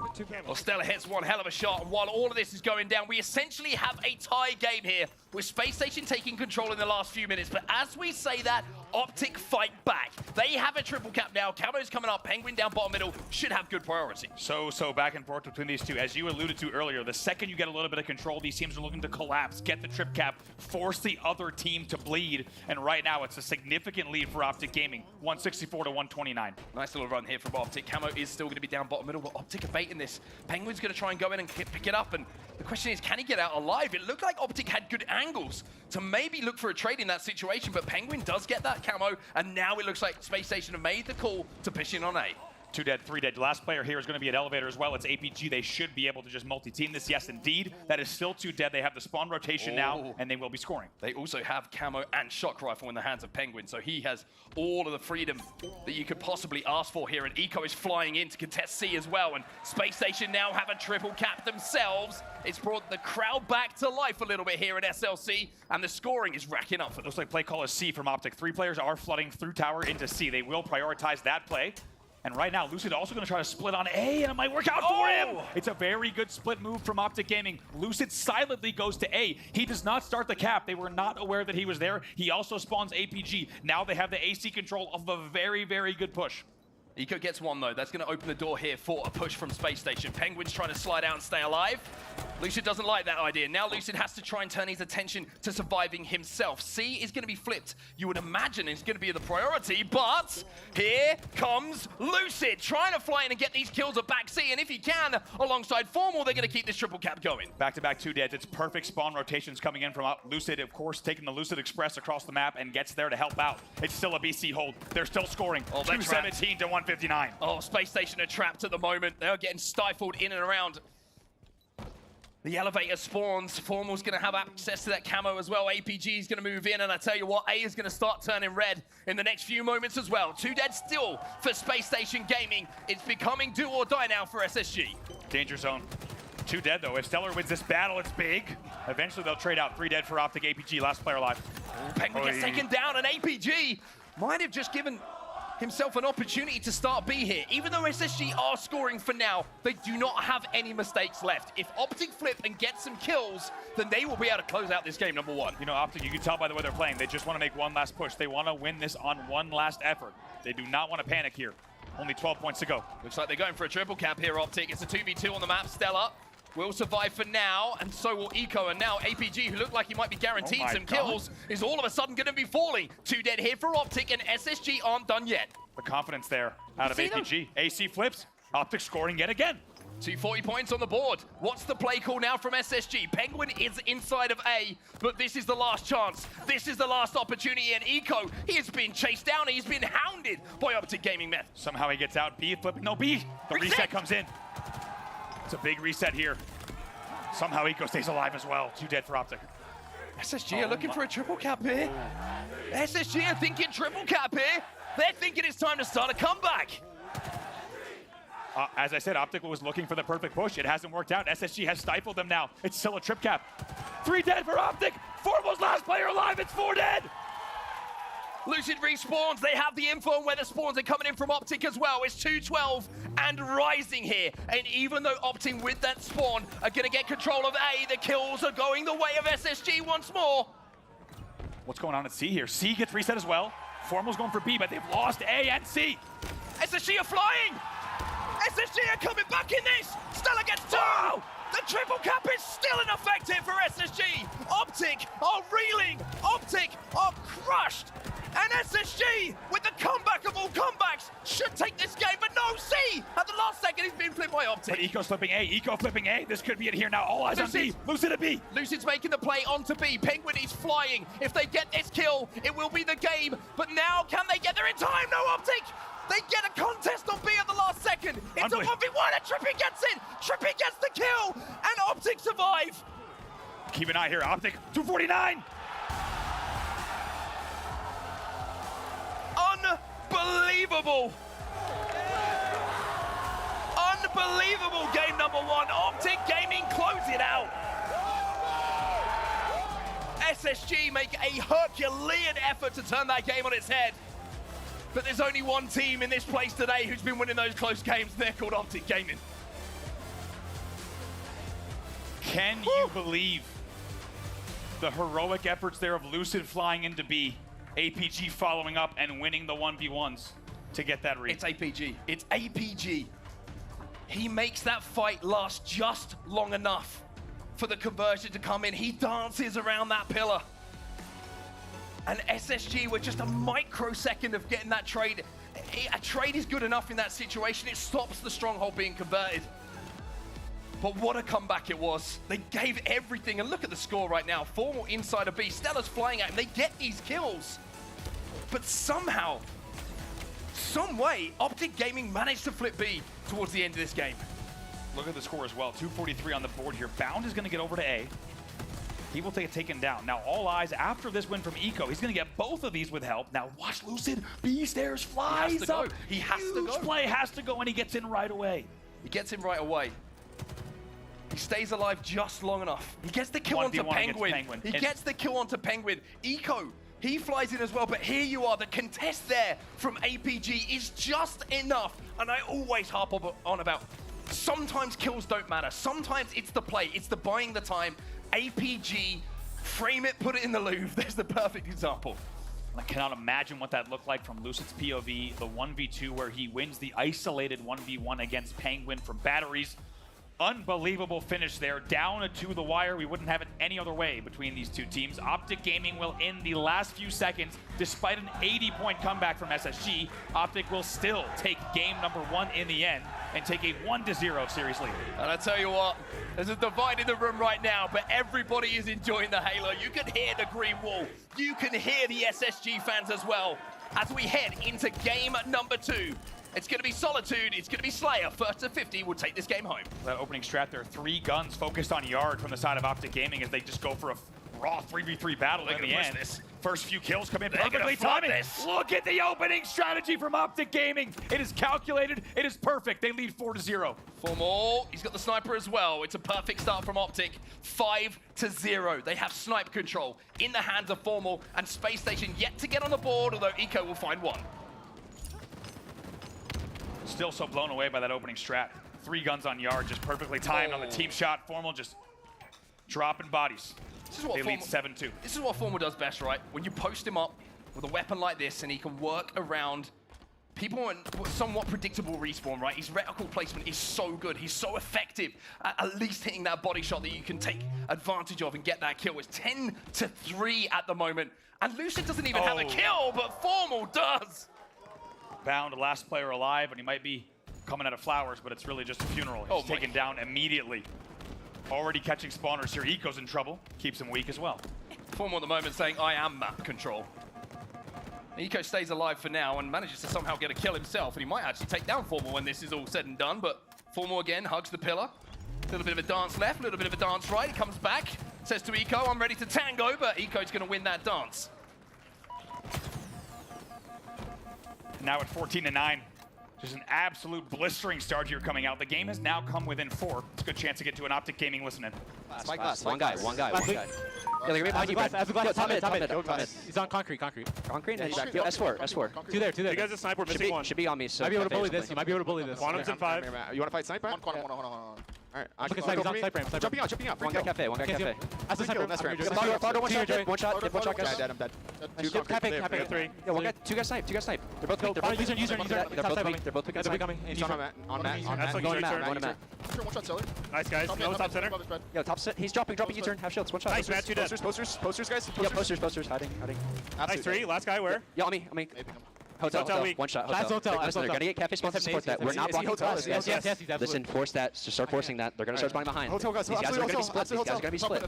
Brad's looking. Nice shot. Hotel again. Cafe ramp to me. Come to me, cafe ramp. Yo, top gold, guys. Top gold. Quick hotel. Two guys cafe. Oh, top yellow. Watch out yard, Eco. Here. I'm in LR. Could be cafe still. Could be cafe. Silo. Nice, guys. Yo, jump on dip. One shot. U-turn. Absolute. Dip again. On positive pistol. Play for snipe, guys. 5 seconds. In driveway. Timing. He's got driveway. Matt's gonna get snipe here. Yo, can we go cafe? Yeah. I hear you, Matt. Yo, glass shot. Be careful over there, Brad. We have weapons right now. Yo, go. I hear that. Driving to me. Prius. Yep. In LR. Prius in loop. It might play for you, Matt. Soda, Poster stairs. Poster should be. Yo, driveway killed me. He's going for sniper. Going down driveway, guys. Eco is bottom middle. Sniper concrete. Can we go yard? He jumped up. He's going. He's sitting. Wait, play up or stop. He fell driveway. S4 sniping. We might need to play the yard. Seller one shot, half concrete. You can hear the frantic comms coming in from Optic Gaming. Everything is concise though. It's said once, it's not repeated. And in all of that listening, it was formal still. He's 9-4 in this game, but I think just as we came out, he was about 9-2. Yeah, unbelievable performance there so far. Just maintaining that nice 7-kill cushion. It's quite a bit for a team like Optic Gaming to play with, and you can tell they're really just pushing that advantage and making sure wherever they need to worry about spawners, hotel, all the way into flowers, making sure no one's behind them in yard. They really have full map and game control right now. QT about to come up top middle. Lucid's lost Bound at the moment, but with that disruptor, he's gonna do enough damage to maybe make Bound have to think about challenging another player. Bound does come out of that with the kill though, so a 6-kill game now between the two, and SSG have not let this get out of hand. Even though it's close, even though it's an Optic advantage, SSG are staying in this one, but with 3 dead now, Eco on his own, maybe this is where Formal and Optic Gaming start to pull away. Certainly could make this even more dangerous. Formal with another QT in hand. You saw how deadly he was with it earlier. Gonna try to hug this angle. He might get taken down. Quick little QT almost buys him a second in the end, though. That will be taken down before it can be too damaging. And the game is still close. It's even closer now. Just a 5-kill difference, 34-29. 3 dead for Optic Gaming as well. The question is, can SSG make something of this? Can they trap them in a spawn? And can they get that first pick? Because Optic are never afraid to slow this kind of situation down, and it's exactly what they're doing right now. Bound gets no vision, no line of sight onto any Optic player for a good 7, 8, 9 seconds there. All of Optic playing close, knowing they have this lead. It's a big kill from Bound. There's no more cross angle. He can push in now. He can do the damage. They should be able to pick up a few here. That's 3 dead. Last player is Matt on glass. Still the 5-kill advantage though. Formal will be taken down as well, and all of a sudden you can see that SSG are starting to not just pick up 1 or 2 kills, it's 3, 4, even 5 throughout response, and that is making this game get a little bit closer as the kills start to drip away. 39-35, and almost deja vu of the first game here. SSG are making another comeback. 2 big kills come in now to bring the game within 3 for the first time. Spacestation has brought this game now very close. It's a big win from Eco as well. Trippy manages to get one. Eco's still alive though. He's dancing around that pillar. Bound gets another. It's a 1-kill game here. As we head into the final 10, SSG tied the game up for just a moment, as they do once again. Unbelievable. You can't even keep up with the scoreline here. And so much H5 experience on the Spacestation side. Goes without saying, and has shown in the late game. 41-41. 6 minutes left. Difference is here. SSG have control of the snipe side. They might be able to get this next sniper that just came up. That could be game-changing. That could be game-winning. As Eco tries to survive bottom middle and snaps onto Formal. Every kill will be fought for here. 45-42. It's a big swing coming in from Optic. What a push from Optic. They take 3 from SSG down and turn the sniper back into the hands of Lucid. It's 2 kills the difference, but Lucid, with 1 shot, 1 bullet, could change this game completely. Game in his hands. He has 6 total shots, and they only need 5 to win the game. We've seen this before. We know how it plays out. Oh my my God, Lucid, you are an animal. He flies into blue. Not a care in the world. He manages to get one. He gets a second as well. And even though it's still close, Lucid puts Optic within 2 kills of closing out game 2. Nightmare fuel for Spacestation. You don't want Lucid with the sniper rifle in the late game. And he's showing you why on screen. Only 2 kills to go for Optic Gaming. The shots hit harder when they matter. The kills matter most. Formal goes in. He picks up the 49th. It's 1 kill to go. And APG, at the end of the game, once more, stands up for Optic Gaming, gets that 50th kill, and puts the 1 game away from the winners' finals. Once again, that early game lead gave him that 10-kill cushion, and credit to SSG for bringing the game back tied at the 40 mark. It's not easy to do, however, that last push right around the 45 mark really bought all the time they needed, and once you have a 2 to 3 kill lead and Lucid with snipe, you saw what he did with it, right? Even in close quarters, even in the cafe, normally you don't see a weapon that size in the coffee shop. Lucid brings it in, starts to absolutely plane and brain, stays alive long enough to even rotate that sniper rifle once again. We'll take a look at some stats from that game. 50 to 45 is your final score. Good stuff across the board really from Optic Gaming. You have to say that's what you want to see with how the chemistry of this team is, right? Everybody going positive outside of APG, who gets the most assists on his team. He's contributing to kill after kill and gets the most important one, the 50th one. And it's been APG at the end of the game twice now who's made those game-winning plays that have kept Optic not just in the game, but put them 2 up in the series. Also great QT control throughout the game. And while it didn't, of course, translate to unbelievable swings, it still made the difference maker. A lot of top-to-bottom work from Formal, a lot of overall control, and denying the QT as well. Yeah, and I mean, the QT is such a, I think, still misunderstood, I would say, power-up, and I think it's something that's going to get better and better. Because Formal was using it there, and you could see just with the iframes, which means you cannot be killed while you are teleporting, right? That little half a second that he stays alive, even if he's just stepping back half a foot, means that he cannot be taken down. This little bit of ring around the rosy, SSG will just deal with Formal, and those peak shots are what Formal's known for, just shouldering, hitting everything when it matters. And I think that the QT was a big difference maker, especially for Formal on that run, like you say. What a great late game. As you saw all the way down, like we said, tied at the 40 mark, everything to play for here, but this is where things started to change. You saw Formal die, but at the expense of trading out 3 other kills on your screen. We were tied at the 40 mark. The next few moments really went Optic Gaming's way and really changed the way the last few kills went. Yeah, I just felt in this end game as well. You see, it's a 1 kill difference, but Optic make that big push onto the snipe side, and then, I mean, Lucid just does what he does. He plays like he's never going to lose a game of Halo Infinite in his life. Flies in with a no-scope, gets 1, gets a second, gets information, bodies another, and then all of SSG just traps. You can see the QT goes in again, which allows them to do that damage. They can back out if they need to. They didn't need to. Optic 2 up, looking very strong. And even Formal with 16 kills in that game, even in the late game in Cafe, he gets kind of teammated by Lucid, still gets the kill on the player blue ramp, then turns and still gets a melee to set up the easy trade for Lucid. When you have every player on Optic firing on all cylinders like that, like you just saw in the end of the game, that will translate to game wins on the board. They now lead 2-0 as we head to our game number 3, King of the Hill on Livefire. Now, Optic will be feeling extremely confident, not just because they're 2 up in the series, but when we were looking at game types coming into it, we were saying the front half of the series, we think maybe SSG are feeling more confident with the game types. The back half of the series, Optic have had success in these game types, especially in tight series. So for Optic now, knowing you've got to win 1 of 3, it's such a nice feeling to have, a relaxed feeling to have. And you know, I think SSG taking a break at this moment is what they need to do, because they're not quite looking up to par at the moment if they want to really get back into this series. We'll take a look. KD leaderboard, of course, for the entire tournament here at the Global Invitational in Salt Lake City. One thing you'll notice, though, lots of green, especially coming in the form of Optic Gaming. Lucid up top with a 1.31 so far, Formal with a 1.30. Those 2 players also led our KD leaderboard yesterday, but you're not seeing anything from the SSG side at this stage. But I think so far we've seen that in that series as well. Yeah, I think Formal and Lucid working so well together, and I think getting their slays in different ways as well. We see Lucid, he likes to look for the multi-kills, right? He likes to play with the power weapons. Formal's been there and just consistently dealing damage as that player that the rest of Optic play around. And I think when these 2 are firing, it's obvious to say, but it's very, very difficult to stop Optic Gaming. And it makes Trippy and APG's job so much easier on this team as well, to know that they are consistently putting that damage in, consistently winning those 1v1s. It opens the map up for them to do what they do best. Also just terrifying. When you think of Lucid flanked by Formal and APG, right? The amount of screen watching and information that is being shared, of course, and Trippy, of course, to Formal's left. the amount of awareness around what's going on in that game, Coach Lunchbox in the back, I mean, it's translating on screen right now. The amount of teamwork that this team has, knowing exactly what they need to prioritize,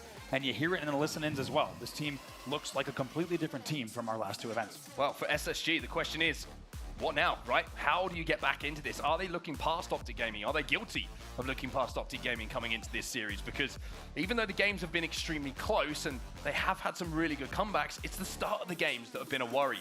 The intensity maybe not quite there because, you know, we saw the big comeback, right, from SSG in game number 1, but then they just fall at the last second. We see the comeback again in game number 2. They fall at the last second. Maybe King of the Hill, where you're going to have a little bit more setup-orientated gameplay, will actually help SSG just settle down a little bit, but at the same time, like I mentioned, King of the Hill was a very good game type for Optic. They love to control those angles on the map. Absolutely, and now Spacestation has to realize backs against the wall. And they're going to do anything but ruling them out, right? This series is far from over. They could absolutely rally back here and perform the reverse sweep against Optic Gaming, but it has to start with this game here. King of the Hill on live fire, 1 hill at a time. And you know that Optic's going to be coming with big momentum coming off of those past 2 games. And with how close these 2 teams are in skill, in strategy, everything you want to put forward, that makes those pick-up of the overshield so vital. We always see it, right? The team who gets the overshield controls the next 30 seconds of the game. So keep your eyes on where that OS goes as we head into game number 3. Optic on the brink of a 3-0 sweep here against SSG. Curious what we see for the opening strat. Let's not forget the opening strat for Optic Gaming largely won them that game. They were 4-0 and they never looked back in the previous game. We'll see if they can do it again here. Already 2 dead. Stella going to be weak at the back of the tower as well. Bound picks up 1 just to slow things down. But oh my, Lucid! That is confidence, and that is what he is playing with right now. 3 dead. It's another great opening strategy. It wasn't necessarily as linear as the last game. No trade, though, and the OV gets tossed in the end to Eco with perfectly timed kills coming in from Spacestation. It will be 2 dead for Optic Gaming and a late steal of the overshield for Spacestation. Big win bottom middle. They have everything. Spacestation, they have Heatwave, they have Sniper Rifle, they have overshield, but they need hill time, of course, to get back into this game. Lucid trying to be a nuisance back tower, and Eco is hunting him down. That was a muddy, muddy melt of that overshield. He had so much to play with, and off the respawn, Lucid and company just melt the overshield right off. It has not been a huge factor, and not a lot of points on the board for Spacestation. And Formal baits in Eco, and somehow, even though they had Snipe, overshield, and the Heatwave, SSG are 4 dead. That is, it's terrible, to be honest with you, to see. Optic have just baited them in so easily, and off the back of it, like you say, barely any hill time as well. I don't really understand it. You have Lucid spawning there with his boots deep in the mud, and he just pings the overshield a few times, and it throws SSG off completely. Optic Gaming, despite Sniper, Heatwave, overshield, and 3 dead, they lose the first hill. Optic Gaming up by 1 then as we move now towards Formal. And the tower hill, a little bit of team fight starting to come in though from SSG. They managed to take the control out of the hands of Optic for a few seconds by dismissing Formal from the top of that tower. Overshield going to be coming up as well in 7 seconds, and Bound thinks he's got the time in here to go on this flank. All of Optic are trapped. Formal's going to be looking out for him, but he does have the timing. The question is, can he get the kill? He gets 1, he gets 2, he gets 3! The answer is yes! Formal's your last player alive on the scoreboard. It could have been an overkill, however. No! Formal flies in! Don't tell me he gets the this overshield. Penguin gets him. Penguin gets, calm down, everyone. Goodness gracious, Penguin gets the deny. APG still alive! What is he doing over there? Trippy helps out on scoreboard! APG comes out looking dripped up. He's got the gold coat on. He gets that overshield as SSG, even with the triple kill coming in from Bound, lose that OS. Trippy now trying to fight forward. A little bit of ejected time on the board here for SSG on this tower hill, though. They have almost half of it converted. Formal on top of the tower of Repulse is going to be a nuisance to get rid of. Oh, almost does it to him. It has to be said, Bound with a triple kill on the overshield platform, and Formal's your last player alive on the scoreboard. There is no way that Optic Gaming should get that overshield. Spacestation lets it happen again. Luckily, it doesn't convert to a point yet. Still very good points on the board for SSG on this hill. Sniper coming up as well right now. Nico gets the trade onto Trippy. It's 2v2 on the map right now, and Bounty's going to get that sniper rifle. He finds 1 APG. He had the Shroud, which is good news. It was almost a fearful Shroud and APG! Teaches Bound a little lesson. You don't chase, especially when my name is APG. Penguin goes back tower. It's a very good move from him. He gets nades as well. Beautiful movement there from Penguin to tee up those kills. 2 dead hit for Optic, though. Eco trying to survive. Not going to be able to do so, as SSG still sit inside of that hill. Penguin going to be challenging Lucid.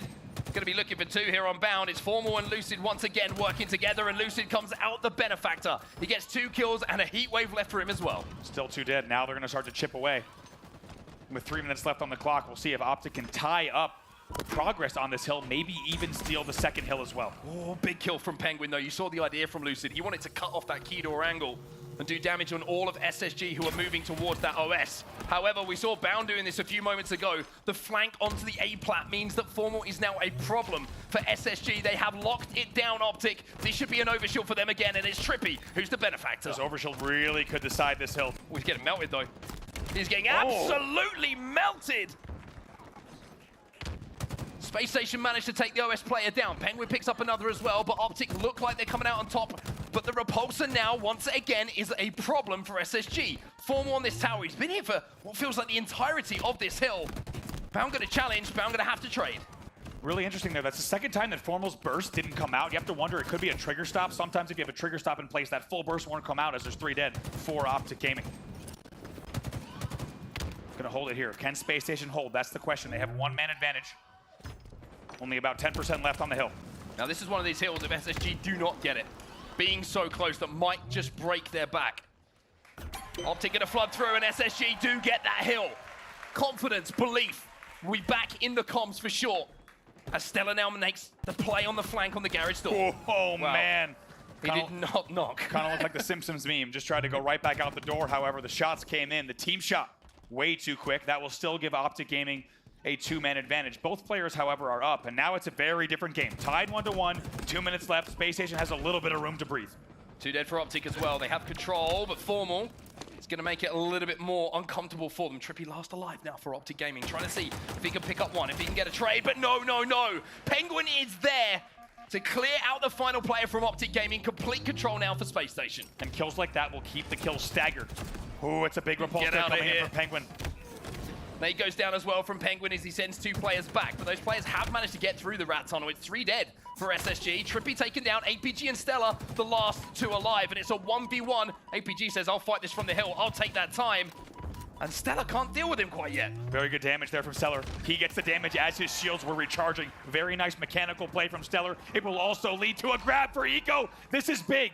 Look at the progress on the hill. Only 154 left, and these teams just about tied here. Small advantage for Optic Gaming. Here comes Eco. Oh, sniper rifle whizzes past Eco though. He's going to catch one player out bottom middle. That's going to be Formal. That's the heat wave back in their hands as well. Now, Spacestation, you need to make something of this opportunity. You need to use the weapons. You need to use the map control that you fought so hard for. And you need to hit your shots, Eco, as APG will make him pay. It's 2v2, and Trippy's got a sniper rifle. See what Trippy can do here. It's a 1v2, oh not my easy. Goodness.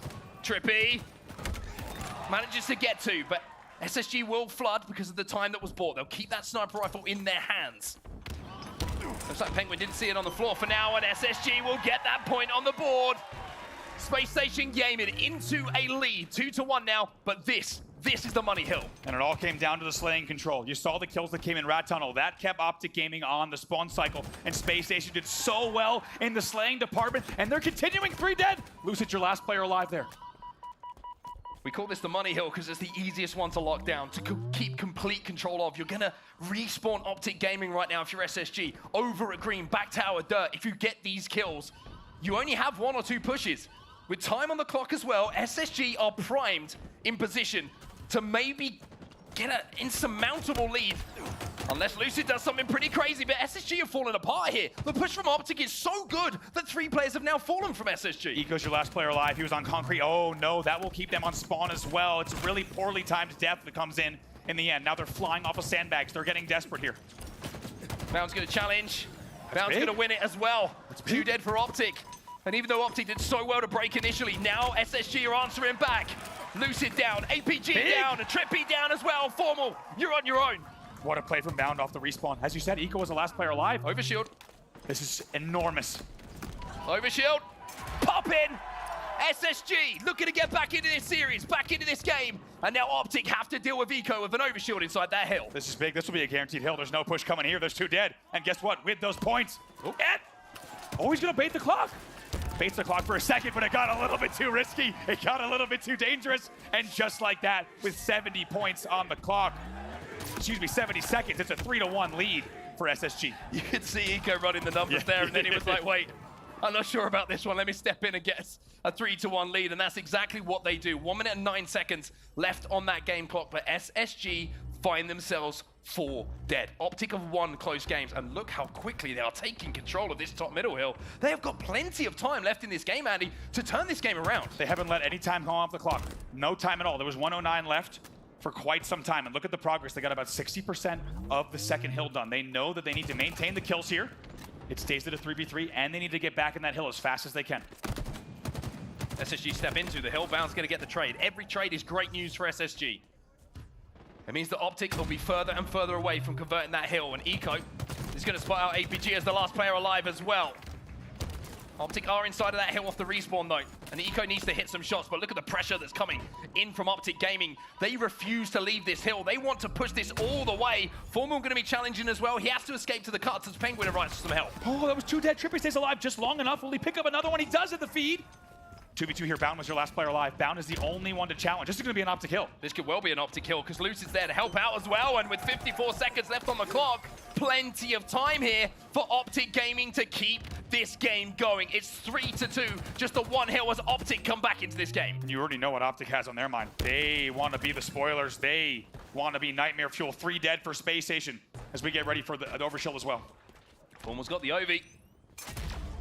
And Optic, oh boy, now in a position with 38 seconds left on this clock to maybe tie us up and send us into overtime. He manages to get 1, he gets 2, he gets a stick somehow. Formal just a walking tank. As now Bound is left on his own. He gets repulsed, he gets eliminated. Optic kill all of Space Station, and they have complete control. Wow, if you wanted to oh my God, if you wanted a perfect setup for your late game here with only 23 seconds left and a frozen clock, well, we've got it here. Can Optic be the spoilers? Can they come back from 3-1 to tie this thing up? That's a sheer trapped. They cannot get out right now. Stella, he knows better than to challenge Lucid at this point. It's 23 seconds. That game clock will not move while Optic Gaming sit in that hill. Bound will take the challenge. And now with that sniper rifle empty, no bullets left for Lucid, it becomes a little bit more difficult to hold. Lucid doing so well there, essentially wins that entire battle against Bound to keep him pinned. However, 2 have fallen. It's a 4v2. There's 1 player still on the hill though. APG is at the back of the hill, and 2 players from SSG are going to fly in to try and deal with him. 2 fall for Optic, 3 fall for Optic. Last player is Trippy, and SSG might have done enough here with 14 seconds left. Optic are not going to be able to get near this hill. SSG, of course, they're not going to hold the hill. They're going to just hold this doorway. That's all they need to do. They're not going to jump in. 5 seconds left. That's the trade. That's the trade for the game. Eco gets 2. SSG keep us rolling. Formal, though. Maybe he's got something to say about this with 1 second left. No, he can't get it. SSG are not done yet. It's 2-1 in the series. They will take live fire, King of the Hill. And that man's very happy to see his team winning a game on the main stage there. Tattoo in full force. And Space Station back in full force on our main stage. And we had a feeling this one might go the distance, Mark. It looked like it could have been a 3-0, but everybody get comfy, stay comfy. We are back in, we are locked in. Space Station on the board. They trail 2-1. We've got a bit lucky today with these series, right? We certainly have. This is some entertaining Halo, everybody. I tell you that. And for everybody who's sat inside of the depot right now watching these 2 teams go at it, this is some high quality Halo that you're watching right now for SSG. How important was that game? Especially how important were those final kills and that final kill onto Formal. Final moments are really big. A few things to point out. Lucid is sniping Nest. He does not hit any of the snipe shots after the sandbag shot. As we take a look at some highlights from that game, he does not hit any of the shots on Bound, who is peeking him, and Bound with incredible patience there in the late game. He just knows if I keep dinging a little bit of damage to Nest and Nest Bridge, my team will come. Guess what? In the end, they did. Trippy was your last player alive on Pillars, and they perfectly milked the final time. Here's a look at the highlights from the full game, though. I mean, if you can even elaborate on that further, right? Lucid sat on there with the sniper rifle. He runs out of ammo. He doesn't have any more bullets to fire, and I don't think Bound peaks that as confidently if he's like, wait, I'm not hearing any more sniper shots. I'm pretty sure that we can go off the back of that. Right. If Bound peaks and the rest of the team from SSG peak and Lucid still has sniper bullets, he's going to body someone. You would imagine that push them falls apart. So timing is everything. Sometimes not having the ammo is everything. I mean, Formal did everything he could in this situation. I don't know what he did. He was just throwing nades at everyone and killing everything. But it was this moment here, Andy, that we just saw there after that shot that really did change the game. SSG showing the patience as we now move in to game number 4. Not easy to do. A lot of teams of strong caliber would fall apart in that late game. However, like we said, even though Bound was not winning those peak battles, Lucid undoubtedly forced Bound back there and won the overall damage battle, but he stayed alive through its entirety, so that when the pillars and sandbag pushes came through, we saw something really different on screen. As we take a look at some stats here, I believe it will be SSG stats on your right, not Sentinel stats on your right, but we'll find out if the graphic is wrong or the numbers are wrong. Gonna leave that one because I'm not sure. Yeah. There we go. We'll get that one sorted for you, everybody. Don't worry.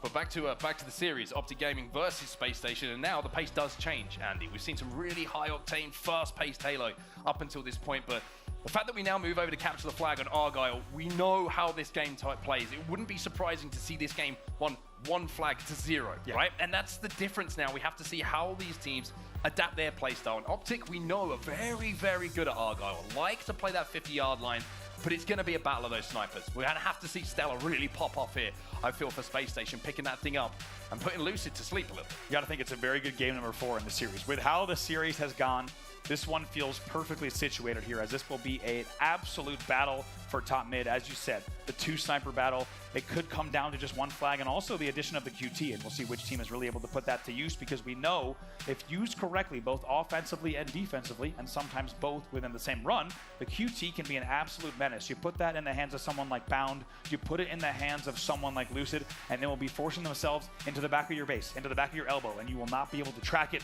The question is, which team will get the better of it? CTF Argyle's up next. You're going to have to rely on one player on your team to make a play in this game as well, and I feel like it's going to be that sniper, right? You're going to have to look to someone.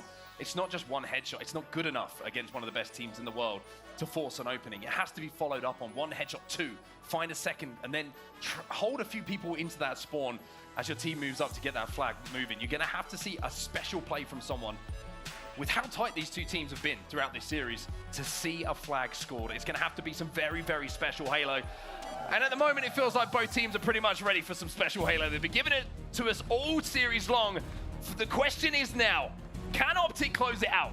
Will they send SSG down to the elimination bracket, or do we have another Game 5 on the horizon? SSG versus Optic has not disappointed so far. Neither of these two players on your screen. Tell you what, I don't hate the idea. I think we like this series going long, and we're very happy to be treated to a Game 4 at the very least. As you said, Lucid versus Bound, this was always the matchup that we were watching on the main stage.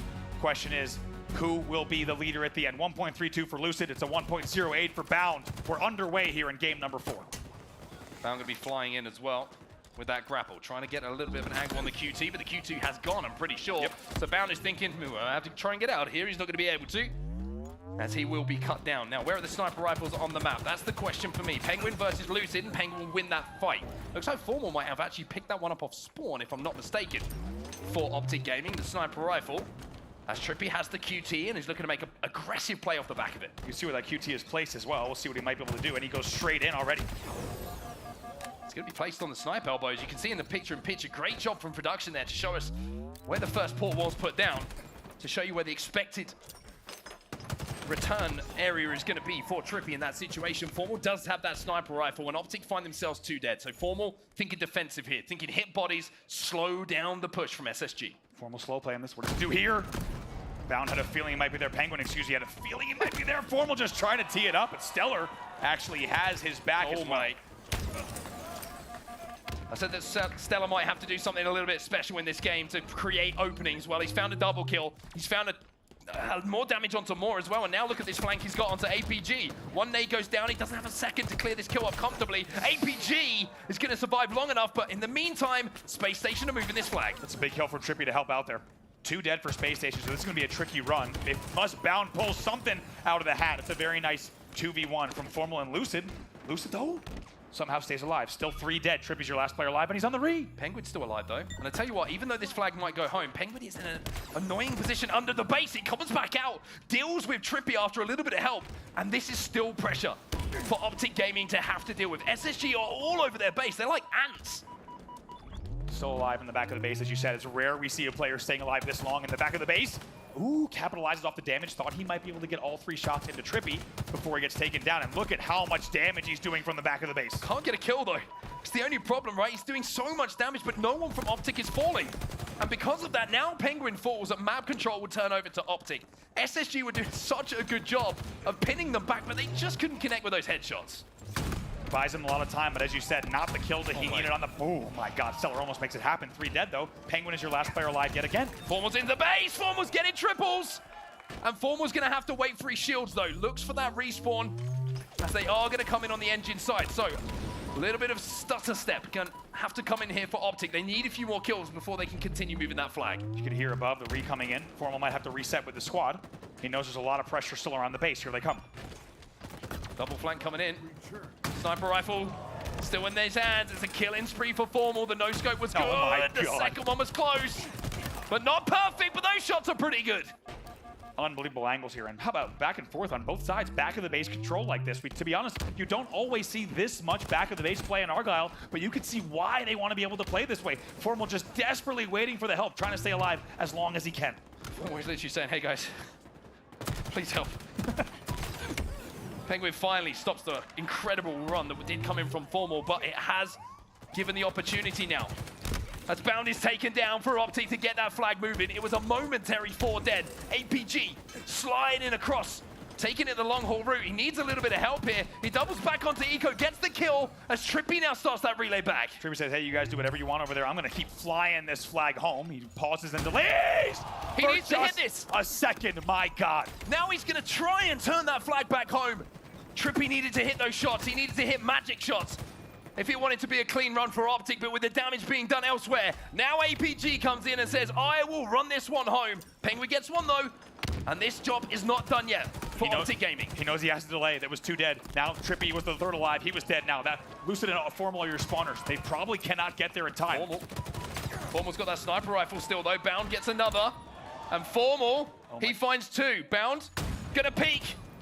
Stays alive somehow. Have they got that return? It looks like they have. So SSG flood in. And even with Formal killing everything in his path, he couldn't get to that flag in time. What an absolute back and forth match of Argyle CTF. And Formal doing what Penguin had just done to him, and then Penguin ends that one. It's almost poetic the way it's happening. Both teams desperately vying for back base control in a way that we don't always see. However, during their sprees, Formal picks up another one. They have not been able to connect the dots on the flag run just yet. QT is up top middle. QT up, kills falling to Optic. Penguin with that snipe is hitting some shots though, and Formal's looking for him. Formal wants to add another head to his collection in this little run he's on right now. 12 and 5 is Formal. QT to play with as well. He's going to grab that one. Is he going to drop it here in the vent and play around it? It looks like that is the answer. QT down. Now, what you want to do, of course, now that you've placed it, you really want to rotate away from this. You want to take advantage of the distance created between your port and your current location. He hasn't done that just yet. We'll have to see if he takes advantage. Still got the sniper rifle to play with, though. 2 bullets left for Formal. Stella is going to trade out a couple of kills. It's just mid-map battle at the moment, but Eco, as you say, he's a little bit of a flank coming in. Stella, he's going to be spotted out here by Formal as well, but look at Eco. Formal can't hit the shots. Now Eco has a chance to run this one towards his 2 teammates. Big kill. That keeps things at 3v3 on the map now. Flag is going to be continued running. Bound can't get it. Stellar knows he has to get this kill on Lucid. They do trade out.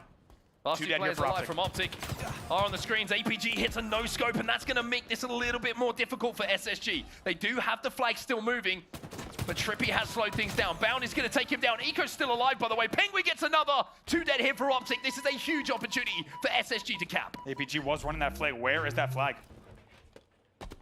There Flag's going to be returned. Bound on the hunt. Eco saying, I'll run this flag in. 1-0 to SSG. And how about it? They had to fight hard for it. Almost 7 minutes of total gameplay there. Absolutely back and forth. A blistering pace in this game.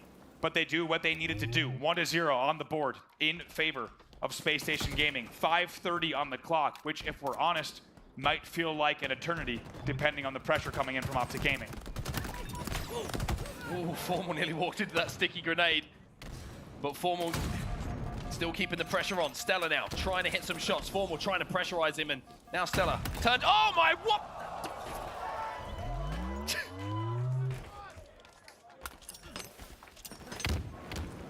nearly swore.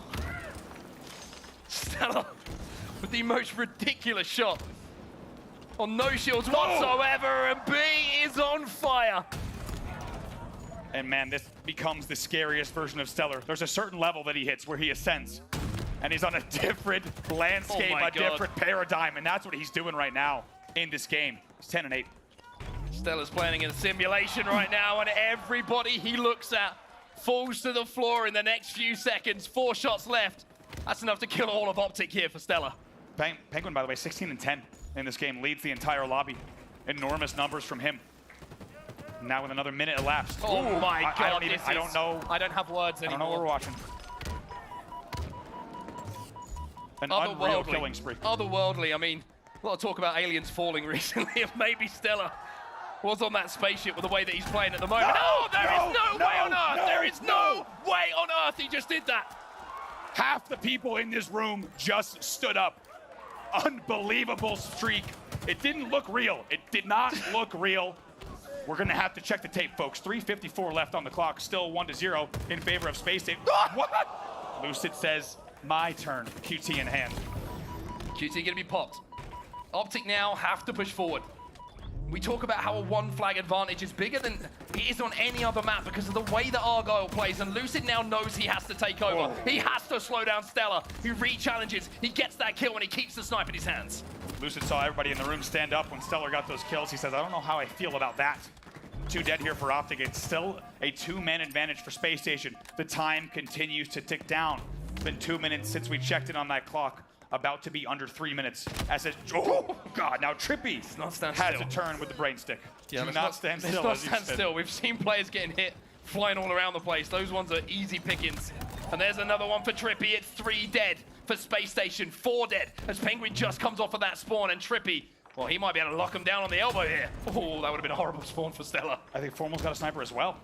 They got dual snipers here focused on the elbow. Everything to play for. All 4 players trapped. SSG have stalled this well enough for Bound and Stella to at least get out. They both get dealt with now, and now you are seeing them trapped on the elbow. Oh boy. Double kill here. Trippy wants to find another, but APG will get it. 4 dead for SSG. And with 2 minutes 30 left in this game, it's a clear run for Optic. Stellar was your first spawner. They did not spot him right away, which is very important because now he can push with Bound. But Bound dies right away. Lucid picks up the kill onto Bound, and now Formal has to cut off. It's a clear run home here for Optic Gaming. No one is in position to stop this. It's 1-1 as Optic answer back once more. And now it's danger zone for Space Station. There's still 2 dead here, and they're still getting trapped in the back of their base. Optic, they want to end it here. They want to end it now. This aggression coming in from Optic. They are just holding forward right now, and what a difference this is from the Optic of old, right? Straight inside of the base, everybody flooding in. SSG 2 dead, and APG on the flank once more. Penguin with a very big kill there. It looked like he was going to get isolated in a 2v1. Instead, he does get a kill, so it's 2 dead for Optic. Not a guaranteed run. Lucid's still here alongside APG, though. Lucid will fall. Stella now trying to challenge APG. The shots have to be perfect to take him down. And Stella finally quells the pressure from Optic. I don't know what to say anymore. I don't think it's legal for him to have that weapon in this state. 90 seconds left on the clock. It's unbelievable, the entire game from Stellar. He's 16 and 13, but the sniper bullets have hit hard. Now, they have found a moment to breathe. QT is up top mid. Can they turn this around and get a flag on the board here? 60 seconds to play with. 2 dead here for Optic. Stella's getting aggressive. And Stella's looking to take control of that elbow. Trippy jumps into the vents. Lucid spawns back base. How do they play this? APG's going to slow things down, and Stella knows that now he has to hit more shots. And I tell you what, after watching Stella play with this sniper rifle, I'm going to have to take a shower after this match is done. Yeah, this has been filthy. 47 seconds left on the clock. Stellar knows part of this is just staying alive and maintaining a threat. Formal, though, with a sniper rifle of his own. Eco needs a few kills here. APG does huge damage, gets 1 trade though, but Optic are 3 dead. Penguin trying to keep the pressure on. Spotted out though by Trippy. Now he's lost him. He has no idea where Trippy is. He finally finds him, but Trippy already managed to get that nade down to give him the advantage in that fight. Stella flies forwards once more. 20 seconds left. A flagpole here would win the game for either side. Look at this flank from Stellar. He hears the sniper rifle. It's Formal. Formal's first shot does not hit. And that means Stellar is right back in the action. Lucid's going to collect it though. 7 seconds left on the game clock before we go into overtime. And with the time elapsing, it is going to be next flag wins between Optic Gaming and Space Station. Man, just let them play forever. It sounds like, Base, we're getting a word here from production. Even though we will be going into overtime, looks like they'll be manually resetting that overtime. And while an SSG chant erupts in the building, as you can tell by the players' reactions on stage, they were expecting that manual reset for this OT. So they will have maybe just a moment to collect themselves, a moment to have a sip of water and focus up. Optic here looking to close it out with a single flag to close the series. SSG, of course, looking to get that flag on the board to force us to a game number 5. Now, of course, we don't have the power to do this, but you want to have a conversation about making this a best of 11 or something? I would love to. This is ridiculous. This is some of the best Halo I've watched all year long. Unbelievable, and I still don't understand exactly. I feel like I had a fever dream where Stellar went on like a spree there with a few 180 no-scopes, one after another. And I think it really happened. It was real. It was real. It was real. I was questioning my reality for a moment. It was absolutely, I mean, it's just one of those, it's one of those games you watch and one of those performances, those runs you go on, and Stellar will, I mean, I would say Stellar will be talking about that for a while, but we know that Stellar's probably thinking about what's happening in the next few minutes and winning this game, but it's one of those sniper sprees that people will remember for not just this series, but event after event. People will be talking about, do you remember when Stellar went on that sniper spree? But it will be talked about even more if Spacestation get the win in this game. Otherwise, it becomes a distant memory and almost a kind of jaded memory for whoever it is who's talking about it, especially if you're an SSG fan. But for Optic, again, showing that cold, icy performance to get that flag when it looked like SSG were just taking over the game and Stellar looked like he was unkillable at certain times. Find a way, and that's what Optic have been doing all tournament long, right? Finding a way to win these insanely close games. And as you say, just unbelievable composure to be on the receiving end of that spree from Stellar and all of SSG, to then be able to just grab the sniper rifle themselves and turn the game around immediately. Big kind of responsive kills that come in from Lucid. And we don't always talk about this, but those were big enforcer kills, right? Stellar is on a wild spree, probably almost on a frenzy, and Lucid to pop out and out-snipe him, pretty big deal, right? He does it twice, and you get maybe just a little bit in your opponent's head with big kills like that. And you don't always have game types that allow that. A lot of Halo game types are so fast-paced that you don't really have those enforcer moments. But for Lucid to be able to fly out-snipe Stellar and say, this is also my map, slow it down here, we want to hear the green wall chants back in the building, to then get a flag on the board after that was a big statement, and that will just be one flag that determines the victory between these two. I mean, one thing that was impressive for me in those final moments of the game as well is Optic get that flag on the board, right? They tie the game up, but then they start to play what I would describe as un-Optic.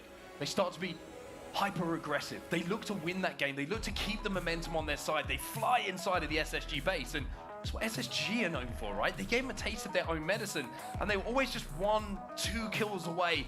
Maybe the timing was a few seconds off of those kills falling back to back to back to get that flag moving, but I love what I'm seeing from Optic in those situations. They are not second-guessing themselves. They're not just playing for angles. They're playing to get in the face of their opponents. One thing that was also really interesting there, we looked at the opening of the game, and you saw it on both sides. You saw Penguin doing it for quite some time, then you saw Formal doing it for quite some time. They were desperately going for these back base holds, which I think there's a lot to be said about them, and a lot of two-base, two-tower maps that works in CTF, but they both abandoned that strategy. If you kind of noticed, they no longer were playing back base and back stairs. Instead, they went back to the traditional hold one side, force an elbow spawn, force an engine spawn.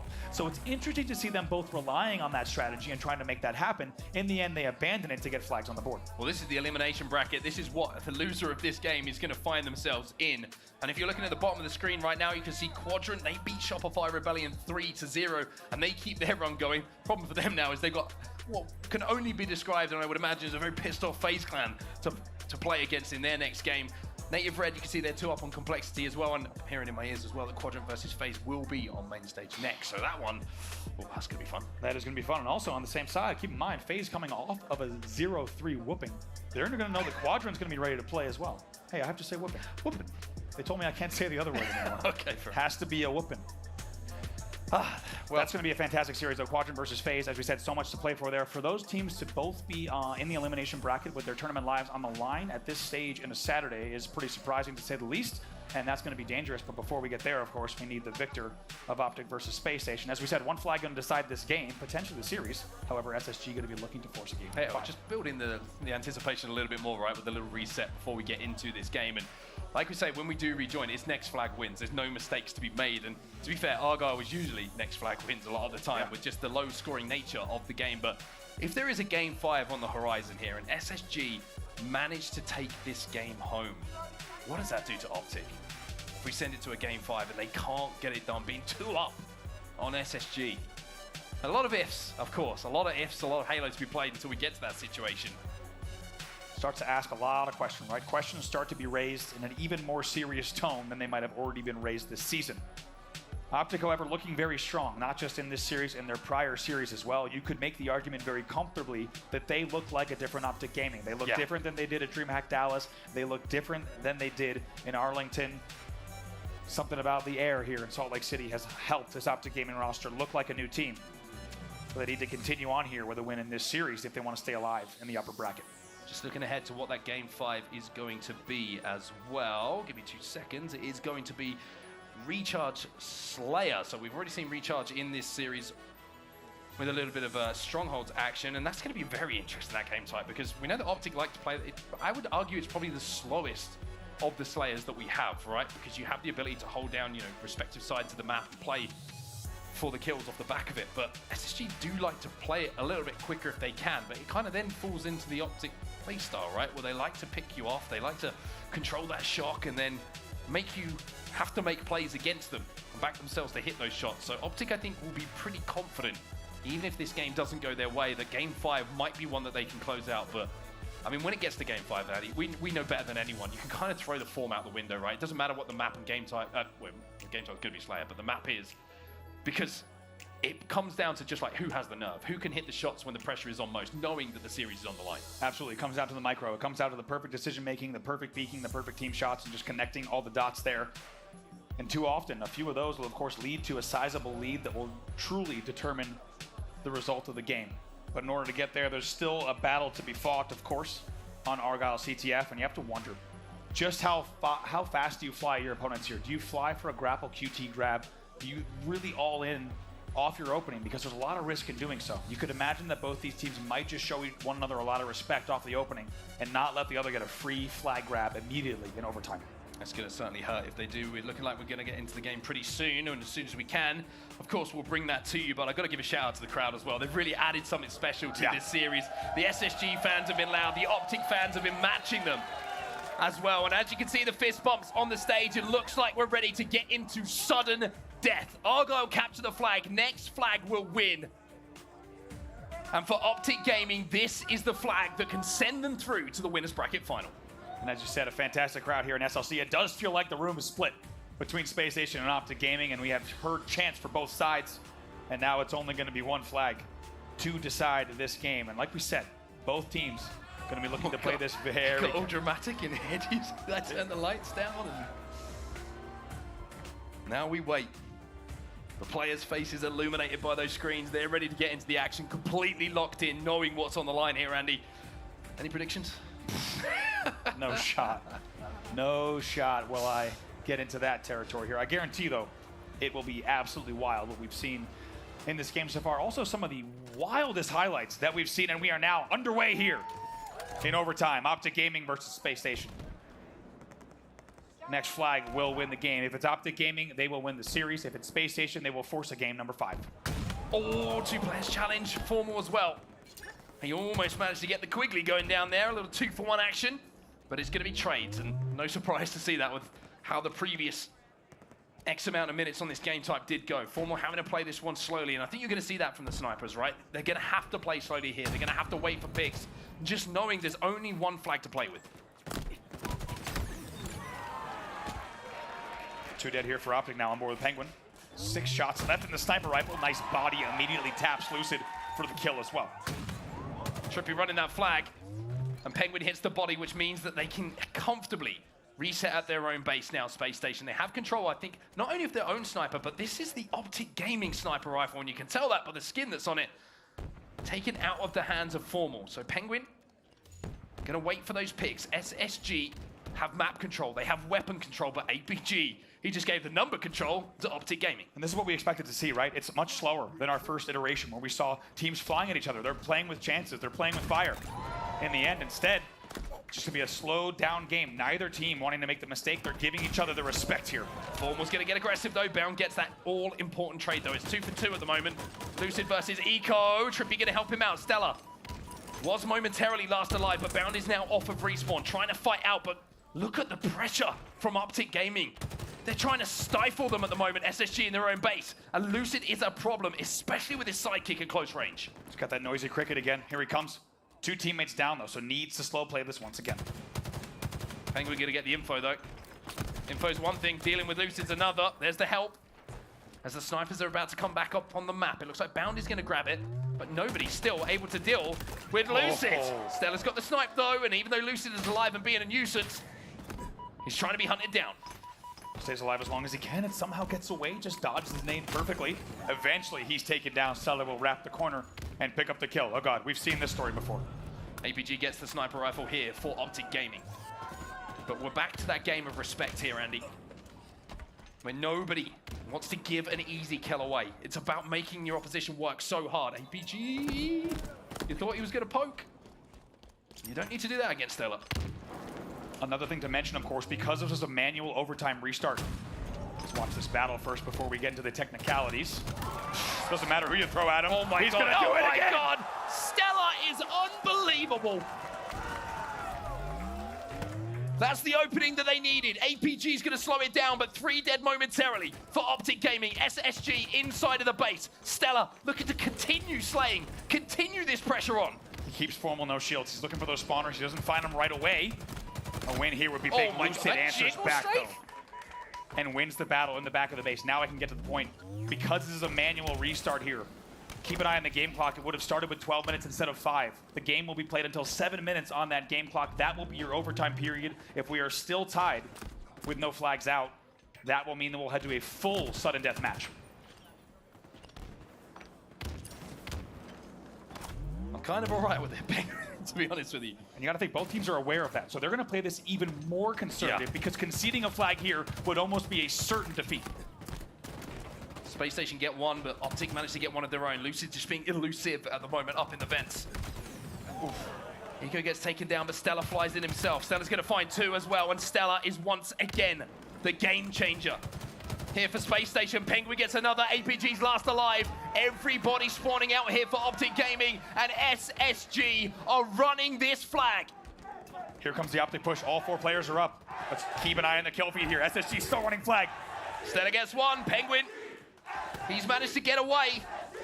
Stella looking to find the respawners, but nobody there. But here's Lucid.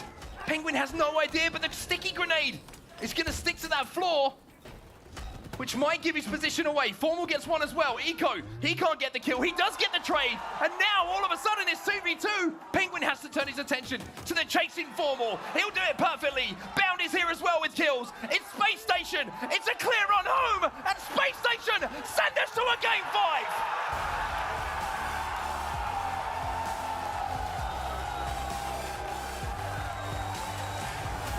With 15 seconds left on the clock, Space Station strikes with a perfect delayed stutter step flag run. You'll notice that Lucid was at the mid-map wondering where that flag was. It's a perfect delayed run. They get the extra slays during the middle of the flag run, and they bring that flag home with 15 seconds to spare. And they send us to where else but a game 5. The most perfect objective decision-making you will ever see in a flag run coming in from Penguin there. He gets that flag moving, but he's like, wait, we haven't got the kills. The player who's inside of the base behind me trying to support me, he hasn't got the information. That means Optic are overextending. We have to hold the map. We have to wait for Optic to show, to pick up those kills. They get 1. Penguin does damage onto another. He stays alive. He gets the flag moving. He then contributes to another kill, but then doesn't force it because he knows the Optic Gaming players are still alive. He waits for the support to come in, and then from the back of it, runs that flag home. And this is the Stella show, everybody. Drink it up, enjoy it, because this was one of the most special snipe runs I've seen in some time. This was unbelievable. What a run here. Of course, this is from regulation, but with the 180. No, if he hit that other one, I don't even know. An unbelievable set of plays coming in there. And this is what led to that Optic run. Of course, a very, very clean run for them as well to get that flag on the board. I mean, Stella was hitting everything at this point in the game. It was almost more of a surprise that he missed, to be honest. And even in that overtime, I mean, this is what opened the map up, right? This is what created the opening for Penguin to start running that flag. And off the back of it, SSG now on the brink of a reverse sweep against Optic Gaming. If you are just joining us now at home, you've picked the perfect time.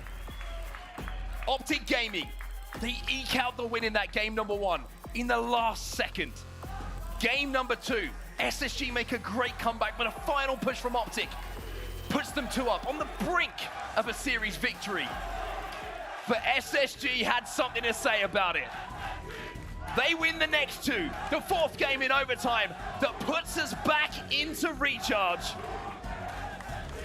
for a game of Slayer to decide who goes through to the winner's bracket final.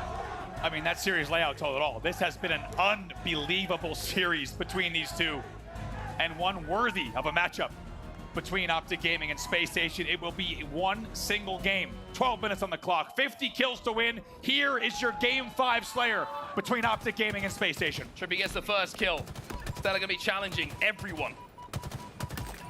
And challenge he does successfully. It's 2v2 on the map. But where did that camo go? It looks like Stella might spot out Lucid, who had it. Trades either side, but Lucid survives with that camo. You can see Stella was desperate to try and shut him down. But Lucid, I say elusive a lot when I mention his name. There was another example for you. How does he play this? Penguin knows he's there.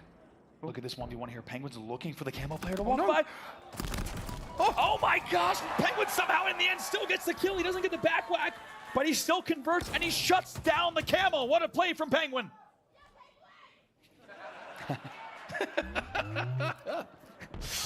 Screams from the crowd for Penguin.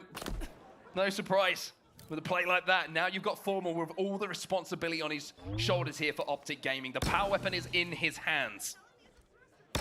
Bound's gonna peek, and every peek is perfect.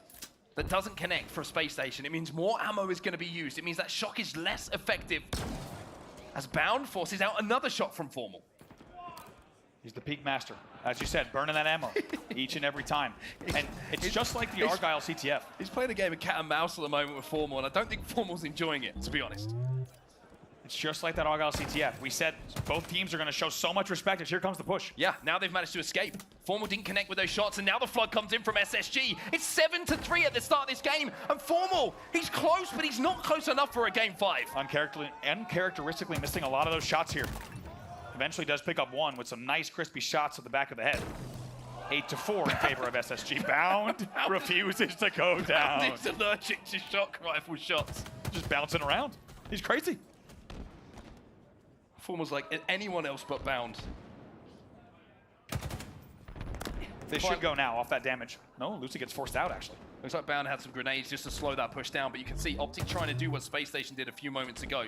Space Station trapped around blue at the moment, and Lucid trying to make that play. Being trapped here has opened the door though, because the camo, control of the map, means they can get this power up. What's the play here from Lucid though? You can tell how much is riding on this. Playing this very slowly. He knows it's already a 5-kill deficit. They cannot risk to waste his camo. No sticky grenades. Instead, he just pings the corner. He doesn't want to risk it. He knew it was Penguin as well. Bound gets one. And now the push has to come in. Bound will be taken down. Lucid does get two, but there's the flank from Penguin again. It's Penguin 2, Camo 0, as it's 12-6 here to Space Station. They negate the power up for the second time in this game. 13-6 now. The patience coming in from Optic Gaming, but the resilience from SSG to shut down that camo and get 4 dead. 13-7 now. Now let's take ourselves back just a few tournaments where SSG in Dallas was saying we need to work on our Slayers. They went away and they worked on their Slayers. And now in a Game 5, this is where it shows up most. It's 15-7 as Eco gets a double, 3 dead for Optic. And with 3 dead, last player alive there on glass, make it 4 dead with a 10-kill lead. Let's get into a listen in with the home team. It's Space Station Gaming. Dude, we're doing fuck it. Yeah. I have bring gun. Brayden, I got your tunnel, okay? Keep grabbing the stickies. Listen to me. Brayden has shock rifle. Bottom A. Give him info. You can roam around, Brayden. Do whatever you want. They're nading top cat. Watching long. Watch out. Look up. I don't think they're there, Look Top cat, one shot. Dead. Sorry, nice. Yo, bottom BR. Bottom BR, kill me. Bottom BR on the tarp, one shot. On the tarp, one shot. APG, dead. Watch out, nice. 3 dead. 3 dead. He's probably bottom triple. Finish it. Keep getting new Came on 5. I'm in 3 seconds. I spawned A. C-jump, watch out, C-jump. Watch out, absolute dead. Nice. Long, Brayden might chase me. I died from bottom. He's blue tunnel on me. Washy. Okay. Okay. One shot mid-bridge. Oh my god, nice. I'm just living. Yo, Ballage. Yo, bottom mid, A pin. Yeah, he's weak. Orange short. Yo, on bat, on shock. R2. That's weak. L2 weak. Top right. L2 is weak. Top red weak, guys. On commando. Nice. There's lucid. Yo, turbo on. Keep her alone. It's gonna be my top right. Atlas weak. We stop shock. I'm on you, Brayden. I'm here. We can hold shock the rest of the game. Guy. We don't even need to put on spawn. One guy. Yeah. Facts. Wait, don't waste the last bullet then. Don't waste the last bullet. I have 12 bullets. Okay. Just don't waste the I'm last. sitting top glass. One's ballad. Shh. Yo, listen, we're not watching bottom. Be quiet. Yo, top glass. I have bottom. Top class, weak. Top class, watch out. Saw you, Adam. We're good. Can't see it bound. Watch out, top glass. Take your time. You're just sitting there, one shot. Can you nade it? Yeah, I'm nading it. Red stairs. I think they're going A. Top class, weak. They're gonna be long. Nice. How many? Go away. Nice. We're good. Long haul trippy. I'm watching Sublime. APG and Trippy. I'm looking blitz on. I spawn pipes. BR1. I spawn pipes. BR1 on me. You went Wall Street. Watch out. Dead. Long hole. Two long hole, Brayden. Shock is on respawn, though. Shock is on respawn. Watch out, long hole dead. I'm pushing this last guy. He's on the box. Both long. One glass, both long. Nice, another one. APG weak. He's long haul, one shot. You got him. SSG sounding good. The scoreline looks even better for them. Optic do not have an answer at the moment. And Eco is 8-0 in a game 5. You cannot let it happen. He is yet to be killed and shutting down Optic Gaming, and the SSG chant erupts in the room for good reason. They have more than double the score of their opponents. Maybe the first death hit. No! No! Can you believe it, Eco? He's 9-0! No way. What a stick repulse onto APG top tower. This man is doing it, and he is doing it with style. Eco one off of a killing frenzy. He's one off of a killing frenzy. He wants it! Killing frenzy for Eco! It's 36-20 as Penguin has a little bit of fun as well. And you gotta love it. That was purely for the frenzy. He knew he was gonna die. He threw himself into Whirlpool just to get a frenzy on the main stage. They're up 37-21. Very rarely do you see that in a game 5. Well, Lucid has an opportunity here to maybe drag Optic back into the game, but it's gonna have to be the run of all runs from him. He needs to hit every shot. It's as simple as that. And he cannot afford to go down while he's doing it. SSG not showing once more, though. SSG refusing to give him that chance. There's one, though. There's the grapple. There's 2. There's 3. And he almost gets 4 as well. It's 4 dead for SSG. The camo shock was good enough for Optic to have a glimmer of hope in this game 5. And you have to think that's exactly what Optic was looking for earlier in the game when it was only a 5-kill difference. Still now a 12-kill difference. Sure, we've seen Optic Gaming do some crazy things, but do they have this up their sleeve as well? Listen to this room. This is what it's all about, everybody. This is what we live for in Halo. Matches like this, series like this, as Optic are down by just 8 now. Pings coming down for elevator spawns. Formal already flooding A.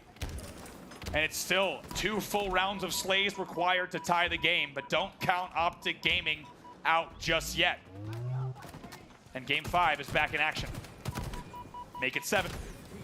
Bound gets 1 though. Bound gets 2. But Spacestation lose kills along the way as well. A couple of deaths fall against them. Trippy's trying to hunt down Eco. And Eco, who had the most phenomenal, the most perfect start to a game that you could ever ask for, going 10-0 before finally getting taken down, keeps contributing here towards the success of SSG. But the camo was Optic's last time.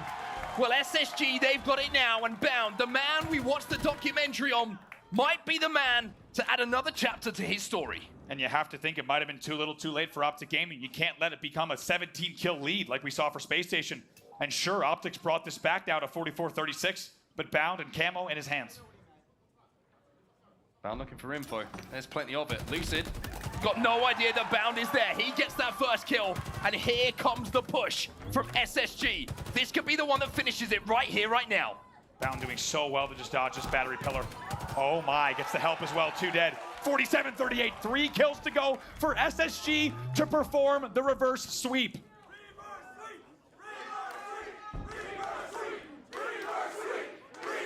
The chance of reverse sweep start here in SLC. SSG fans want this bad. Bound backs down from this fight, knows a death here could just give Optic a chance. And they're playing this so smart. They know they only need to push if they have the advantage. Otherwise, it's such an enormous lead that there's no reason to even apply pressure. They've got that shock rifle as well. And he says, hey, let's go over to the POV. Show me Stellar. Show me Stellar right now. The crowd likes it. They already saw what Stellar could do. Does not trade, though. Eventually, those kills will be traded. 48 on the board. 2 to go for SSG. Penguin gets one. Penguin gets one. Eco gets another. And in front of the hometown crowd. SSG say my broom is bigger. And reverse sweep Optic Gaming. Handshakes exchanged across the stage, but you saw it on your screen. Val had some very choice mannerisms there. Hands to the throat after that series ended. And the hometown crowd in Salt Lake City, they love to see it. It's a reverse sweep. One of my favorite series I think I've ever casted. It was an absolute pleasure to see it. For Optic Gaming though, it's heartbreak. 2-0 up on SSG, so close to closing out the series. But down to the elimination bracket they go, and we just saw how dangerous that elimination bracket is looking. But for SSG, the story now, Andy, is the same as it's been this season. They are in the winners bracket final, but can they win the damn thing this time? And let's keep in mind, they're playing a very different opponent for the first time this season in a winners bracket final. It will be Sentinels that they will meet, not FaZe Clan. As we take a look at your final series layout here in Salt Lake City, your winners semifinal opened up with 2 big wins from Optic Gaming. It is answered back by a clean reverse sweep from SSG to win your winners semifinal and send Optic Gaming to the elimination bracket. One of the most phenomenal series, like I say, I've ever been a part of myself. For the players on the stage, it must have been just as exhausting as well, Andy. SSG get it done, and I wonder how much the energy in the room kind of dragged them through that series as well, because you need something special in those moments, right? You need something to give you that lift, to get you through those tough moments, and I'm pretty sure the fans might have just done that for Spacestation Gaming. They will move on to the winners bracket final. Sorry, my brain's all over the place at this point. And they have another chance at making that grand finals once again. Yeah, I mean, unbelievable performance, unbelievable series, I'd say, for both sides. SSG will get the better of Optic in the end, and as you say, they'll advance on, and Optic will have to see what they can do in the elimination bracket. Well, I mean, it was like I say, an absolute pleasure to be a part of that series, but I gotta be honest, I want to hear from the players. I want to hear from Penguin. He's down on the main stage now with Blaze. Take it away. Salt Lake City, give it up for the home team as they move on to that upper bracket finals against Sentinels. Wow, what a series this was. We've been getting blessed with some great Halo all day, but let's dive right into this one, Penguin, because after watching that first map there, you guys were so close at making that comeback, but in those final few seconds, Optic, they take it away. The Slayer, you're coming back. Optic, they take it away. And just the way the series was going, it was looking like the past may repeat itself, but something happened on this side of the stage where you guys dug deep in that map number 3. Can you walk us through how you guys was feeling after that map 2 to make this comeback happen? Yeah, I mean, it feels really great, honestly, to reverse sweep anyone. It sucks to get reverse sweeped, obviously, but I think those first 2 games, Optic, they really play well together as a team, always, like all the time, and they play some great, like stock standard Halo, like the peak of that. Yep. So they came out super hot. They had the lead on both of those games by like a mile. We tried to come back, couldn't make it happen, and I think just taking that break, resetting, and make sure we got on the same page, that's really what did it, because obviously a lot of individual skill on my team with Stellar and Bound, so Bro. They're just aping at all times. We need to get on the same page, and then we'll be good. Hey, man, well, you guys got on the same page in those final few maps right there. And, you know, just kind of speaking about the skill on this team, we saw the player piece on Bound. We saw Stellar with the snipe on Flag. Jesus. We saw Eco with the running riot on Slayer. 10-0. Killing Frenzy. Killing Frenzy, sorry, the Killing Frenzy to start it off right there. Had to discount it. Talk to me about your teammates and coach as well, and what's making you guys so great. Yeah, I mean, I think it's really just being on the same page, and even when we're down, even when we lose, like we always bounce back together. There's never any weirdness on this team. There's no like extreme ego or anything. So yeah, the ability to bounce back is like one of our strongest suits, and that's tournament to tournament, series to series. So it's great to see. All right, y'all. I'm gonna let you get ready for the big match tomorrow because the tournament isn't over yet. But in a packed house, in a chat screaming SSG, what do you want to say to these fans here for the home team? You guys are crazy, man. This venue is insane. It's absolutely insane. I love it. Make some noise for yourselves one more time. That's gonna do it for me and Penguin on the stage. Lot, let's break it down. Thank you so much to Blaze and Penguin. I gotta say, wise head on those shoulders for sure. I love hearing from Penguin when we do get a chance to speak to him and what he's got to say about his team. They just gas each other up. I mean, and it is premium gas when you have a reverse sweep. And I gotta say, the home crowd hits different up in here. I mean, they are unbelievable. The noise they were making, they were backing the boys no matter what happened, no matter how far down they were in the score. And I gotta say, you can't count Spacestation Gaming until they are fully out. My God. The gameplay that we were seeing, honestly, from both teams was just honestly some of the best Halo Infinite you could have ever asked for. And Spacestation Gaming getting it done, being able to have that mentality to turn it around when it matters most, get back into that winners finals position, and to do it against Optic Gaming, which seemingly they're really firing on all cylinders right now, is no easy feat. Unbelievable matchup we just saw. Two of the best teams in the world going at it. Everybody seems like they were on their A game, but it really was Penguin that surprised me the most. So many individual 1v1s were won by Penguin, and because of it, he created so much opportunity, so much space, relieved a lot of pressure, maybe stopped the flag run from potentially happening on Argyle or whatever map mode combo it was. It was Penguin that was creating so much opportunity for these guys, but everybody on the server was clicking.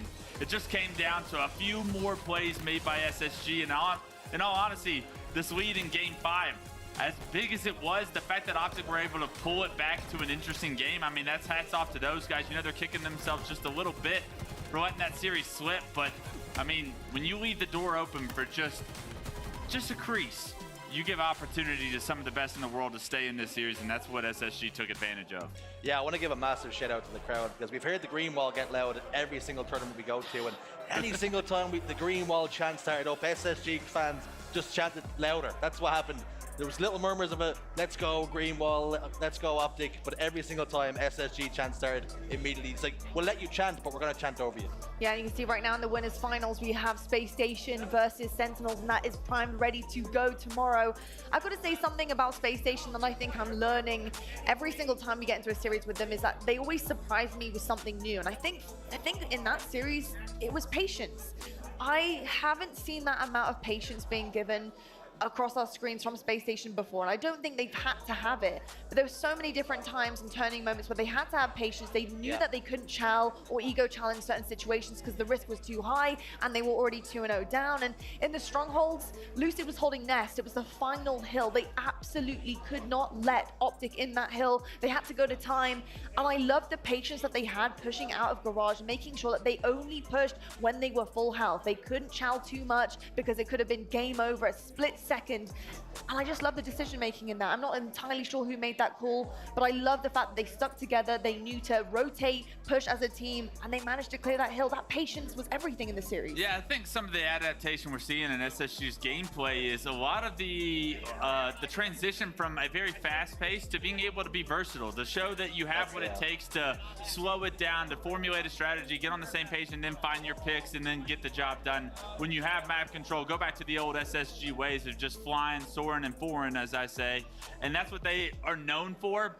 But I think that this adaptation of versatility is why they're going to have a little bit more success this weekend. I think so indeed, and I'll tell you what, success is actually going to be a bit of a struggle for these folks down here in the elimination bracket, and quite frankly, it's all that they're going to know if they want to proceed through this journey. Success is where it's at. If you want to get into the semi-finals, Quadrant versus FaZe, Native Red versus Optic Gaming, we see two of the big four that we saw earlier on in terms of the best teams we have fall short, and it was always going to happen, right? That was where the story was going to go. We had to see some of our best teams fall short here. Can they get over the hump that is Native Red, Quadrant? I'm really excited about the Quadrant FaZe clan because I think Quadrant right now, they are pretty annoyed with how this journey has gone for them. I think they're going to want to answer back with FaZe Clan. And I think, honestly, on the flip side, FaZe feel the exact same way. So it shows that should be a bloodbath. Yeah, the whole elimination back is going to be a bloodbath down there. If you're going to win the tournament from here on out, you're going to have to do it the hard way. There are no easy teams down there, and they're all gunning for the same top spot. They all want to get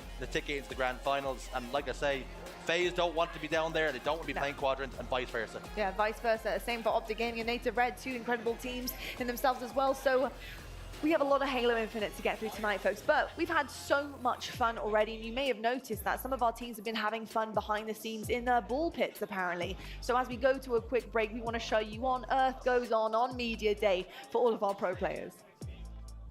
Any final thoughts on the way out? It was a lot of fun. Yeah.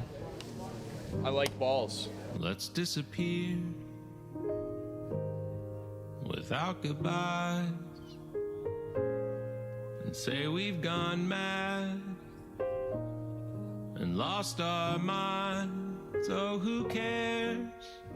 'Cause it's true. I'm madly in love with you. For the record, probably one of, if not the most fun Halos that I've ever been to.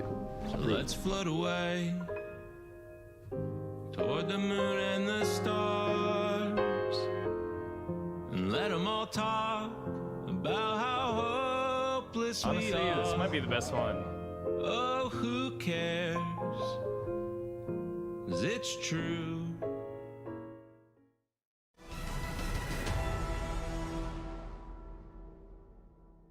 The HCS Spacestation Global Invitational is presented by AMD, the Marines, Zowie, Zydax, and by Blue Beetle. Only in theaters on August 18th. The future is threatened by enemies often unimaginable.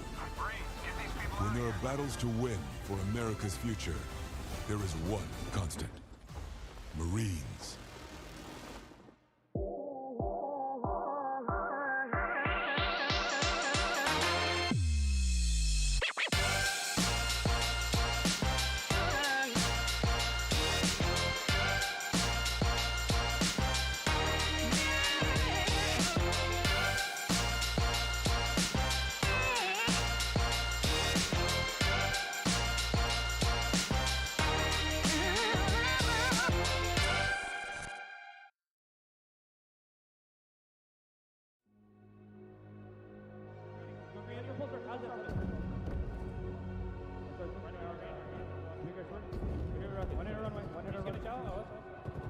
Bounce in the game, and Bounce pick it up and overkill! What a way to come out of that, listen here. If a trippy right now, they call form on the human UAV, but right now he's filling those boots. Look at this. Oh, they have no idea he's there. They have no idea he's there. He gets two! He gets three! Prioritized everything. He's gonna get them all! It's an overkill for Royal 2. This one is looking really good for Native White as they are slaying non-stop. Bigwin with the triple kill. Big triple as he gets a snipe on Sav. Cap coming in, and it's an overkill.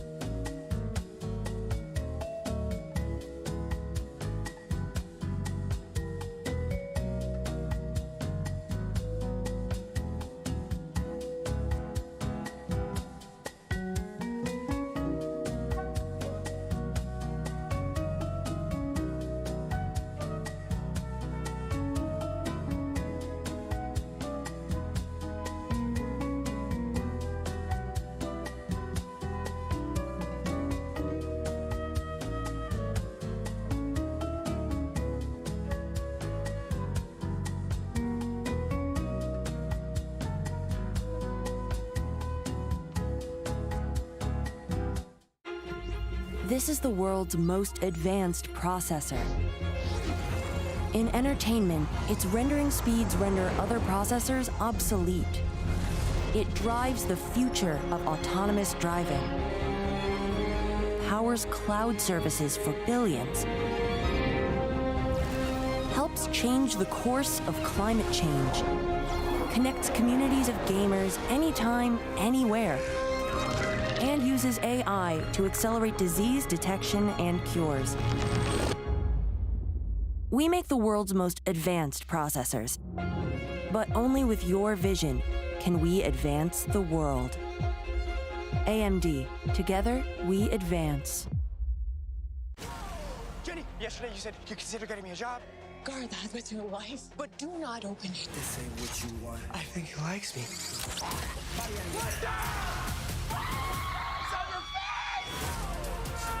The universe has sent you a gift. That love you feel for your family makes you weak. You're wrong. My family, that's what makes me strong. Blue Beetle, rated PG-13, only theaters August 18th.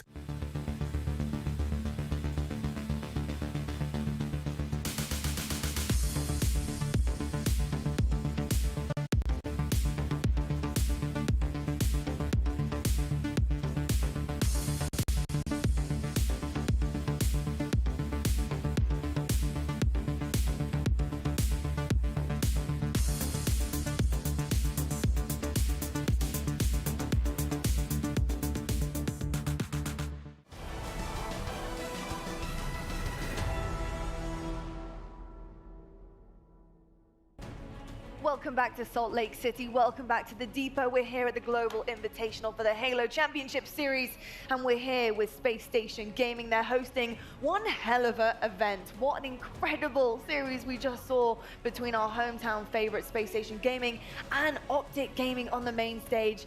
Bravo, we got you in the HCS lounge, and dude, you casted that one. I'm sure the lungs need a little bit of recovery time because I know that all of our hearts are still racing after this one. I mean, the reverse sweep came through from Spacestation Gaming. We expect nothing less than the magic of the hometown crowd behind them. How was that for you? Unbelievable. I mean, the Netflix producers are undoubtedly like already on the phone. Unbelievable storyline. You couldn't have written it any better.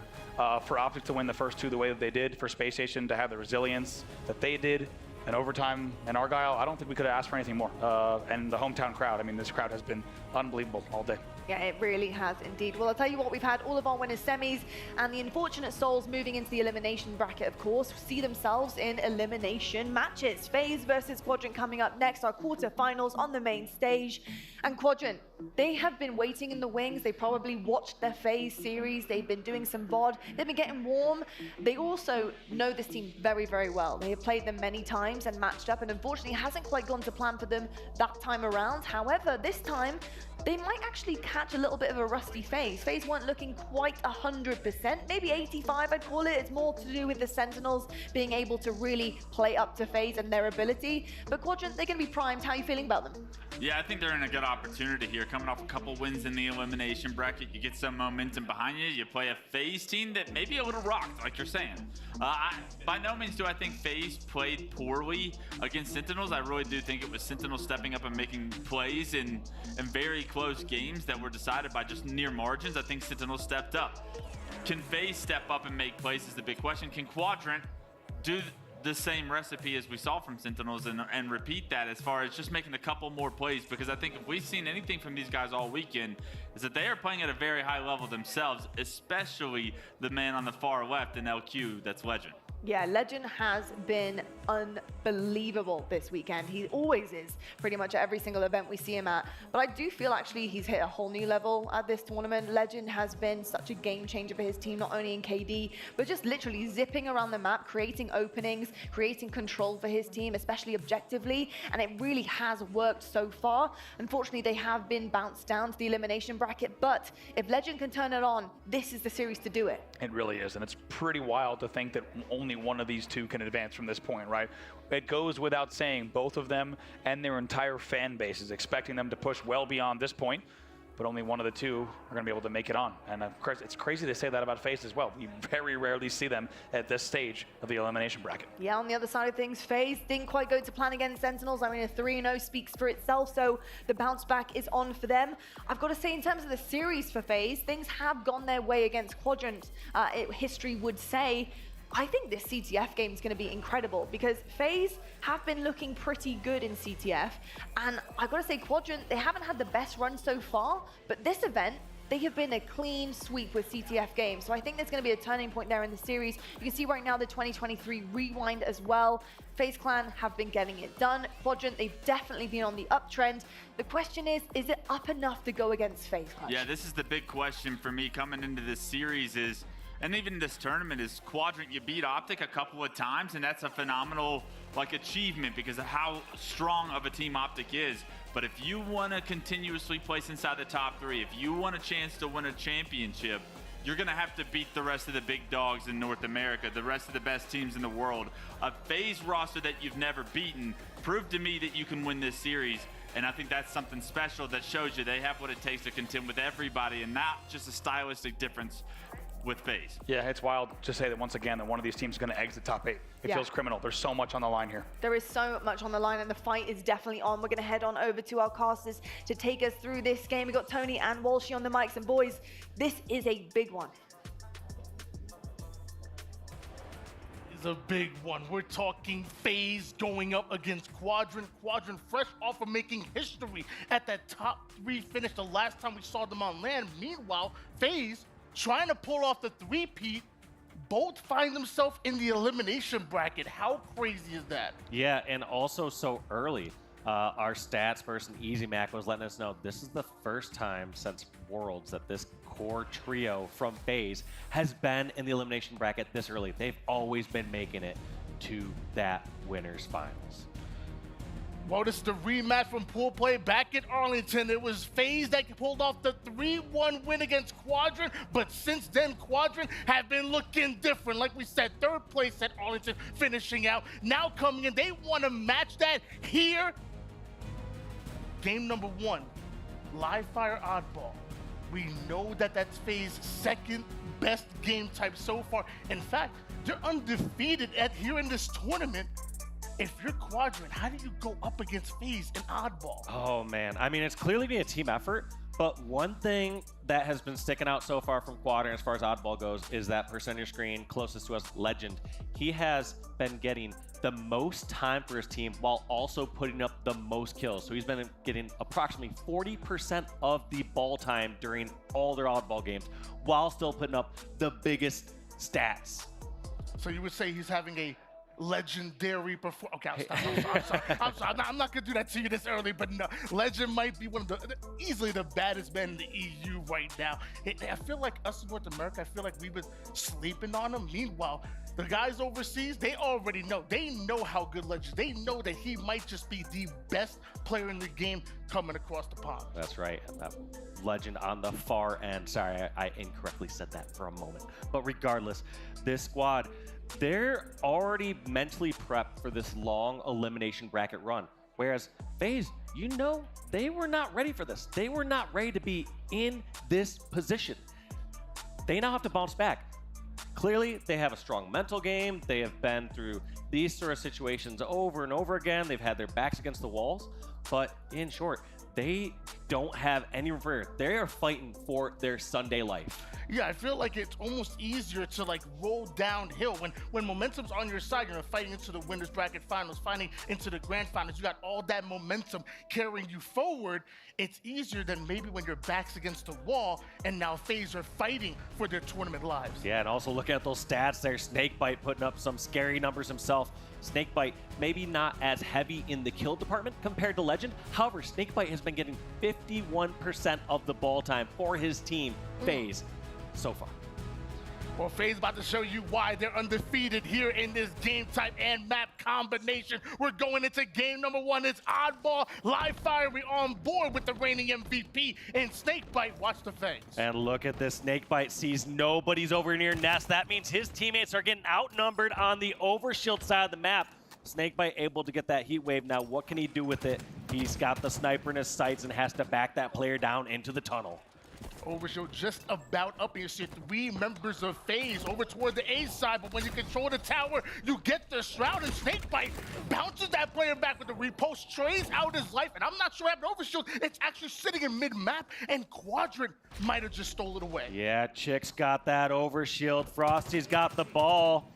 We are going to see a collapse coming in from Quadrant, and there's no way that FaZe are going to be able to effectively rotate this ball away. They have to get the kills and fight their way out of garage. They take down Chick, the biggest threat there, but it's a 1-for-1, and kills are rolling in on both sides. FaZe able to deal with that Overshield player. In fact, Royal 2 gets the double kill out of nowhere, but the return grenades are coming in. Somehow avoids it. Body shot with the sniper. Royal 2 says, get out of my house. Last time these two teams matched up in pool play, it was Royal 2 and Snakebite who topped the charts in slaying. And no surprise once again, as they have 8, make that 9 of the team's 10 kills to kick it off here against Quadrant. 12-0 start coming in for FaZe, and sniper rifle in the hands of the Demon. Just barely missing on the headshot, but the body shot still going to connect. You see Snakebite running into the Heat Wave and BR combination himself. That's going to leave Renegade by himself, and eventually Renegade is dealt with. 4 down for FaZe. All 4 down. Here's Legend. He doesn't have the ball, but he does have the Bandit and BR. He's setting up for this Overshield. Coming up here in just a moment and fighting off against Royal 2. But where's his help? His teammates were backed off a little bit, and that's just going to be 3 down for Quadrant. I don't know how Quadrant are going to be able to get this OS. That's going to be Overshield going in the hands of FaZe, along with that ball going in the hands of Renegade. When that Overshield is coming up, you have to find a way to stay alive and slay out. Quadrant going 3 down at the most brutal time, giving World 2 Overshield. You already know how straight his BR shoots. Don't give him any extra shields. Chick over in the nest trying to buy some time, but these spawns are getting staggered. Sika, the last one alive, and they aren't certain where he's at. You see Royal 2 checking his back, not sure if it's garage, not sure if they're lurking around somewhere else, and Sika somehow sneaks out a kill, taking out Snakebite, so they found where that last player is at, but the damage has been done. Spawns have come in, and Quadrant on the push. And although World 2 and FaZe were able to get away with the Overshield, no ball time being accumulated for FaZe. Quadrant now going to clear him out, but it looks like FaZe, they get the ball this time. Now, this is a little worrisome. Now, FaZe, they're doing a great job getting the slays, but they're not getting the objective efficiency to back it up. You saw how they were looking for that final kill on Sika, and they weren't able to track him down quick enough. Last time that these two played each other, the game types were very, very close. We're talking 1 hill difference. We're talking 1 cap difference. But the slaying was heavily in the favor of FaZe, with every single member of Quadrant, I believe, going negative. So in an event like this, if FaZe are going to go even or ahead in slays, they better take that objective efficiency in their favor. Quadrant's ultra-aggressive playstyle and willingness to send bodies at you really a thorn in the side of FaZe, but once they got that 3 down, that's when you see that lead start to increase. 34-14 lead coming out of FaZe, but the first kill goes towards Quadrant. FaZe gonna match that. They're holding on to the setup. What a shot by Snakebite. All 4 members of Quadrant push, and all 4 of them shut down. FaZe taking up more real estate right here. They're rotating this ball on over towards Garage. They're going to grab that Overshield and decide where to go next. And an interesting use of that Shroud just right away. Concealing his position. Renegade pops that OS, knows where some of these players are at, takes the one-on-one at Keydor, but loses OS. Oh, he did not get hit by that Spiker. So no loss of OS there for Renegade. And 3 down for Quadrant. That was actually 4. SLG, he just got up, and his teammates all around. All my friends are dead, says SLG. It looks like he's going to join them because FaZe, they identified the spawners. The pressure comes in. We said it before. If you give FaZe the Overshield, you are going to be in trouble. And while all that happens, 69 points and counting for FaZe. That's nice. FaZe are just looking so good. It feels like every single time Quadrant's pushes are ineffective. They're getting shut down by FaZe, or FaZe are in these sneaky spots, just like that. We had seen previously where Chick had no idea that Royal 2 was sitting there at OS, even though Royal 2 was shooting another member of Quadrant over at the plat. So it goes to show that some of these communications are being lost here on the Quadrant side. Once again, Quadrant going 3 down, but they are quickly to come up. We got 2 members already pushing the dummy side, but they're quickly running out of time. And Snakebites, Nate somehow is going to connect. play ball is forced out, but you look at the score line, you only need a few more seconds as FaZe to take round 1. Yeah, and it's just such a heavy amount of outslaying. We're looking at 40 kills to Quadrant's 25. So they are just able to get so much more pressure and presence across the map. And I like how Snakebite didn't try to just force those last remaining seconds and get a play ball. Instead, he plays it early. He goes for map control and realizes that if they can continue to outslay and have map control, they will take down Quadrant here. Both Sniper and Overshield coming up at the exact same time. Quadrant have to manage to keep FaZe away from the ball and try to defend these resources. Nades are going down, forcing Snakebite to back out just a bit, but dives in for the Overshield. Nobody home. That's practically free for Snakebite. Yeah, OS snagged. Snakebite going down in the tunnel. Gonna take out Legend. Gonna hunt down SLG. And that's gonna be a double kill and a killing spree. Ball going in hand shortly. 3 down for Quadrant. One more player alive trying to do damage. It looks like Chick was able to hold Royal 2 off, but Renegade drops right down, steals away that ball. Now you're talking just 5 more seconds needed. Looks like Renegade gonna retreat over toward the screen side. Quadrant are desperately throwing nade after nade. The nade does connect, but it's too little too late. FaZe are taking round 1. Round 1 going so strong in their favor, and I gotta credit that to the massive amount of outslaying. It felt like every single time Quadrant would have one member go down, the rest would get outnumbered back and forth, and not the start you want. Legend taking out SLG, taking out Sniper in the hands of FaZe, and they're grab Heatwave and the ball. Super quick kills and quickly grabbing that ball and getting their own setup. FaZe are matching Quadrant's ultra aggressive play style, and ball gets played over towards the mid map right as Overshield is coming up. We see Renegade pushing up, but yeah, there was a quick error there, so I believe they'll be restarting here on this round 2. So we'll likely be going right back into a 1-0 lead here for FaZe, and we'll find out what went on there. But in short, we are seeing FaZe just completely dominate in the slaying department there in round number 1. I'm actually surprised Renegade was able to betray his teammate with the Heatwave. You ain't getting no aim assist on that my one. Heatwave don't connect like that, I'll tell you that. Shots right there, okay. I see you, Renegade. Make sure the shots are warm no matter what. You know, you're coming into the next game, and you know Quadrant gonna come with that heat. So, yep, we'll get a ruling here in just a moment as to what the plan and next steps are. Oh, and they're gonna continue playing. I was under the impression that a lot of these people were kind of taking a step back, but don't stop until the TO or ref says to. So right there, these players just assumed something was going to change, and this game is still very much alive. We call it a fake down. That's the whoop-de-wop right there. Hey, stop moving. We're gonna act like then we're gonna come right back at you. And Quadrant able to take over that ball time. Renegade with the sniper does force the play ball situation and gets the double kill working. That pole does Renegade, and now FaZe get control. Yeah, these teams of players got bounced back right away. FaZe trying to get a setup of their own. Last time they just tossed it out.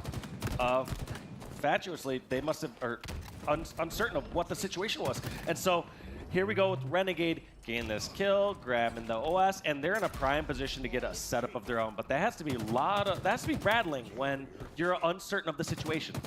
Well, as of right now, Renegade looks sure of something, and he wants to slay. Double kill turns into the killing spree. Still has the Overshield to work with. I don't know why Frosty stole the triple kill. That ain't right, but it doesn't matter. Quadrant go 3 down. Renegade still has that OS. You find 2 spawners over towards the 8-corner. Quadrant are in trouble.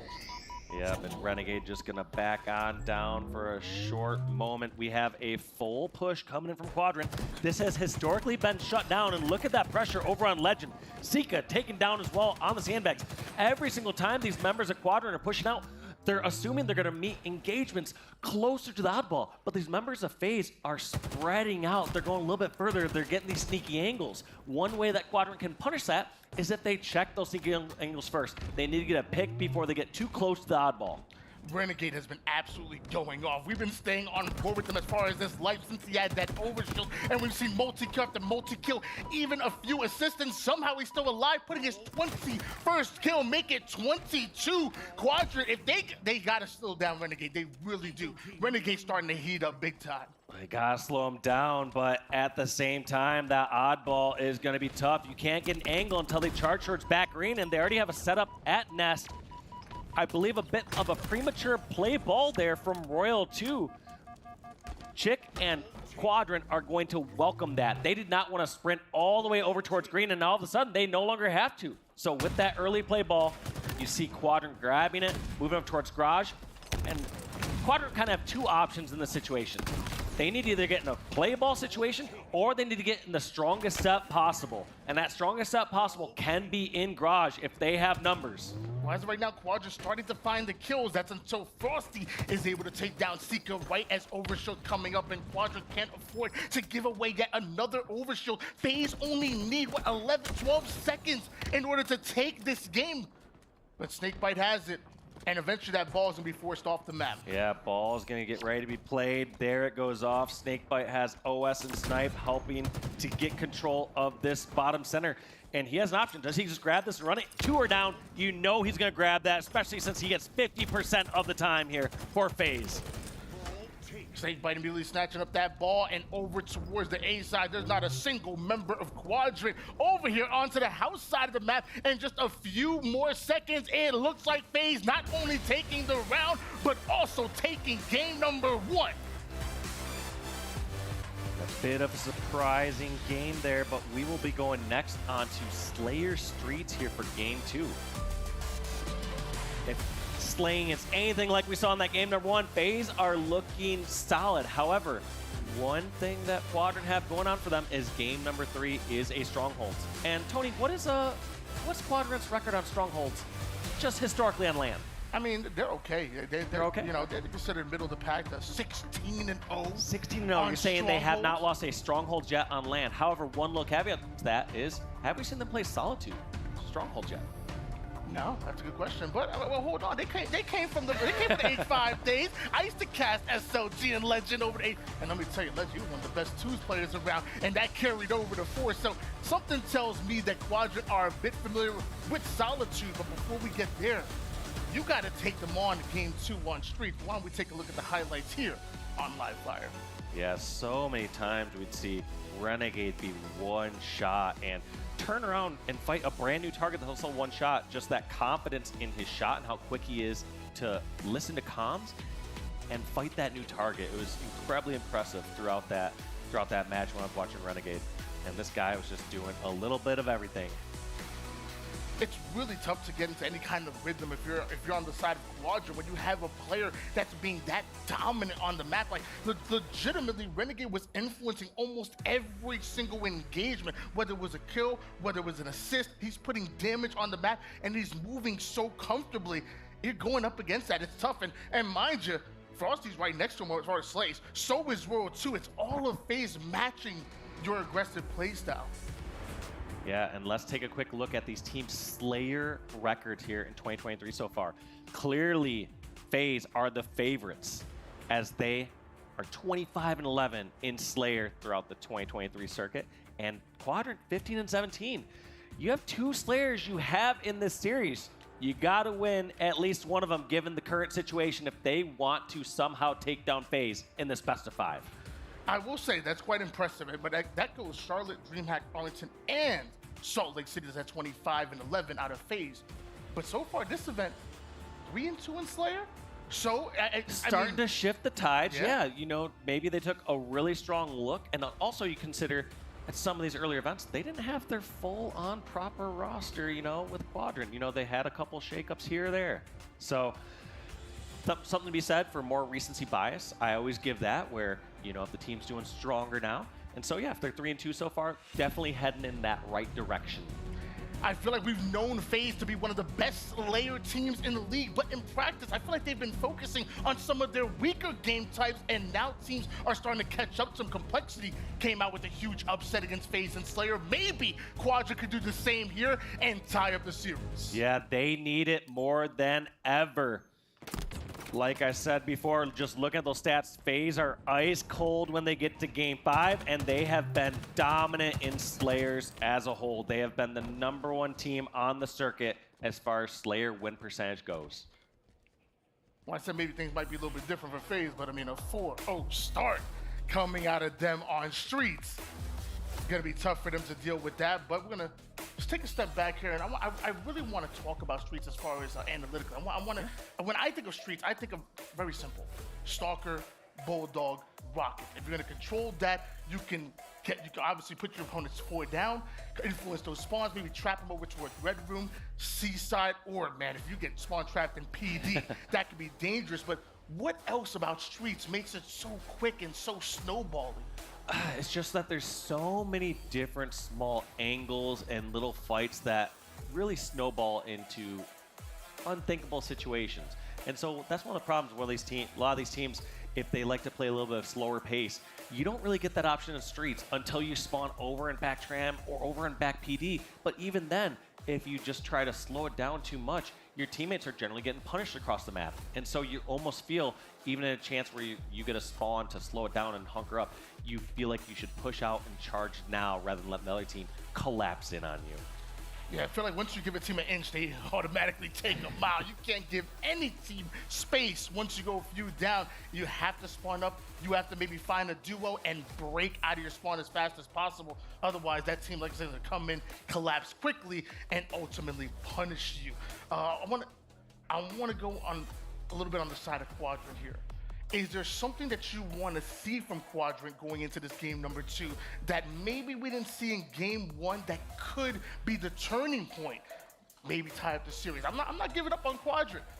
Well, it felt like they almost committed to some sort of push every single time they tried to break a FaZe setup, and they would never really like turn back or pump the brakes and deal with the people that were behind them. It felt like they were saying, they'd be like, go, enact the plan. Everyone would try to do their own push or do their own play and go towards that oddball, but it was shut down so effectively from FaZe. So I feel like here in a Slayer, they don't have to commit to an all or nothing. And if they do decide to push on out, they need to at least grab a little bit of something. We saw too many pushes from Quadrant where all 4 went down and they would get 0 kills or maybe 1 kill against FaZe. You cannot be having those sort of trades in any sort of push, especially Slayer. Well, going into this game 2 Slayer, I want to see Quadrant control those Rockets and Bulldog a lot better than we saw Overshield and Sniper over towards Livefire. Luckily, things are a bit different. Those Rockets over towards the mid-map. Stalker is stuck over on the seaside, so depending where you spawn, you might get a little favorable start to it. But don't forget about that Bulldog. Frosty already addressing the B side. If he can control this, as Quadrant is slow to come out, this can be big. Frosty, but hold on, Chick. He gets a dub. Chick with 3 down. Frosty, the last one standing. We're going to see if the rest of his teammates spawn on over towards PD or B Street. It looks like a little bit of both. Snakebite wisely pushing out, taking up a little bit more ground. You do not want to get stuck in 1/4 of the map. Frosty trying to conceal his presence for as long as possible. Once he finds out those players are weak, he rips a double kill out of nowhere and now has a Bulldog because of it. Numbers advantage going towards FaZe quickly. We're seeing Seek and Chick trying to break out. Same for Legend, but as of right now, you talked about it. FaZe taking space, FaZe collapsing. That's exactly what's happening. And what a ambitious push there from Sika, knowing that player has Bulldog, knowing that they could be right around, but 0 hesitation from these members of Quadrant. They get an advantage and they charge. And look at this, Quadrant, no, they are stuck in Tram. We're gonna see how fast they decide to make this move because they got some players weak, and Quadrant like to push those advantages. Renegade goes down to 1 shot, but he still has that Stalker rifle, and now he gets back to full shields, does Renegade. Couple of shots onto SLG, that'll pull him back, but off screen we are seeing that kill feed light up. 3 down go FaZe, and now Renegade is stuck on an island here. And look at that clinical precision there from Quadrant. They just took out player after player, let them walk into traps, and eventually picked off Renegade. That was a 4 or 5 for 1. Such a well-played push from Quadrant once they got FaZe stuck in Tram. Chick coming in with the disruptor. He has the opportunity to clear out the B side, is able to trade out his life, but Quadrant now, this time the ones going 3 down this engagement. Quadrant having a 2-kill lead, but there's 2 pods in the Rockets who have found the hands of Snakebite. Yeah, Snakebite's Rockets. This should require at least 1 kill. He knows someone's around that bench. Trades out with SLG, but uncertain if he's going to get hit with more grenades. Great dodging there and just staying alive with his teammate Frosty here to back him up. Frosty leading the way so Snakebite doesn't have to do any sort of wild rocket, but feels like it's too good to be true over there. So Snakebite kind of backs down and is wondering where the rotation is, and he finds the rotation. It's coming over on B Street as he gets the battle and tires and trades out. That's 3 down for Quadrant. Once again, FaZe winning these engagements, and now we have a tied-up game at 15 apiece. Switching gears over towards Renegade. And notices that the subway side is clear, so it looks like FaZe, they want to take control of this immediately. And if the Stalker is up, this can be big. Renegade checking every one of those corners. I know you saw that. Exactly. Just giving so much credit to these Quadrant players, saying, like, I know they're going to be sneaky. They could be hiding all the way back in this corner. And so when the game slows down in these positions, they are going to check every single sneaky corner that they've ever been killed in during their matchmaking games. Back-to-back kills, though, coming out of SLG and Sika, and we do find the corner that he's hiding in. This time, Snakebite checking his as well. Does the damage onto SLG, allows Frosty to come in for that bait and switch action, and now Bulldog in the back pocket, control for FaZe, but it's still Quadrant that have that 2-kill lead. Quadrant, they've been playing lights out so far. I mean, I would almost consider this game a must-win for Quadrant. They don't want to go to game number 5 and a second Slayer and test their chances against FaZe. But if they are able to take this game, I feel like game 3 is almost a guaranteed victory based on how well Quadrant have been on Strongholds. Sure, FaZe have probably gone back and watched the film and tried to learn what they can from how Quadrant play it, but this one would be so crucial for Quadrant, not only just tie up the series, but to set themselves up for a lead. Snakebite is just taking down the leading Slayer in Chick, and that's huge, because every time that kill feed starts to light up blue for Quadrant, it's usually Chick getting the double kill, so get him off the map, and then you can get aggressive, especially with those rockets, as another 3 down go Quadrant. Only one more player over toward the subway side. Renegade gonna be the most forward player. Chick ends up going down. So does SLG. Quadrant are getting cycled and punished. Such a good prediction of where the spawns were. Even if Renegade did not know where the last member was, he looked across the map, saw all others blocked and said, well, Cafe, Tower, that area's open. I better position myself to do some damage. We've seen FaZe really start to step it up. Like I said, Quadrant were playing lights out before, but we saw the 3 down that went into the 4 down. Now I want to hop into the comms. What is causing this out of FaZe? Let's go into a FaZe listening real quick. Island, dude. One to driveway. Hey, that? I'm just aimbotting. Yeah, I'm looking mid. I'm shooting mid. Yeah, we can just chill the game a little bit here. Ivy weak. They're gonna go like music and shit. Yeah, they're needing out music. Yeah, Death Spot, and Ivy. Yeah, I'm down to kind of bully B. Yo, Trash right now? He's on the open. Wait, yo, listen to me. Are rockets up in 40? Yeah. Okay, honestly, let's wait for rockets to come up. 40 seconds? We have so much map. I like that. What do you guys want me to watch the Stalker here? Peter, honestly, go rogue. I'll hold left for you. I shot you. Yeah, I'm giving a purple pretty much. I'm just hiding. Yeah, do you want a Mando instead, Peter? Yeah. I can jump. Yeah, I'll drop you a BR, bro. Playing long con for rockets. Rockets in 30. I'm giving him. I hear that. You should UAV like P1 or cuts. I'm getting Mando. He's two on me. Tires and arcade. They're trying to push. I'm weak, man. I'm weak. I don't see tires. I think he's laundry, guys. I live up. Okay. Mid map, guys. Mid map. Weak mid map. Rocks in 15. I'm just living up. There's a guy somewhere mid. Another ATM. Rocks in 10. ATM. Rockets in 5. PJ, 2 pushing Cafe. One cross. Heard. I'm riding here. Then Shoddy. Rocks up now. You guys make a play for me now? You can show when I shoot him. Tell me when. Rockets up. On rockets.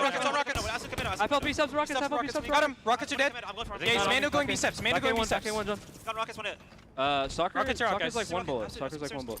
Alright, yo, slow it down, keep working together. Back. They're gonna go. They're almost out of rockets, no? Guys, spawn here. Yeah, rockets out. Okay. I spawn here. We should fight this. Okay.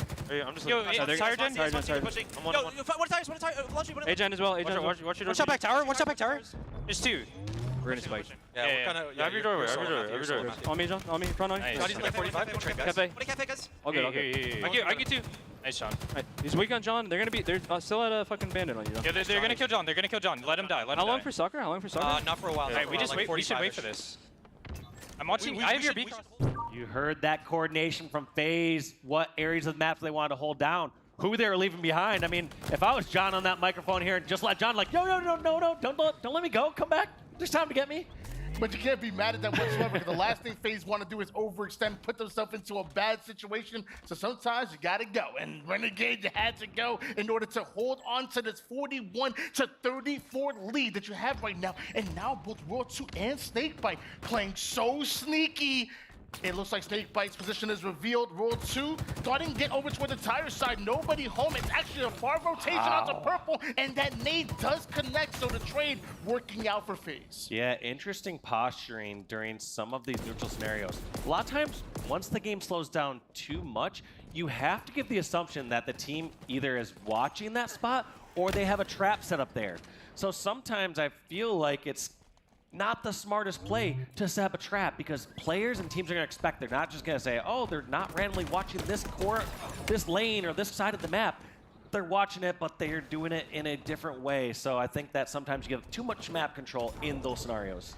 I'm seeing Quadrant starting to find some of the kills. The problem is that a lot of these are trades, and every single trade works in favor of FaZe Clan at the moment. You have a 4-kill lead, and you're only 5 away from taking this game, and Legend finds himself in a dangerous position, but a distraction for Chick to get away with the Rockets. That's a huge one for him, and now 2 on the feed. Yeah, far from over. 3 dead. Snakebite the only one alive. Looks like they're going to continue to try to cycle and stagger these spawns. Chick pushing in and trying to find any member he can of FaZe. Checking all the corners, doing everything he can. Takes out Royal 2, but Snakebite, his teammate, Scott is back. Once again, a 2-kill game. Make it a 3 after Frosty taking down yet another one. Renegade sitting up high, waiting for that Stalker to come up. Things going to slow down just a bit. Actually, excuse me, Frosty, he's getting aggressive over towards B stairs. Well, I don't blame FaZe for getting aggressive a little bit right there, because based on Quadrant's past history, as soon as they get an advantage, they start to push up and start to get nearby the opposing team. So FaZe were trying to say, are there any other stragglers near our base that are trying to charge in on tram or subway that they can pick off? So they quick tried to find them. They saw Sika running away towards the end, but the right idea was there, is they were able to turn that defensive moment into an offensive time if anyone was overextended. Quadrant only down by 2 kills at the moment, so they're definitely not out of it, especially with Chick dropping that 18-9, but he ends up going down, and that's a critical death. Now for Quadrant, you can only afford just 1 more kill. Renegade still has that Stalker, also has one up high, goes in for the challenge, and that teamwork making the dream work. FaZe Clan up 2-0 in the series. FaZe Clan are looking good, but they know the job is not done yet. Quadrant have a momentum shifter coming up right next here on Strongholds. It's been historically their best game type. Can they continue the streak, or had momentum shifted too much so far in the series? Are they just a little too down and out against FaZe?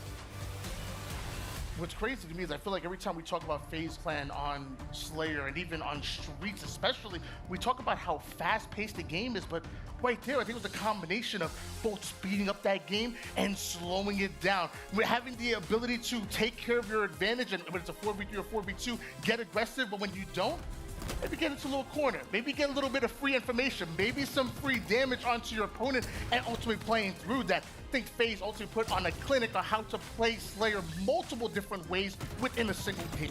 Yeah, I felt like they just did such a good job of anytime they set up those traps, they let Quadrant walk right into them. There were many situations where Quadrant did do some very effective pushes, but more often than not, it felt like as soon as a Quadrant push started, FaZe could kind of wait around a corner, they could get a trade for a 1-for-1, and they would catch the aggression from Quadrant and punish it. I still gotta give a shout out to my man Chick. 18-10 in a Slayer. I know Quadrant didn't win, but they gotta be impressed with that. Even when the lights are brightest, these boys doing their thing, but now we have one more chance. We are going to Strongholds though. And look at these 2023 stats for Stronghold. FaZe 10-8, Quadrant 15-0. If history is any indicator of this next game result, it's going for Quadrant. I'm not ready to count my chickens before they hatch, though. Count my chicks before they hatch. I want to see it, though, because you're still staring down the reticle, staring down the barrel of FaZe Clan, who are looking to sweep you and get revenge. They're trying to go back to back to back. And as of right now, Quadrant, you're in the way. One thing Quadrant have going against them, though, is with this new map here. We know all these players on the FaZe squad. You know, everyone here was incredible at Halo 5, but specifically these members on the FaZe squad were all so good here on the old version of this plaza. Back-to-back kills going in favor of Quadrant, and man, they take control quick. A-B setup already coming out of Quadrant, but they didn't get the sniper. It found the hands of Frosty. And look at these guys. Let's see the way they play this, because, you know, having a really strong winning record is something. To be undefeated in Strongholds, period, that's an absolute statement, and they have to have a very consistent method to their madness to recreate that over and over again against the best teams in the world on LAN. Quadrant going 3 down. Legend doesn't care. Legend gets a double kill to kind of equalize the situation just a bit. FaZe gonna have to pull out of that position ultimately to take him down. SLG following it up with the kills, but it's still Quadrant that hold on to both Alpha and Bravo, and a Hail Mary by SLG. It ain't Sunday yet, but their backs are against the walls, and SLG is saying his prayers because they want to get this series going to a Game 4 and beyond. 48-0 run coming out of Quadrant. Earlier in this tournament, they actually 250-2 native white. And as of right now, they're looking to do the same thing to FaZe. What a run so far. We do see FaZe going in for the longer rotation, able to take away Charlie, but now that SLG finds out where they're coming from, goes in for the challenge, no fear whatsoever. Gets the trade out, and that's the most important part. We're going to see FaZe for the first part of this game put some points on the board. Now Chick is going to flank on over towards C, but he's got somebody behind him. That's going to be Renegade watching that lift, knowing a little bit of what Quadrant's plan is, saying we can't just get a kill and run away. We have to guard them because Quadrant are going to flank. And not only is it the first points on the board coming out of FaZe Clan, but a trip cap at that. FaZe have gotten complete map control, and now it's Quadrant the ones that are spawning over toward the tram side of the map and forced to break out. And as they're doing that, Raw 2 takes down Legend. Renegade does a little bit of damage, but just peeks right out of that situation. They're just calling them out. They're daring Quadrant to push up. And look at this, Legend. Seems like it's in their playbook here from Quadrant to somehow slip somebody bottom center and flank all the way over towards C to recapture that, but Renegade sniffing that out already. However, 3 members down. Quadrant are going to be able to put C on the board, and I wouldn't be surprised to see them grab B as well, and that's exactly what they're going for. But you see how strong that triple cap was. 1 triple cap, 1 run for FaZe, ends up getting 64 points. Quadrant do end up answering back, getting a double cap of their own, and now you have 3 members of FaZe trying to battle it out over towards the driveway tram side. Raw 2, he's going to find the exit. Yeah, the height advantage there on driveway is going to result in multiple kills. Sika, the last one alive, has sniper, but all those members of Quadrant are going to be spawning over towards that lift. Let's see how FaZe react to this. Do they decide to push him for the kills and go for the trip cap, or let Quadrant trickle out one by one? Well, as they're getting the kills, it looks like they may just be pushing it for the trip cap. That might be exactly what you want to see, because Frosty comes in quick. Nest is his. Quadrant recognize that, so they rotate over towards Alpha, but it takes 2 to tango. Ooh. And as of right now, FaZe has the double kill. Frosty has the blainer. FaZe are just keeping up in rotations here with Quadrant. Every single time it seems like Quadrant's making a brilliant play and rotating around. FaZe are there to match them, and they match with equal or more firepower. And as we're in the fight over Alpha, the game's tied up, and it looks like FaZe are about to take the lead for the first time here in this game, and Quadrant still find themselves 2 down and still find them set up, or at least fighting a setup that FaZe have on them. Frosty 1 shot in the S7. Snakebite doing damage on the kill feed. He's gonna take heights. Not quite the headshot. Frosty was doing a great job watching that angle, but effectively his team was fighting a 3-on-4 across the map. Until he got that body shot, Quadrant were able to outnumber across the map, and because of that, you saw a couple kills go in their favor. Quadrant stack numbers are usually able to get the kills necessary. And they already have Charlie working on Alpha, so once again, Quadrant getting control, and that kill feed lighting up blue. Chick gets another one in. Snake by opening up the map completely. FaZe off of spawn, gonna go after Charlie. Maybe this is Quadrant's opportunity to work Bravo. Oh, no, they're gonna headbutt. I like this play by Chick. Rather than forcing Bravo, go get the C control, make sure that's locked down. They got themselves a trip cap. Let's see how many points they get on the board. What's better than out-rotating going B, taking Charlie and B at the same exact time? That's what Quadrant do. They're getting greedy, but that's the reason why they are the best strongholds team in the HCS. 131 to 122 lead. FaZe take back Bravo, immediately go down. Quadrant swapping it right out. Huge props to FaZe, though. I mean, that trip cap got denied pretty quick. We've seen many other scary situations where Quadrant gets a trip cap and goes on a 50 to 80 point run. So for FaZe to get out of that so quickly is a testament to their defensive ability. But the same way FaZe are fighting after these 1 points, in the same way that Quadrant out-rotate them, Alpha goes in the hands of FaZe. Quadrant take over Charlie, and they're getting the kills while all this happens. Half of the members of FaZe on the black screen, the other half forced to slow the game down. And while they're slowing it down, Quadrant is speeding it up. They want yet another teleport? Oh, I just assumed he was going to teleport back as soon as he got the yard cap to try to help all the way across the map. It was certain that FaZe were rotating away, and it looks like that rotation has been met. Bottom snipe lift. All these players of FaZe trapped down there. Frosty gonna try to get B, while his teammate Snakebite is getting C. Bend the right for the hands of Frosty, trying to fight over Bravo, but it's not going to go his way. The reset comes in once again for Quadrant, but now FaZe are sending bodies once again over toward the mid side. It didn't work the first time, but the second time does. Bravo's taken over, and we have a setup for FaZe. And look at this. Fight aggression with aggression. FaZe, rather than sitting back and letting Quadrant make the first move, decide to push on through loop and go for the yard themselves. Legend somehow sneaking behind. How many times have we seen this from Sika, Chick, or Legend? Somehow sneaking all the way over towards C and making these members of FaZe look back and forth, not sure if they want to go on the aggressive towards A or if they have to go back and protect their property. Players from Quadrant are always actively moving. They're either defending or out-rotating, but they're doing something on the map. The problem is when FaZe only put them 3 down, like you just saw, it forces players to make individual plays, but Legend, he steps up to the challenge. Legend's got that snipe, gonna hit it on Frosty over at the loop, and this one's gonna be A and B setup coming for Quadrant. Now do they decide to hold A, or are they gonna go and be aggressive towards the snipe lift at C? Quadrant the first one. What a sneaky play. Sneaky play from Renegade there. You notice that he did not step toe inside the A yard. That is why you didn't see Legend whatsoever look over towards the right. So he took a long loop around the yard to try to catch someone off guard.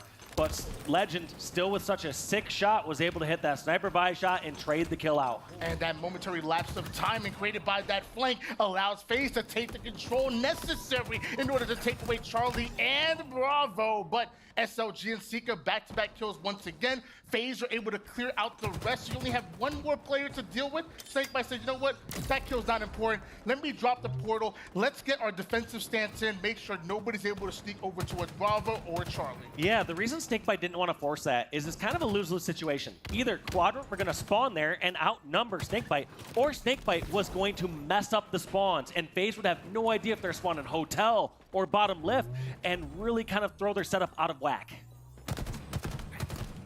Snakebite working Alpha, almost able to take it away, but realized the double push is coming in for Quadrant, ends up portaling out, but then portals right back to steal it away. Does Snakebite? Alpha does end up changing hands. It's over for FaZe, but now Quadrant, bottom mid. Bravo might just be taken. Can FaZe get the kills? No, it looks like Sika's gonna get that one. And that is gonna be 2 hills, Renegade and World 2 down, Snakebite and Frosty, it's up to them. Frosty gets a kill on his half of the map. Does Snakebite decide to push this, or does he wait for his teammates? Looks like he's feeling the pressure and feels like he has to make something happen. Sika backs him down in loop, and now Snakebite down for this next push. That is one of the tricky plays against Quadrant, is you don't know if you need to be pushing in your neutral scenarios or if you have to back down and wait for the rest of your teammates. This could be the final push coming out of FaZe, and as it happens, it looks like Quadrant's starting to find the kills, but Voil 2 coming in out of nowhere. Renegade is gonna follow it up, and Voil 2 is fighting to steal away Bravo. It does end up changing hands, but it's Quadrant that only need 5 more seconds. FaZe have control, and they're finding the slaves. Quadrant aren't panicking though. You saw at the end there, you didn't see Legend just jump into the bottom center hill and give up the free life. They're playing it patient. They know they have to get the kills and the hill points will follow. C exchanging hands back and forth. Renegade getting taken out by Legend over at the posters. That's 2 down. We have a 2-on-2, and that's going to be Quadrant closing out the game. Quadrant put FaZe between a rock and a hard place. They had to slay out, they had to go after Charlie, and they baited them into that next push, and once they got the kills, the reset came easy, and now Quadrant are on the board. Quadrant won the game that they knew they would most likely win. You know they were hoping to take at least one of those first 2 rounds. But now, backs against the wall. I mean, we saw not too long ago, Tony, a reverse sweep. Is it possible here again to see 2 matches in a row here in Salt Lake where we might see a reverse sweep? I'm not calling it just yet. I mean, there's a tall order here. You somehow have to take out FaZe in Aquarius CTF, which I would consider close enough to a coin flip between these 2 teams.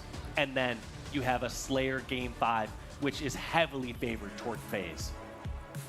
Yeah, I mean, after that performance by Legend, 24 kills and all of Quadrant in that Stronghold Solitude, I want to believe they could pull off the reverse sweep. I want to believe they could send it to a Game 5, but the same way that Strongholds was Quadrant's best game type, this might just be FaZe's, as of right now, undefeated here in this tournament. And look at this, both these teams undefeated in CTF so far. 5-0 for Quadrant, 3-0 for FaZe.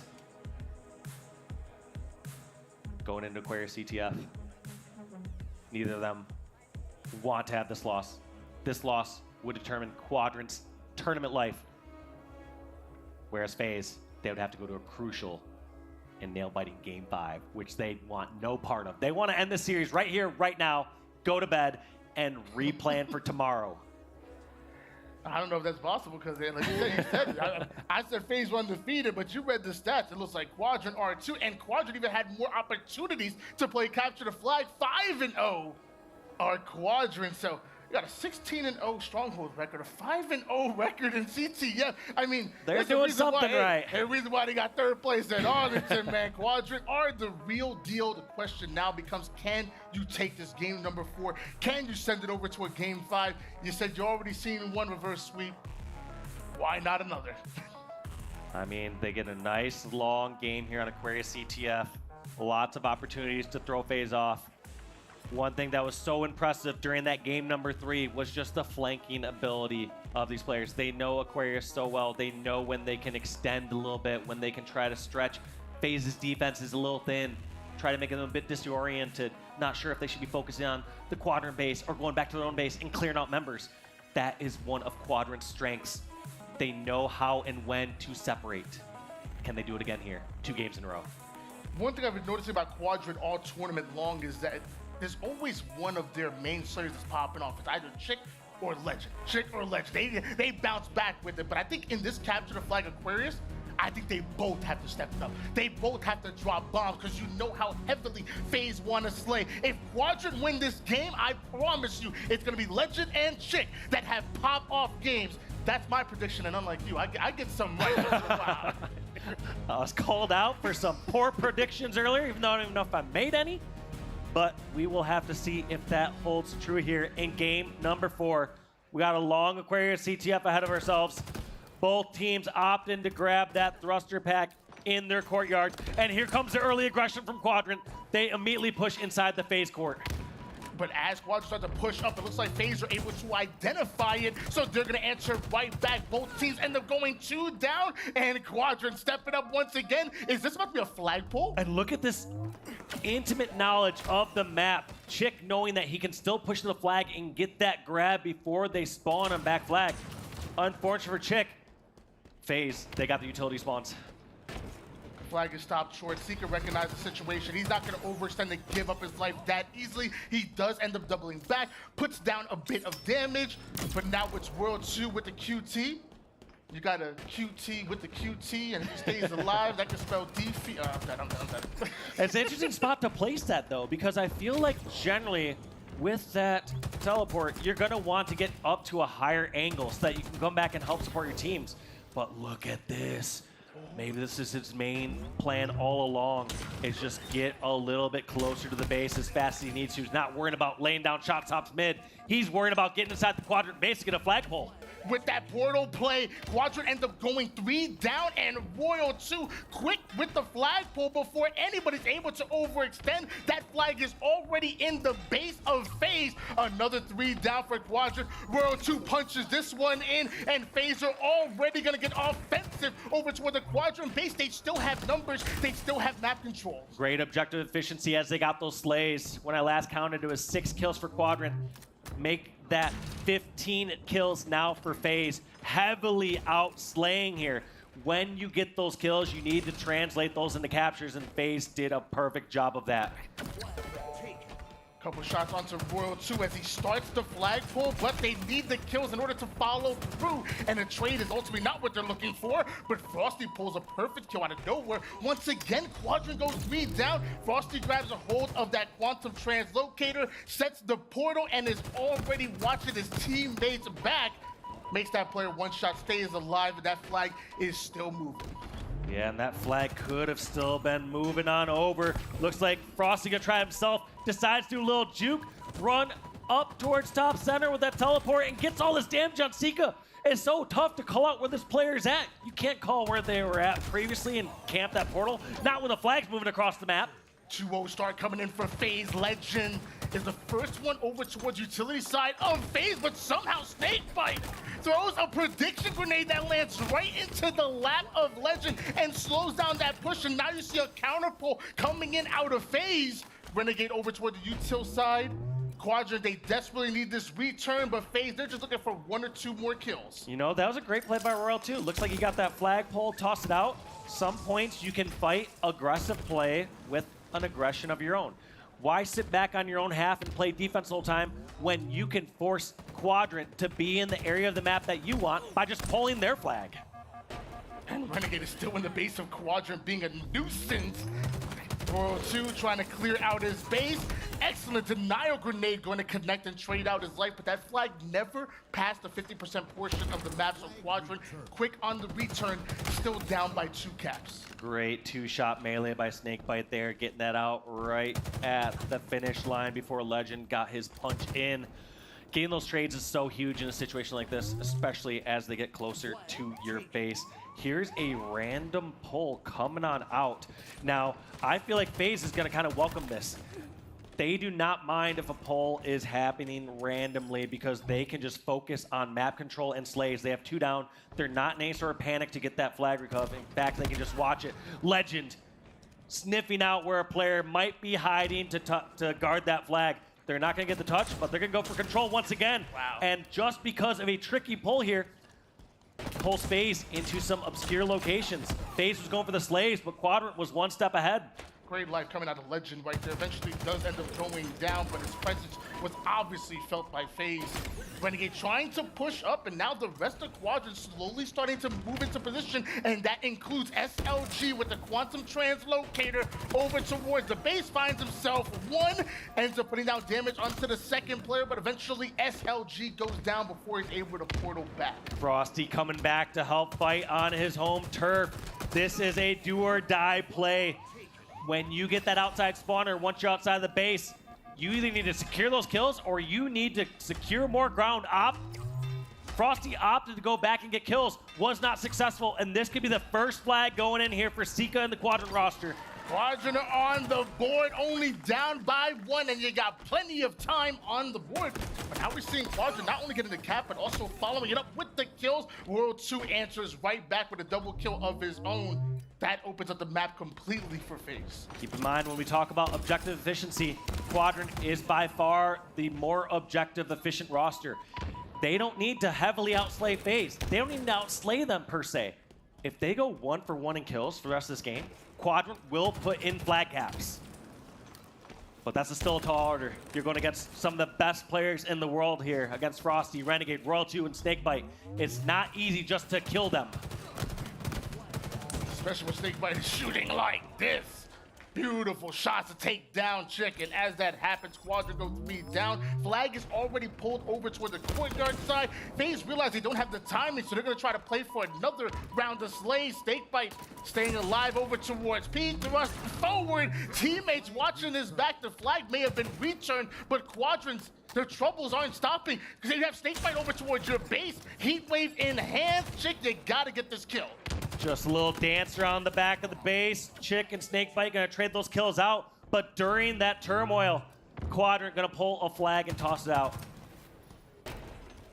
How annoying must it be for Quadrant? I mean, every single time you turn, that flag is thrown out toward the courtyard side, and you don't even know whether FaZe is going to commit to that run or not. Lots of times, they just throw it out just to use it as a distraction. Literally the most annoying team on Aquarius, just a bunch of Karens running around.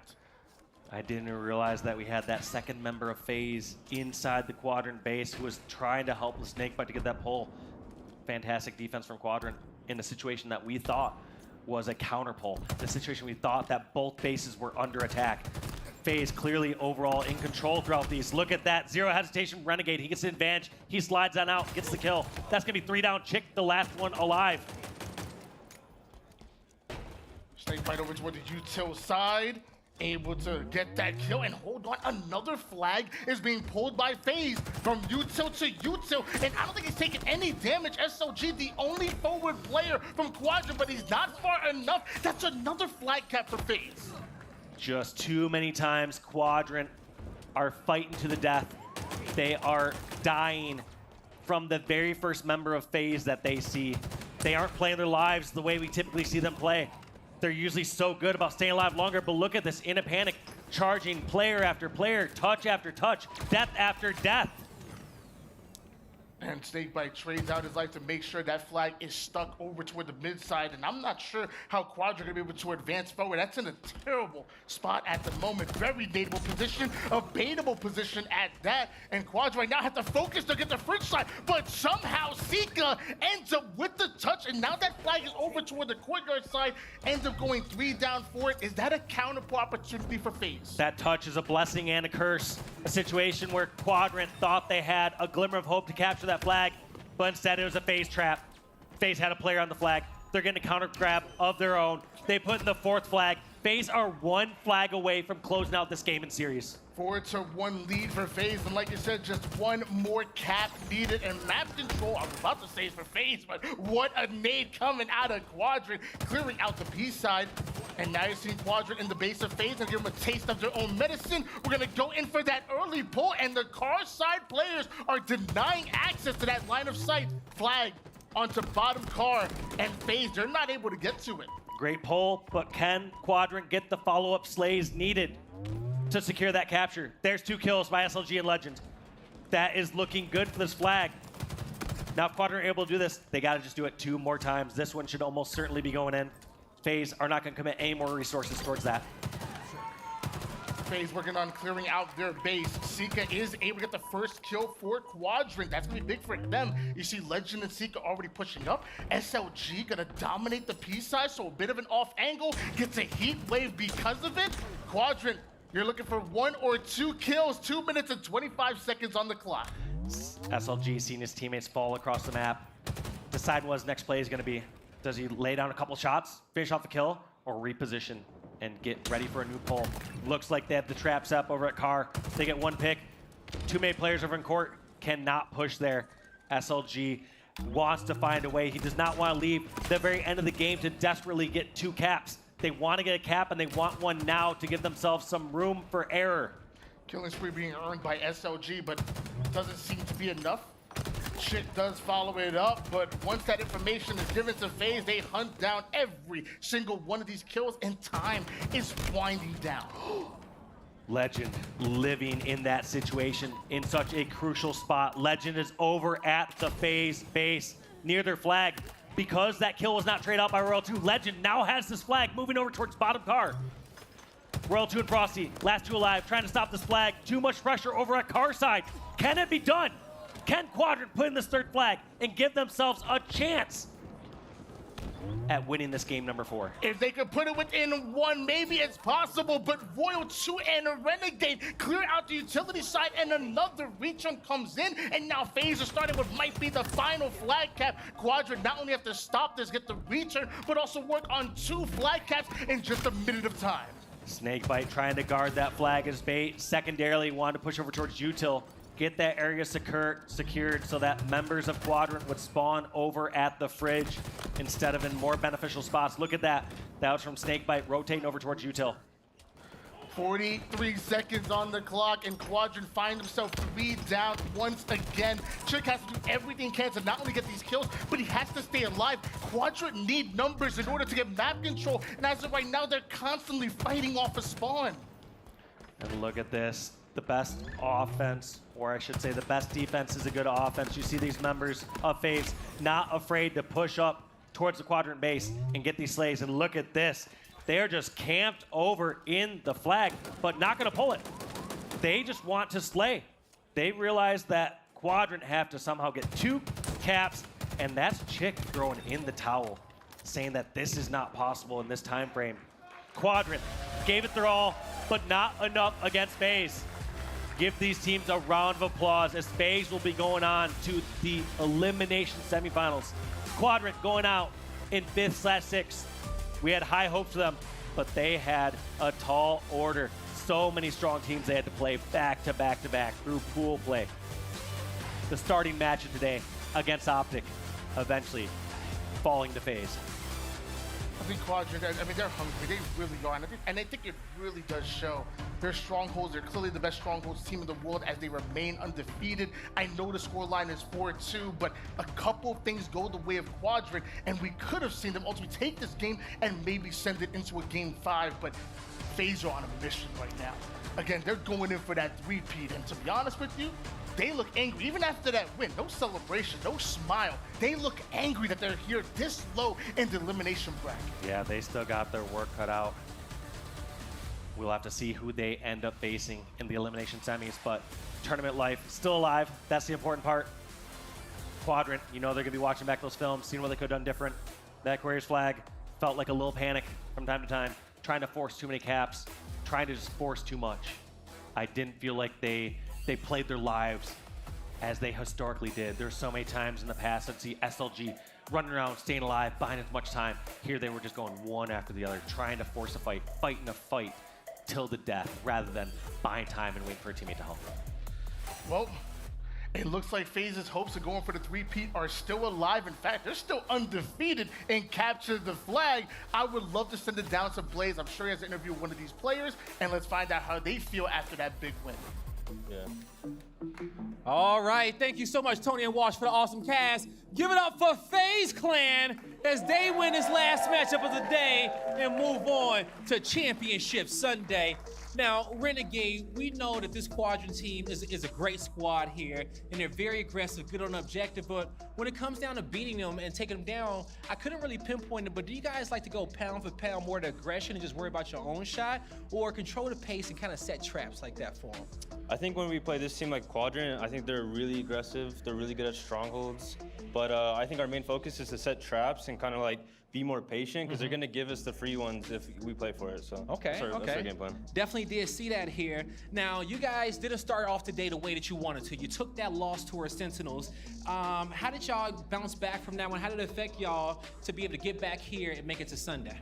I mean, they played amazing. Like, you know, shout out to them. I think we need to just focus on what we can control in our gameplay, and yeah, go from there.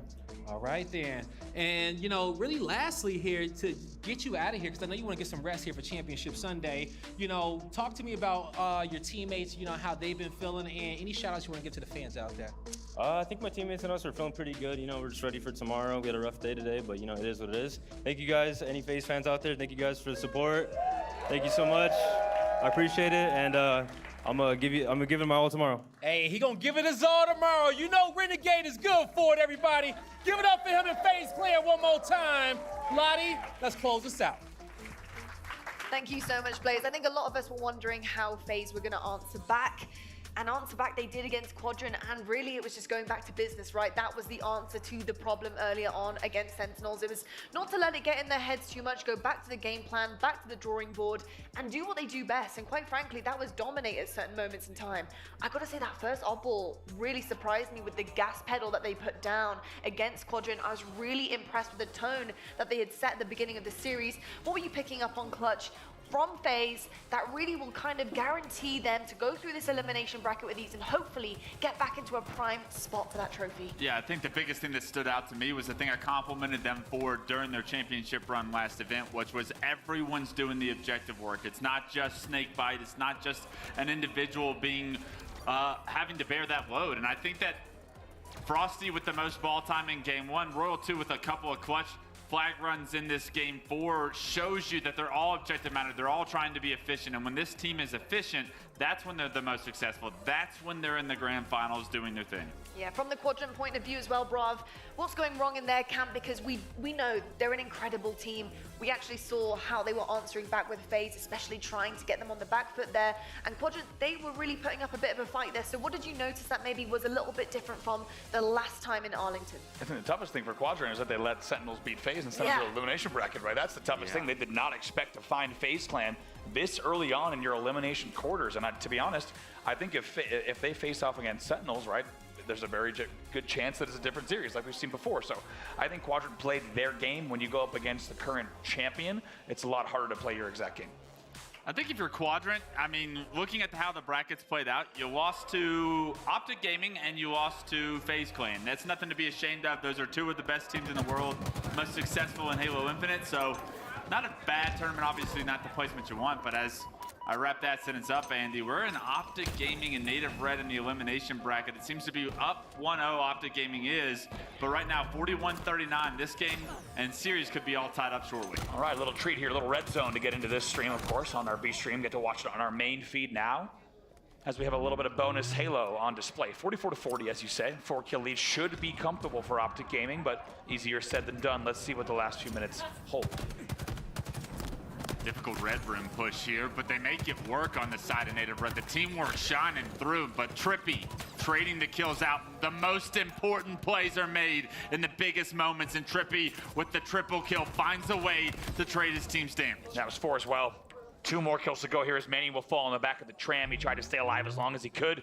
Suppressed will fall. 49-50 on the board. Optic Gaming will take game number 2 as well. Trippy 17, 6, and 12, and you said it earlier when you were casting alongside Mark, and I mean, Trippy really is that slaying prowess that Optic Gaming need to find consistency with. He's been stepping up today in a big role in that slaying performance, and I couldn't agree more when I think he is one of the best slayers, showing you just right there when they need him most in the elimination bracket, backs against the wall, trying to make it to Championship Sunday.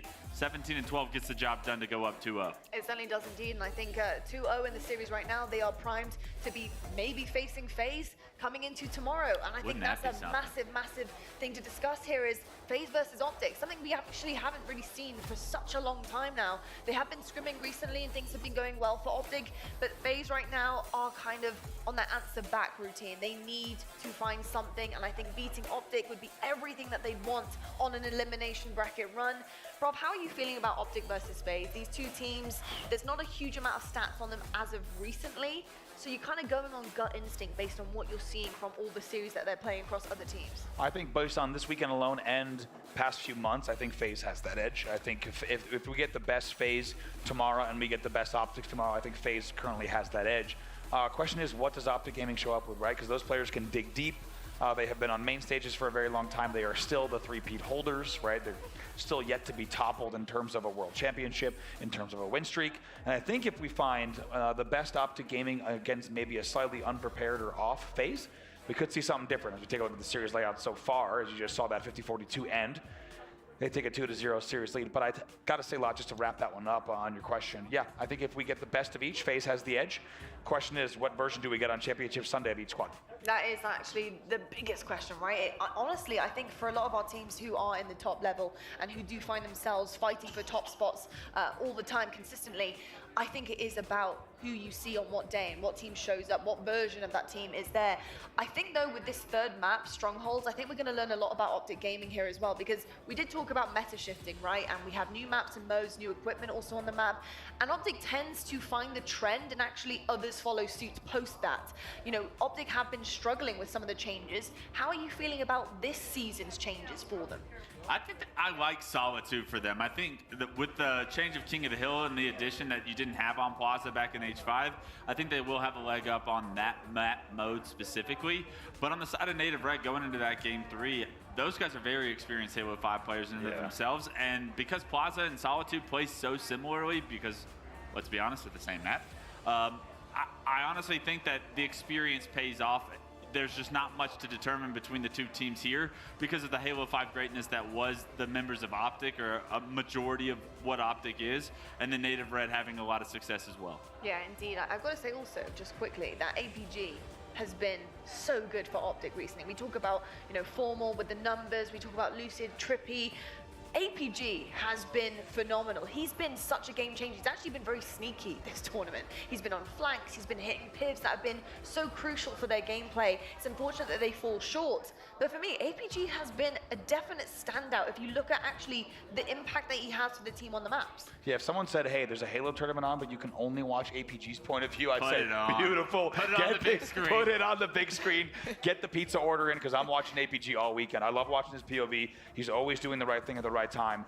Very rare do you see him caught out of position. Very rarely do you see him losing battles he needed to win. Yeah, I love watching his POV. And if I had to pick one, honestly, I might even just pick APG's POV for the whole series. I love watching it. Wouldn't be mad at it, that's for sure. You guys also won't be mad in August as well, because we do have a new bundle coming your way. It's the 3rd of 4th, and I've got to say, this is looking amazing. August 15, this is what is coming your way, in the Halo Infinite shop. We do have those incredible shoulder effects there and the helmet. Those look so clean, and I don't know if you guys had actually seen the promo we showed not that long ago. I think it was yesterday, but they actually start to like rotate as well on your shoulders. They're moving, they're not just, you know, steady. They look absolutely amazing. You've been rocking them, Clutch. They're looking good. Big question though right now, and you're gonna get exposed probably, but who you been rocking? I'm always a big fan of rocking who's on top. I always make that my thing, is I usually rock the skin of the team that has won the most previous major. So I have been rocking FaZe. I got FaZe Clan going down on the drip of the shoulders, and the logo honestly is just sick to match with it. And also it goes well with the nice black Spartan, which I typically like to rock. So all is well, and I might be rocking something new by the time these things come out based on how things go this weekend. I want to rock these in real life. Yeah. Just big old LED shoulder pads. Yeah. I feel like we need to get some talent ones, you know? Get some talent shoulder pads happening. The NFL, just Scherzy's face, just flashing on my shoulders. Just Scherzy's face. They look absolutely incredible. The NFL could take a thing or two from this, I'm just saying. As long as they're ready to pen a deal. Maybe. Don't be giving anything away for free here. If they're happy to be wired up on the pitch, I mean, that would be what it takes to have something moving on their shoulders like that. But Halo Infinite, no problem at all. You guys on the screen right now, we do, of course, have our team passes and spectator tickets available right now for our major. It's coming up next in Fort Worth, September 1st to 3rd. You won't want to miss it. This is where teams are battling it out for a major title. This is huge. And a lot of teams, I think, actually put a lot of kind of emphasis on these majors. This is where they really want to start testing themselves. They need to be at their best potential when it comes up to this major. And we're talking about peaking as well. At this point in the season, we only have this and Fort Worth left before World Championships. Peaking is everything for these teams right now. So Fort Worth is going to give us a little bit of an indication on how Worlds is going to go. Absolutely. Fort Worth is where you build your confidence or maybe lose it, right? Yeah, so these teams need to bring their A game and everything riding on that Fort Worth tournament going into Worlds, because you will make or break your team in their confidence level going into Worlds, because it's not too long after. And that's a lot of money on the line. Everything these guys have been playing for all year long. You don't want to lose it at the end. You want to hit your stride and finish strong. You really do indeed. If you look back at the previous year, the first year we had of Halo Infinite, you look at Optic's run, winning Orlando, going on to win Worlds. They peaked at the perfect time, and that is honestly the best example of it. I think the fact that they were able to completely change the dynamic of their team to work in their favor, they were kind of a little bit untouchable at that point in time. And I think coming into Worlds, yes, the grand finals didn't quite go to plan for them at that point in time, but they've managed to push it across the table. And I think having that winners finals behind them and having that kind of second series for them was huge. And peaking is going to be massive for these teams. So right now, it is a brawl, of course, but next major is going to be massive. And who's going to be on top of next major? Well, seeds are definitely going to play a part. And in talking about seeds, we need to find out who's going to be in the grand finals. Our winners finals is coming your way tomorrow. Sentinels versus Spacestation Gaming. A huge match there. Sentinels honestly coming out of the woodworks on this tournament. And brav, this team, they have been so surprising in terms of their growth, how fast it has come about. Has that been actually quite surprising for you with how quickly they've clicked? Yeah, huge surprise. I think there's no doubt that all these players belong well inside the top 4. That is not a surprise, but the fashion in which they have done this has been quite surprising. I tell you what, I don't think anybody had their money on an SSG Sentinels winners final. There's no way those bets were placed. Just an unbelievable run for them. And I think the question for Sentinels was, can they place within the top 4? Can they do it again?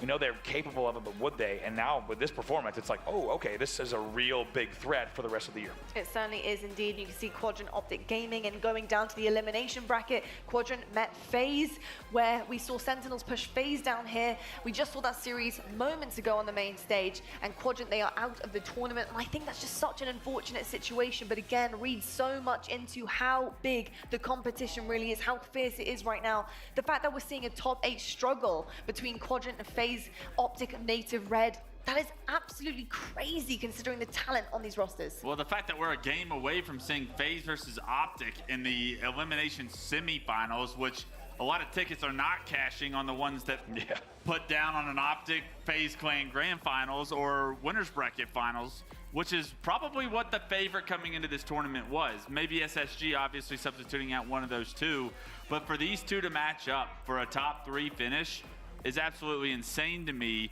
And we're gonna have obviously a new top 3 this event, having Sentinels already awarded their placement. It's just a matter of how jumbled these teams are, and I do think that there's going to have to be a conversation after this event as far as scratch the big 3.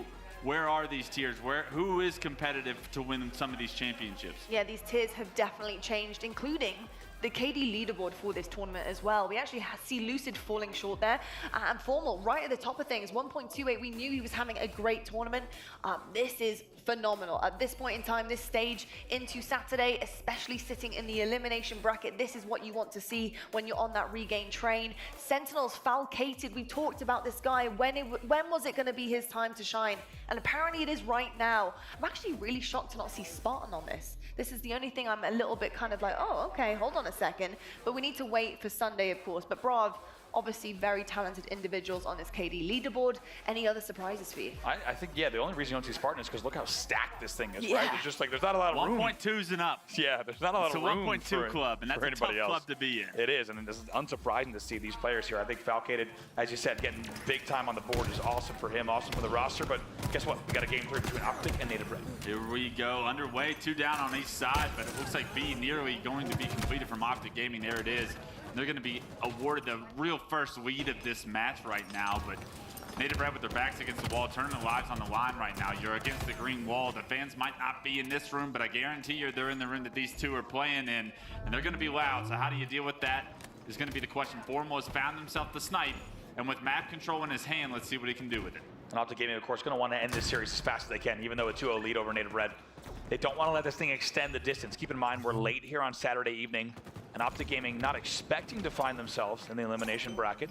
However, they have done so. So that means they have to play as late as they need, right? They get back with a full night of sleep as long as they finish this series as early as they can. The faster they do, the faster they get to a team dinner, the faster they can regroup, and the triple cap is going to help them do that. 60-3 off the break. I like that they're going to A. I think that's a classic strategy from Native Red from the Halo 5 days. You want to recapture A before, just stop the bleeding of the trip cap right now. It's a matter of how to Optic decide they want to go about this. Do they want to try to keep that trip cap in hand? It looked like they did. Lucid and Trippy go down, make it APG going down as well. Formal's still going to have that snipe. Well, a lot of pressure on his shoulders right now because he needs to make a play. Unfortunately, Trippy off the respawn also goes down. Formal does find a double, but being the control of Native Red right now will flip the map in their favor, and they'll start to score. Be answered back right away. See how long the Native Red scoring streak might end. Here's the contest bottom mid. Keep a very close eye here. Steps out for just a second. It's going to be Trippy in the end with a nade. Picks up one double. damage on Tolic as well. However, he's your last alive, so Lucid will be taken down in a momentary 1v1. That means more points on the board for Native Red. We'll see what they can do here with an AB hold. Good slays out of Native Red. How do you flip A for C is the big question right now, because you do not want to hold on to Yard and B. That is a very difficult spawn rotation to try and keep consistently in your favor. Can you get to Snipe and figure it out? Suppress made his way over to Snipe, finds himself a double, make it a triple off screen right there as we flip to APG, loses the fight. And that triple awards A, B, and C to Native Red. It's a trip cap in hand, but Trippy shuts Suppress down. Clean shots there. Let's see what Native Red can do. Brought this game all the way back. Let's not forget, this was 63-8, and a nice trip cap to get themselves right back into the game. The question is, will it also get them back in the series, still scoring on PC? Tolic posted up in this Flowers window. Has a lot of information of where Optic Gaming are looking to push, but Suppress overextending the yard, might have overextended a little bit too far. He loses his life. Not a trip cap anymore, but it caught up in the score, Brob. I love what we're seeing out of Native Red. A little bit of patience, more map control. And this lead that Optic had, it's erased. Erased, complete lead change here. And Native Red showing that they are not willing to go down without a fight. Good resilience here in this third game. Not easy to do late on a Saturday evening in the elimination bracket, but they're digging deep. Losing C, however, still in the lead here in this third game. Got to call out Suppress right now, 9-3-5, the newcomer to this Native Red roster, keeping them in this series, maybe just a game longer if he can keep up this pace. A and B still in control of Native Red. C momentarily gets reset from APG, but he has a lot of work to do. The S7 may help. Mikey Crafty here with a driveway angle instead, just gonna play it easy and cautious. What we'll have to see, he will flip B, take the long way around, take the soda route, and look at this, and doing so catches Suppressed off guard. Great micro. Waiting to see if the push might come bottom middle. It's Tolic, doesn't know exactly where he is, hits at least one body shot, almost does it to Soul Snipe as well. In the end, it takes two to take down APG, no surprise. Native Red scoring again, AB here, 101-79. Soul Snipe putting the snipe to work, no surprise there. Lands the body shot on the Lucid as well. All of Optic Gaming, no shield, top snipe. Can we get these kills, clean them up, and get back in control is the big question from Native Red. Continuing to score, they have built themselves a 40-point lead. Quantum is going to be up top mid right now, and if they can pick up a couple of kills here on Truck, that would be massive. Soul Snipe finds one, but trades come through. It's 3 down on each side. I stand corrected. Trippy stays alive. Trippy gets a triple, and that's going to be map control going to Optic from, once again, another triple from Trippy. Manny was your last player alive on dip. He is cleaned up in the feed, as you see. Now it's cafe spawners, even some decent damage coming out of Trippy. They'll just need to watch that angle here. Tolic, though, working with Suppress to pick up a few extra kills. Doesn't get the trade. That's insane, but an A does come through. Unfortunate circumstances for Tolic. He wanted his life. Probably a little bit longer than that one lasted, but you'll take the trade with Lucid probably any day of the week. Can your team get the job done in the meantime right now? You do have C control, that's ideal, but B is where you want to focus right now. And Tolic pushing glass, it's going to extend some space for this Native Red roster. Now you're trapping Optic and Yard. This is exactly what Native Red wanted to do. Not gonna lie, it's little things like that. Those little battles will start to dig at you, where you feel like you maybe should have taken those 1v1s and won them. Maybe would have changed the course of the game, but you can't think about that. Tolic's certainly not thinking about it. He's eventually gonna pick up the second one. 3 dead. Trippy's your last player alive for Optic Gaming. 3 dead on each side, and Trippy's in B. There's no way he's gonna be able to cap this. He's forced to get out, pops the QT, tries to pop the QT again. Maybe a hesitation there, but unfortunately, he goes down. Suppress does a great job to get that reset. Native Red continuing to score and make this one interesting. 160 now to 118. However, B and C simultaneously flipping, excuse me. Take a look at Formal's route here. They will also flip C, and they will begin scoring yet again. On board now with Lucid. Good damage into Yard. Just going to continue peeking without taking too much damage himself. Now he'll rotate, presumably back to dip for an angle. Yeah, and I like that rotation by Lucid. Having presence in multiple different angles, having presence in hotel, flowers, denying that flower door entrance, but then also having an impact on the battle that's going bottom middle. You gotta like that, but unfortunately, Native Red don't really push from that flower location. They catch him and his teammates off guard. It's 3 dead, make it 4 dead. A perfect push out of loop for Native Red will flip the map and actually put Optic into a trip cap. Suppressed, starting to show you why Native Red picked him up. He picks up the S7, puts it to work, and this is beautiful from Native Red once again. Look at the trip cap, it's tick, tick, ticking here. Ooh, does not connect there. Trippy's gonna grab that snipe. It only has a few shots left in it. However, it's a good push from Trippy, and it needed to happen for the Optic Gaming roster, especially as APG and Formal had fallen in Yard. Lucid falls as well. It's a big solo effort here from Trippy. Needs to help bottom mid. The QT gets a little little confusing, hard to track. Still now, they cross the 200-point mark. Does Native Red. They lead 205 to 140. Yeah, still somehow Trippy able to get that A control, but it gets, or C control, but it does get flipped for A, and somehow Native Red have done such a good job to keep this A-B setup. It's very awkward, but these guys, we stated it, they have so much experience from Halo 5, but they know how to make it work when it gets scrappy, something Native Red do best. Can they finish this one off strong? 226 and climbing. All of a sudden, Optic Gaming looking at the back end of a Game 3, headed to a Game 4. APG wins the battle. A thrusted fadeaway attempted, but he does not let it happen. And to be honest, that's a big battle for APG because they will maintain the AB hold. Let's see where these next kills go. This is going to determine whether or not Native Red closes it out right away. First two, though, go to Optic Gaming. Yeah, Optic are going to flip A for C. This is a very traditional Plaza play right now. Can you get a couple kills on the side of Native Red? Because here comes the green wall. Lucid with a couple of kills, makes his way into yard, does get taken down, but the pressure on Native Red right now starting to build. 160 points and climbing right now is Optic Gaming. Native Red need one more round of slays to really end this game in their favor. Yeah, just one round of slays. You got to think they get one round of slays, they control maybe first pick after that, and it should be game over. Easier said than done, however. It also, reset comes in. Optic Gaming will continue scoring at the 169 mark, and what an Optic Gaming way to win it would be if they somehow brought this game back. And I hate that play by Native Red. They hop into B, multiple players. They don't get a single kill because you give your location away. You're susceptible. Bottom middle, you have a disadvantage from just about everywhere on the map. You go 3 down, you leave your player to dry top snipe. And look at this, continuing to go down in numbers off respawn right now. It's a very chaotic game towards the end, but all of a sudden the score just about the 200 for Optic Gaming. Back into B, Native Red go, but they have a couple of kills this time around. Is this story going to be different? Look at APG killing spree. He also contests bottom mid. Of course he gets the help. It's beautiful there from Optic Gaming. What happens though? A double kill for Formal now. 2v2 on the map. You need to get the reset if you're Formal. There's 2 players from Native Red trying to transition this B stronghold into their favor. They're trying to dance around this bottom mid U-turn loop area, and they're gonna get a couple of kills while they do it, but the reset does come through for Optic. The respawners are here. They should be able to clean house, and once again, 2 down for Native Red is not gonna help their chances to end this game at all. And Bravo, one more round of slays. We're looking at a tight game. Manny stays alive. Oh my God, APG does it again. 3 dead, however. Trippy is your last player alive, and he's going to be in yard. They're flipping A for C right now. A for B, I should say. And with that, Native Red going to start to score. Optic will have one push to try and end this series in a 3-0. They're going to get the first kill. They need to bait here. They need to bait Soda. They need to bait top mid. Maybe get a kill here on driveway if they can isolate Manny. They need to decide where to go. They're scoring once again, AB.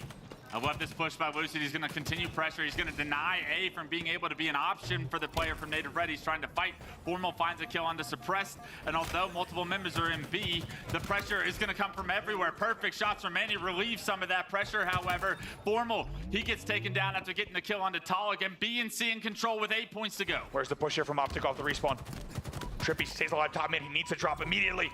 And he does.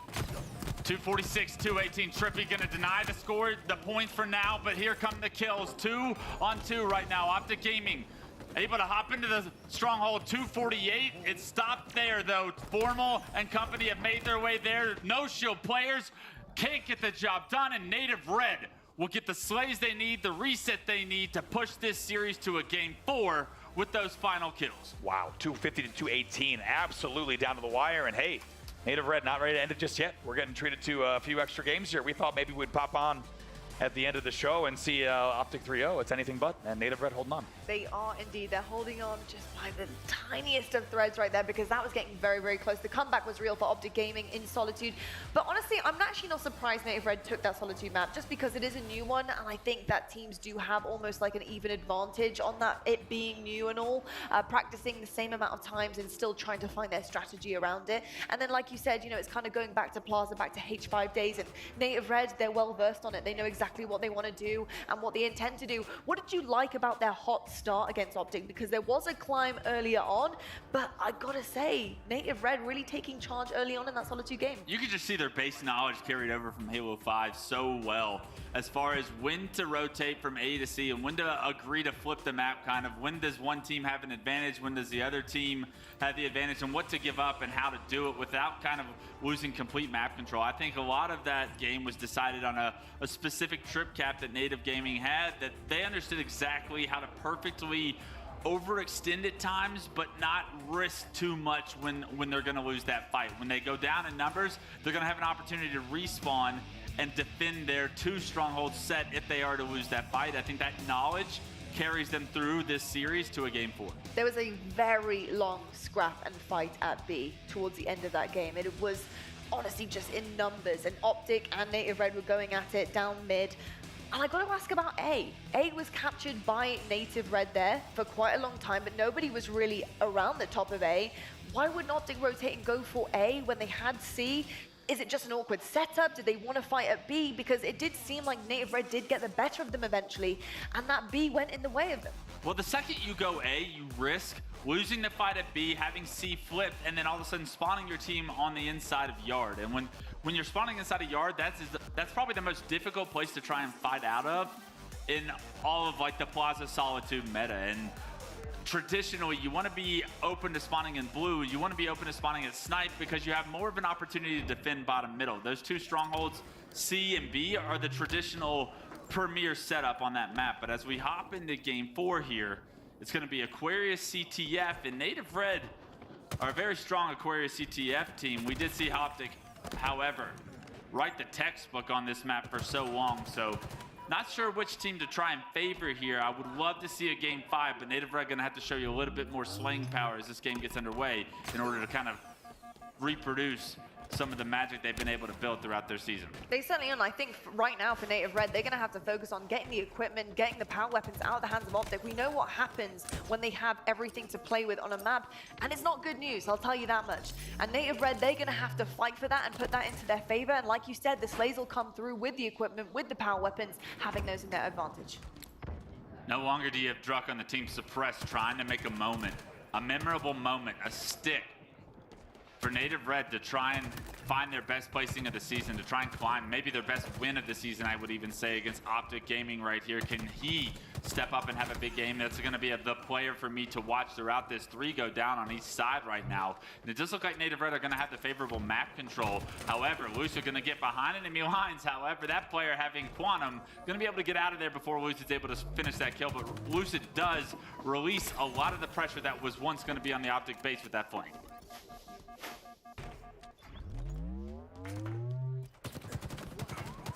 Lucid getting taken down now on the dynamo grenades. Unfortunate circumstances there. He tried to win the piv. And this is going to be map control still in the favor of Native Red. I actually like how they're playing this dynamo heavy-sided strategy right now, but they do have an enemy APG with Heatwave in their base.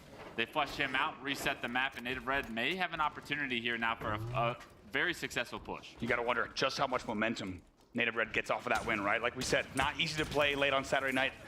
Not always something that Optic Gaming has to do. Can Native Red take advantage of that? Goes for the 2-tap, Soul Snipe cannot convert there. 1 flag goes in for Native Red. They lead 1-0. As APG was stuck in the back of Native Red's base, they used that as an opportunity to overextend. They got a flag on the move off screen, and that flag is going to give Native Red now the lead here in game 4, looking to push this series to a game 5.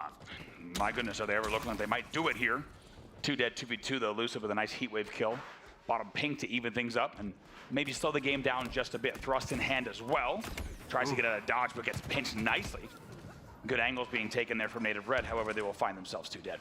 Good slice so far from Native Red. That was the big question coming into this game, Andy, was can Native Red keep up with the slaying power of Optic Gaming on a map like Aquarius? And so far, so good. And Soul Snipe adding 1 to his column right now. The commando shots are clean. He's going to substitute it out for the sidearm right now. He is going to walk past Trippy, and that was beautiful observing because we just switched point of views to Trippy so flawlessly. He is able to pick up the kill, not the backsmite though, and because of it, it's a trade for trade. Native Red and Optic Gaming still fighting for map control. Taller tries double back. Formal gets the better of that. However, kills are traded out essentially bottom mid as well. Question is, what are we going to see from Optic in terms of answering back? Like we said, and then I think you and I are both thinking the same thing, Clutch, that Optic Gaming wanted really to end this series in that last game, right? They don't want to play any more games than they need to here, but now they're being really pushed to the edge, not just being forced into a game here. Lucid with a nice QT to rotate the angle, might even be able to pinch here against the players that are on the shroom stairs. Instead, has to double back, maybe 1 more QT and store at the end. Instead, no, lets it run out, and we'll have to try to fight in courtyard.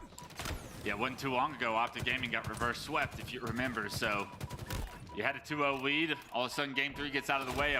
A lead for Native Red here in game 4. At some point, you start to think, is this going to start to get dicey? Formal wins a massive one-on-one to keep this flag alive. Can't get the triple on the side of Native Red, but they are able to hop the return. Talik, the last player alive, able to hop on that return. A beautiful job by him to get that return, dodge those grenades, and keep this game 1-0 in his favor. Lucid was your last player alive there. You could tell the nades were flying in from not just him, but also the spawners. Talik with a nice job to stay alive. Pop the re, stays alive long enough to fight beyond that as well. However, still more kills do come in from Optic.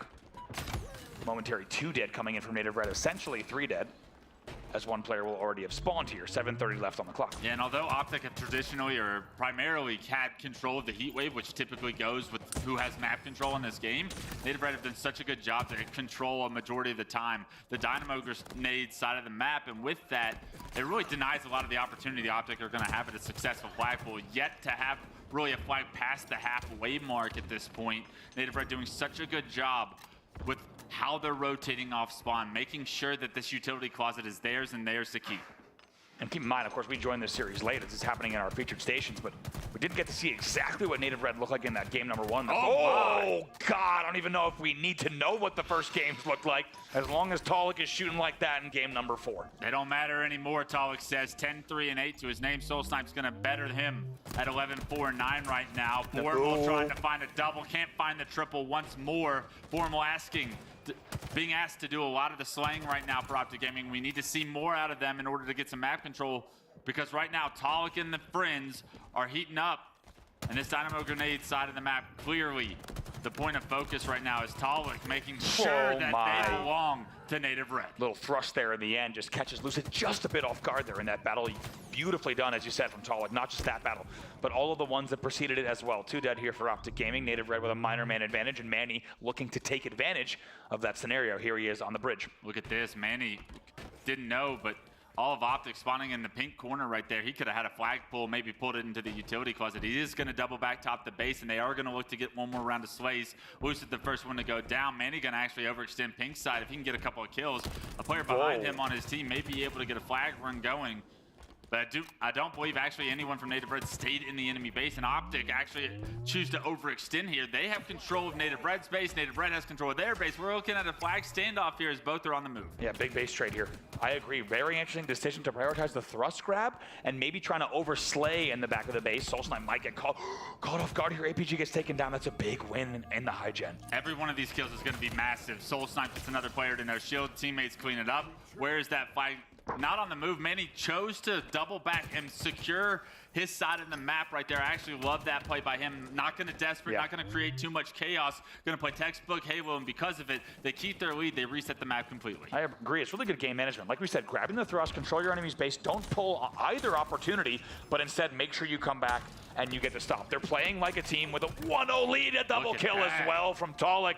He's 19-10 in the game right now. All of a sudden, Talik stepping up when they need him most. 19-5-10. We call him the superstar on this team. Quietly does he get slays, but consistently does he do it. Just about every time we watch this team in a big series, it's Talik who steps up. No surprise here. Let's get this series to a game 5, he says. Manny picks up a double in the kill feed. This flag going to be on the move. 3 go down for Optic. Trippy, they know where he is. It seems he's got to be pink. For sure, Talik says. Unfortunately, Trippy is snuck behind enemy lines, so he may be able to make a play, but Talik trying to cut off overextenders, respawners, and with that, Trippy going down should secure a second catch. It should. Formal's not going to be able to get there in time as we watch this board. Yes, the flag goes in. Formal's just a little bit late there, and honestly, enough QT damage once again from Talik. The fact that he had the QT alone just buys an extra 2 seconds or so where he gets damage on Lucid, gets damage on Formal, but more importantly, buys the distance, buys the time. 2-0 here in favor of Native Red with less than 4 minutes left, looking to force Optic to a game 5 and potentially a tournament eliminating game 5. And Native Red don't plan on slowing down. Soul Snipe immediately thrusting out of his base, finding a kill, creating some space to maybe deny any potential counter cap that would have came in place. Now Soul Snipe has a massive responsibility to find another pick. A great job by Manny and a respawner on the side of Native Red to get control of their utility closet. They're going to make Optic Gaming get one more round of slays if they want to get a flagpole in their hands. We've seen Optic Gaming do it before. Question is, can they do it here? 3:26 left on the clock and all the pressure on them. They want to dodge and avoid this game 5 at all costs. Do not let your tournament life be limited here to a game 5 slayer, a coin toss as some would call it. 2 dead for each side. And this is Soul Snipe with the same thrust in his back pocket, able to recycle what seems to have been another version of it, having 3 in his back pocket. But this is the same player that was bottom middle creating space. Soul Snipe, the route man himself, going back to his base, flushing it out, making sure with 3 minutes left this game stays 2-0 in Native Red's favor. Look at the slaying numbers. Look at Talik at 20 and 13, Soul Snipe at 19 and 13. They are running the slaying category, and they're doing it well. And with each passing moment, they are closer and closer to getting us to a game number 5. With each passing moment, Optic's got to be thinking, not again, we're going to another game 5. We were up 2-0 in this series. And with 2 minutes and 36 seconds left, someone's got to step up and start getting the flag on the move. Optic have not had any promising objective play, and they don't look to have an opportunity to even have so. Formal against Suppressed has the thrust to use. Suppressed still finds a way to win it, and that's why you pick up the young gun with some skill to make plays like that to keep you in this series. You saw in the death cam Talik with a thrust fadeaway to win a battle, and then Suppressed wins a battle like that against Formal. Unbelievable now as we hit the 2-minute warning. Back to Talik's POV. Both players are 21 and 14. Talik and Soul Snipe hand in hand as they still lead 2-0. We have less than 2 minutes of play, and if Native Red continues at this pace, they'll send us to a series deciding and tournament deciding game 5 for these teams. Every single one of these kills, trades are good. Every single one of these kills work in Native Red's favor. You're resetting the map. You're delaying time. Time is on your side right now. It's a win condition in your favor on the side of Native Red. APG forced to back up even though Lucid's able to get a kill. Momentary 2 dead for Native Red as one's coming off spawn. Optic are doing the hard part first, but the easy part just can't come in their favor. A double push from Bridge is successful. Soul Snipe shuts it down. Talik is there with them, and it's the slaying prowess of the 2 that continue to keep Native Red in favor. Oh my, team shot. It has to be said. Optic Gaming put everything, and you might even say the whole game, with 1:14 left on the clock, everything into that push.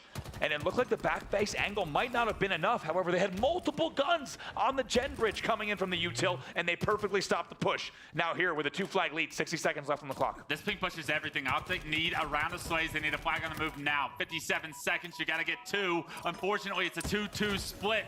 Wow. Make it 3 down for Optic Gaming. Last player alive, nowhere near the flag, and tick-tock goes the clock. Suppressed just fine with anchoring his flag right now, keeping Trippy at bay. Trippy doesn't have an answer for the amount of teamwork we're seeing out of Native Red. Wow, beautiful from Suppressed there. He flies in, gets the kill he needed to, then wins that peak battle as well for very good pink 1 damage, and will live to tell the tale. He's still fighting from the pink connector. 30 seconds left. Optic Gaming would need a heroic flag immediately, and then to start another run immediately thereafter. Native Red smells the desperation, reads the desperation like a book, and with it, a triple from Suppressed. Can you get the Oh my God! Young Gun himself, step up, make a play, and we'll see you in game 5 in 10 seconds. The overkill comes through. Look at the KD leaderboard here as well. Suppressed hits 23 with that one. Unbelievable numbers and unbelievable performance. Native Red take the game 2-0, and they send us to a game number 5. Holy smokes. Wow. That was what an answer back. I mean, Native Red just totally out-organizing Optic Gaming right there. Not only out-organizing, but honestly, out-slaying, out-skilling. That was incredible gameplay from Native Red. That's a whole new level I've seen them hit right there.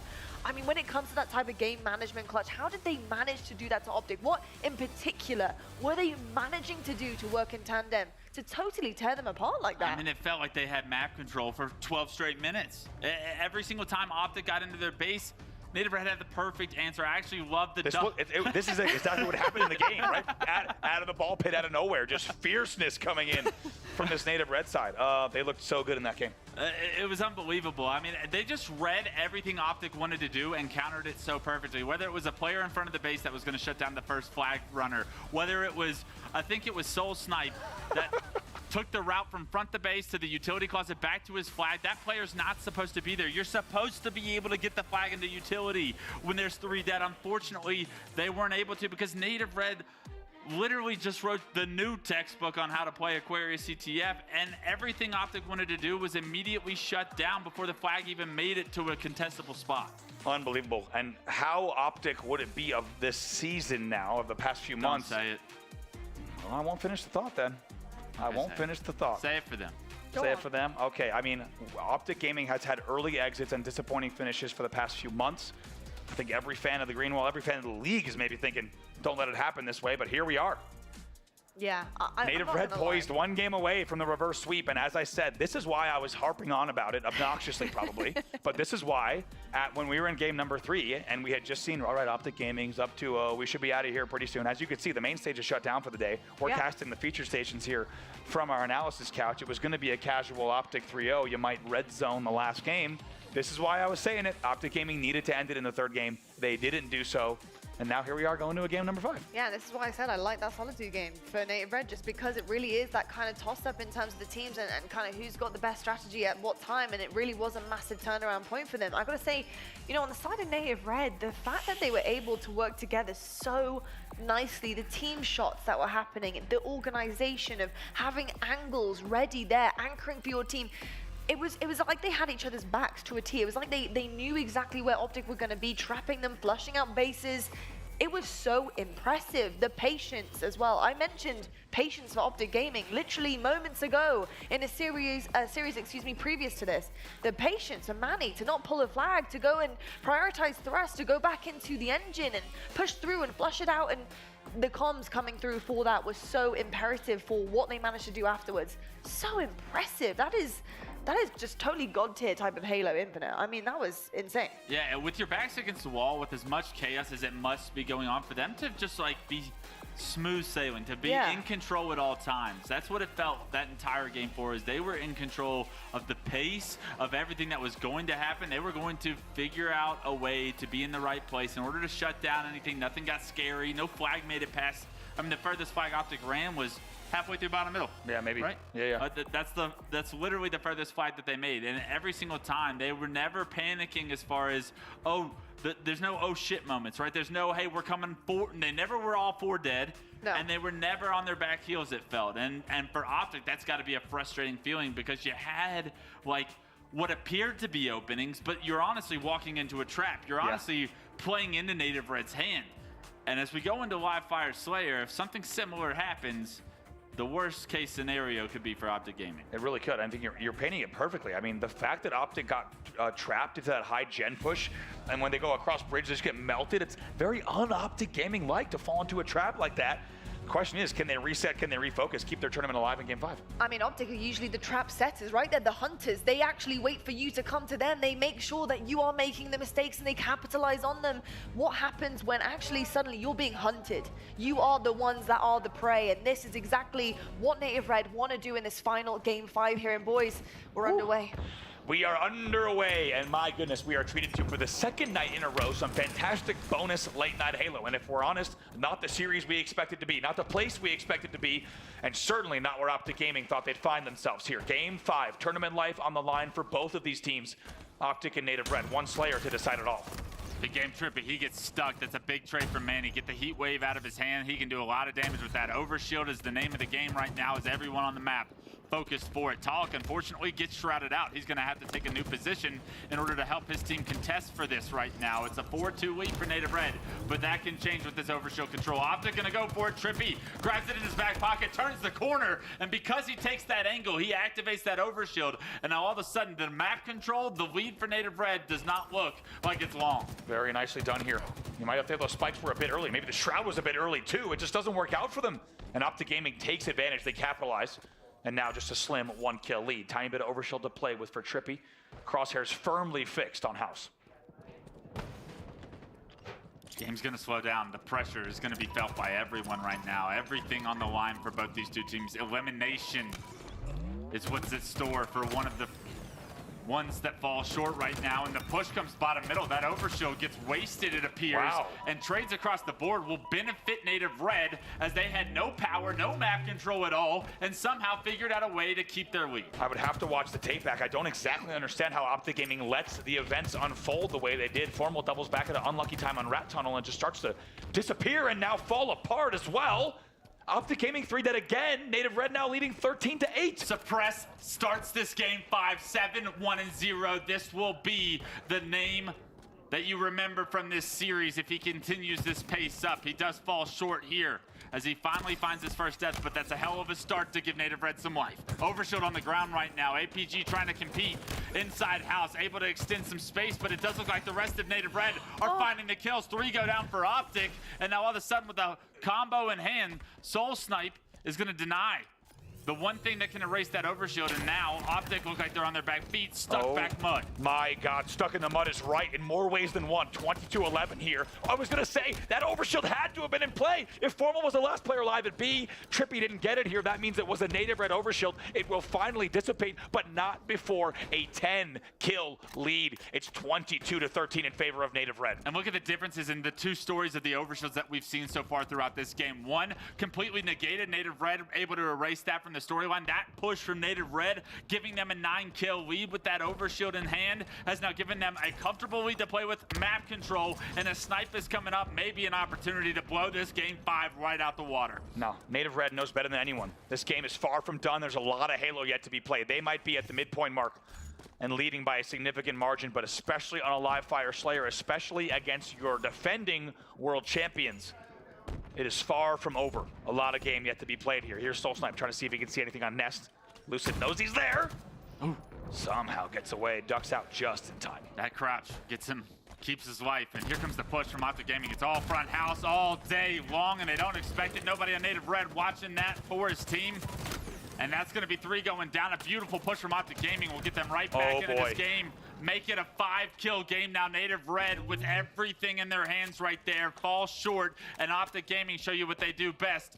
They get the job done when their feet and their heels on their back feet, I should say. Overshield coming up here momentarily, and Optic look to try and tie this one up. That was not just a 4-for-1 trade. That is a 2-for-7 trade. Ooh. 2-for-8 trade now, 25-21. Guess what? We are back in action. Lucid on top of the overshield. Formal or Lucid should be able to snag. It's going to be Lucid in the end. Pops the overshield, grabs the repulse, takes to the skies. Bodies as well on this shot. It's 23-25. Optic Gaming, they've done it. They were down 15-23. An unbelievable run here. They're right back in this game, and this is heartbreak for Native Red. They were already thinking about Championship Sunday. You're still in it, though. You still have the lead right now. Unfortunately, Lucid with this snipe could change that storyline completely. How do you take him down? Do you read where he's at? And I like how Native Red is playing this. They're actually rotating across the map away from where Lucid is, but they're going down in the kill feed right into the trap of Optic in that big door right now. Lucid might not have to do a lot for this game to end up all tied up 26-all. That was a 13-3 run from Optic Gaming. We have seen them do it before on live fire. You've heard the incredible coordination that comes in from Lunchbox when he says, boys, slow this stuff down. And they have done it. Unbelievable. 3+ consistent slays. Trippy's not done yet. Unanswered to bring this game back. Tied at 28. Unbelievable scenes here in Game 5. A couple of kills are going to release the pressure that Optic was able to put on Native Red for what felt like an eternity, I'm sure. Right now, 3 members of Optic spotted in that open field is a beautiful thing for Native Red to see. They're going to have a complete map control right now. How did they decide to play this? Did they start to get passive because of the lead they had was blown? No. APG finds himself a double bottom middle, but I do like the push from Native Red. Unfortunately, it's not going to work out in their favor. They are getting some kills top tower, but here comes Lucid. The repulse, the kill comes through, and now with the 2-kill lead, Optic Gaming have erased everything that Native Red earned early on. I think this officially beats even Optic's best comeback on the main stage for a live fire Slayer. We've seen them beating 10-kill deficits, but down by the margin that they were down is unbelievable here. Now they lead by 2. This is the moment of the game. Overshield and Snipe coming up in 4 seconds. It is going to be Optic that have the upper hand, not only in kills, but with map control in their favor as well. That. You shroud the Overshield to deny maybe any sightline potentially that they could have. And here comes Formal, finds the first on the Soul Snipe, gets information, even finds a snipe. Gotta be careful though, there's a player behind you, suppressed. Finds the back smack onto the Overshield player. Formal gives his back up. Trades are coming across the board. Lucid trying to stay alive top tower. Suppressed finds the kill, and all of a sudden a 1-kill game. Snipe down over towards Nest, and Native Red have life once more. Is that the moment that we look back on? Is that the moment that Optic Gaming fans look back on? Another kill comes in for Soul Snipe, will be traded out. Optic still leads 39-38, but this could have been very different if Formal stays alive with Snipe and Overshield. That Overshield completely negated, suppressed with a beautiful back smack, but a double kill from Optic will extend the lead to 4-3. 41-38 now. 5 minutes on the clock. Things will slow down unsurprisingly once again. Gonna just be some peeking here, playing angles and making sure Suppress is going. He has one pace right now. Suppress finds the pick. Lucid goes down. Suppress gonna back up. I love that by him. You get the pick, you get out. You're not able to get traded, and right now that's a bad death from Lucid. Every kill gonna matter here towards the end. Suppress is spotted out. APG on the prowl now, looking to be aggressive himself. Optic choosing to not sit back, not choosing to put this into a stalemate, but have a push of their own. But look at this, Native Red have shifted the map towards green and mud. It's a complete rotate there. They out-rotate APG. APG wanted to pick up that last kill. Smelled the blood in the water. Instead, we stay at a 2-kill game. Trippy with the game and Optic's tournament life in his hands. 4 bullets to play with. They could completely change this end game. Still just 2 kills separating the two. How does he choose to play this? This angle is insane if he tries to pull something off there. Right now, trying to spot a player top tower. Nobody's top tower, but man, he's bottom tower. Trippy rips his face off. 3 bullets in the chamber to go. Soul Snipe's going to try and challenge him. Can't quite hit the no-scope on the Soul Snipe, but here comes the push from Optic. Trippy has given them the opening, and here it is, a trade for Formal. Keeps us at a 3-kill game. 2v2 trade. Suppressed. But overshield. Oh, Suppressed gets away with it somehow. In the chaos, in the carnage. He gets the overshield. They're down by 3. Everything to play for. APG's just melting this overshield off. Good damage from him, but this should be a kill for Suppressed. Lucid not gonna be able to finish the overshield on his own. 42-45. Charging the combo back up, but his teammate takes the damage for him. Suppressed able to keep his shield, shrouds his teammate off, so he's not able to get traded. And Formal able to pick off Manny at Dice. 47-43, a 4-kill lead, and Native Red forced to run away. Trippy with the big kill top tower makes it 48. This is unbelievable now. 2 kills for Optic Gaming. Have they done enough? A 5-kill lead as well. Might slow play this. APG wants to poke, he wants to prod, he wants to see if they might be able to get the opening damage. 49 on the board. I love this by Optic. They're gonna fall back. Trippy with the double and the kill feed off screen. Trippy at 19, 6, and 10 will get Optic Gaming further through this elimination bracket, not without sweating every bit of what was in their system out. Holy Moses, wow. I mean, we said it beforehand. We thought we were going to be in a casual 3-0 there. Optic Gaming get the job done, but not without a fight. What a series there. Native Red somehow brings that game back. Yeah. To tie it, however, Optic Gaming was down by about, I think, 12, 13. Yeah, it was a lot of kills. They had it all. 13 early on. I need to know about that moment. What was the swing moment? Was it Native Red choking with everything in their hands? Did they make mistakes? Did they push too much? Did they not have enough patience where Optic were able to take them down, get everything in their arsenal, and manage to then take control of that and just not let their foot off the gas? And what was the swing moment for the comeback? The swing moment, you get sniped, you get into house, you turn the game into a stalemate. You can't finish Lucid off. You get that body shot at green. You can't finish him off. And then all of a sudden, nobody's watching top middle. And Optic 3 push through top middle. Lucid comes through big door once he has his shield back. And you have that 13-kill lead, but all of a sudden, you go 0 for 4, maybe 1 for 4, you lose snipe, and then all of a sudden you're in wash, rinse, repeat mode for Optic. They get map control from that single push. They needed to do a better job of 1, watching top middle, 2, trading more efficiently in that situation. There's no way that snipe, whoever had that snipe, I can't honestly tell you who had it at the time, but whoever had that snipe, there's no way he's first point of contact with 3 players flying through the front of house right there. And because he gets immediately deleted, not able to have an impact with that snipe, and all of Native Red fall.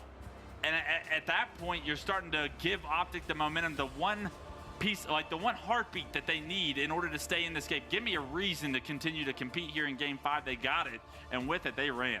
Rob, at the beginning of the game, we saw Native Red just go on an absolute tear. They had Optic in a blender. We were talking about how dangerous it would be if Optic didn't start to really kind of play the way that they wanted to and set the traps themselves.